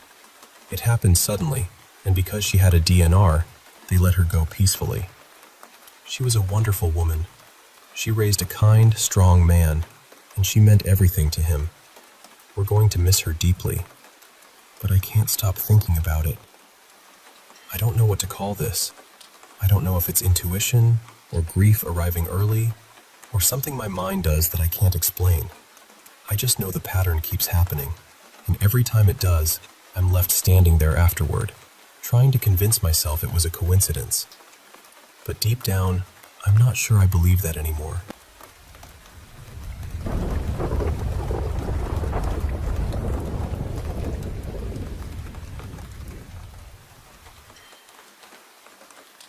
So, this happened a couple of nights ago, and honestly, I still don't really know what to make of it. I've had sleep paralysis before.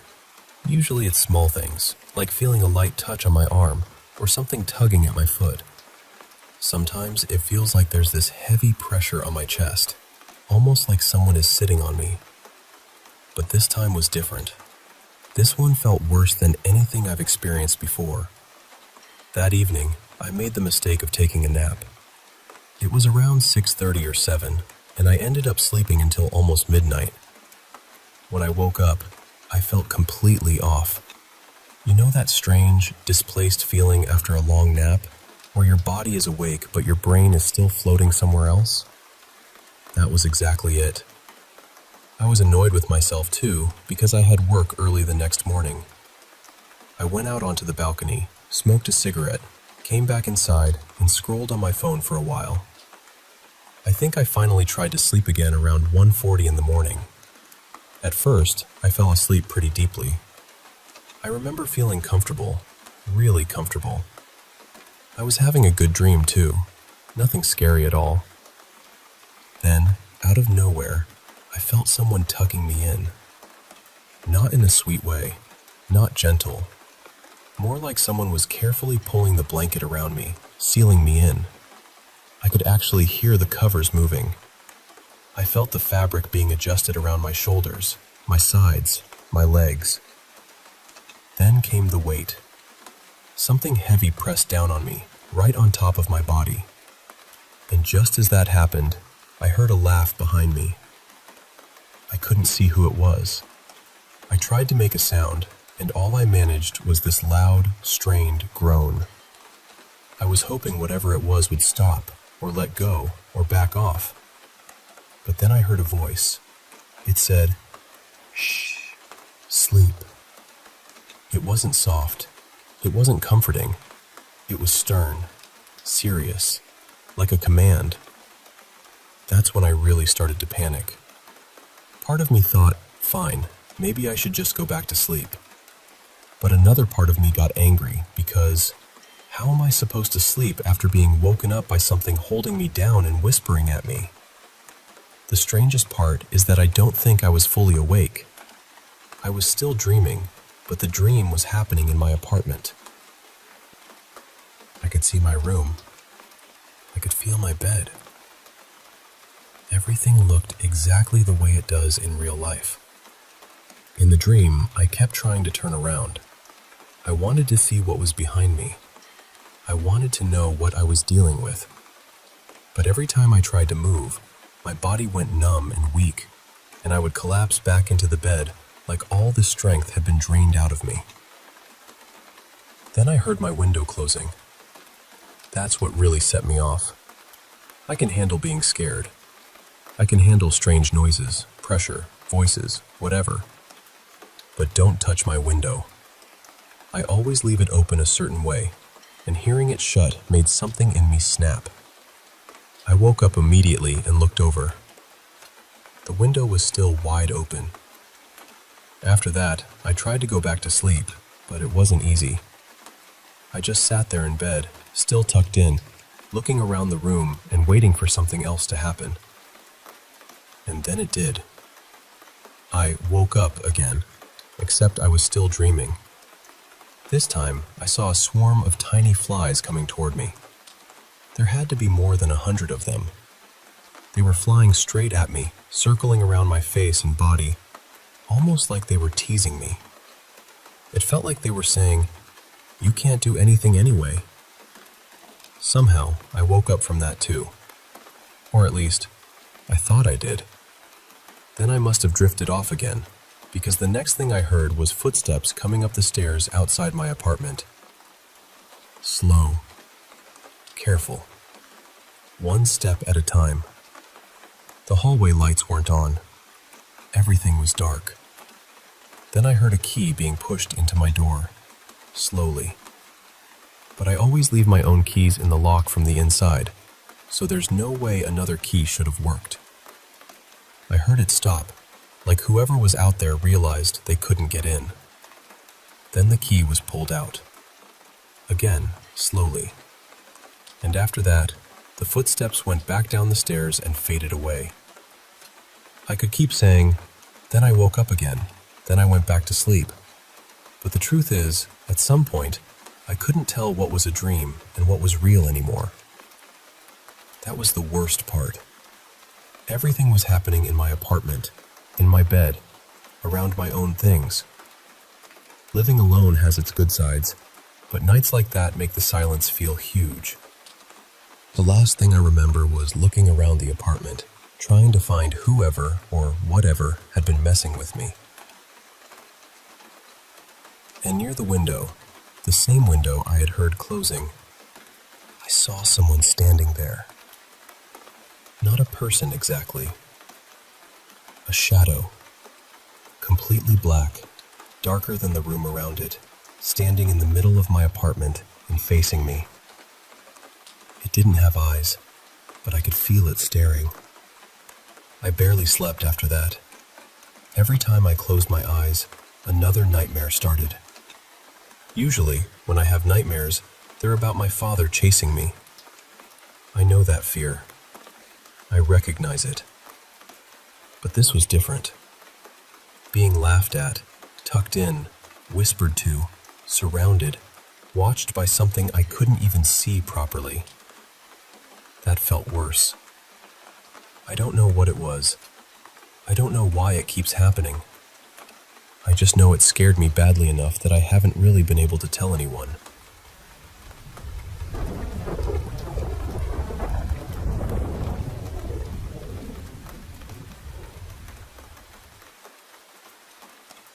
I lost both of my parents. My dad has been gone for 11 years now, and my mom passed away a little over a year and a half ago. I've always had really vivid dreams. That's been true my whole life. After my mom died, I moved back into my childhood home with my boyfriend, Nate. He's 26, and I'm 25. We weren't planning to stay forever. The idea was just to clean the place up, repaint some rooms, give it a little care, and then sell it. But ever since we moved back in, my dreams have changed. My dad has shown up in my dreams for years, and those dreams never really scared me. He usually runs toward me with this huge smile, like no time has passed at all, and we sit together and talk. It almost feels like catching up with him somewhere quiet and safe. With my mom, though, it's different. Every time she appears, her back is turned to me. My dad always comes toward me, but she's always walking away. I don't really want to pick that apart too much, because the dreams themselves aren't the part that worries me. The important thing is this: I never see her face. Not once. My mom died in that house, so at first I wondered if maybe she was still there somehow. I'd catch little glimpses of movement around corners. Sometimes I'd see what looked like her passing through the kitchen, always turned away from me. And it really did look like her. She was tall and slim, with hair she dyed a deep black for as long as I can remember. That is exactly what I kept seeing. A tall, thin woman with black hair. But again, never her face. Nate and I were talking about it yesterday because he's had strange experiences in the house too. We've heard footsteps at night together. He's seen shadows move where they shouldn't. So bringing it up didn't feel strange anymore. Then he told me he had seen my mom twice in the last few days. At first I thought, okay, that fits. That's unsettling, but it fits. Then he got quiet and said, she didn't have a face. He told me she had leaned her head around a corner and looked straight at him. But where her face should have been, there was just smooth, pale skin. No eyes, no mouth, nothing. Just her black hair framing this blank white space. And he said it happened twice. That was when something inside me went cold, because I realized I have never seen her face either. Not in the house, not in my dreams, never. Now I'm not sure it's my mom at all. I don't know what is in this house, but I'm starting to feel like whatever is here may just be wearing the idea of her, or using the outline of her. And that feels so much worse than thinking my mom might still be around. For context, neither of us is on medication. Neither of us has any history of hallucinations or anything like that. We've both seen and heard things separately, and we've experienced some of it together too. Nate has been my best friend since we were kids, so I know he isn't lying to me or trying to mess with my head. Honestly, if he thought I was imagining it, he would tell me. I checked the carbon monoxide detectors first, and they're working fine. Even my dog reacts to it sometimes. He'll suddenly lift his head, perk up his ears, and stare toward the same hallway or corner we're looking at. So now I'm left with this awful question I can't shake. If it isn't my mom, then what is it?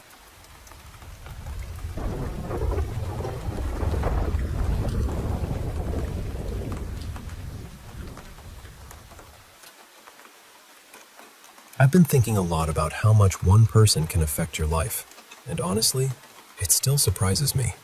I don't mean just emotionally or mentally. I mean in a way that felt deeper than that, almost like something around me started shifting the moment she entered my life. About 4 years ago, I was assigned a support worker through an assisted living service. I'll call her Marin. At first, I didn't know what to make of her. She seemed ordinary enough. But after she became involved in my life, things slowly began falling apart. My finances started getting worse. My housing situation became unstable. Friendships and professional connections began to strain or disappear. And every time Marin came to see me, something bad seemed to happen not long afterward. I know how that sounds. I really do. But it was never just one thing. There were near accidents, injuries, people suddenly turning cold toward me, unexpected bills that drained my savings. I lost my old job when the company downsized. My landlady, who had once been reasonable, abruptly turned against both me and my housemate. And recently, something happened with my foot. I've always been someone who walks a lot, someone active, someone who needs that movement. But now I'm using walking sticks because of a strange injury that might be rheumatic. It came out of nowhere, shortly after I saw Marin again. The earliest thing I remember was with my official case manager. He had been kind to me in the beginning, almost fatherly in the way he cared. He listened. He made an effort. But after only a few weeks of dealing with Marin, something in him changed. I was there during the meeting, and nothing bad was said. Nothing dramatic happened. Yet afterward, it was like he simply gave up. On the work, on himself, and on me. Before Marin, I had received support for nearly 10 years without this kind of chaos. But after she came into the picture, one support worker after another seemed to burn out, quit, or withdraw. It felt like anyone who had close contact with her got pulled into some strange current of bad luck. There was also a doctor she came with me to see once. After that appointment, that doctor stopped taking me seriously. Even though I have rheumatism and several officially diagnosed physical conditions, she began blaming everything on psychological issues and refused to sign me off sick anymore. For a long time, I tried to explain it away. I told myself I was imagining patterns. I told myself life was just hard. But then Marin completely lost her temper with me, and something inside me finally snapped awake. I canceled her support. I removed her from my life. And then, almost immediately, things started changing. I began climbing out of debt. I started caring for myself again.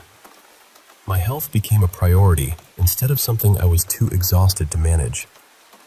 Material things began improving. Paperwork I had been waiting on finally started moving. Doctors began listening to me again. Most of all, my motivation came back. It felt like air returning to a room that had been sealed for years.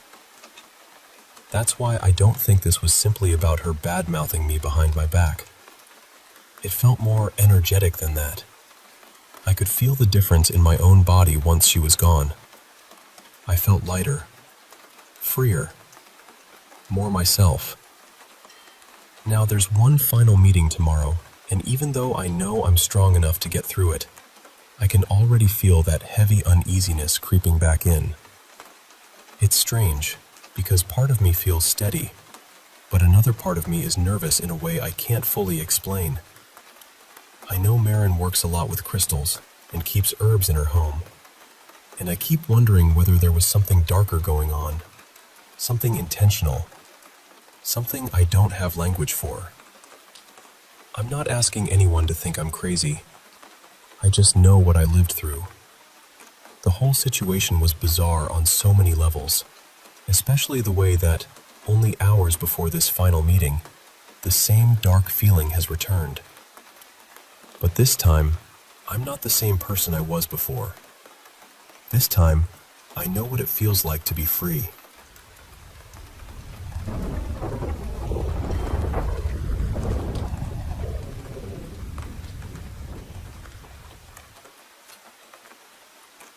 I was in 8th grade when all of this started.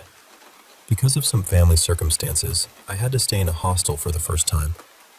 My mom was preparing to go abroad, and there really wasn't anyone at home who could take care of me properly, so I didn't have much choice. I was scared, of course, but I tried to adjust. For the first few months, everything was normal. Nothing strange happened.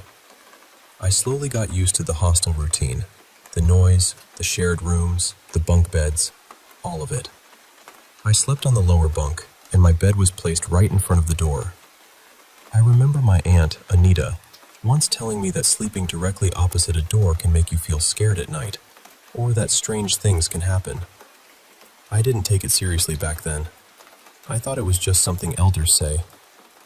But later, I started seeing something. At first, it was just a dark figure standing beside my bed. I told myself I was probably imagining it. Maybe I was tired. Maybe I was half asleep. So I ignored it. But then I started seeing it almost every night. It would just stand there. Quiet. Still. Dark. After some time, I began hearing a dragging sound too, like someone was pulling one leg across the carpet. That sound terrified me more than seeing it, honestly, because it made the whole thing feel real. I tried my best to ignore it. I didn't tell many people because I thought they would laugh or say I was making it up. But around that same time, I started getting sick often, which was strange for me because I usually don't fall sick easily. Somehow, months passed. Grade 8 ended, and after that, I didn't stay in the hostel during grade 9. Slowly, I forgot about what had happened. Or maybe I forced myself to forget. But then, in grade 10, I was put back in the hostel again. The next incident happened during my 3rd week there. One evening, it was already getting dark, maybe around 7. The hostel warden asked me to go to the main building and leave some notebooks there. So I went. That building was almost empty, and only a few lights were on. It had that heavy, quiet feeling, the kind that makes you uncomfortable even when nothing has happened yet. I was getting scared, so I started singing a song softly in my head, just to distract myself. Then, from somewhere far inside the building, I heard a female voice singing the same song. That was the moment my whole body froze. There was no one there. I looked around, but the building was empty. Completely empty. I got so scared that I quickly left the notebooks on the table. But when I turned around to leave, I saw a black figure standing there, looking straight at me. Even though the place was dark, I could still see it. Not clearly, but enough to know it was there. And more than seeing it, I could feel it staring at me. I ran back as fast as I could. That night, I could barely sleep. The next night, I went to fill my water bottle. The place where we filled water was just above our study room. While I was filling it, I suddenly felt that same presence again. It was so strong that I stopped immediately. I was about to leave the bottle and go downstairs when the window suddenly slammed shut. It was a sliding window. I know how those windows move, and I'm sure the wind couldn't have closed it with that much force. I turned off the light and looked back. Even without the light, I knew something was watching me. Then I realized it was standing near the same side where I had been filling water. It didn't have a proper shape, so I can't really explain what it looked like. It was just dark, like a shadow that didn't belong there. I ran out again. Later, we used to have night classes. My seat was right in front of the door, with my back facing it. During class, from the corner of my eye, I saw a black figure standing at the doorway. After that, I changed my seat. One night, around 8 or 9, the lights went out. I was standing near the door, and there was just a little bit of light coming from outside. In front of the door, there was a pillar with a mirror on it. Suddenly, I felt that presence again. I looked into the mirror, and there it was. That figure was standing in front of the mirror, watching me.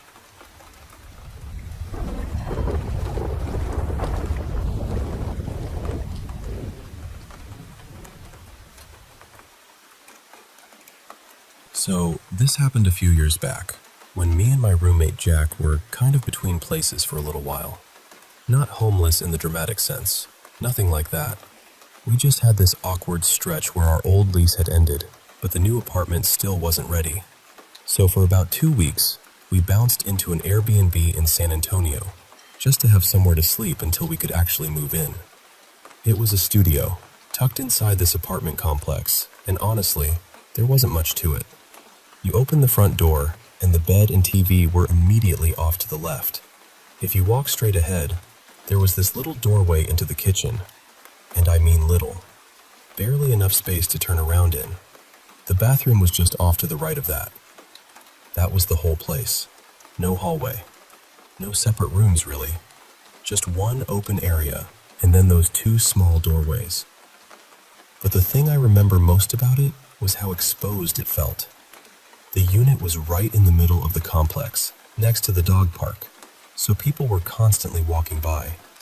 You'd hear dogs barking, people talking, footsteps outside the window at all hours. It always felt like the outside world was pressed right up against the glass. Now, I've always been the early-to-bed type, and Jack was the total opposite. So around 10 that night, I passed out. Lights off. Jack was still awake beside me, scrolling on his phone in the dark, which was completely normal for him. Then, out of nowhere, I felt a hand grab my shoulder. Not a light tap, not a gentle shake. He yanked me awake.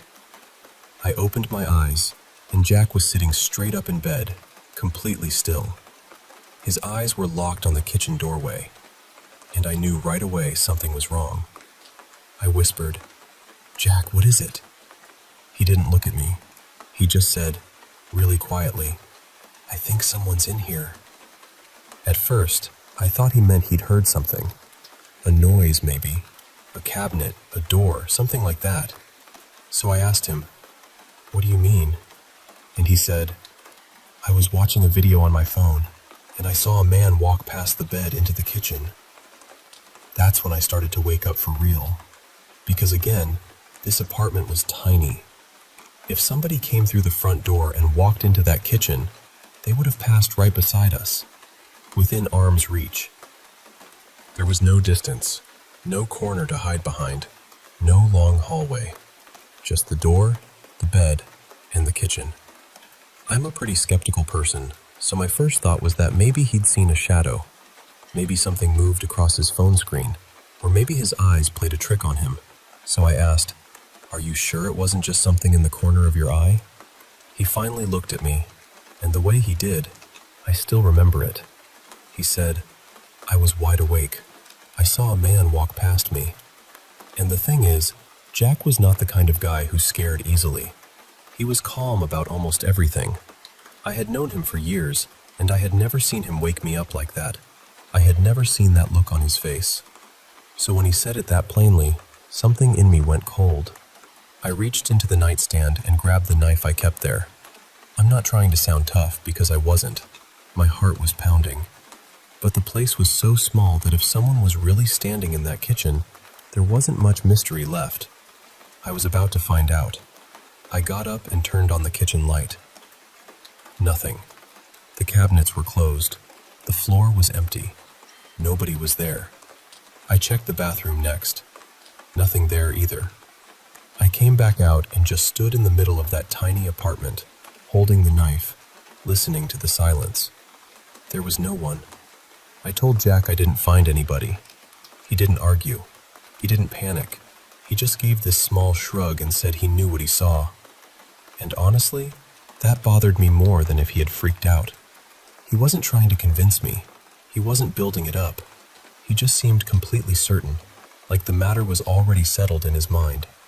So I started looking around more carefully. I checked the door, the windows, the corners, anywhere someone might have slipped in or out. I even started thinking about hidden openings, loose panels, weird crawl spaces, all those paranoid movie thoughts that show up when it's late and your brain decides to turn into a crime documentary. I didn't find anything. But I'll be honest, I was tired, shaken, and not exactly doing a professional search. So maybe I missed something. Maybe there was a way in or out that I just didn't see. We left the next morning, and I still think about it sometimes. Was there actually someone in that apartment? Did they somehow get out before I turned on the light? Did Jack see something real, or did his mind just fill in the dark with a shape that wasn't there? I still don't know. All I know is, whatever he saw, I never found it. And part of me is still glad I didn't.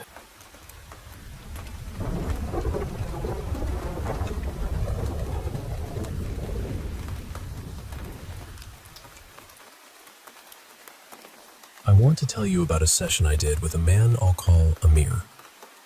He was an adult man from the Dallas area, and during the healing journey, he went into a very deep theta state. At first, he moved back through childhood memories, then into older pain, older fear, older imprints, and then he went even further. He went to a place before he was born.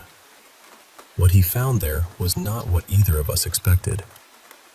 He said that before this life, he and his mother were together, but not in bodies, not standing in a room, not even as two separate people the way we think of separation here. He described it as if there was no distance between them, no wall, no edge, just awareness. He said, "It feels like there's no space between us. I'm not really a person yet. I'm more like a soft shape of consciousness." His mother was near him too, but not as the woman he would later know. She was more like another point of awareness beside him. Close, familiar, connected. Then he became aware of something that felt like a life plan. Not a written list exactly, but something like a knowing. He could sense the experiences waiting for him in the life ahead. Weakness, helplessness, confusion, pain, hard lessons. And he didn't want to go. He said very quietly, "I don't think I want to go there." He could feel that it would be difficult, not just uncomfortable, difficult in a way that would shape him from the inside out. But then another understanding came in. He realized that this was part of how light learns to enter darkness, not by looking at pain from far away, not by studying it as an idea, but by living inside it long enough to understand what others feel. He said, "It feels like this experience is required." His higher self showed him that the purpose was not to fix everything. It was not to erase the pain before it happened.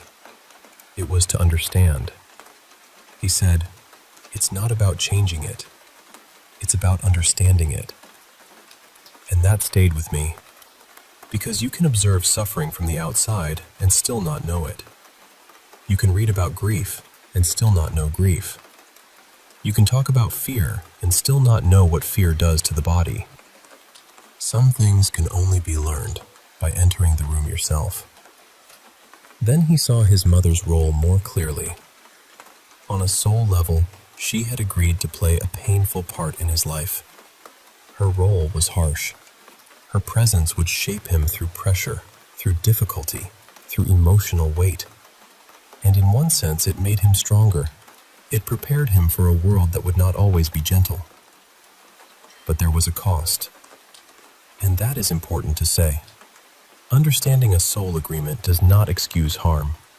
It does not make cruelty beautiful. It does not mean a person should pretend they were not hurt. But it can sometimes change the way the wound is carried. In that space, Amir understood that some souls volunteer for dark roles, not because they are evil, not because pain is good, but because, from a much wider level of consciousness, Certain lessons require contrast. Certain awakenings only happen when the soul touches what it came here to transform. When the session was ending, his higher self gave a very simple message. Love everyone. Let go. Learn to forgive. Not as a command, not as something forced, more like a door opening. The lesson from this journey is this. You may have chosen more of this life than your human mind can remember, even the painful parts. Not because you deserved suffering, not because you were being punished, but because before you came here, some part of you wanted to understand something that could only be learned through direct experience. And the people who hurt you may have been part of that learning too. That does not make what happened okay, but it may help you stop carrying it like a chain. So here is a simple practice you can try. Find a quiet place where no one will disturb you for about 20 minutes. Sit down or lie back, whatever feels natural. Close your eyes. Take 5 slow breaths. With every exhale, let your body become heavier. Let your arms soften. Let your legs sink. Let your head rest fully into whatever is supporting you. Now imagine you are standing at the edge of a vast, dark space. Not frightening darkness, not empty darkness, more like the darkness before the stars appeared. Warm, endless, alive. This is the space before incarnation, before the body, before the name, before the story began. Step into it. Let yourself float there. There is no ground beneath you, no direction, no need to do anything. Just awareness. Then ask silently, show me the moment before I came here. Do not force an answer. Let whatever comes come. Maybe you see light. Maybe you feel another presence near you. Maybe you sense a choice being made. Maybe you feel hesitation, as if some deep part of you remembers not wanting to come. That is okay. Just observe. If something appears, stay with it. Don't analyze it. Don't judge it. Don't try to make it logical. Be with it like you are watching a memory older than your body. When you feel ready, take 3 slow breaths and return. Open your eyes slowly. Then write down whatever came through, even if it makes no sense. Especially if it makes no sense. The logical mind will want to explain it away. Let it be strange for a while. Try this for 7 days in a row. The first time, you may see nothing. That is completely normal. Sometimes the door opens only after we stop pushing on it. By the 3rd or 4th day, something may begin to surface. A feeling, an image, a knowing, a quiet memory that does not seem to belong to this life. Trust what comes gently. You do not have to prove it. Just listen.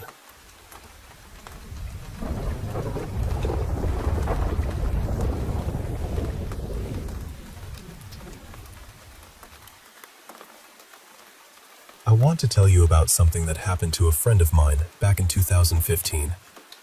He was from Mandi in Himachal Pradesh, and his name was Chetan. Now, if you know anything about Himachal, you know people call it Dev Bhumi, the land of deities. And in places where people believe the divine is close, they also believe the unseen is never too far away. Back then, Prashur Lake was not as crowded as it is now. It was mostly locals who went there, especially people from Mandi. One afternoon, Chetan and another friend of his decided to ride up there on a scooter.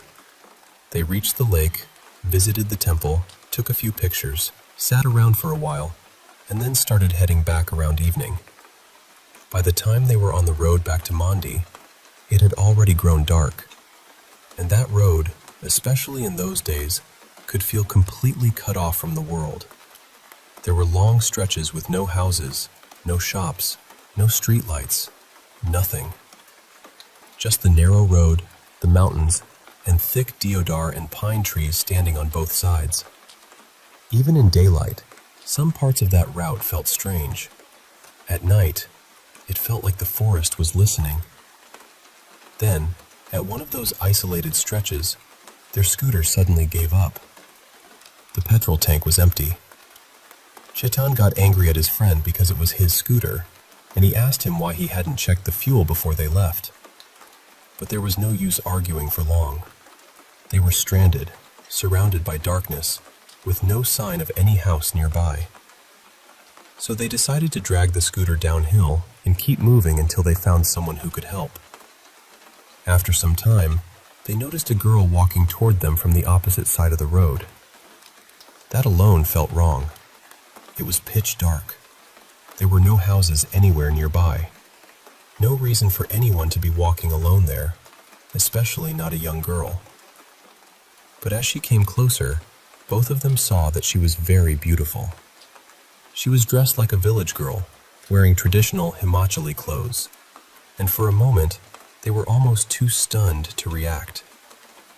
But Chetan told me that something inside him immediately warned him not to speak to her.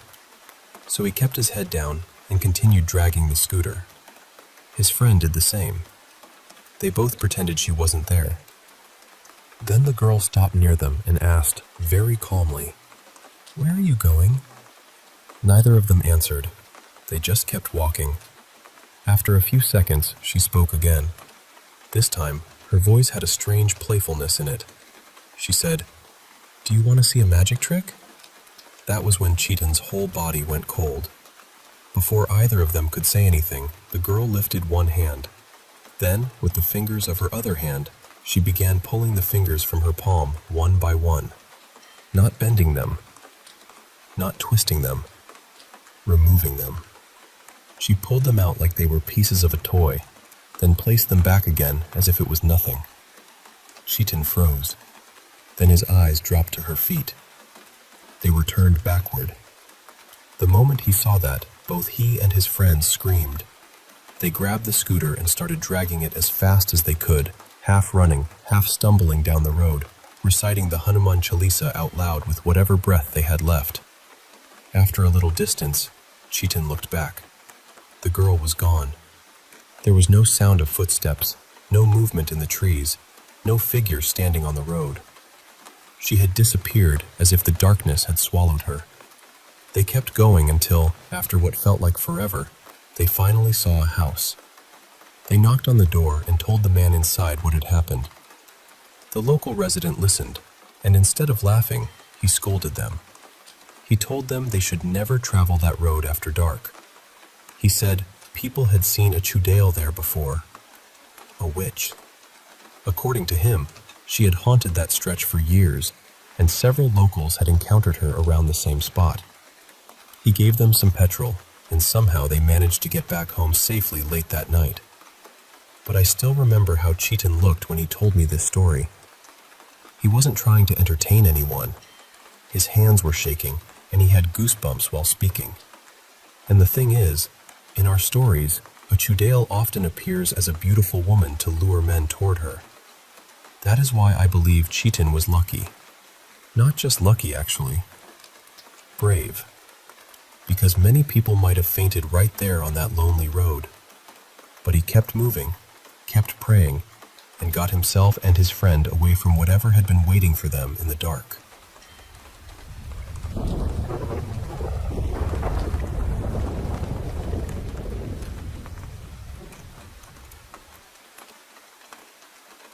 You know, ever since I was old enough to understand the world, I never actually saw them with my own eyes.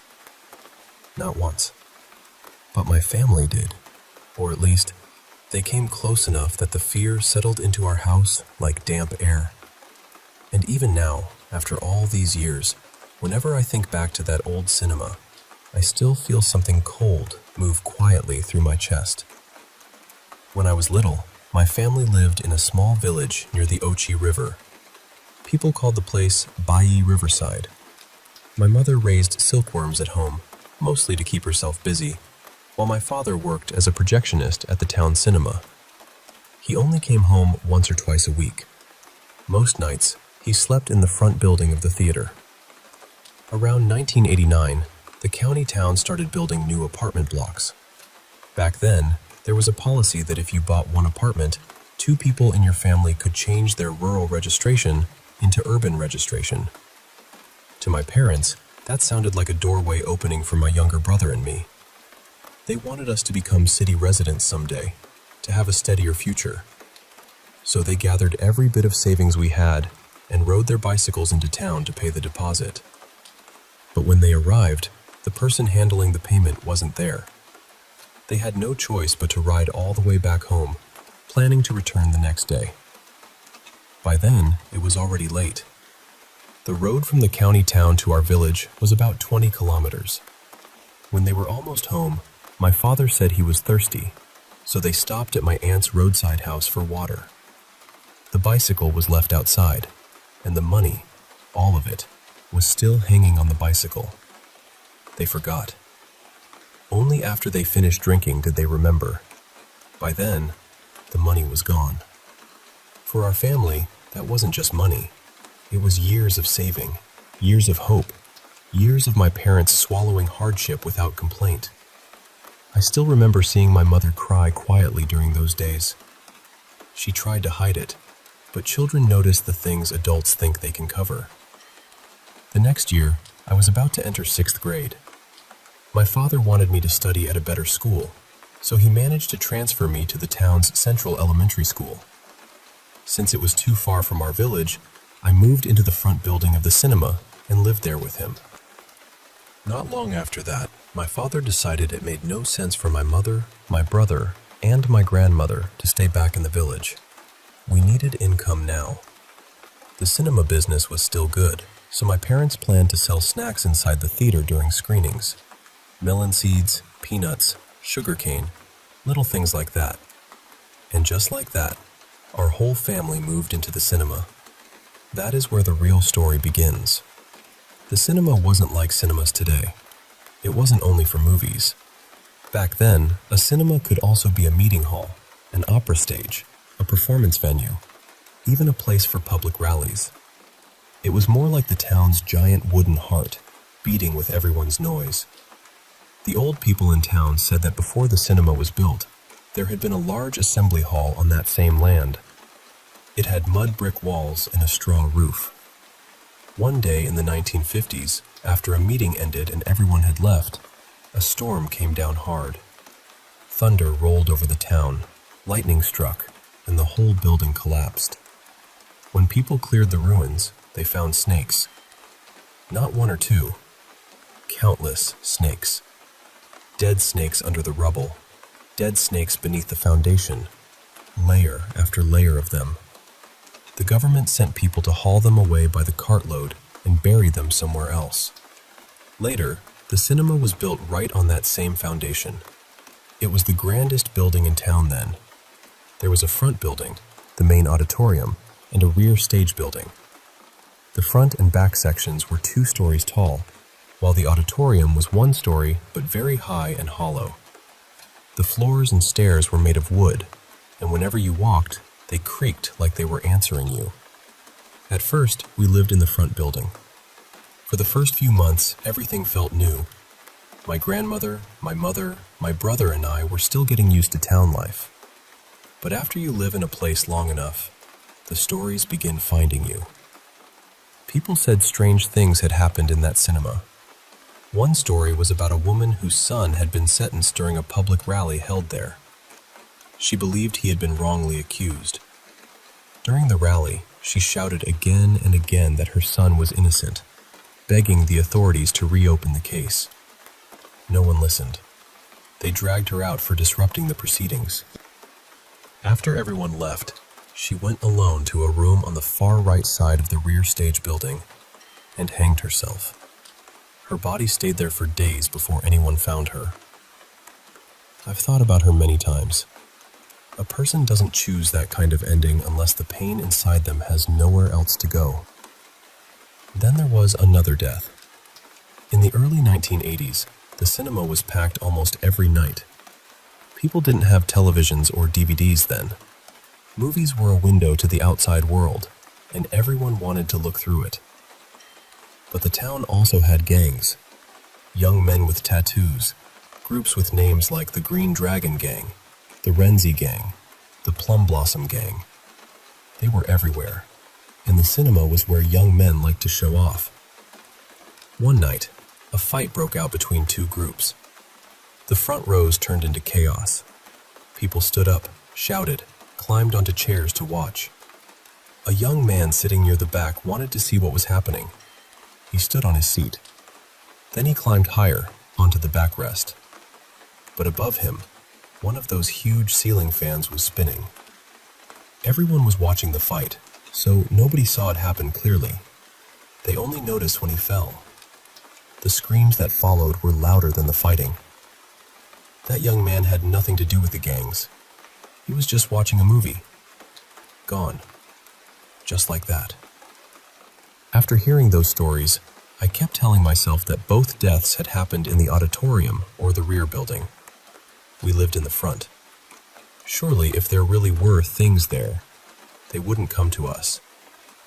That was what I told myself. Then one evening, my aunt came to visit. There was a movie that night, so after dinner my mother went to prepare snacks. My father went to clear the theater, and my brother ran out to play. My aunt didn't know the layout of our rooms yet, so she quietly asked my grandmother, "Is elder brother still sleeping in that room?" My grandmother said, "No, he moved downstairs." I was confused and asked, "Moved from which room?" Nobody moved. My grandmother quickly said my aunt had just mixed things up, and then she gave my aunt a look, the kind adults give when they want someone to stop talking. But my aunt didn't notice. The kitchen light was dim, and she was terribly nearsighted. So she continued, "You haven't seen that thing again, right? Some things are better believed than ignored." My grandmother's face changed at once. She said, "No more, no more," and hurried me away to do homework. That moment frightened me more than all the rumors, because suddenly, the stories weren't just stories. They had entered our family. Now, some people might say this isn't frightening, because I never personally saw anything. But when you live inside a place everyone whispers about, fear doesn't need to appear in front of you. It sits beside your bed. It waits at the stairwell. It follows the sound of every wooden creak. Years later, I entered university, and after my family finally left the cinema, I rarely went back. But one period from our time there stayed with me more deeply than the rest, because it was the first time I truly felt that maybe, one day, I would meet them myself. In daylight, I was brave. Teenagers are like that. At night, I was afraid of everything, but when the sun came up, ghosts seemed impossible. I even dared to enter the room where my father had once seen something. I saw nothing. Instead, I found old film slides, colored promotional slides, handmade slides my father had carved, and old theater equipment. To me, they were treasures. I took things apart, examined them, played with them, ruined more than I should have. Around that time, I also heard another story, this one from Chen Zhenbao, who worked with my father. By the late 1980s, traveling song and dance troupes were common. Some were official, some only pretended to be. One troupe came from Hubei and claimed to be from Wuhan. Their lineup was larger than usual, so my father advertised heavily. The tickets were expensive, much more expensive than movie tickets, so plenty of people tried to sneak in. Usually my father and Chen Zhenbao checked tickets, while Yan Ding An handled the projector, and a man nicknamed Old Mao sold tickets. But for performances like that, the troupe sent their own guards too. Strong men, people who clearly knew how to handle trouble. That night, trouble came anyway. A small leader from the Green Dragon Gang arrived with more than 10 followers. None of them had tickets. They tried to force their way in. The troupe's guards tried to reason with them at first, but the gang leader refused to back down. The show was about to start. The police officers who were supposed to keep order had already slipped inside to watch. So the gang beat the guards and stormed into the theater. Afterward, everything seemed calm. The show ended. The troupe left town. A few days later, one of the gang members disappeared. At first, nobody connected it to the cinema. Back then, people disappeared for all kinds of ugly reasons.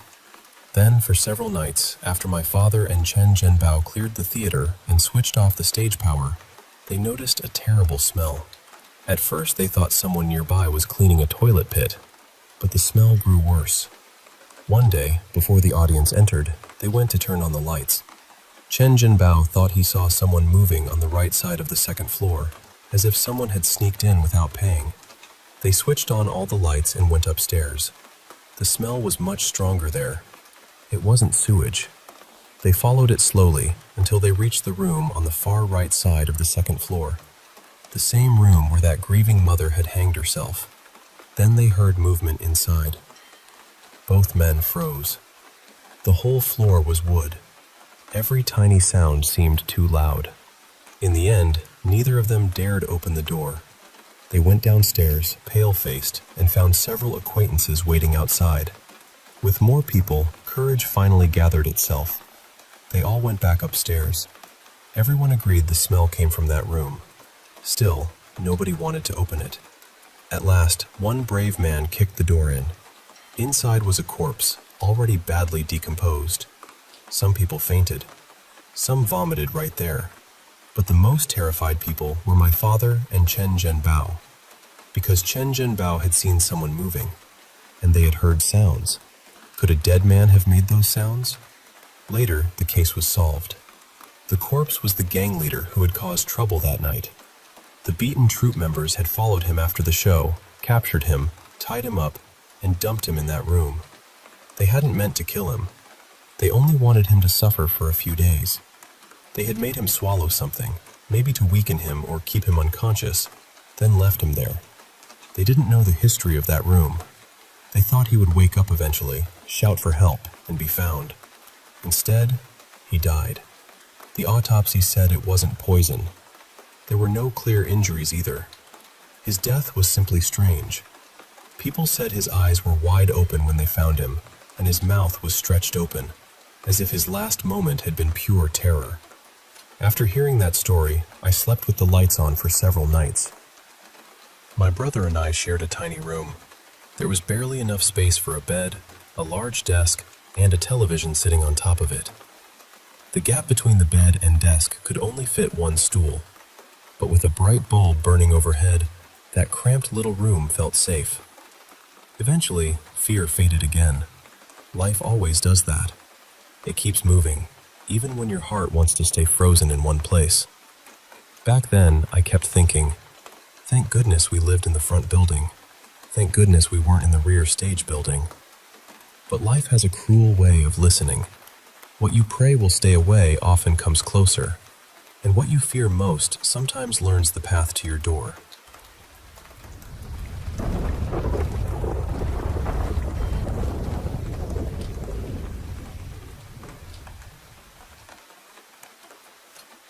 Okay, so this started about a year ago.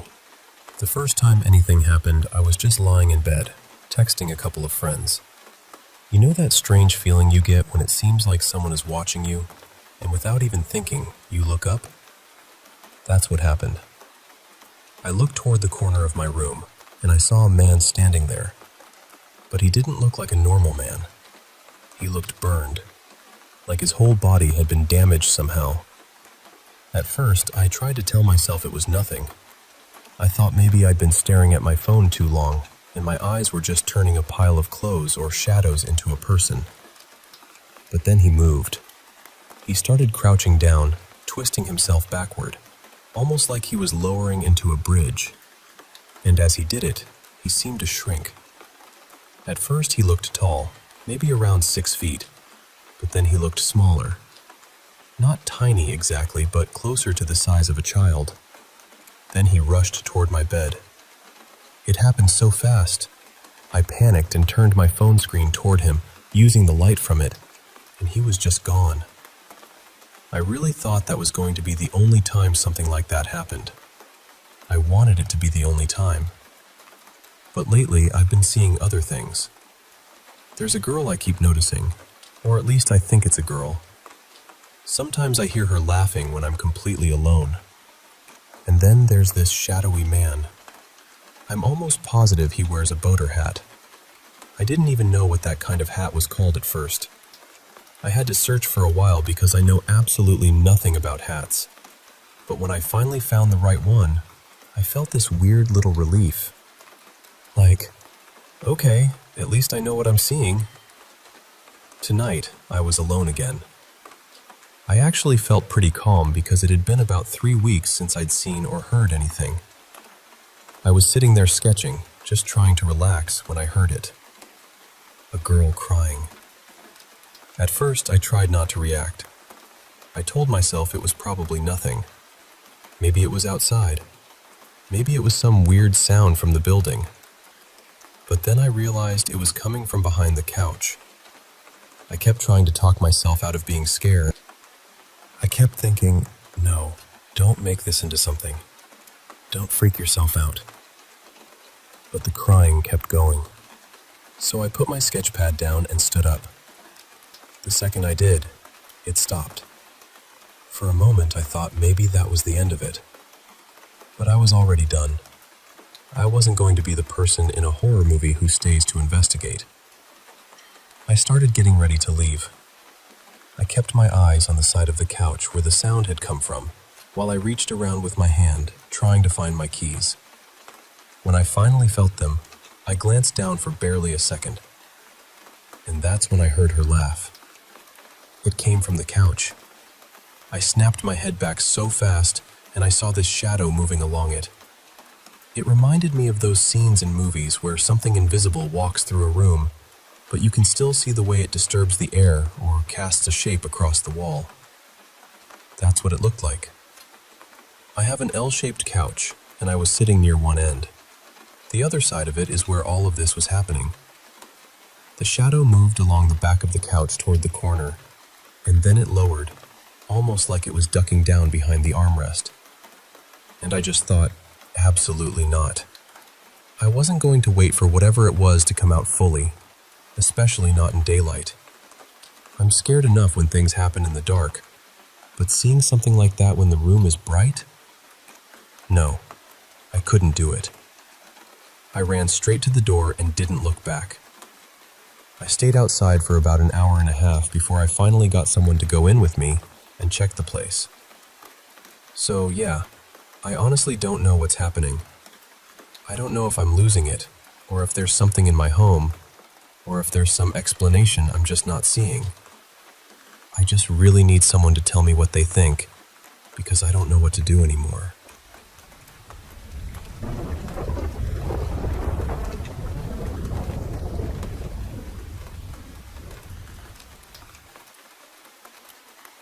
So last night, my girlfriend Brianna and I decided to finally test out some of our new ghost hunting equipment. We've been wanting to check out Fort Lowell Park in Tucson for a while. It has a lot of history packed into it. It was once a U.S. Army post during the Apache Wars, and before that, the area had ties to Hohokam people going back more than 1,000 years. So walking into that place, you already feel like the ground has been carrying stories for a very long time. We brought our EMF readers and a spirit box with us. I had heard plenty of stories about Fort Lowell before. People talk about seeing old soldier figures, hearing horses, even catching the sounds of equipment or movement near the old hospital ruins. And honestly, with all the history there, I was expecting the atmosphere to feel heavier than it did. We got there a little after 8 p.m. The park was still open, and there were people around. A few visitors, some dog walkers, that kind of thing. So it didn't feel quite as eerie as I was hoping. We walked through most of the park, taking our time. Every now and then, the EMF reader would spike fast from green to red, but it would vanish almost immediately. Just a quick little flash, like something tapping the glass and then disappearing. At one point, we were standing out in the middle of what's now a baseball field, and the reader moved up to yellow. That gave us a little hope, because we were away from obvious electrical sources. But we couldn't get much more than that. We tried the spirit box, but it was mostly useless. The radio stations kept bleeding through so badly that instead of white noise, it just became frustrating. We stood there listening, hoping for something clear, but nothing really came through. After a while, we decided to leave Fort Lowell and head downtown. We ended up near 6th Avenue and came across some older abandoned buildings. One of them was connected to the St. Augustine Cathedral area, an old religious education building. The cathedral itself is a major historic landmark in Tucson, so the whole area already had this quiet, watchful feeling to it. We walked around taking pictures and looking for any safe way to see more of the building. We stayed outside, moving slowly, trying to avoid power boxes or anything that could mess with the EMF readings. Even then, the reader started jumping from green to yellow to red. The real moment happened near the steps. We were standing at the foot of the building, asking simple questions, and the EMF reader went to yellow. At first, I thought it was just another random spike, but then it started reacting in a way that felt timed with what we were asking. The spirit box still wasn't giving us anything useful, but the EMF reader kept moving, almost like something was using the colors to answer. We asked whatever was there to show us it was present. That's when the reader jumped to red. Right after that, the temperature dropped. Not dramatically like in a movie, but enough that both of us noticed. Then we heard these faint sounds bouncing off the wall nearby. I couldn't make out words. It was more like muffled movement or voices just out of reach. We kept talking. The EMF colors kept rising and falling. It felt strangely interactive, almost like whatever was there didn't mind us being around. At one point, it seemed like it didn't want us to leave. We stayed there for over an hour and a half. Eventually, the responses got weaker. The reader stopped reacting as much, so we said goodbye respectfully and left. Now, after some of my past experiences, I really wanted this one to feel authentic. Brianna was excited, and seeing her reaction honestly made me feel better about what had happened. But I still had doubts. I wanted something stronger, something I couldn't explain away. And that's where the night got strange. We went home and went to bed. Sometime during the night, I woke up to the sound of something hitting the kitchen counter, like a small object being dropped or knocked over. Our cat was asleep at the foot of the bed, so I knew it wasn't her. I tried to ignore it and eventually fell back asleep. Later, Brianna got up to use the bathroom. I remember being aware of it, but I didn't fully wake up. Then, sometime after that, I heard footsteps near our bed. Clear footsteps. Not a creak, not the house settling, not the cat. It sounded like someone walking right beside us. The sound was so distinct that this cold feeling went through my whole body. I looked over, and Brianna was asleep. That scared me more than I want to admit. I said a quick prayer under my breath and tried to calm myself down enough to sleep again. Later in the night, the room felt unusually cold. That stood out to me because I usually run warm. I'm not the kind of person who gets cold easily, and I almost never need a jacket. But this was different. It felt uncomfortable, like the air had shifted. When I woke up the next morning, I felt awful. Not sick exactly, more like I had slept with one eye open all night. Like my body had been resting, but my mind had been on guard the whole time. I told Brianna what happened, but she hadn't experienced anything like that.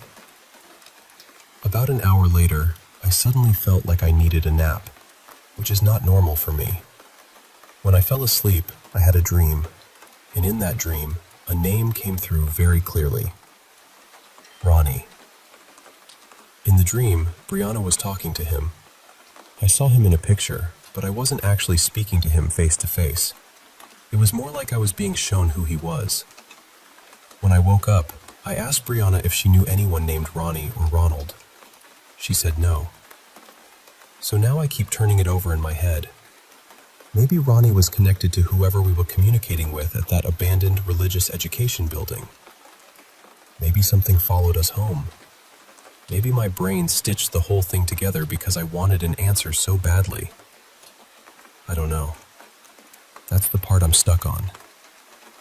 Was this something real trying to make itself known? Or was my mind just running wild after a long night of searching in dark places?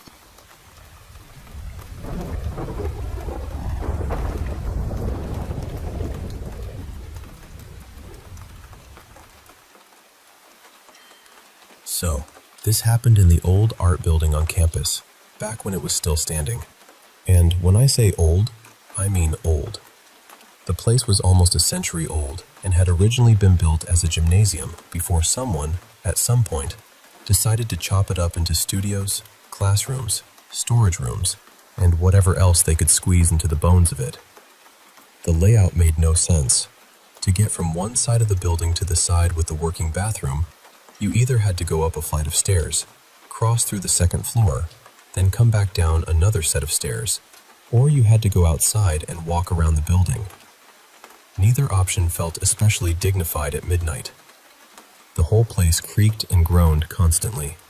Studio doors scraped across concrete. Some doors were held shut with chains and padlocks. The metal stairs had this one uneven step where metal turned into concrete, and I swear everyone tripped on it at least once. The lockers were these old, rattling metal things that sounded angry every time someone lifted the latch.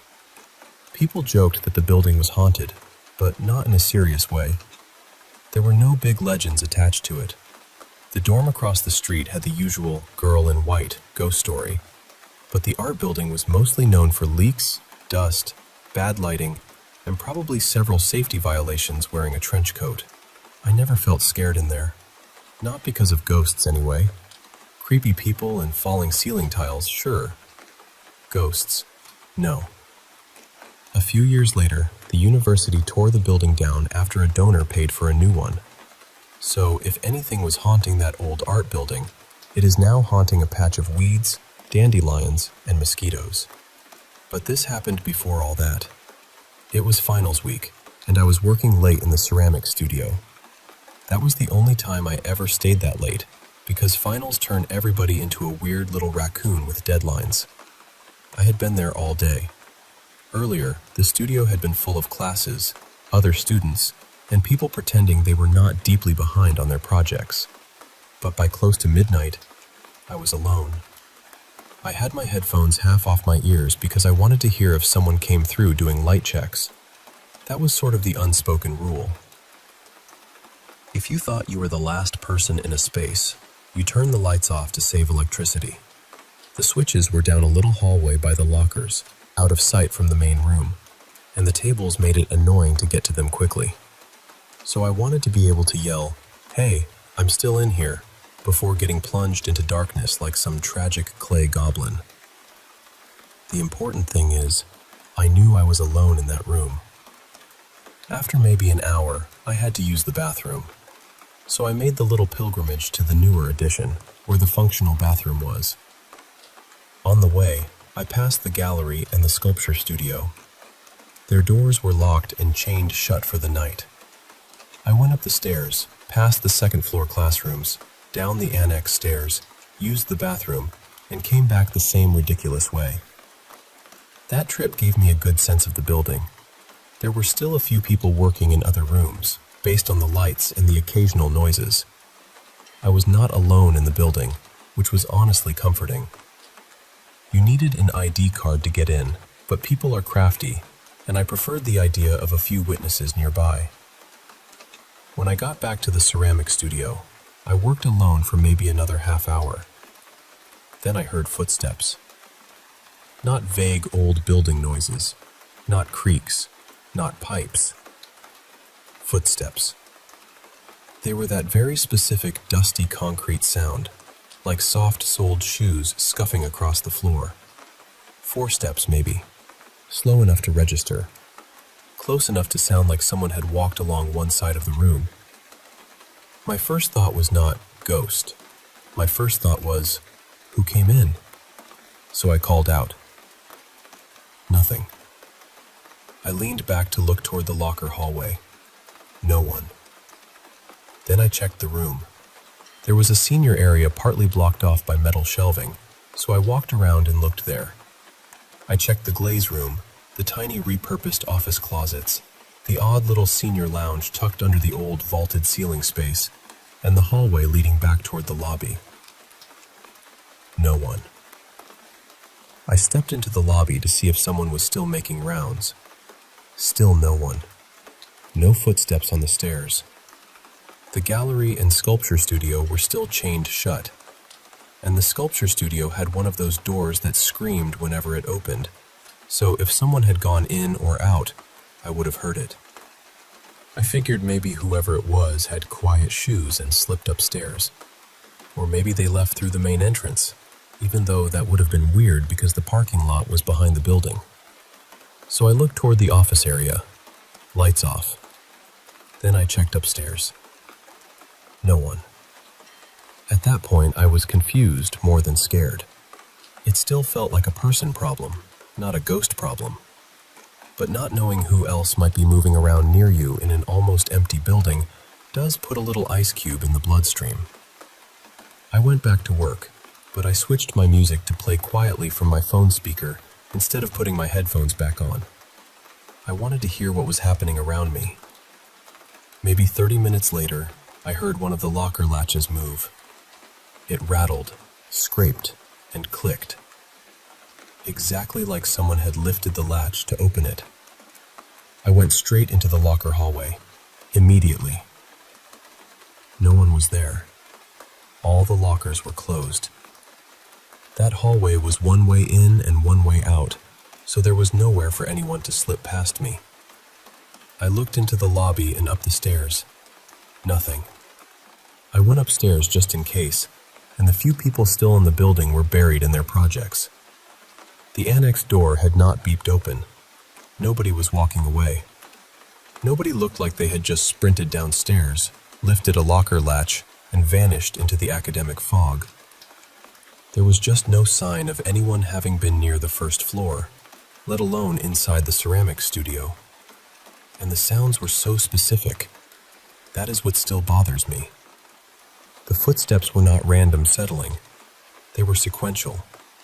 Scuff, scuff, scuff, scuff. Moving in one direction. Not a scrape from something dragging in place. Not a pipe knocking. Not a door shifting. They sounded like shoes. And the locker latch was even worse, because I knew that sound. I had heard those lockers all the time. It was not the sound of metal falling or settling. It was the sound of someone lifting the handle, engaging the mechanism, and getting ready to open the door. Nothing before it, nothing after it. Just that deliberate little clank in the hallway. I was not terrified. I am still not terrified when I think about it. But it is the one experience I have never been able to explain. I have been in old houses that creak and tap and slam doors. I can usually talk myself through it. Wind, HVAC, trees, animals, pipes, a house shifting in the temperature. There is almost always some boring, practical explanation waiting around with a clipboard. But this? I do not know. Maybe it was some kind of echo from another part of the building. Maybe it was the building settling in a way that perfectly imitated a person walking and then opening a locker. Maybe some impossibly quiet person was playing the world's least impressive prank. Or maybe, just maybe, I experienced a haunting. A very boring haunting, honestly. No dramatic apparition, no whispered name, no face in the window.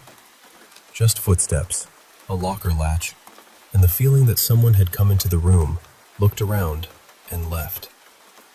That is my only real ghost story, and as strange as it sounds, I think something was there.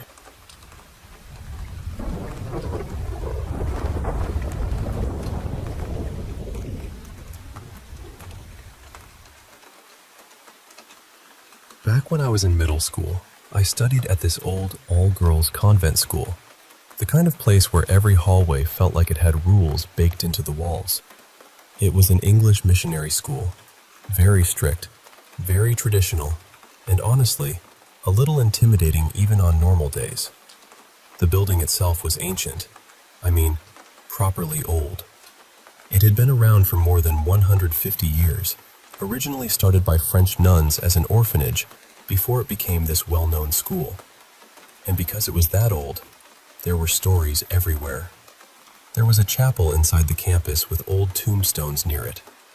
Some of the nuns from way back were supposedly buried there. People whispered about deaths, strange incidents, and things that had happened long before any of us were born. Nobody ever confirmed anything, of course. Adults never did. But students always knew. The creepiest place on campus was this huge 4-story building we called the junior block, even though nobody really used it anymore. Years before, it had apparently been a hostel for girls. Then, sometime around the late 1960s, it was shut down permanently after a few awful incidents. After that, the school just left the whole building there. That was the strange part. Our school kept building new classrooms and expanding whenever they needed space, but that enormous building stayed empty. The rooms were massive, with high ceilings and dusty windows. Some doors were sealed shut. Others had old latches or rusted locks. We were told not to go inside unless a teacher allowed it, which, of course, made us even more curious. Then came our annual school concert. I was in the music group, and we needed a quiet room to practice. Every normal room was already taken by dancers, singers, or other performers, so our teacher finally gave us permission to use one room in that old building. We were excited, but there were rules. We could only use the assigned room. We had to tell a teacher before and after practice. We were not allowed to wander, and we had to return to class at least 15 minutes before dismissal. No excuses. There were 7 of us in the group, including me. For the first few days, we behaved. Mostly. But after a while, curiosity started tugging at us. Some days, after practice, we would sneak into the corridors and peek around. The whole place felt abandoned in a way that was hard to explain. Not just empty. Watched.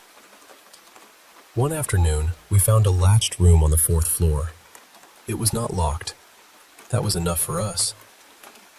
We opened it and went inside, expecting another dusty old classroom. But at the far end of the room, we saw something none of us expected. A staircase. A whole narrow staircase hidden inside the room, leading down into darkness. We knew we should have left right then. We really did. But 3 of us decided to go down, including me. 2 girls stayed near the top, and the others went back to the practice room to cover for us in case a teacher came looking. We only had one phone for light. The staircase was so narrow that 2 people could barely walk side by side. I remember the air getting colder as we went down. At first, we thought the stairs would lead to the ground floor, but they didn't. After a few minutes, the stairs stopped at this strange half-level. There was almost nothing there. Just an old wooden chair, broken plaster, and bits of debris scattered near the walls. The smell was horrible. Damp, rotten, sour, like something had been trapped there for years. We could barely stand it. My friend Mira kept saying she saw something move along the wall. A shadow, she said. Not a person exactly, but something passing by where nothing should have been. We tried to laugh it off, but none of us were laughing properly.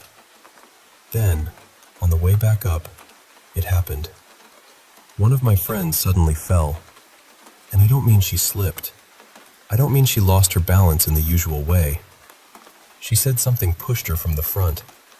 She went tumbling down the stairs so violently that for a second, none of us could even move. Then she screamed. It was the kind of scream that empties your chest. We rushed back down to get her, and that was when we saw the walls properly in the phone light. There were dark stains along the stairwell. They looked like old, dried blood. My friend was shaking so badly she could barely speak. Then she fainted. After that, everything became chaos. Teachers were called. We were scolded, questioned and removed from the annual concert completely. But honestly, none of us cared anymore. We didn't want to go back into that building. Not for practice. Not for anything. After summer break, we noticed the door to that room had been sealed and painted over, as if it had never opened in the first place. I don't know what was in that stairwell.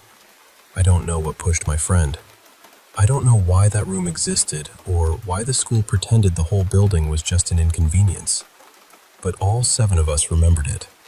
And even now, years later, the part that stays with me most is this: someone or something was down there with us.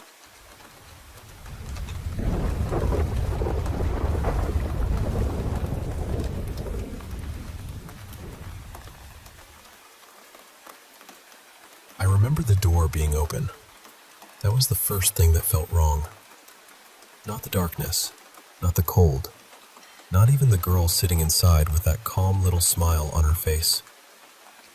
It was the door. It was wide open, pushed back against the wall like someone had left in a hurry and never found the courage to return. And inside that house, beneath the floorboards, Father Corin was still alive. That's the part that has stayed with me. Not that something had hurt him, not even that it had broken him.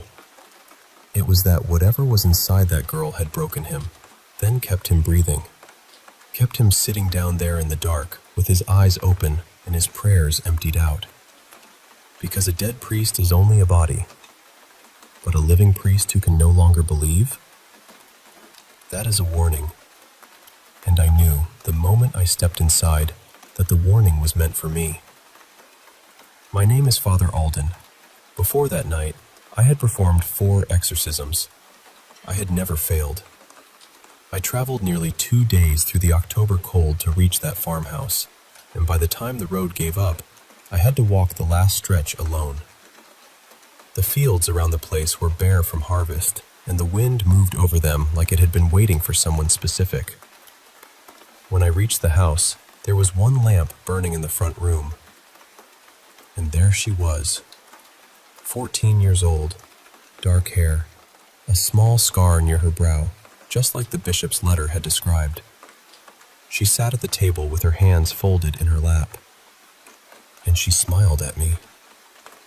Before I could speak, before I could set my bag down, she looked straight at me and said, "He went below to find something I hid. Would you like to see what he found?" I should have turned around right then. I know that now.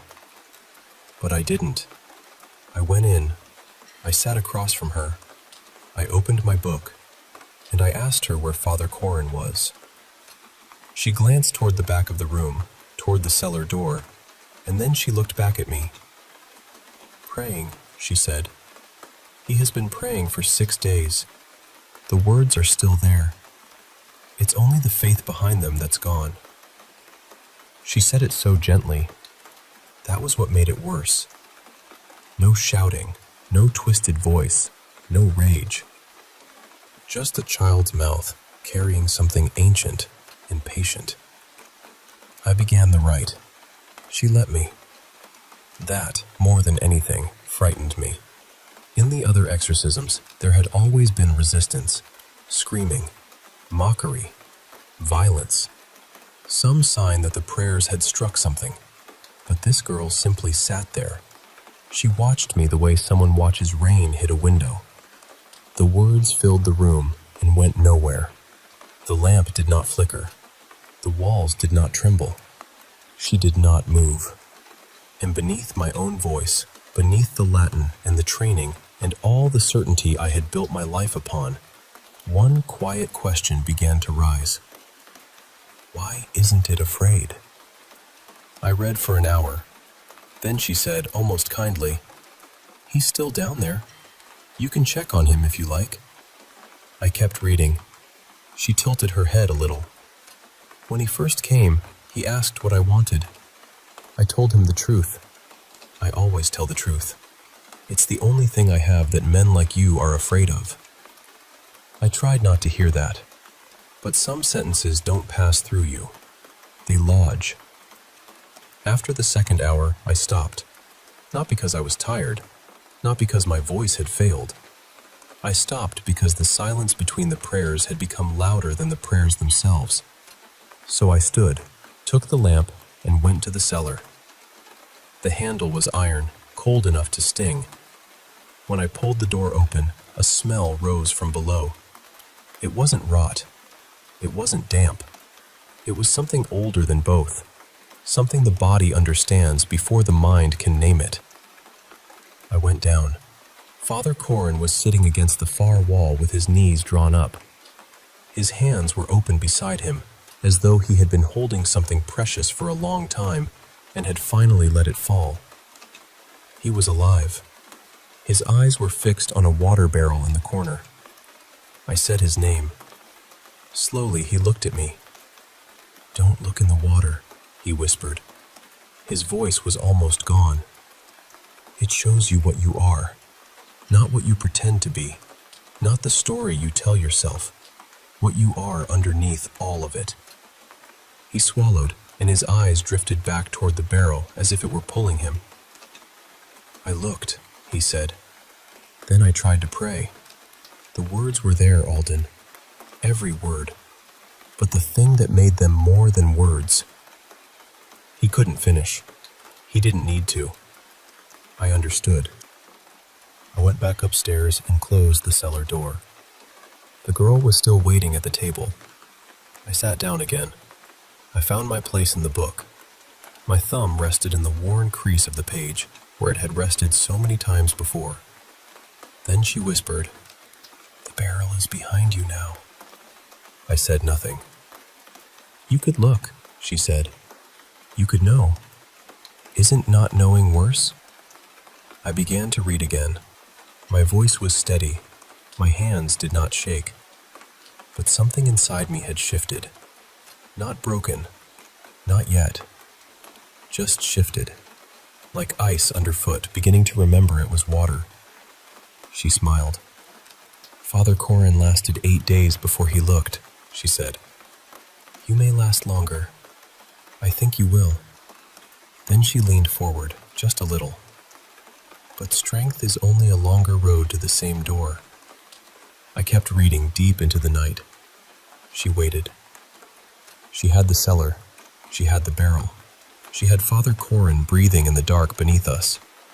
And now she had planted a question in me. That was her real weapon. Not claws, not screams, not blasphemy. A question. A small, patient thing with roots. And I knew, even as I prayed, that once a question like that finds soil, it does not stop growing. Not in darkness, not in silence, not even inside a man who believed himself fortified.